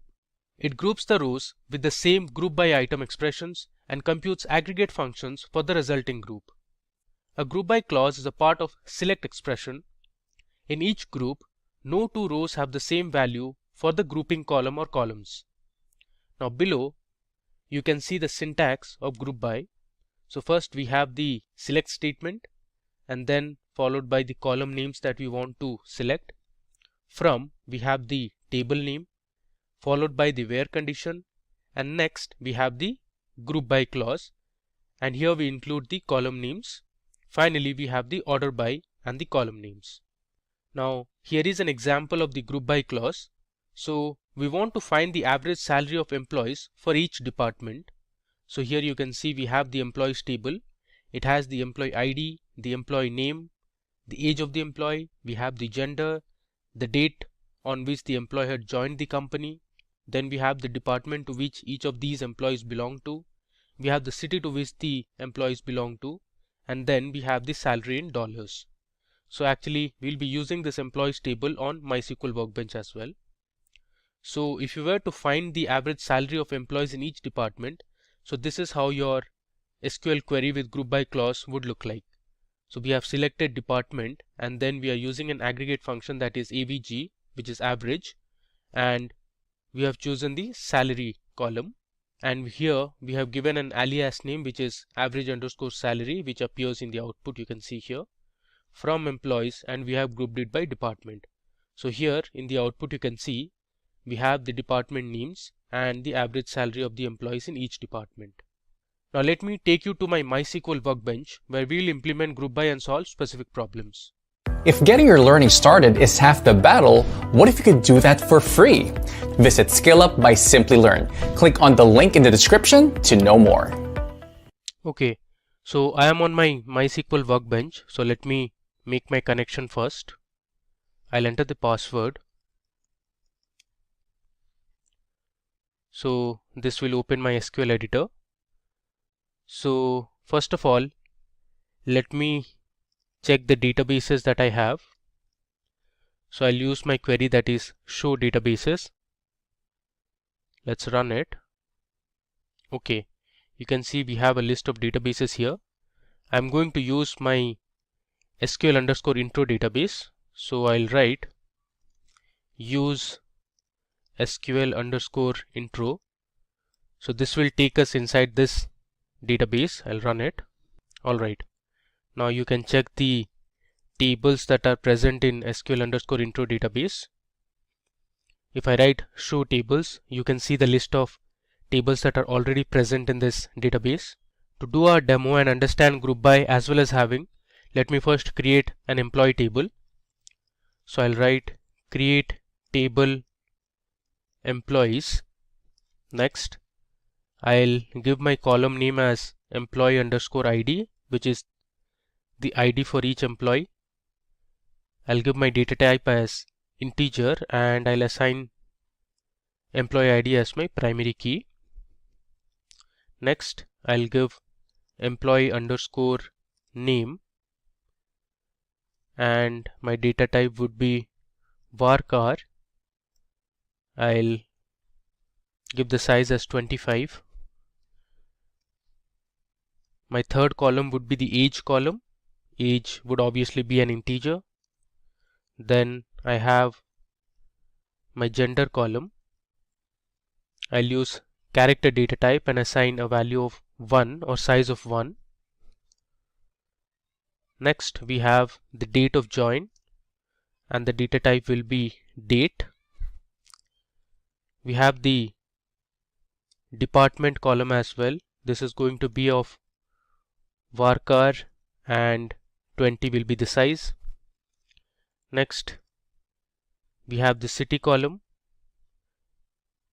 which is actually the city to which the employee belongs to. And finally we have the salary column, which will have the salary for all the employees. Okay, now let me select and run this. You can see here we have successfully created our table. Now to check if our table was created or not, you can use the describe command. I'll write describe employees. You can see the structure of the table so far. Alright, now it's time for us to insert a few records into this employees table. So I'll write insert into employees, and I'll copy paste the records which I have already written on a notepad. So let me show you. So this is my EMP notepad, and you can see I have already put the information for all the employees. So let me just copy this and we'll paste it here. Alright, let me go to the top and verify if all the records are fine. Alright, so let's run our insert query. Okay, so you can see here we have inserted 20 rows of information, and now let's check the table information or the records that are present in our employees table. I'll write select star from employees. If I run it, you can see here I have my employee ID, the employee name, age, gender, we have the city, salary, and in total we have inserted 20 records. Now let me run a few SQL commands to check how the structure of our table is. Let's say I want to see the distinct cities that are present in our table. So I'll write select distinct city from employees. If I run this, you see here there are total 8 different cities present in our employees table. So we have Chicago, there's Seattle, Boston, we have New York, Miami, and Detroit as well. Now let's say you want to know the total number of departments that are present. So you can use distinct department. If I run this, alright, you can see we have 7 rows returned, and here are the department names. So we have sales, marketing, product, tech, IT, finance, and HR. Alright, now let me show you another SQL command. Now this is to use an aggregate function. So I want to find the average age of all the employees from the table.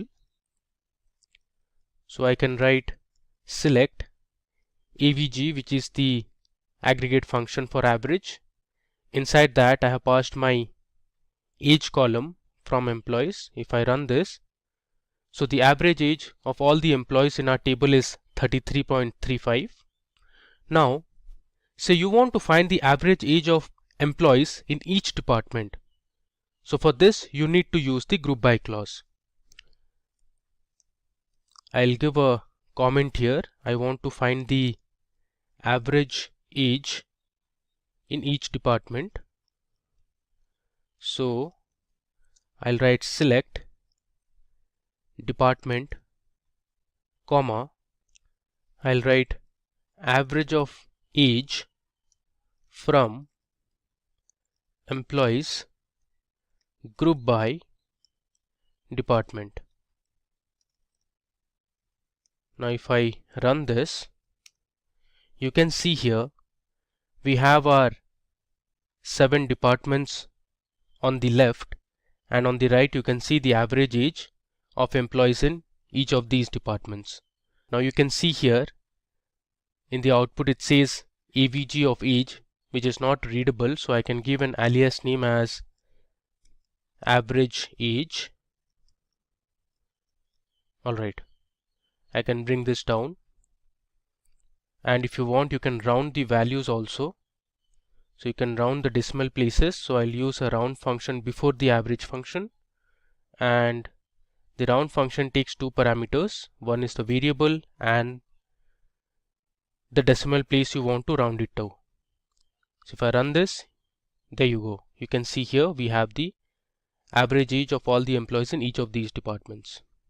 Alright, now suppose you want to find the total salary of all the employees for each department. So you can write select department, comma, now I want the total salary, so I'll use the sum function, and I'll pass my column as salary from employees group by department. Let's run this query.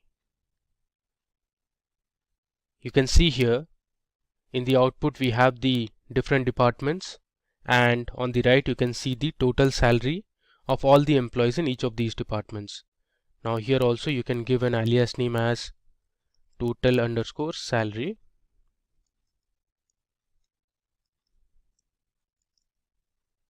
Let's run it again, and you can see the output here. Alright, now moving ahead, you can also use the order by clause along with the group by clause. Let's say you want to find the total number of employees in each city and group it in the order of employee ID. So to do this, I can use my select query.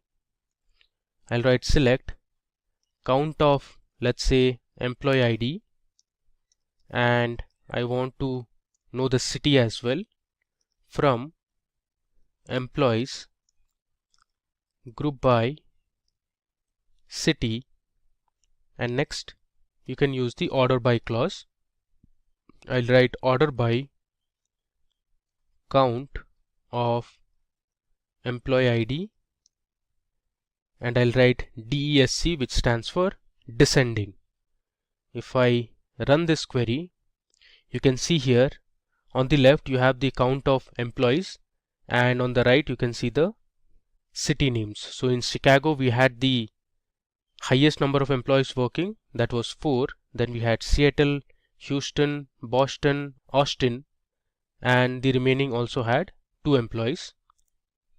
So in this case we have ordered our result based on the count of employee ID in descending order. So we have the highest number appearing at the top and then followed by the lowest. Okay, now let's explore another example. Suppose we want to find the number of employees that joined the company each year. We can use the year function on the date of joining column. Then we can count the employee IDs and group the result by each year. So let me show you how to do it. So I'll write select. I'm going to extract year from the date of join column. I'll give an alias as year. Next, I'll count the employee ID from my table name, that is employees, and I'm going to group it by year, date of join. I give a semicolon. Alright, so let's run this. Great. You see here in the result we have the year that we have extracted from the date of join column, and on the right you can see the total number of employees that joined the company each year. So we have in 2005 there was 1 employee. Similarly, we have in 2009 there were 2 employees. If I scroll down, you have information of other years as well. Now if you want, you can order this as well based on year or count. Okay. Now you can also use the group by to join 2 or more tables together. So to show you this operation, let me first create a sales table. So I'll write create table sales, and the sales table will have columns such as the product ID, which is going to be of integer type. Then we have the selling price of the product. Now this will be a float value. Then we have the quantity sold for each of the products. So I'll write quantity. Quantity will be of integer type. Next we have the state in which the item was sold, and state I'll put it as varchar and give the size as 20. Let's run this so that we'll create our sales table. Alright, so we have successfully created our sales table. Next, we need to insert a few values to our sales table. So I have already written the records in a notepad. Let me show you. Okay, so here you can see I have my sales text file. Let me just copy these information. I'll just paste it on the query editor. Okay, now let me go ahead and run this insert command. Alright, so you can see here we have successfully inserted 9 rows of information. So let me just run it through what we have inserted. So the first column is the product ID column. Then we have the selling price at which this product was sold. Then we have the quantity that was sold and in which state it was sold. So we have California, Texas, Alaska. Then we have another product ID which is 123, and these are the states in which the products were sold. So let me just confirm with the select statement. I'll write select star from sales. If I run this, you can see we have successfully created our table. Okay. Now suppose you want to find the revenue for both the product IDs 121 and let's say 123, since we have just 2 product IDs here. So for that you can use the select query. So I'll write select product ID. Next, I want to calculate the revenue. So revenue is nothing but selling price multiplied by the quantity. So I'll use the sum function to find the total revenue, and inside the sum function I'll use my selling price column multiplied by my quantity column. I'll give this an alias name as revenue from my table name, that is sales. Finally, I'll group it by product ID. Let's run it. There you go. So here you can see we have the 2 product IDs 121 and 123, and here you can see the revenue that was generated from these 2 products. Alright. Now let's say we have to find the total profit that was made from both the products 121 and 123. So for that I'll create another table. Now this table will have the cost price of both the products. So let me create the table first. I'll write create table. Let's say the table name is C product, which stands for the cost price of the products. I'll give my first column as product ID. This will be an integer, and I'll have my second column as cost price. Cost price will have floating type values.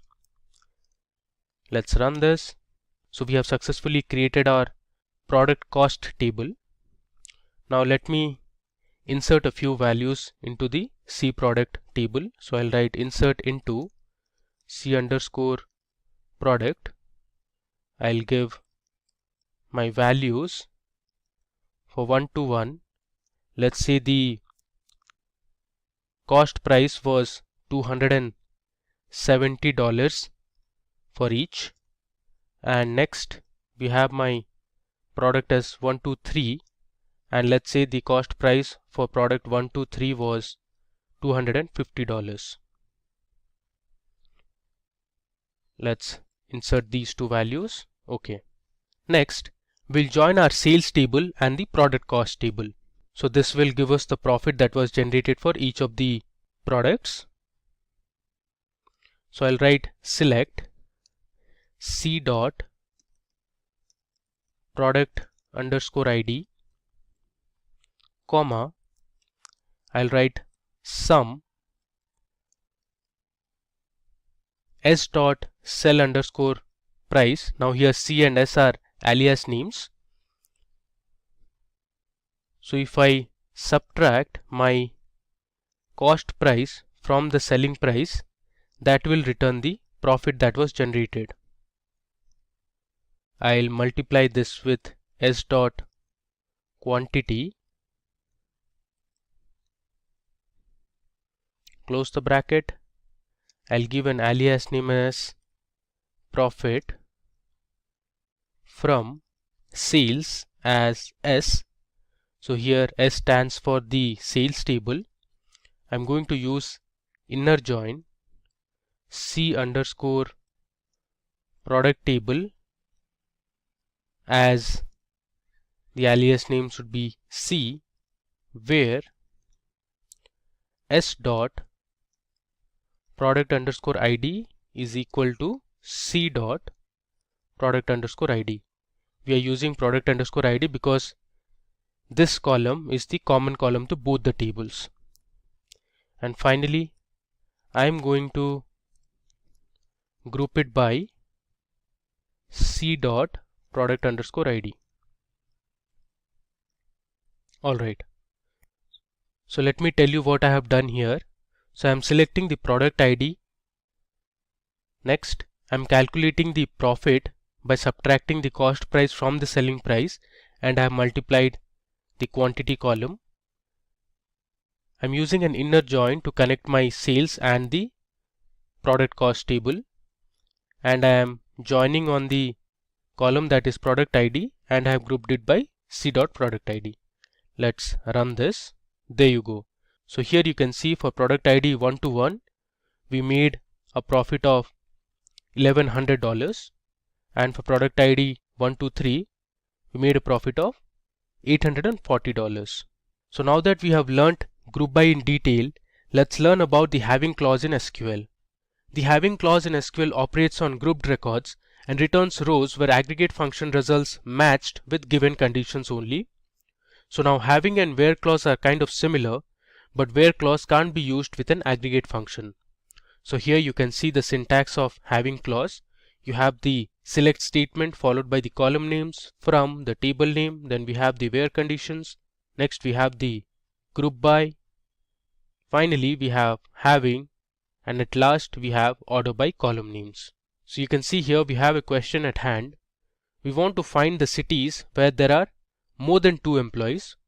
So you can see the employee table that we had used in our group by clause as well. So if you were to find the cities where there are more than 2 employees, so this is how your SQL query should look like. So we have selected the employee ID and we are finding out the count using the count function. Next we have selected the city column from employees. We have grouped it by city, and then we have used our having clause. So we have given our condition having count of employee ID should be greater than 2.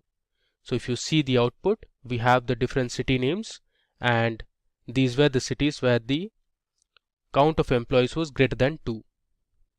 Alright, so let's go to our MySQL workbench and implement how having works. So suppose you want to find those departments where the average salary is greater than $75,000. You can use the having clause for this. So let me first run my table, which is employees.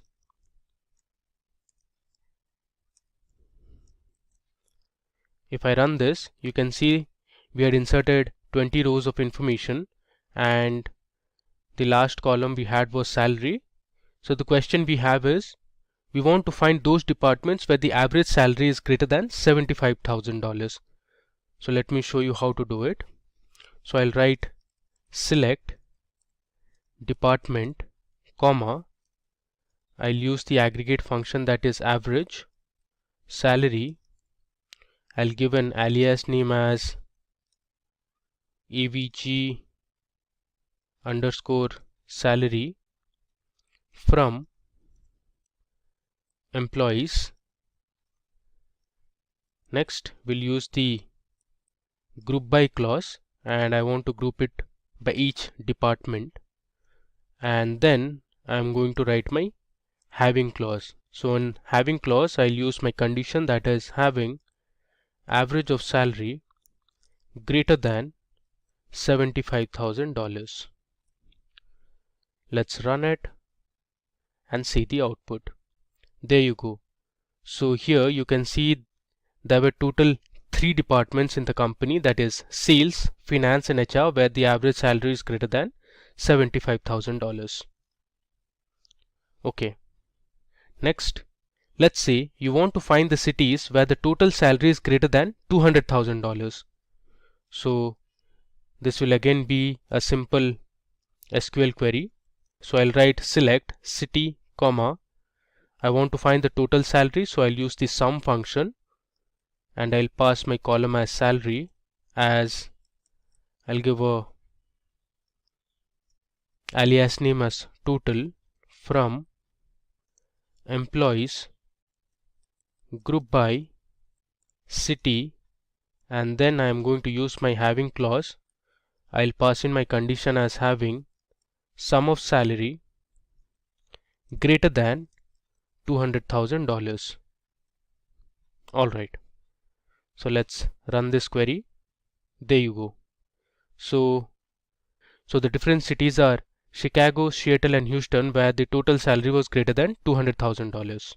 Now suppose you want to find the departments that have more than 2 employees. So let's see how to do it.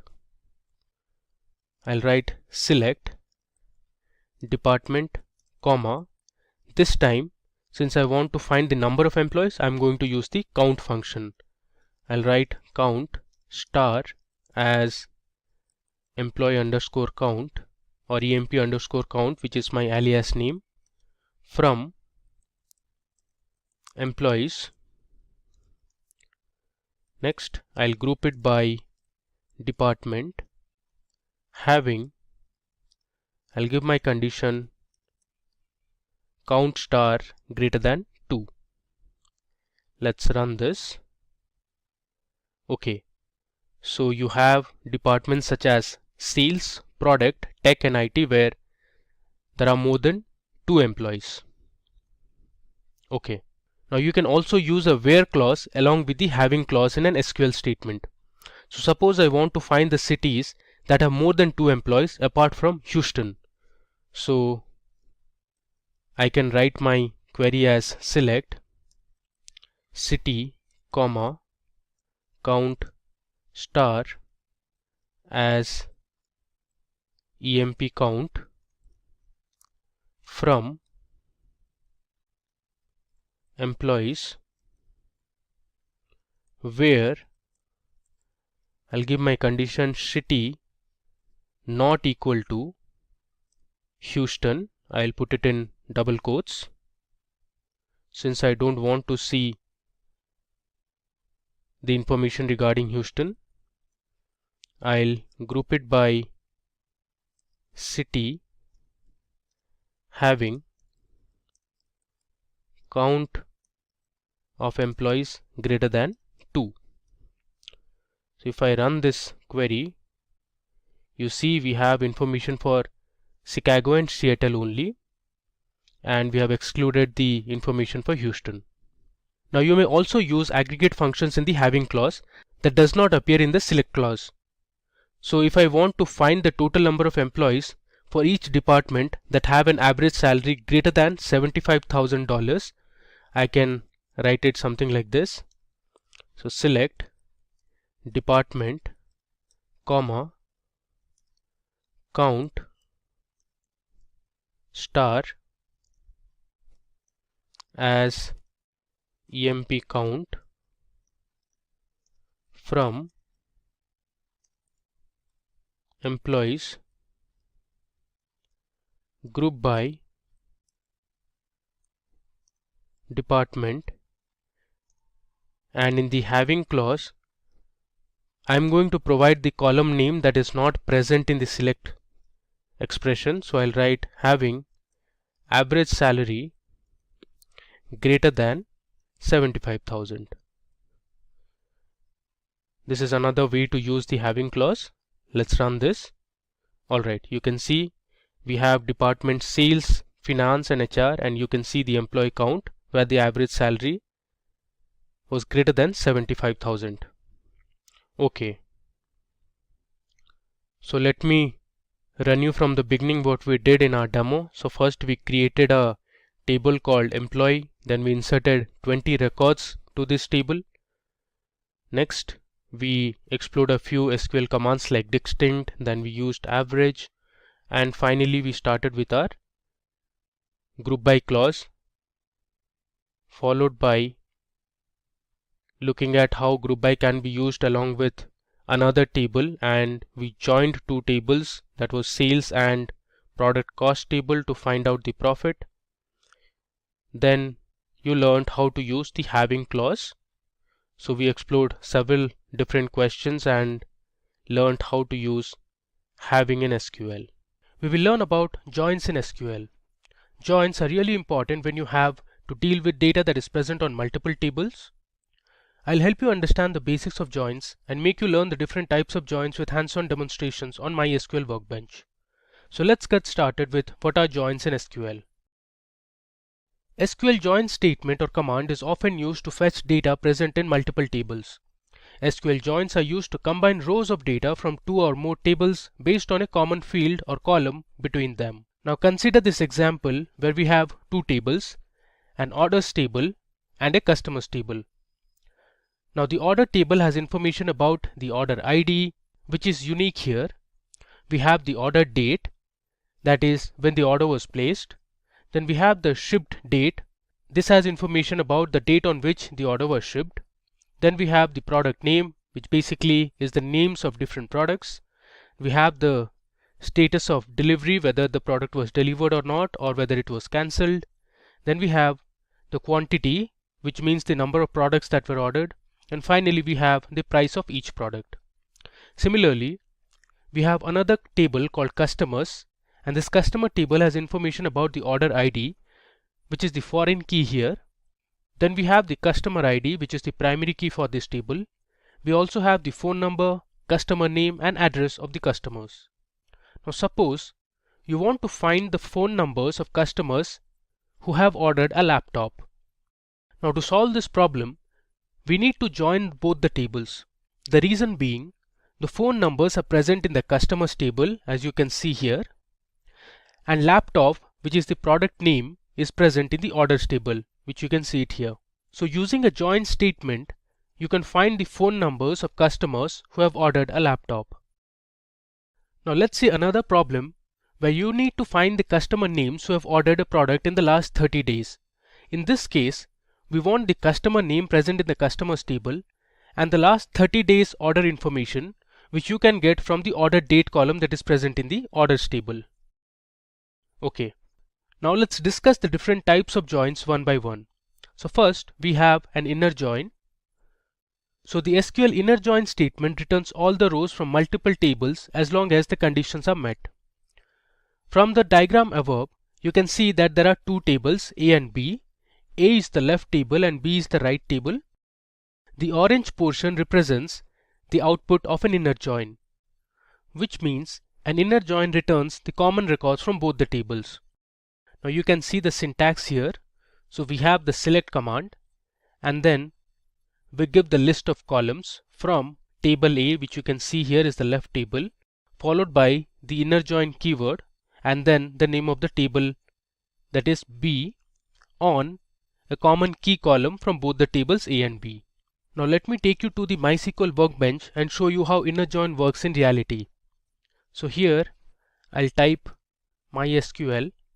You can see I have got MySQL Workbench 8.0 version installed. I'll click on it. So it will take some time to open. Okay, I'll click on this local instance and here I'll give my password. Okay. So this is how an SQL editor on MySQL Workbench looks like. So first of all, let me go ahead and create a new database. So I'll write create database. This is going to be my command, followed by the name of the database, that is going to be SQL_joins. If I give a semicolon and hit Control Enter, this will create a new database. You can see here one row affected. Now you can check whether the database was created or not using show databases command. If I run it, here you can see I have SQL joins database created. Now I'll use this database, so I'll write use SQL_joins. Okay. Now to understand inner join, consider that there is a college, and in every college you have different teams for different sports such as cricket, football, basketball and others. So let's create two tables, cricket and football. So I'll write create table, and my table name is going to be cricket. Next, I'm going to create two columns in this table. The first column is going to be cricket ID. Then I'm going to give the data type as int and use the auto increment operator. I'm using auto increment because my cricket ID is going to be my primary key. Then I'm going to give the name of the students who are part of the cricket team, and for this I'll use varchar data type and give the length as 30. I'll give another comma and I'll assign my cricket ID as primary key. Within brackets I'll give cricket underscore ID. Cricket ID is nothing but a unique identifier for each of the players, like you have roll numbers in college. Okay, let me just run it. Alright, so we have successfully created our cricket table. Similarly, let me just copy this and I'll paste it here. I'll create another table called football. This will have the information of all the students who are part of the football team, and instead of cricket I am going to give this as football ID. Alright, and the name column will have the names of the students. I'll change my primary key to football ID. Alright, let me run this. Okay, so now we have also created our football table. The next step is to insert a few player names into both the tables. So I'll write my insert into command. First, let's load some data to our cricket table. So I'll write cricket and I'll give my name column followed by values, and here I'll give some names such as, let's say, Stuart. I'll give another comma. The next player I'll choose is, let's say, Michael. Similarly, I'll add a few more. Let's say we have Johnson. The fourth player I'll take is, let's say, Hayden. And finally we have, let's say, Fleming. Okay. Now I'll give a semicolon and run this. Okay, so let me just check if all the values were inserted properly. For this I'll use select star from table, that is cricket. If I run it, you can see I have created a table and have successfully inserted 5 rows of information. Now similarly, let's insert a few student names for our football table. So I'll change this to football, and obviously there would be students who will be part of both cricket and football team.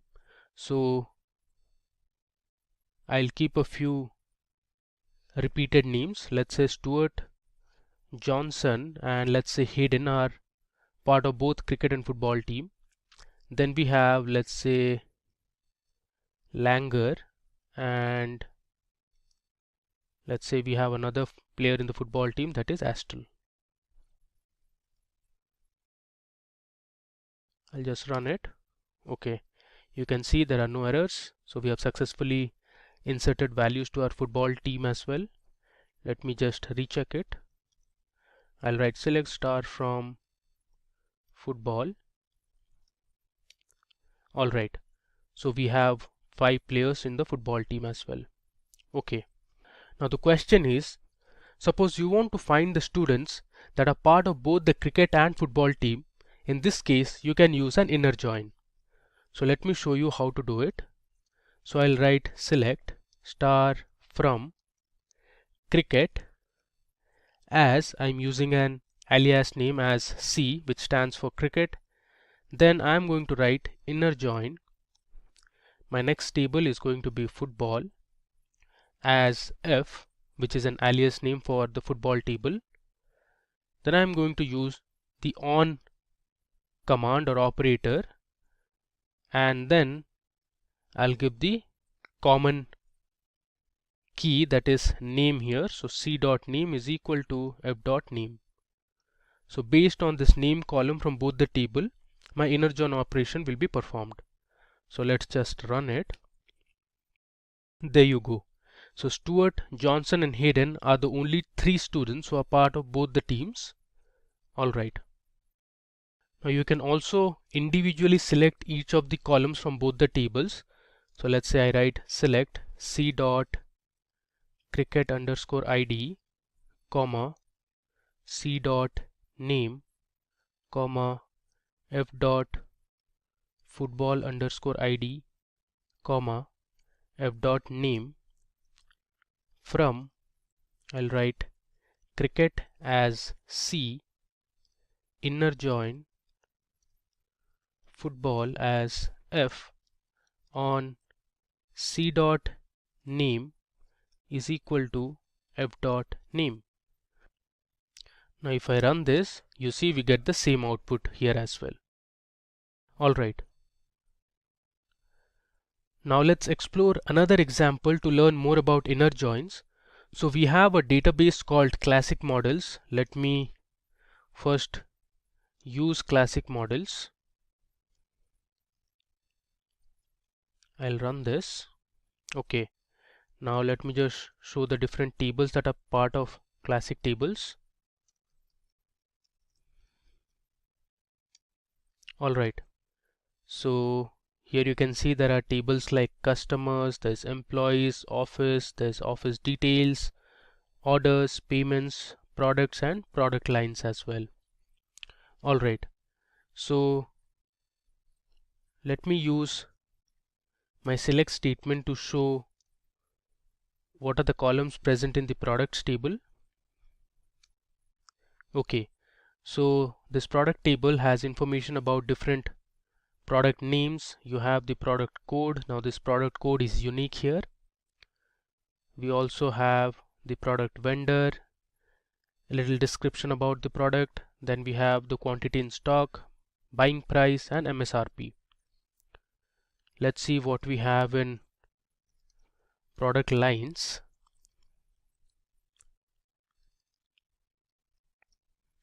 If I run it, you see here we have the product line, which is the primary key for this table. Then we have the textual description for each of the products.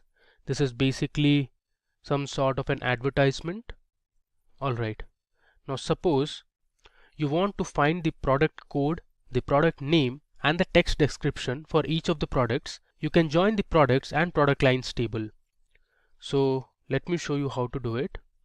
I'll write my select statement and choose my columns as product code. Then we have product name, and let's say I want the text description. So I'll write this column name. Okay. Then I'll use from my first table, that is products, inner join product lines,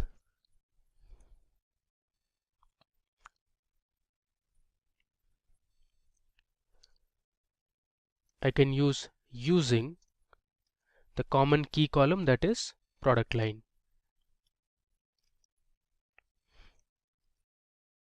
Close the bracket, I'll give a semicolon, and if I run it, there you go. So you can see the different product codes. Then we have the different product names and the textual description for each of the products. So this we did by joining the products table and the product lines table. Alright. Now suppose you want to find the revenue generated from each product order and the status of the product. To do this task, we need to join 3 tables, that is orders, order details and products. So first let me show you what are the columns we have in these 3 tables. We have obviously seen for the products table. Now let me show you for orders and order details table. So I'll write select star from orders, If I run it, you can see it has information about the order number, the date on which the order was placed. We also have the shipment date. We also have the status column, which has information regarding whether the order was shipped or cancelled. Then we have some comments column. We also have the customer number who ordered this particular product. Similarly, let's check what we have under order details. So I'll write select star from order details. If I run it, you can see it has the order number, the product code, quantity of each product. We have the price of each product. Then we have the order line number. Okay. So using the product orders and order details, let's perform an inner join. So I'll write select O dot order number, comma, O dot status, comma, I need the product name which I'll take from the products table. So I'll write P dot product name. Now here O, P are all alias name for the tables, orders, products, and I'll use OD for order details, comma, since we want to find the revenue, we actually need to find the product of quantity ordered into price of each product. So I'll use a sum function, and inside the sum function I'll give quantity ordered multiplied by the price of each item. I'll use an alias as revenue. Then I'll use my from clause, from orders as O, inner join order details as I'll use an alias name as OD, on I'll write O dot order number is equal to OD dot order number.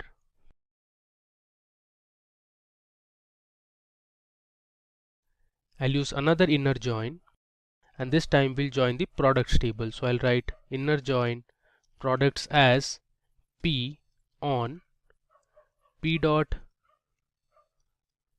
product code is equal to OD dot product code.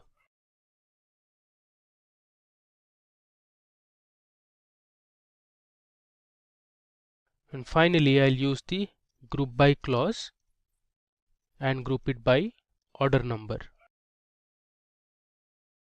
Alright, let me run this. Okay, there's some mistake here. We need to debug this. It says you have an error in your SQL syntax. Check the manual. Alright. Okay, I think the name of the tables is actually orders and not order.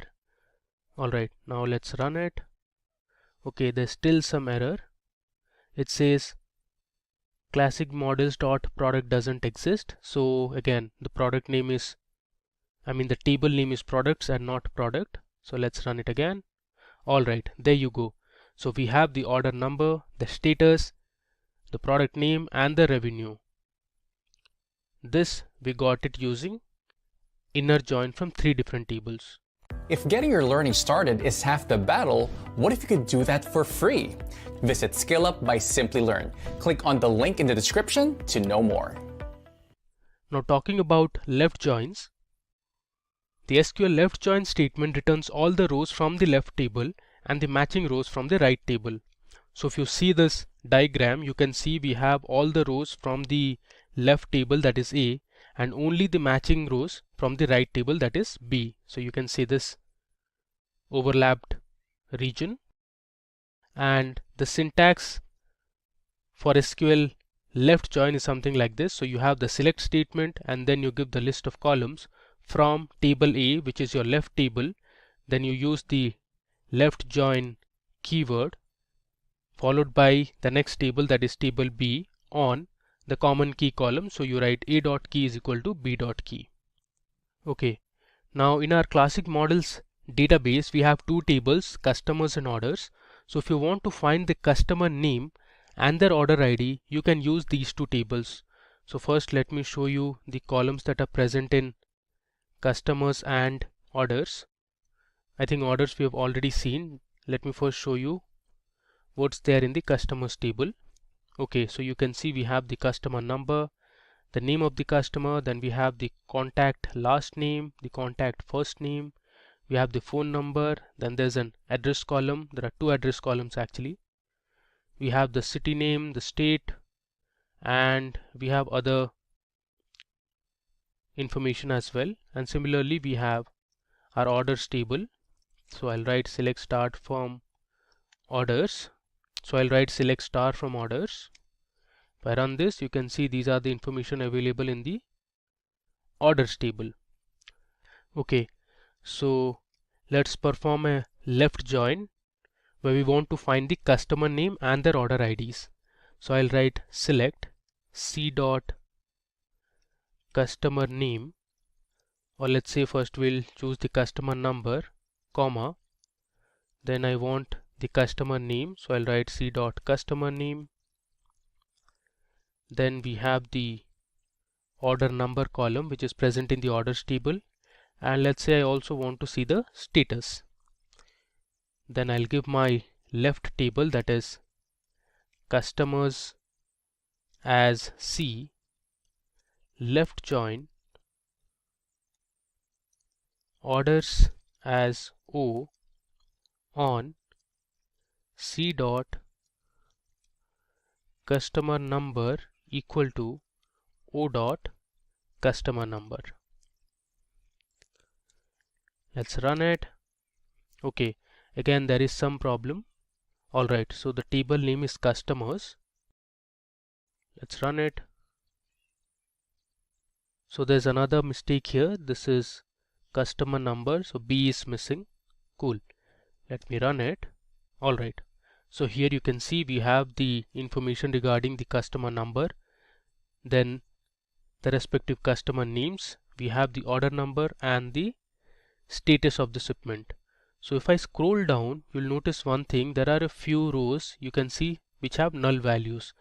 This means for customer number 125 and for this particular customer name there were no orders. And similarly if I scroll down, you will find a few more null values. You can see here there are two null values here. For customer number 168 and 169 there were no orders available. Alright, now to check those customers who haven't placed any orders, you can use the null operator. So what I'll do is here I'll just continue with this. I'll use a where clause and write where order number is null. Now let me run this. Okay, so here you can see there are 24 customers from the table that don't have any orders in their names. Okay, now talking about right joins. So SQL right join statement returns all the rows from the right table and only matching rows from the left table. So here you can see we have our left table as A and the right table as B. So the right join will return all the rows from the right table and only the matching rows from the left table. Now talking about the syntax. So here you can see we have the select statement. Followed by the select statement, you will have the list of columns that you want to choose. From table A, right join table B on the common key column from both the tables. Alright. Now to show how right join works, I'll be using two tables, that is customers and employees. So let's see the rows of data that are present in the customer table first. So I'll write select star from customers. Let's run it. So here you have the customer number, the customer name, then we have the phone number, the address of the customers. You also have the country to which the customer belongs to, the postal code, and the credit limit as well. Similarly, let's see for the employees table. Here I'll change customers to employees. Let's run it. Okay, so we have the employee number, the last name, the first name. We have the extension, the email ID, the job title, and also reports to here means the manager. Okay. So based on these two tables, we'll find the customer name, the phone number of the customer, and the email address of the employee, and join both the tables, that is customers and employees. So let me show you the command. So I'll write select c dot customer name, comma, then we have c dot phone. I'll give a space here. Next, I want the employee number from the employee table, so I'll write e dot employee number, comma, e dot email from customers as C, right join employees as E on E dot, my common key column is employee number here, so I'll write E dot employee number is equal to C dot, we have sales representatives employee number, and I'm also going to order it by the employee number column. Okay, so you can see I have my customer name selected from the customers table, the phone number of the customer, then we have the employee number and the email address. So let me run it. Okay, there's some problem. Alright, so the table name is customers actually. Let's run it once again. There you go. So you can see here we have all the values selected from our right table, which is the employees table.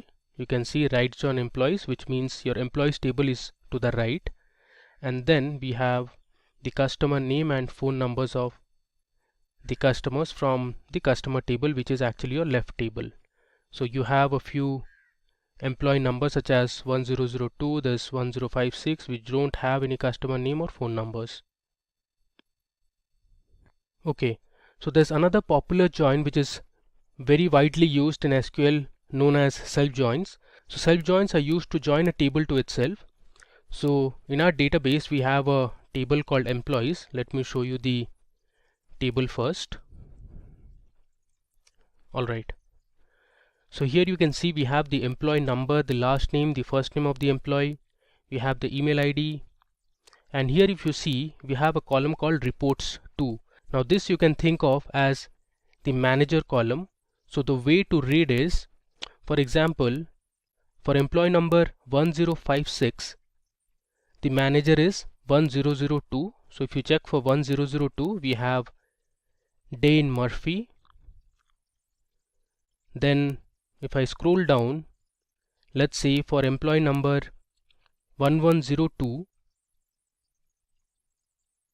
for employee number 1102, the manager is 1056. So here you can see who is at 1056. You have Mary Patterson. Similarly, if I scroll down, let's say for employee number 1188, we have the manager as 1143. Now if I check the table at 1143, we have Anthony Bow. So the employee Julie Firelli reports to Anthony Bow. Alright, now suppose you want to know who is the reporting manager for each employee. So for that you can use a self join. So let me show you how to join this employees table. I'll write select, and then I'm going to use a function called concat. Within brackets I'll start with my alias name, that is m dot, then I'll write last name. I'm going to concat last name followed by a comma, then I'll have my first name.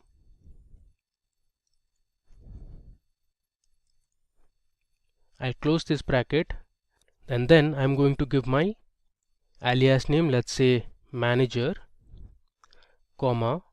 Next I'm going to concat the same last name and first name, and this time I'm going to use a separate alias, let's say E, which stands for employee. So I'll write E dot last name, comma, and within single quotes I'll give my comma, and then I'll write E dot first name.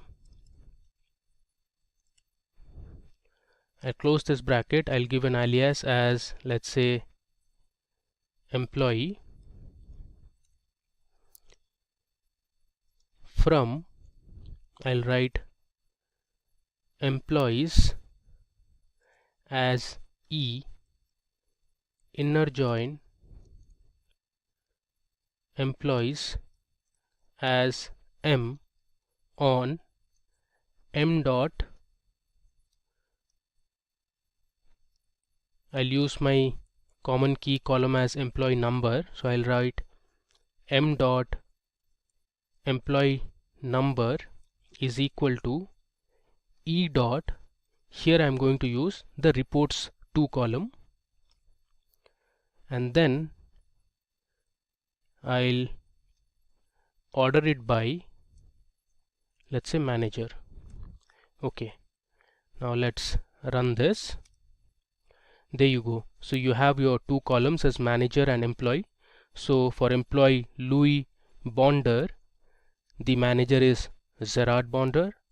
Similarly, if I scroll down, you have there are multiple employees reporting to this particular manager. Similarly, we have our manager as Anthony Bow, and we have different employees who are reporting to this particular manager, and so on. Alright, now moving ahead. Now let's see what a full join is. So SQL full outer join statement returns all the rows when there is a match in either left or right table. Now you must remember that MySQL Workbench does not support full outer join by default, but there's a way to do it. So by default, this is how the syntax of full outer join looks like. Now this statement will work on other SQL databases like Microsoft SQL Server, but it won't work on MySQL Workbench. I'll show you the right way of using full outer join on MySQL Workbench. So to show full outer join, I'm going to first use a left join, and then we'll also use a right join, and finally we'll use a union operator. So the union operator is used to combine the result set of two or more select statements. So first of all, let me write C dot customer name. So for this example, I'm using the customer table and the order table, comma O dot order number. So I just want to know the customer name and the order number related to the customer. From, I have customers as C, left join, I'll write orders as O on C dot customer number is equal to O dot customer number. Let me just copy this, and after this I am going to use my union operator. So union operator is used to merge results from two or more tables. So basically this performs a vertical join. And next I am going to use my right join operation. So here instead of left join, I'll write right. Rest all looks fine. Let me just run it. There you go. So we have successfully run our full outer join operation. You can see we have the different customer names and the order that each customer had placed. Alright. Okay, we're going to jump into some common questions you might see on NumPy arrays and Pandas data frames in the Python, along with some Excel, Tableau, and SQL. Let's start with our first question. What is the difference between data mining and data profiling? It's real important to note that data mining is a process of finding relevant information which has not been found before.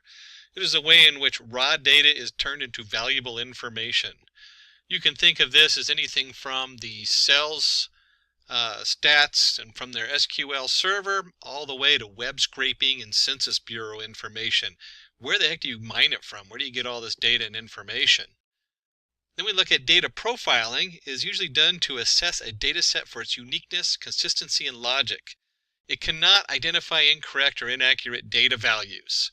So if somebody has a statistical analysis on one side and they're doing you might the wrong data to then program your data setup. So you got to be aware that when you're talking about data mining, you need to look at the integrity of what you're bringing in, where it's coming from. Data profiling is looking at it and saying, hey, how is this going to work? What's the logic? What's the consistency? Is it related to what I'm working with? Define the term data wrangling and data analytics. Data wrangling is a process of cleaning, structuring, and enriching the raw data into a desired usable format for better decision making. And you can see a nice chart here with our Discover It. We structure the data how we want it. We clean it up, get rid of all those null values. We enrich it, so we might take and reformat some of the settings. Instead of having 5 different terms for height of somebody, in American, English, or whatever, we clean some of that up, and we might do a calculation and bring some of them together. And validate. I was just talking about that in the last one. You need to validate your data. Make sure you have a solid data source. And then, of course, it goes into the analysis. Very important to notice here in data wrangling, 80% of data analytics is usually in this whole part of wrangling the data, getting it to fit correctly. And don't confuse that with data cooking, which is actually when you're going into neural networks, cooking the data so it's all between 0 and 1 values. What are common problems that data analysts encounter during analysis? Handling duplicate and missing values, collecting the meaningful right data the right time, making data secure and dealing with compliance issues, handling data purging and storage problems.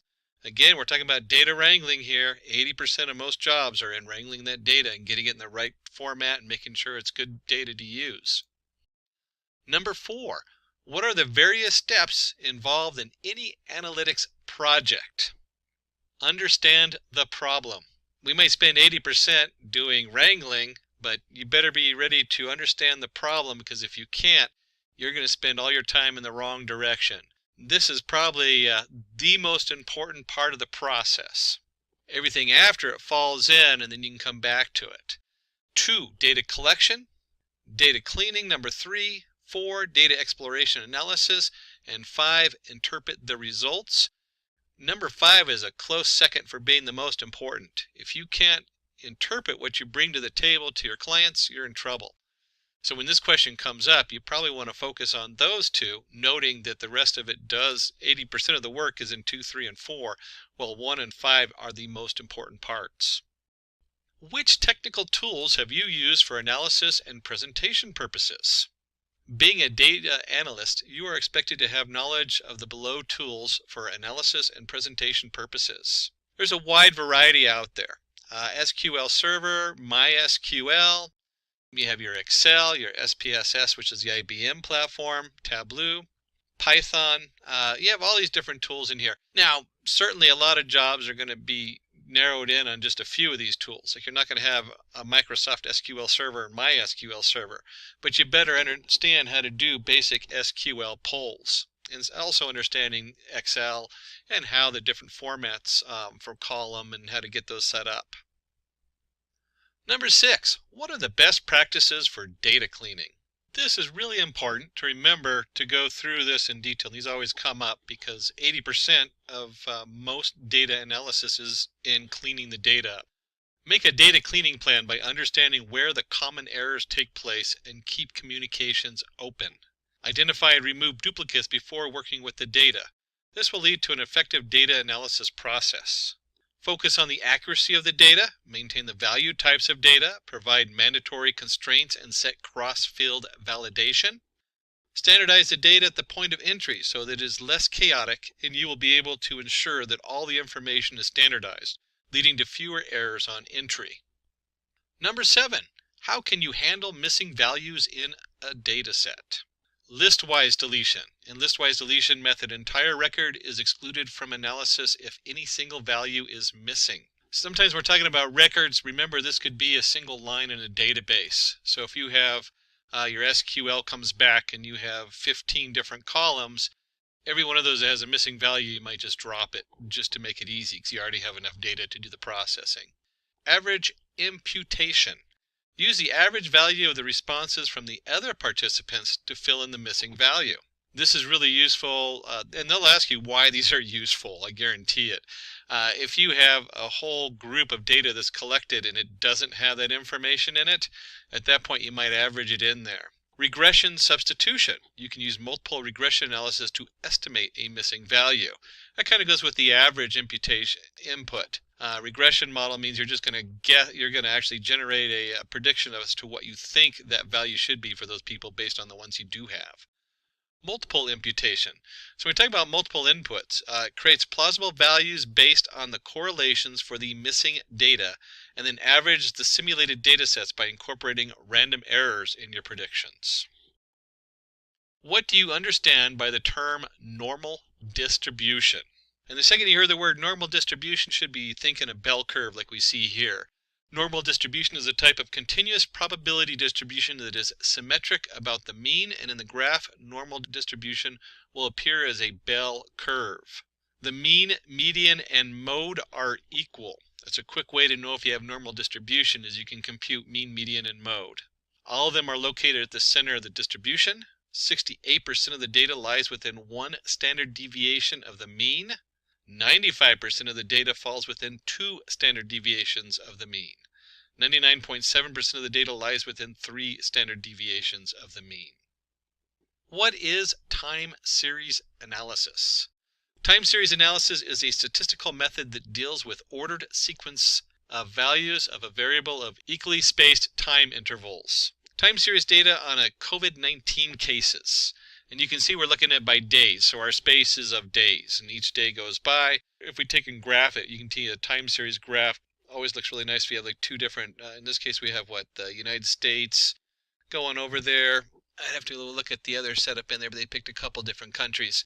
And it's time sensitive. The next result is based on what the last one was. COVID's an excellent example of this. Anytime you do any word analytics where you're figuring out what someone's saying, what they said before makes a huge difference as to what they're going to say next. Another form of time series analysis. 10. How is joining different from blending in Tableau? So now we're going to jump into the Tableau package. Data joining. Data joining can only be done when the data comes from the same source. Combining 2 tables from the same database or 2 or more worksheets from the same Excel file. All the combined tables or sheets contains common set of dimensions and measures. Data blending. Data blending is used when the data is from 2 or more different sources. Combining the Oracle table with the SQL server, or 2 sheets from Excel, or combining Excel sheet and Oracle table. In data blending, each data source contains its own set of dimensions and measures. How is overfitting different from underfitting? Always a good one. Overfitting. Probably the biggest danger in data analytics today is overfitting. Model trains from the data too well using the training set. The performance drops significantly over the test set. Happens when the model learns the noise and random fluctuations in the training data set in detail. And again, the performance drops way below what the test set has. The model neither trains the data well nor can generalize to new data. Performs poorly both on train and the test set. Happens when there is less data to build and an accurate model, and also when we try to build a linear model with a nonlinear data. In Microsoft Excel, a numeric value can be treated as a text value if it proceeds with an apostrophe. Definitely not an exclamation. If you're used to programming in Python, you'll look for that hash code, and not an amber sign. And we can see here, if you enter the value 10 into a field, but you put the apostrophe in front of it, it will read that as a text, not as a number. What is the difference between count, count A, count blank, and count if in Excel? We can see here when we run in just count, D1 through D23, we get 19. And you'll notice that there is 19 numbers coming down here. And so it doesn't count the cost of each, which is the top bracket, and it doesn't count the blank spaces either with the straight count. When you do a count A, you'll get the answer is 20. So now when you do count A, it counts all of them, even the title cost of each. When you do count blank, we'll get 3. Why? There's 3 blank fields. And finally, the count if. If we do count if of E1 to E23 is greater than 10, there's 11 values in there. Basic counting of whatever's in your column, pretty solid on the table there. Explain how VLOOKUP works in Excel. VLOOKUP is used when you need to find things in a table or arrange by row. The syntax has 4 different parts to it. We have our lookup value, that's a value you want to look up. We have our table array, the range where the lookup value is located, column index number, the column number and range that contains the return value, and the range lookup. Specify true if you want an approximate match or false if you want an exact match of the return value. So here we see VLOOKUP F3 A2 to C8 2, 0 for prints.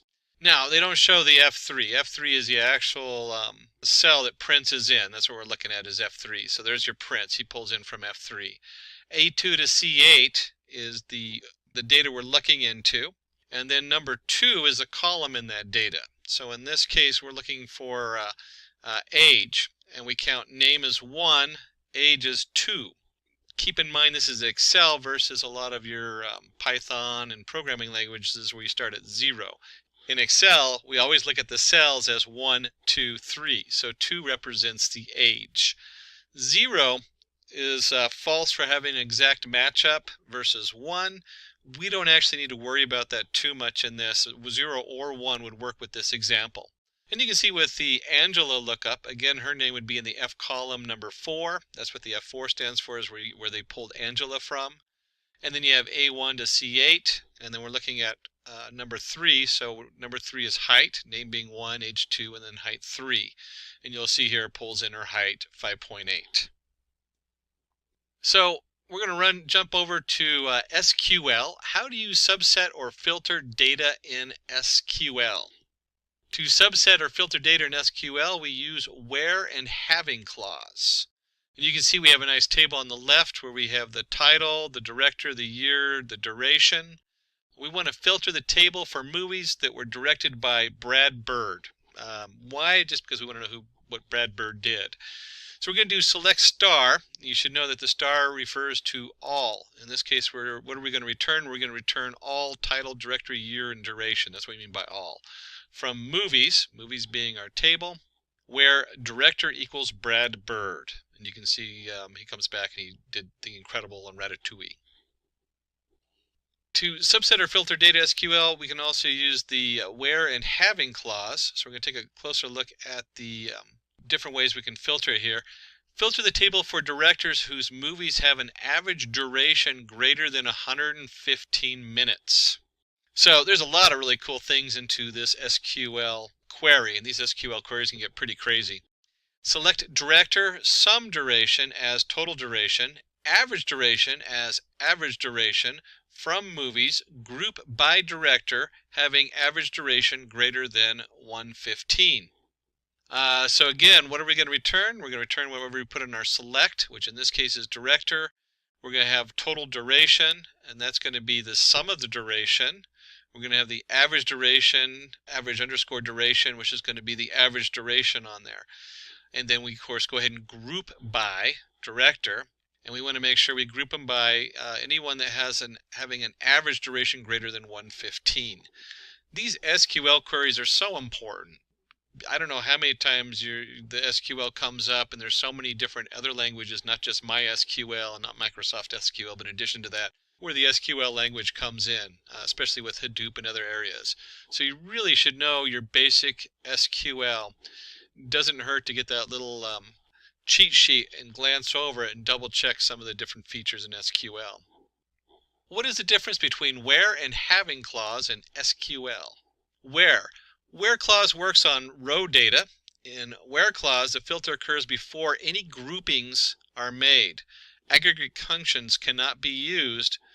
So the syntax is select your columns from table where what the condition is. Having clause works on aggregated data. Having is used to filter values from a group. Aggregate functions can be used, and the syntax is select column names from table where the condition is, grouped by, having a condition ordered by column names. What is the correct syntax for reshape function in NumPy? So we're going to jump to the NumPy array program, and what you come up with is you have, in this case it'd be numpy.reshape. A lot of times you do an import numpy as np, reshape, and then your array and the new shape. And you can see here as the actual example comes in, the reshape is A, and we're going to reshape it in 2, 5 setups, and you can see the printout in there that prints in 2 rows with 5 values in each one. What are the different ways to create a data frame in Pandas? Well, we can do it by initializing a list, so you can import your pandas as PD, very common. Data equals Tom 30, Jerry 20, Angela 35. We'll go ahead and create the data frame, and we'll say pd.dataframe is the data, columns equals name and age. So you can designate your columns. You can also designate index in there. You should always remember that the index, in this case, maybe you want the index instead of 1, 2 to be the date they signed up, or who knows, whatever. And you can see right there, it just generates a nice pandas data frame with Tom, Jerry, and Angela. Another way you can initialize a data frame is from dictionary. You can see here we have a dictionary where the date equals name, Tom, Jerry, Angela, Mary. Age is 20, 21, 19, 18. And if we do a df pd.dataframe on the data, you'll get the same kind of setup. You get your name, age, Tom, Jerry, Angela, and Mary. Write the Python code to create an employee's data frame from the emp.csv file and display the head and summary of it. To create a data frame in Python, you need to import the pandas library and use the read CSV function to load the CSV file. And here you can see we have import pandas as PD, employees, or the data frame employees, equals pd.readcsv, and then you have your path to that CSV file.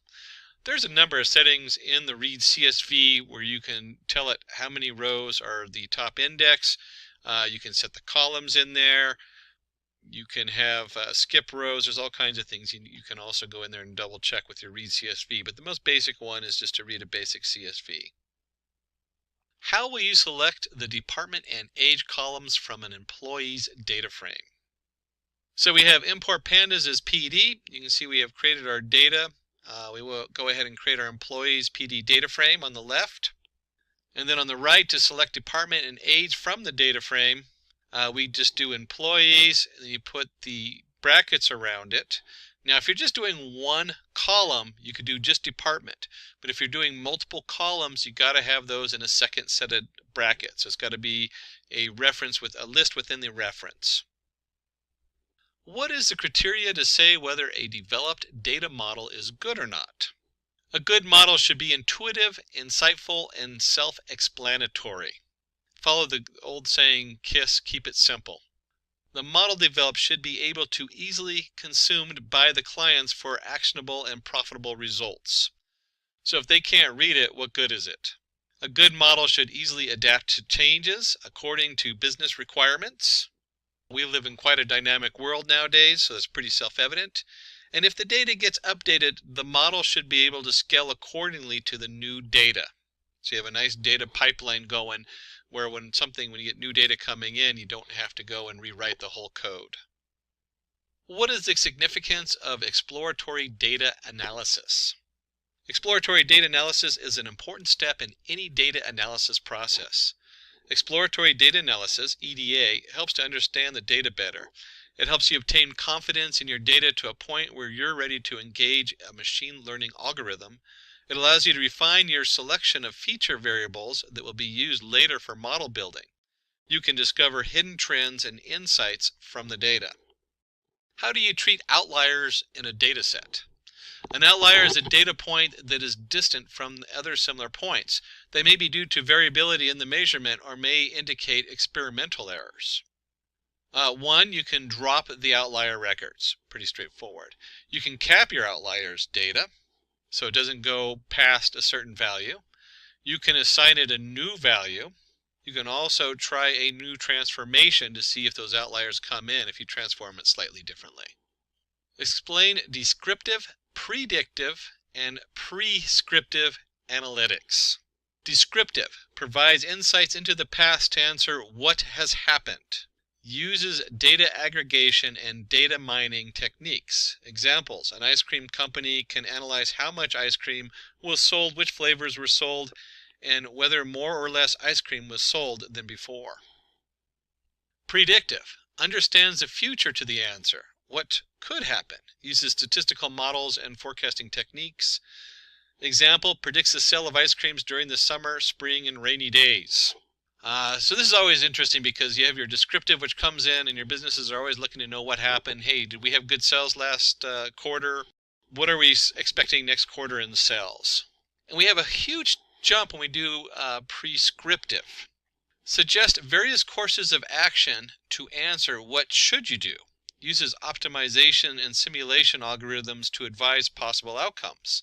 Example: lower prices to increase sale of ice creams, produce more or less quantities of certain flavor of ice cream.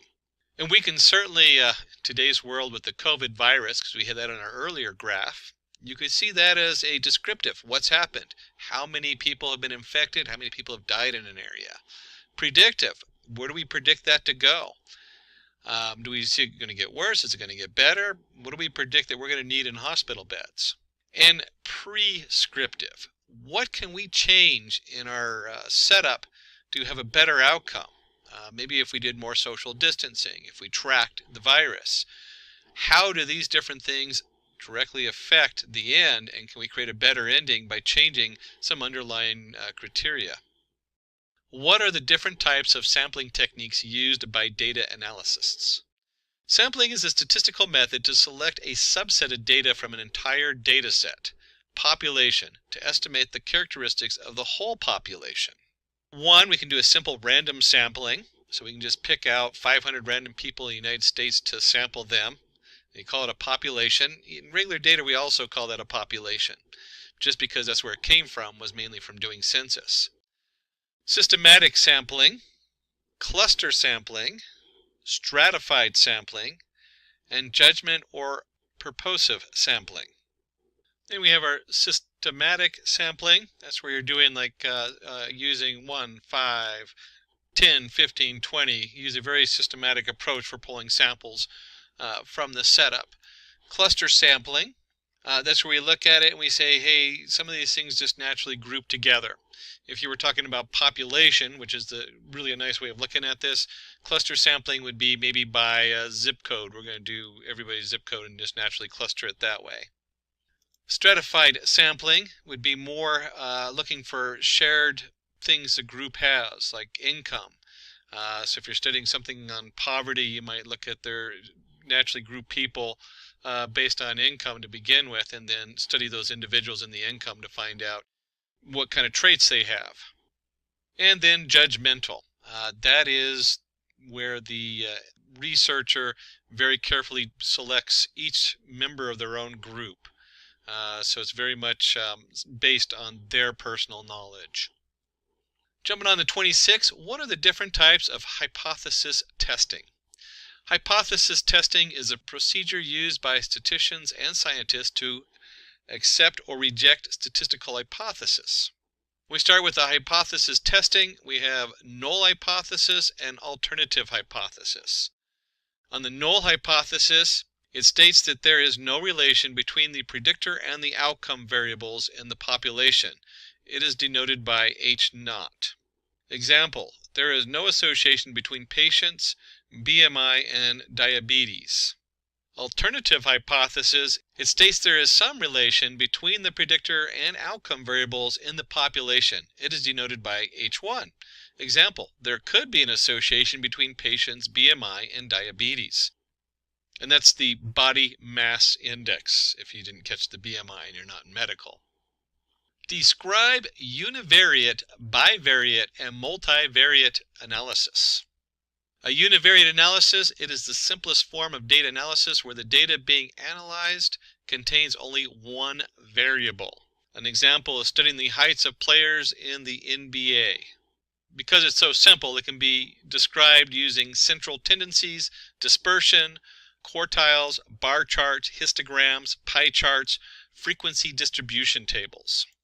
The bivariate analysis, it involves analysis of two variables to find causes, relationships, and correlations between the variables. Example, analyzing sale of ice creams based on the temperature outside. Bivariate analysis can be explained using correlation coefficients, linear regression, logistic regression, scatter plots, and box plots. And multivariate analysis, it involves analysis of three or more variables to understand the relationship of each variable with the other variables. Example, analyzing revenue based on expenditure.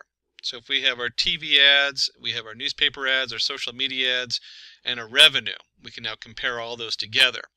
The multivariate analysis can be performed using multiple regression, factor analysis, classification and regression trees, cluster analysis, principal component analysis, clustering bar chart, dual axis chart. What function would you use to get the current date and time in Excel? In Excel, you can use the today and now function to get the current date and time. And you can see down here with the two examples where just equals today or equals now. Using the SUMIFS function in Excel, find the total quantity sold by sales representatives whose names start with A and the cost of each item they have sold is greater than 10. And you can see here on the left we have our actual table, and then we want to go ahead and SUMIFS. So we want the E2 through E20, B2 through B20 greater than 10. And this basically is just saying, hey, we're going to take everything in the E column and we're going to sum it up, but only those objects where the D column is greater than 10. That's what that means there. Is the below query correct? If not, how will you rectify it? Select customer ID, year, order date as order year from order where order year is greater than or equal to 2016. And hopefully you caught it right there. It's in the devil's in the details. We can't not use the alias name while filtering data using the where clause. So the correct format is all the same except for where it says where the year order date is greater than or equal to 16 versus using the order year, which we assign under the select setup. How are union, intersect, and except used in SQL? The union operator is used to combine the results of two or more select statements. And you can see here we have select star from region 1. We're going to make a union with select star from region 2. And it basically takes both these SQL tables and combines them to form a full new table on there. So that's your union as we bring everything together. When we look at the intersect operator, it returns the common records that are the result of the two or more select statements.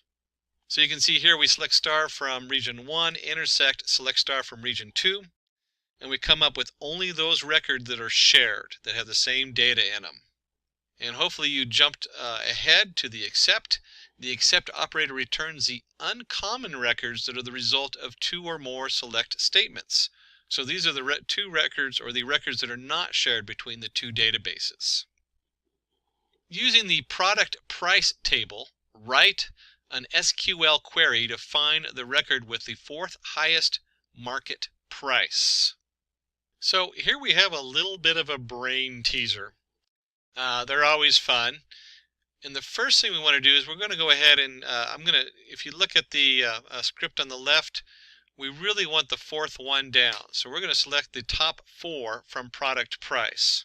But we're going to order it by market price descending. SP ordered by market price ascending. So what we do is we take the top 4 of the market price ascending, and that's going to give us the 4 greatest values. And then we're going to reverse that order and do descending. And we're going to take the top one of that, which is going to give us the lowest value. which will be the fourth greatest one in the list. From the product price table, find the total and average market price for each currency where the average market price is greater than 100 and currency is in the INR or the AUD. So INR or AUD, India Rupee or Australia dollar. You can see over here the SQL query. If you had trouble putting this together, you might actually do some of it in reverse. And you can see right here where the average market price is greater than 50. Remember, we use having, not where, at the end because it's part of the group. So group by currency, because we want those two currencies. And we want the currency India Rupee, the INR or the AUD. And as you keep going backwards, we're actually going to be selecting the currency, the sum of the market price as total price, and the average market price as average price. So there's our select. It's going to come from the product price, which is just our table over there, and then we have where our currency is in. And like I said, you can put it together however you want, but hopefully you got to the end there. So this question will test your knowledge in Tableau, exploring the different features of Tableau, and creating a suitable graph to solve a business problem. And of course, Tableau is very visual in its use, so it's very hard to test it without actually just getting your hands on. And if you can't visualize some of this and how to do it, then you should go back and refresh yourself. Using the sample superstore dataset, create a view to analyze the sales, profits, and quantities sold across different subcategories of items present under each category. So the first step is to go ahead and load the sample superstore dataset. So make sure you know how to load the sample, the superstore dataset. That's underneath either the connect button in the upper left or the Tableau icon up there, and be able to pull in the data set. And then once you've done that, you just drag the category and subcategory on rows and salaries onto columns. It will result in a horizontal bar chart. So in this one, we're just going to drag profit onto color and quantity onto label. Sort the sales axes in descending order of sum and sales within each subcategory. And if you're at home doing this, you'll see that chairs under furniture category had the highest sales and profit, while tables had the lowest profit. For office supplies, subcategory binders made the highest profit, even though storage had the highest sales. Under technology category, copiers made the highest profit, though it was the least amount of sales. Let's work to create a dual axis chart in Tableau to present sales and profits across different years using sample superstore dataset. Load the orders sheet from the sample superstore dataset. Drag the order data field from the dimensions onto columns and convert it into continuous month. Drag cells onto rows and profits to the right corner of the view until you see a light green rectangle. One of those things, if you haven't done this hands-on, you don't know what you're doing, you're going to run into a bind, so you're going to be just kind of dropping it and wondering what happened.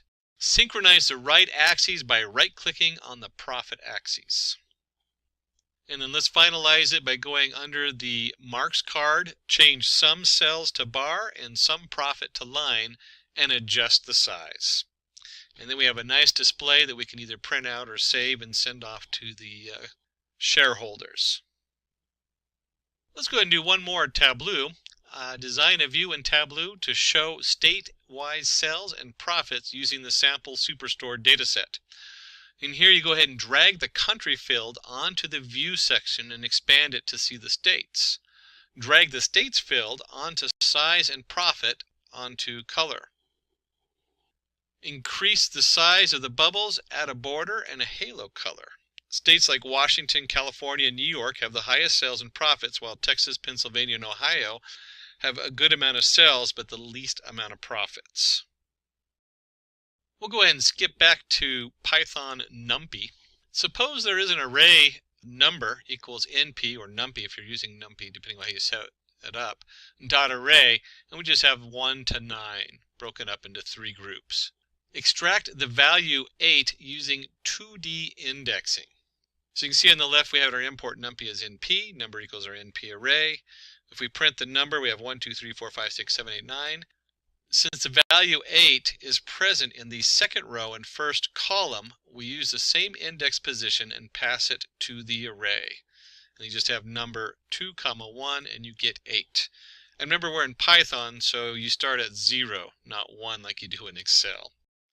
Always gets me if I'm working between Excel and Python, where I just kind of flip, and usually it's the Excel that messes up because I do a lot more programming. Suppose there's an array that has values 0, 1, all the way up to 9. How will you display the following values from the array? 1, 3, 5, 7, 9. So first of all, we go ahead and create the array, np.arange of 10, which goes from 0 to 9, because there's 10 numbers in it, but we don't include the 10. We print it out. The first thing you want to do is, what's going on here with 1, 3, 5, 7, 9? Well, if we divide by 2, there's going to be a remainder equal to 1. And then from Python, remember that if you use the percentage sign, you get the remainder on there. So the remainder is 1. And then you have your NumPy array, and then we just want to do a logical statement of all values that have a remainder of 1, and that generates our nice 1, 3, 5, 7, 9. There are two arrays, A and B. Stack the arrays A and B horizontally. Boy, these horizontal vertical questions will get you every time. And in NumPy, we go ahead and we've created two different arrays over here, A and B. The first one is your concatenate, np.concatenate A and B on axes equal 1. That is the same as hstack. And in the back end, they're still identical. They run the same. That's all hstack is, a concatenate axes equals 1. How can you add a column to a pandas data frame? Suppose there's an imp data frame that has information about few employees. Let's add address column to that data frame. And you can see in the left we have our basic data frame. You should know your data frames very well. Basically it looks like an Excel spreadsheet.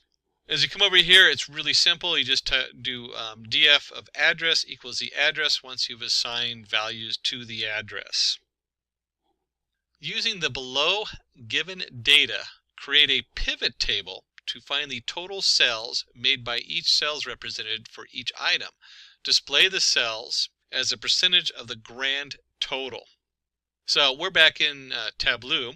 Select the entire table range, click on Insert tab, and choose Pivot Table. Select the table range and the worksheet where you want to place the pivot table. It will return a pivot table where you can analyze your data. Drag the cell total on the values in sales rep and item onto row labels.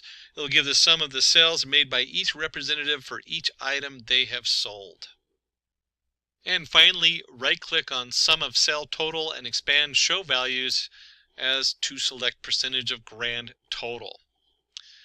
Real important just to understand what a pivot table is. We're just pivoting it from rows and columns and switching this direction on there. And finally, we have our final pivot table, and you can see the values, roles, and sum of total sale. So we're going to go ahead and take a product table. This is off of an SQL, so we're going to do some SQL here. And we're going to use the product and sales order detail table, find the products that have total units sold greater than 1.5 million. And here's our sales order detail table. So we have a product table and a sales order detail table, two separate tables in the database. And what we're going to do is put together the SQL query. We want to select PP name, sum, SOD, unit price as sales. And then we have our pp.product ID from production product as pp inner join, sales.sales order detail as SOD on pp product ID equals SOD.product ID, group by pp.name, pp.product ID having a sum of SOD.unit price greater than the 150 million there. That's a mouthful. And again, these SQL queries, they start looking really crazy until you just break them apart and do them step by step. And what we're looking for is the inner join and how did you do the group by. That's really what they know. How do you do this inner join? This comes up so much in SQL. How do you pull in the ID from one chart and the information from another chart and the sum totals on that chart? How do you write a stored procedure in SQL? Let's create a stored procedure to find the squares of the first n natural numbers. So here we have our formula, n times n plus 1 times 2n plus 1 over 6. And you can see from the command prompt or the setup you have, depending on what your login is, the command is create procedure square sum 1. Declare our variable at n of integer as begin, and then we're going to declare the sum of integer, set sum equals n times n plus 1 plus 2 times n plus 1 over 6. And then of course we can go ahead and print those out. Print first cast ampersand n, or our variable, as a variable character 20 natural numbers. Print the sum of the square is cast the at sum as variable character 40 end. And then we do the output, display the sum of the square for first 4 natural numbers. We have execute square sum 1, and then we're going to put in 4, and you can see here where it brings up the first 4 natural numbers. Sum of square is 30. Write a store procedure to find the total even number between two user given numbers. A couple of things to note here. First, we go ahead and create our procedure. You have your two different variables, the n1, n2. And we go ahead and begin. We're going to declare our variable count as an integer. We're going to set count equal to 0. And then we have while n is less than n2. We're going to begin. And if n1 remainder 2 equals 0, so we're going to divide it by 2, even number, begin. We're going to set the count equal to count plus 1. We're going to print even number plus cast n as a variable character 10 for printing. Count is plus cast variable count as variable character 10 end. Else print odd number plus cast variable number 1 as variable character 10. And then we go ahead and set the increment our variable 1 up 1. So it'll go from n1 all the way to n2. And it'll print the total number of even numbers. And you can see here we went ahead and executed it. We're going to count the even numbers between 30 and 45. And you can just see it goes all the way down to 8. What is the difference between tree maps and heat maps in Tableau?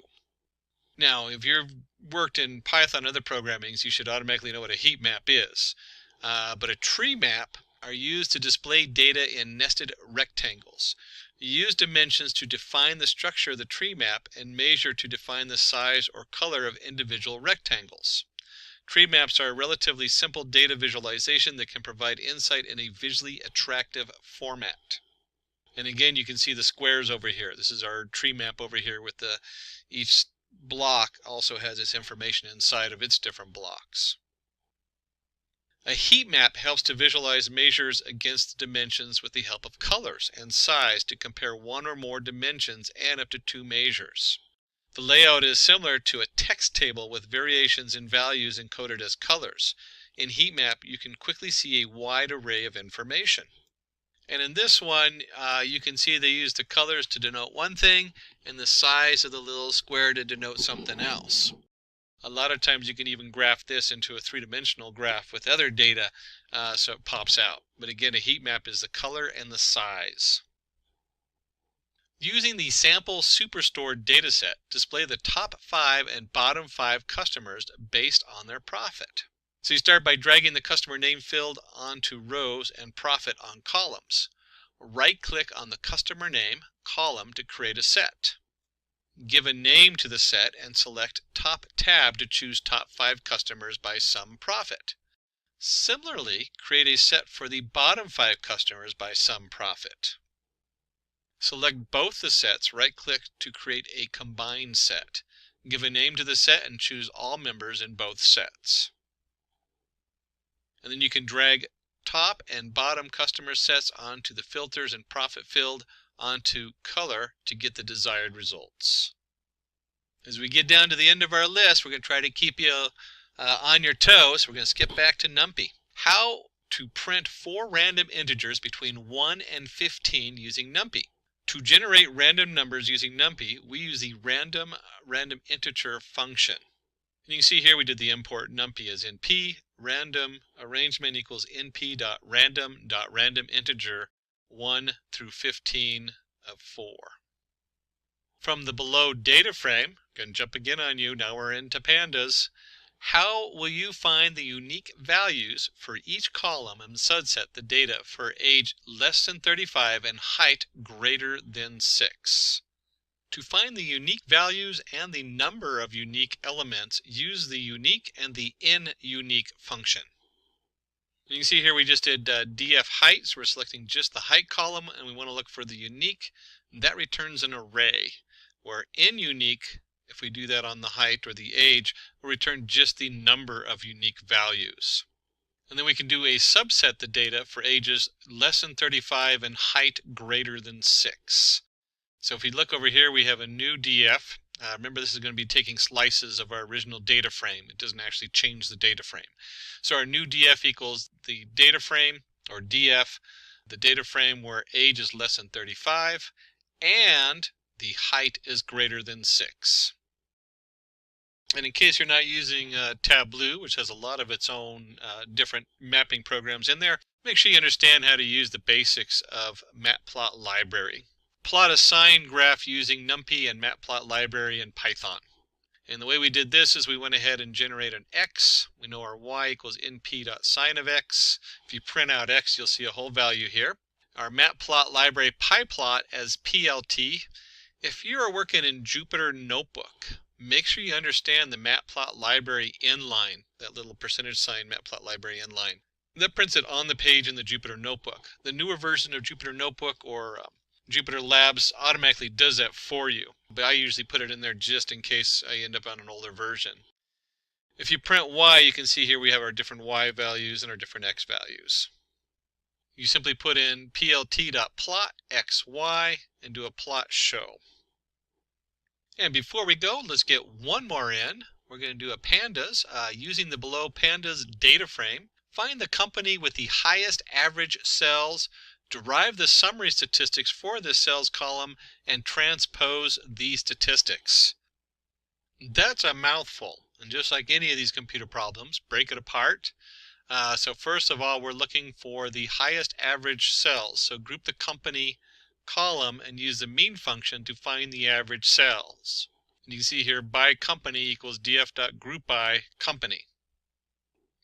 Once we've done that, using the describe function, we can now go ahead and look at the summary of statistics on here. Use the describe function to find the summary. So by company, those are groups. We're just going to describe them. And you could actually bundle those together if you wanted and just do them all in one line. So here we go, by company.describe. You can see we have a nice breakout. Always good to remember.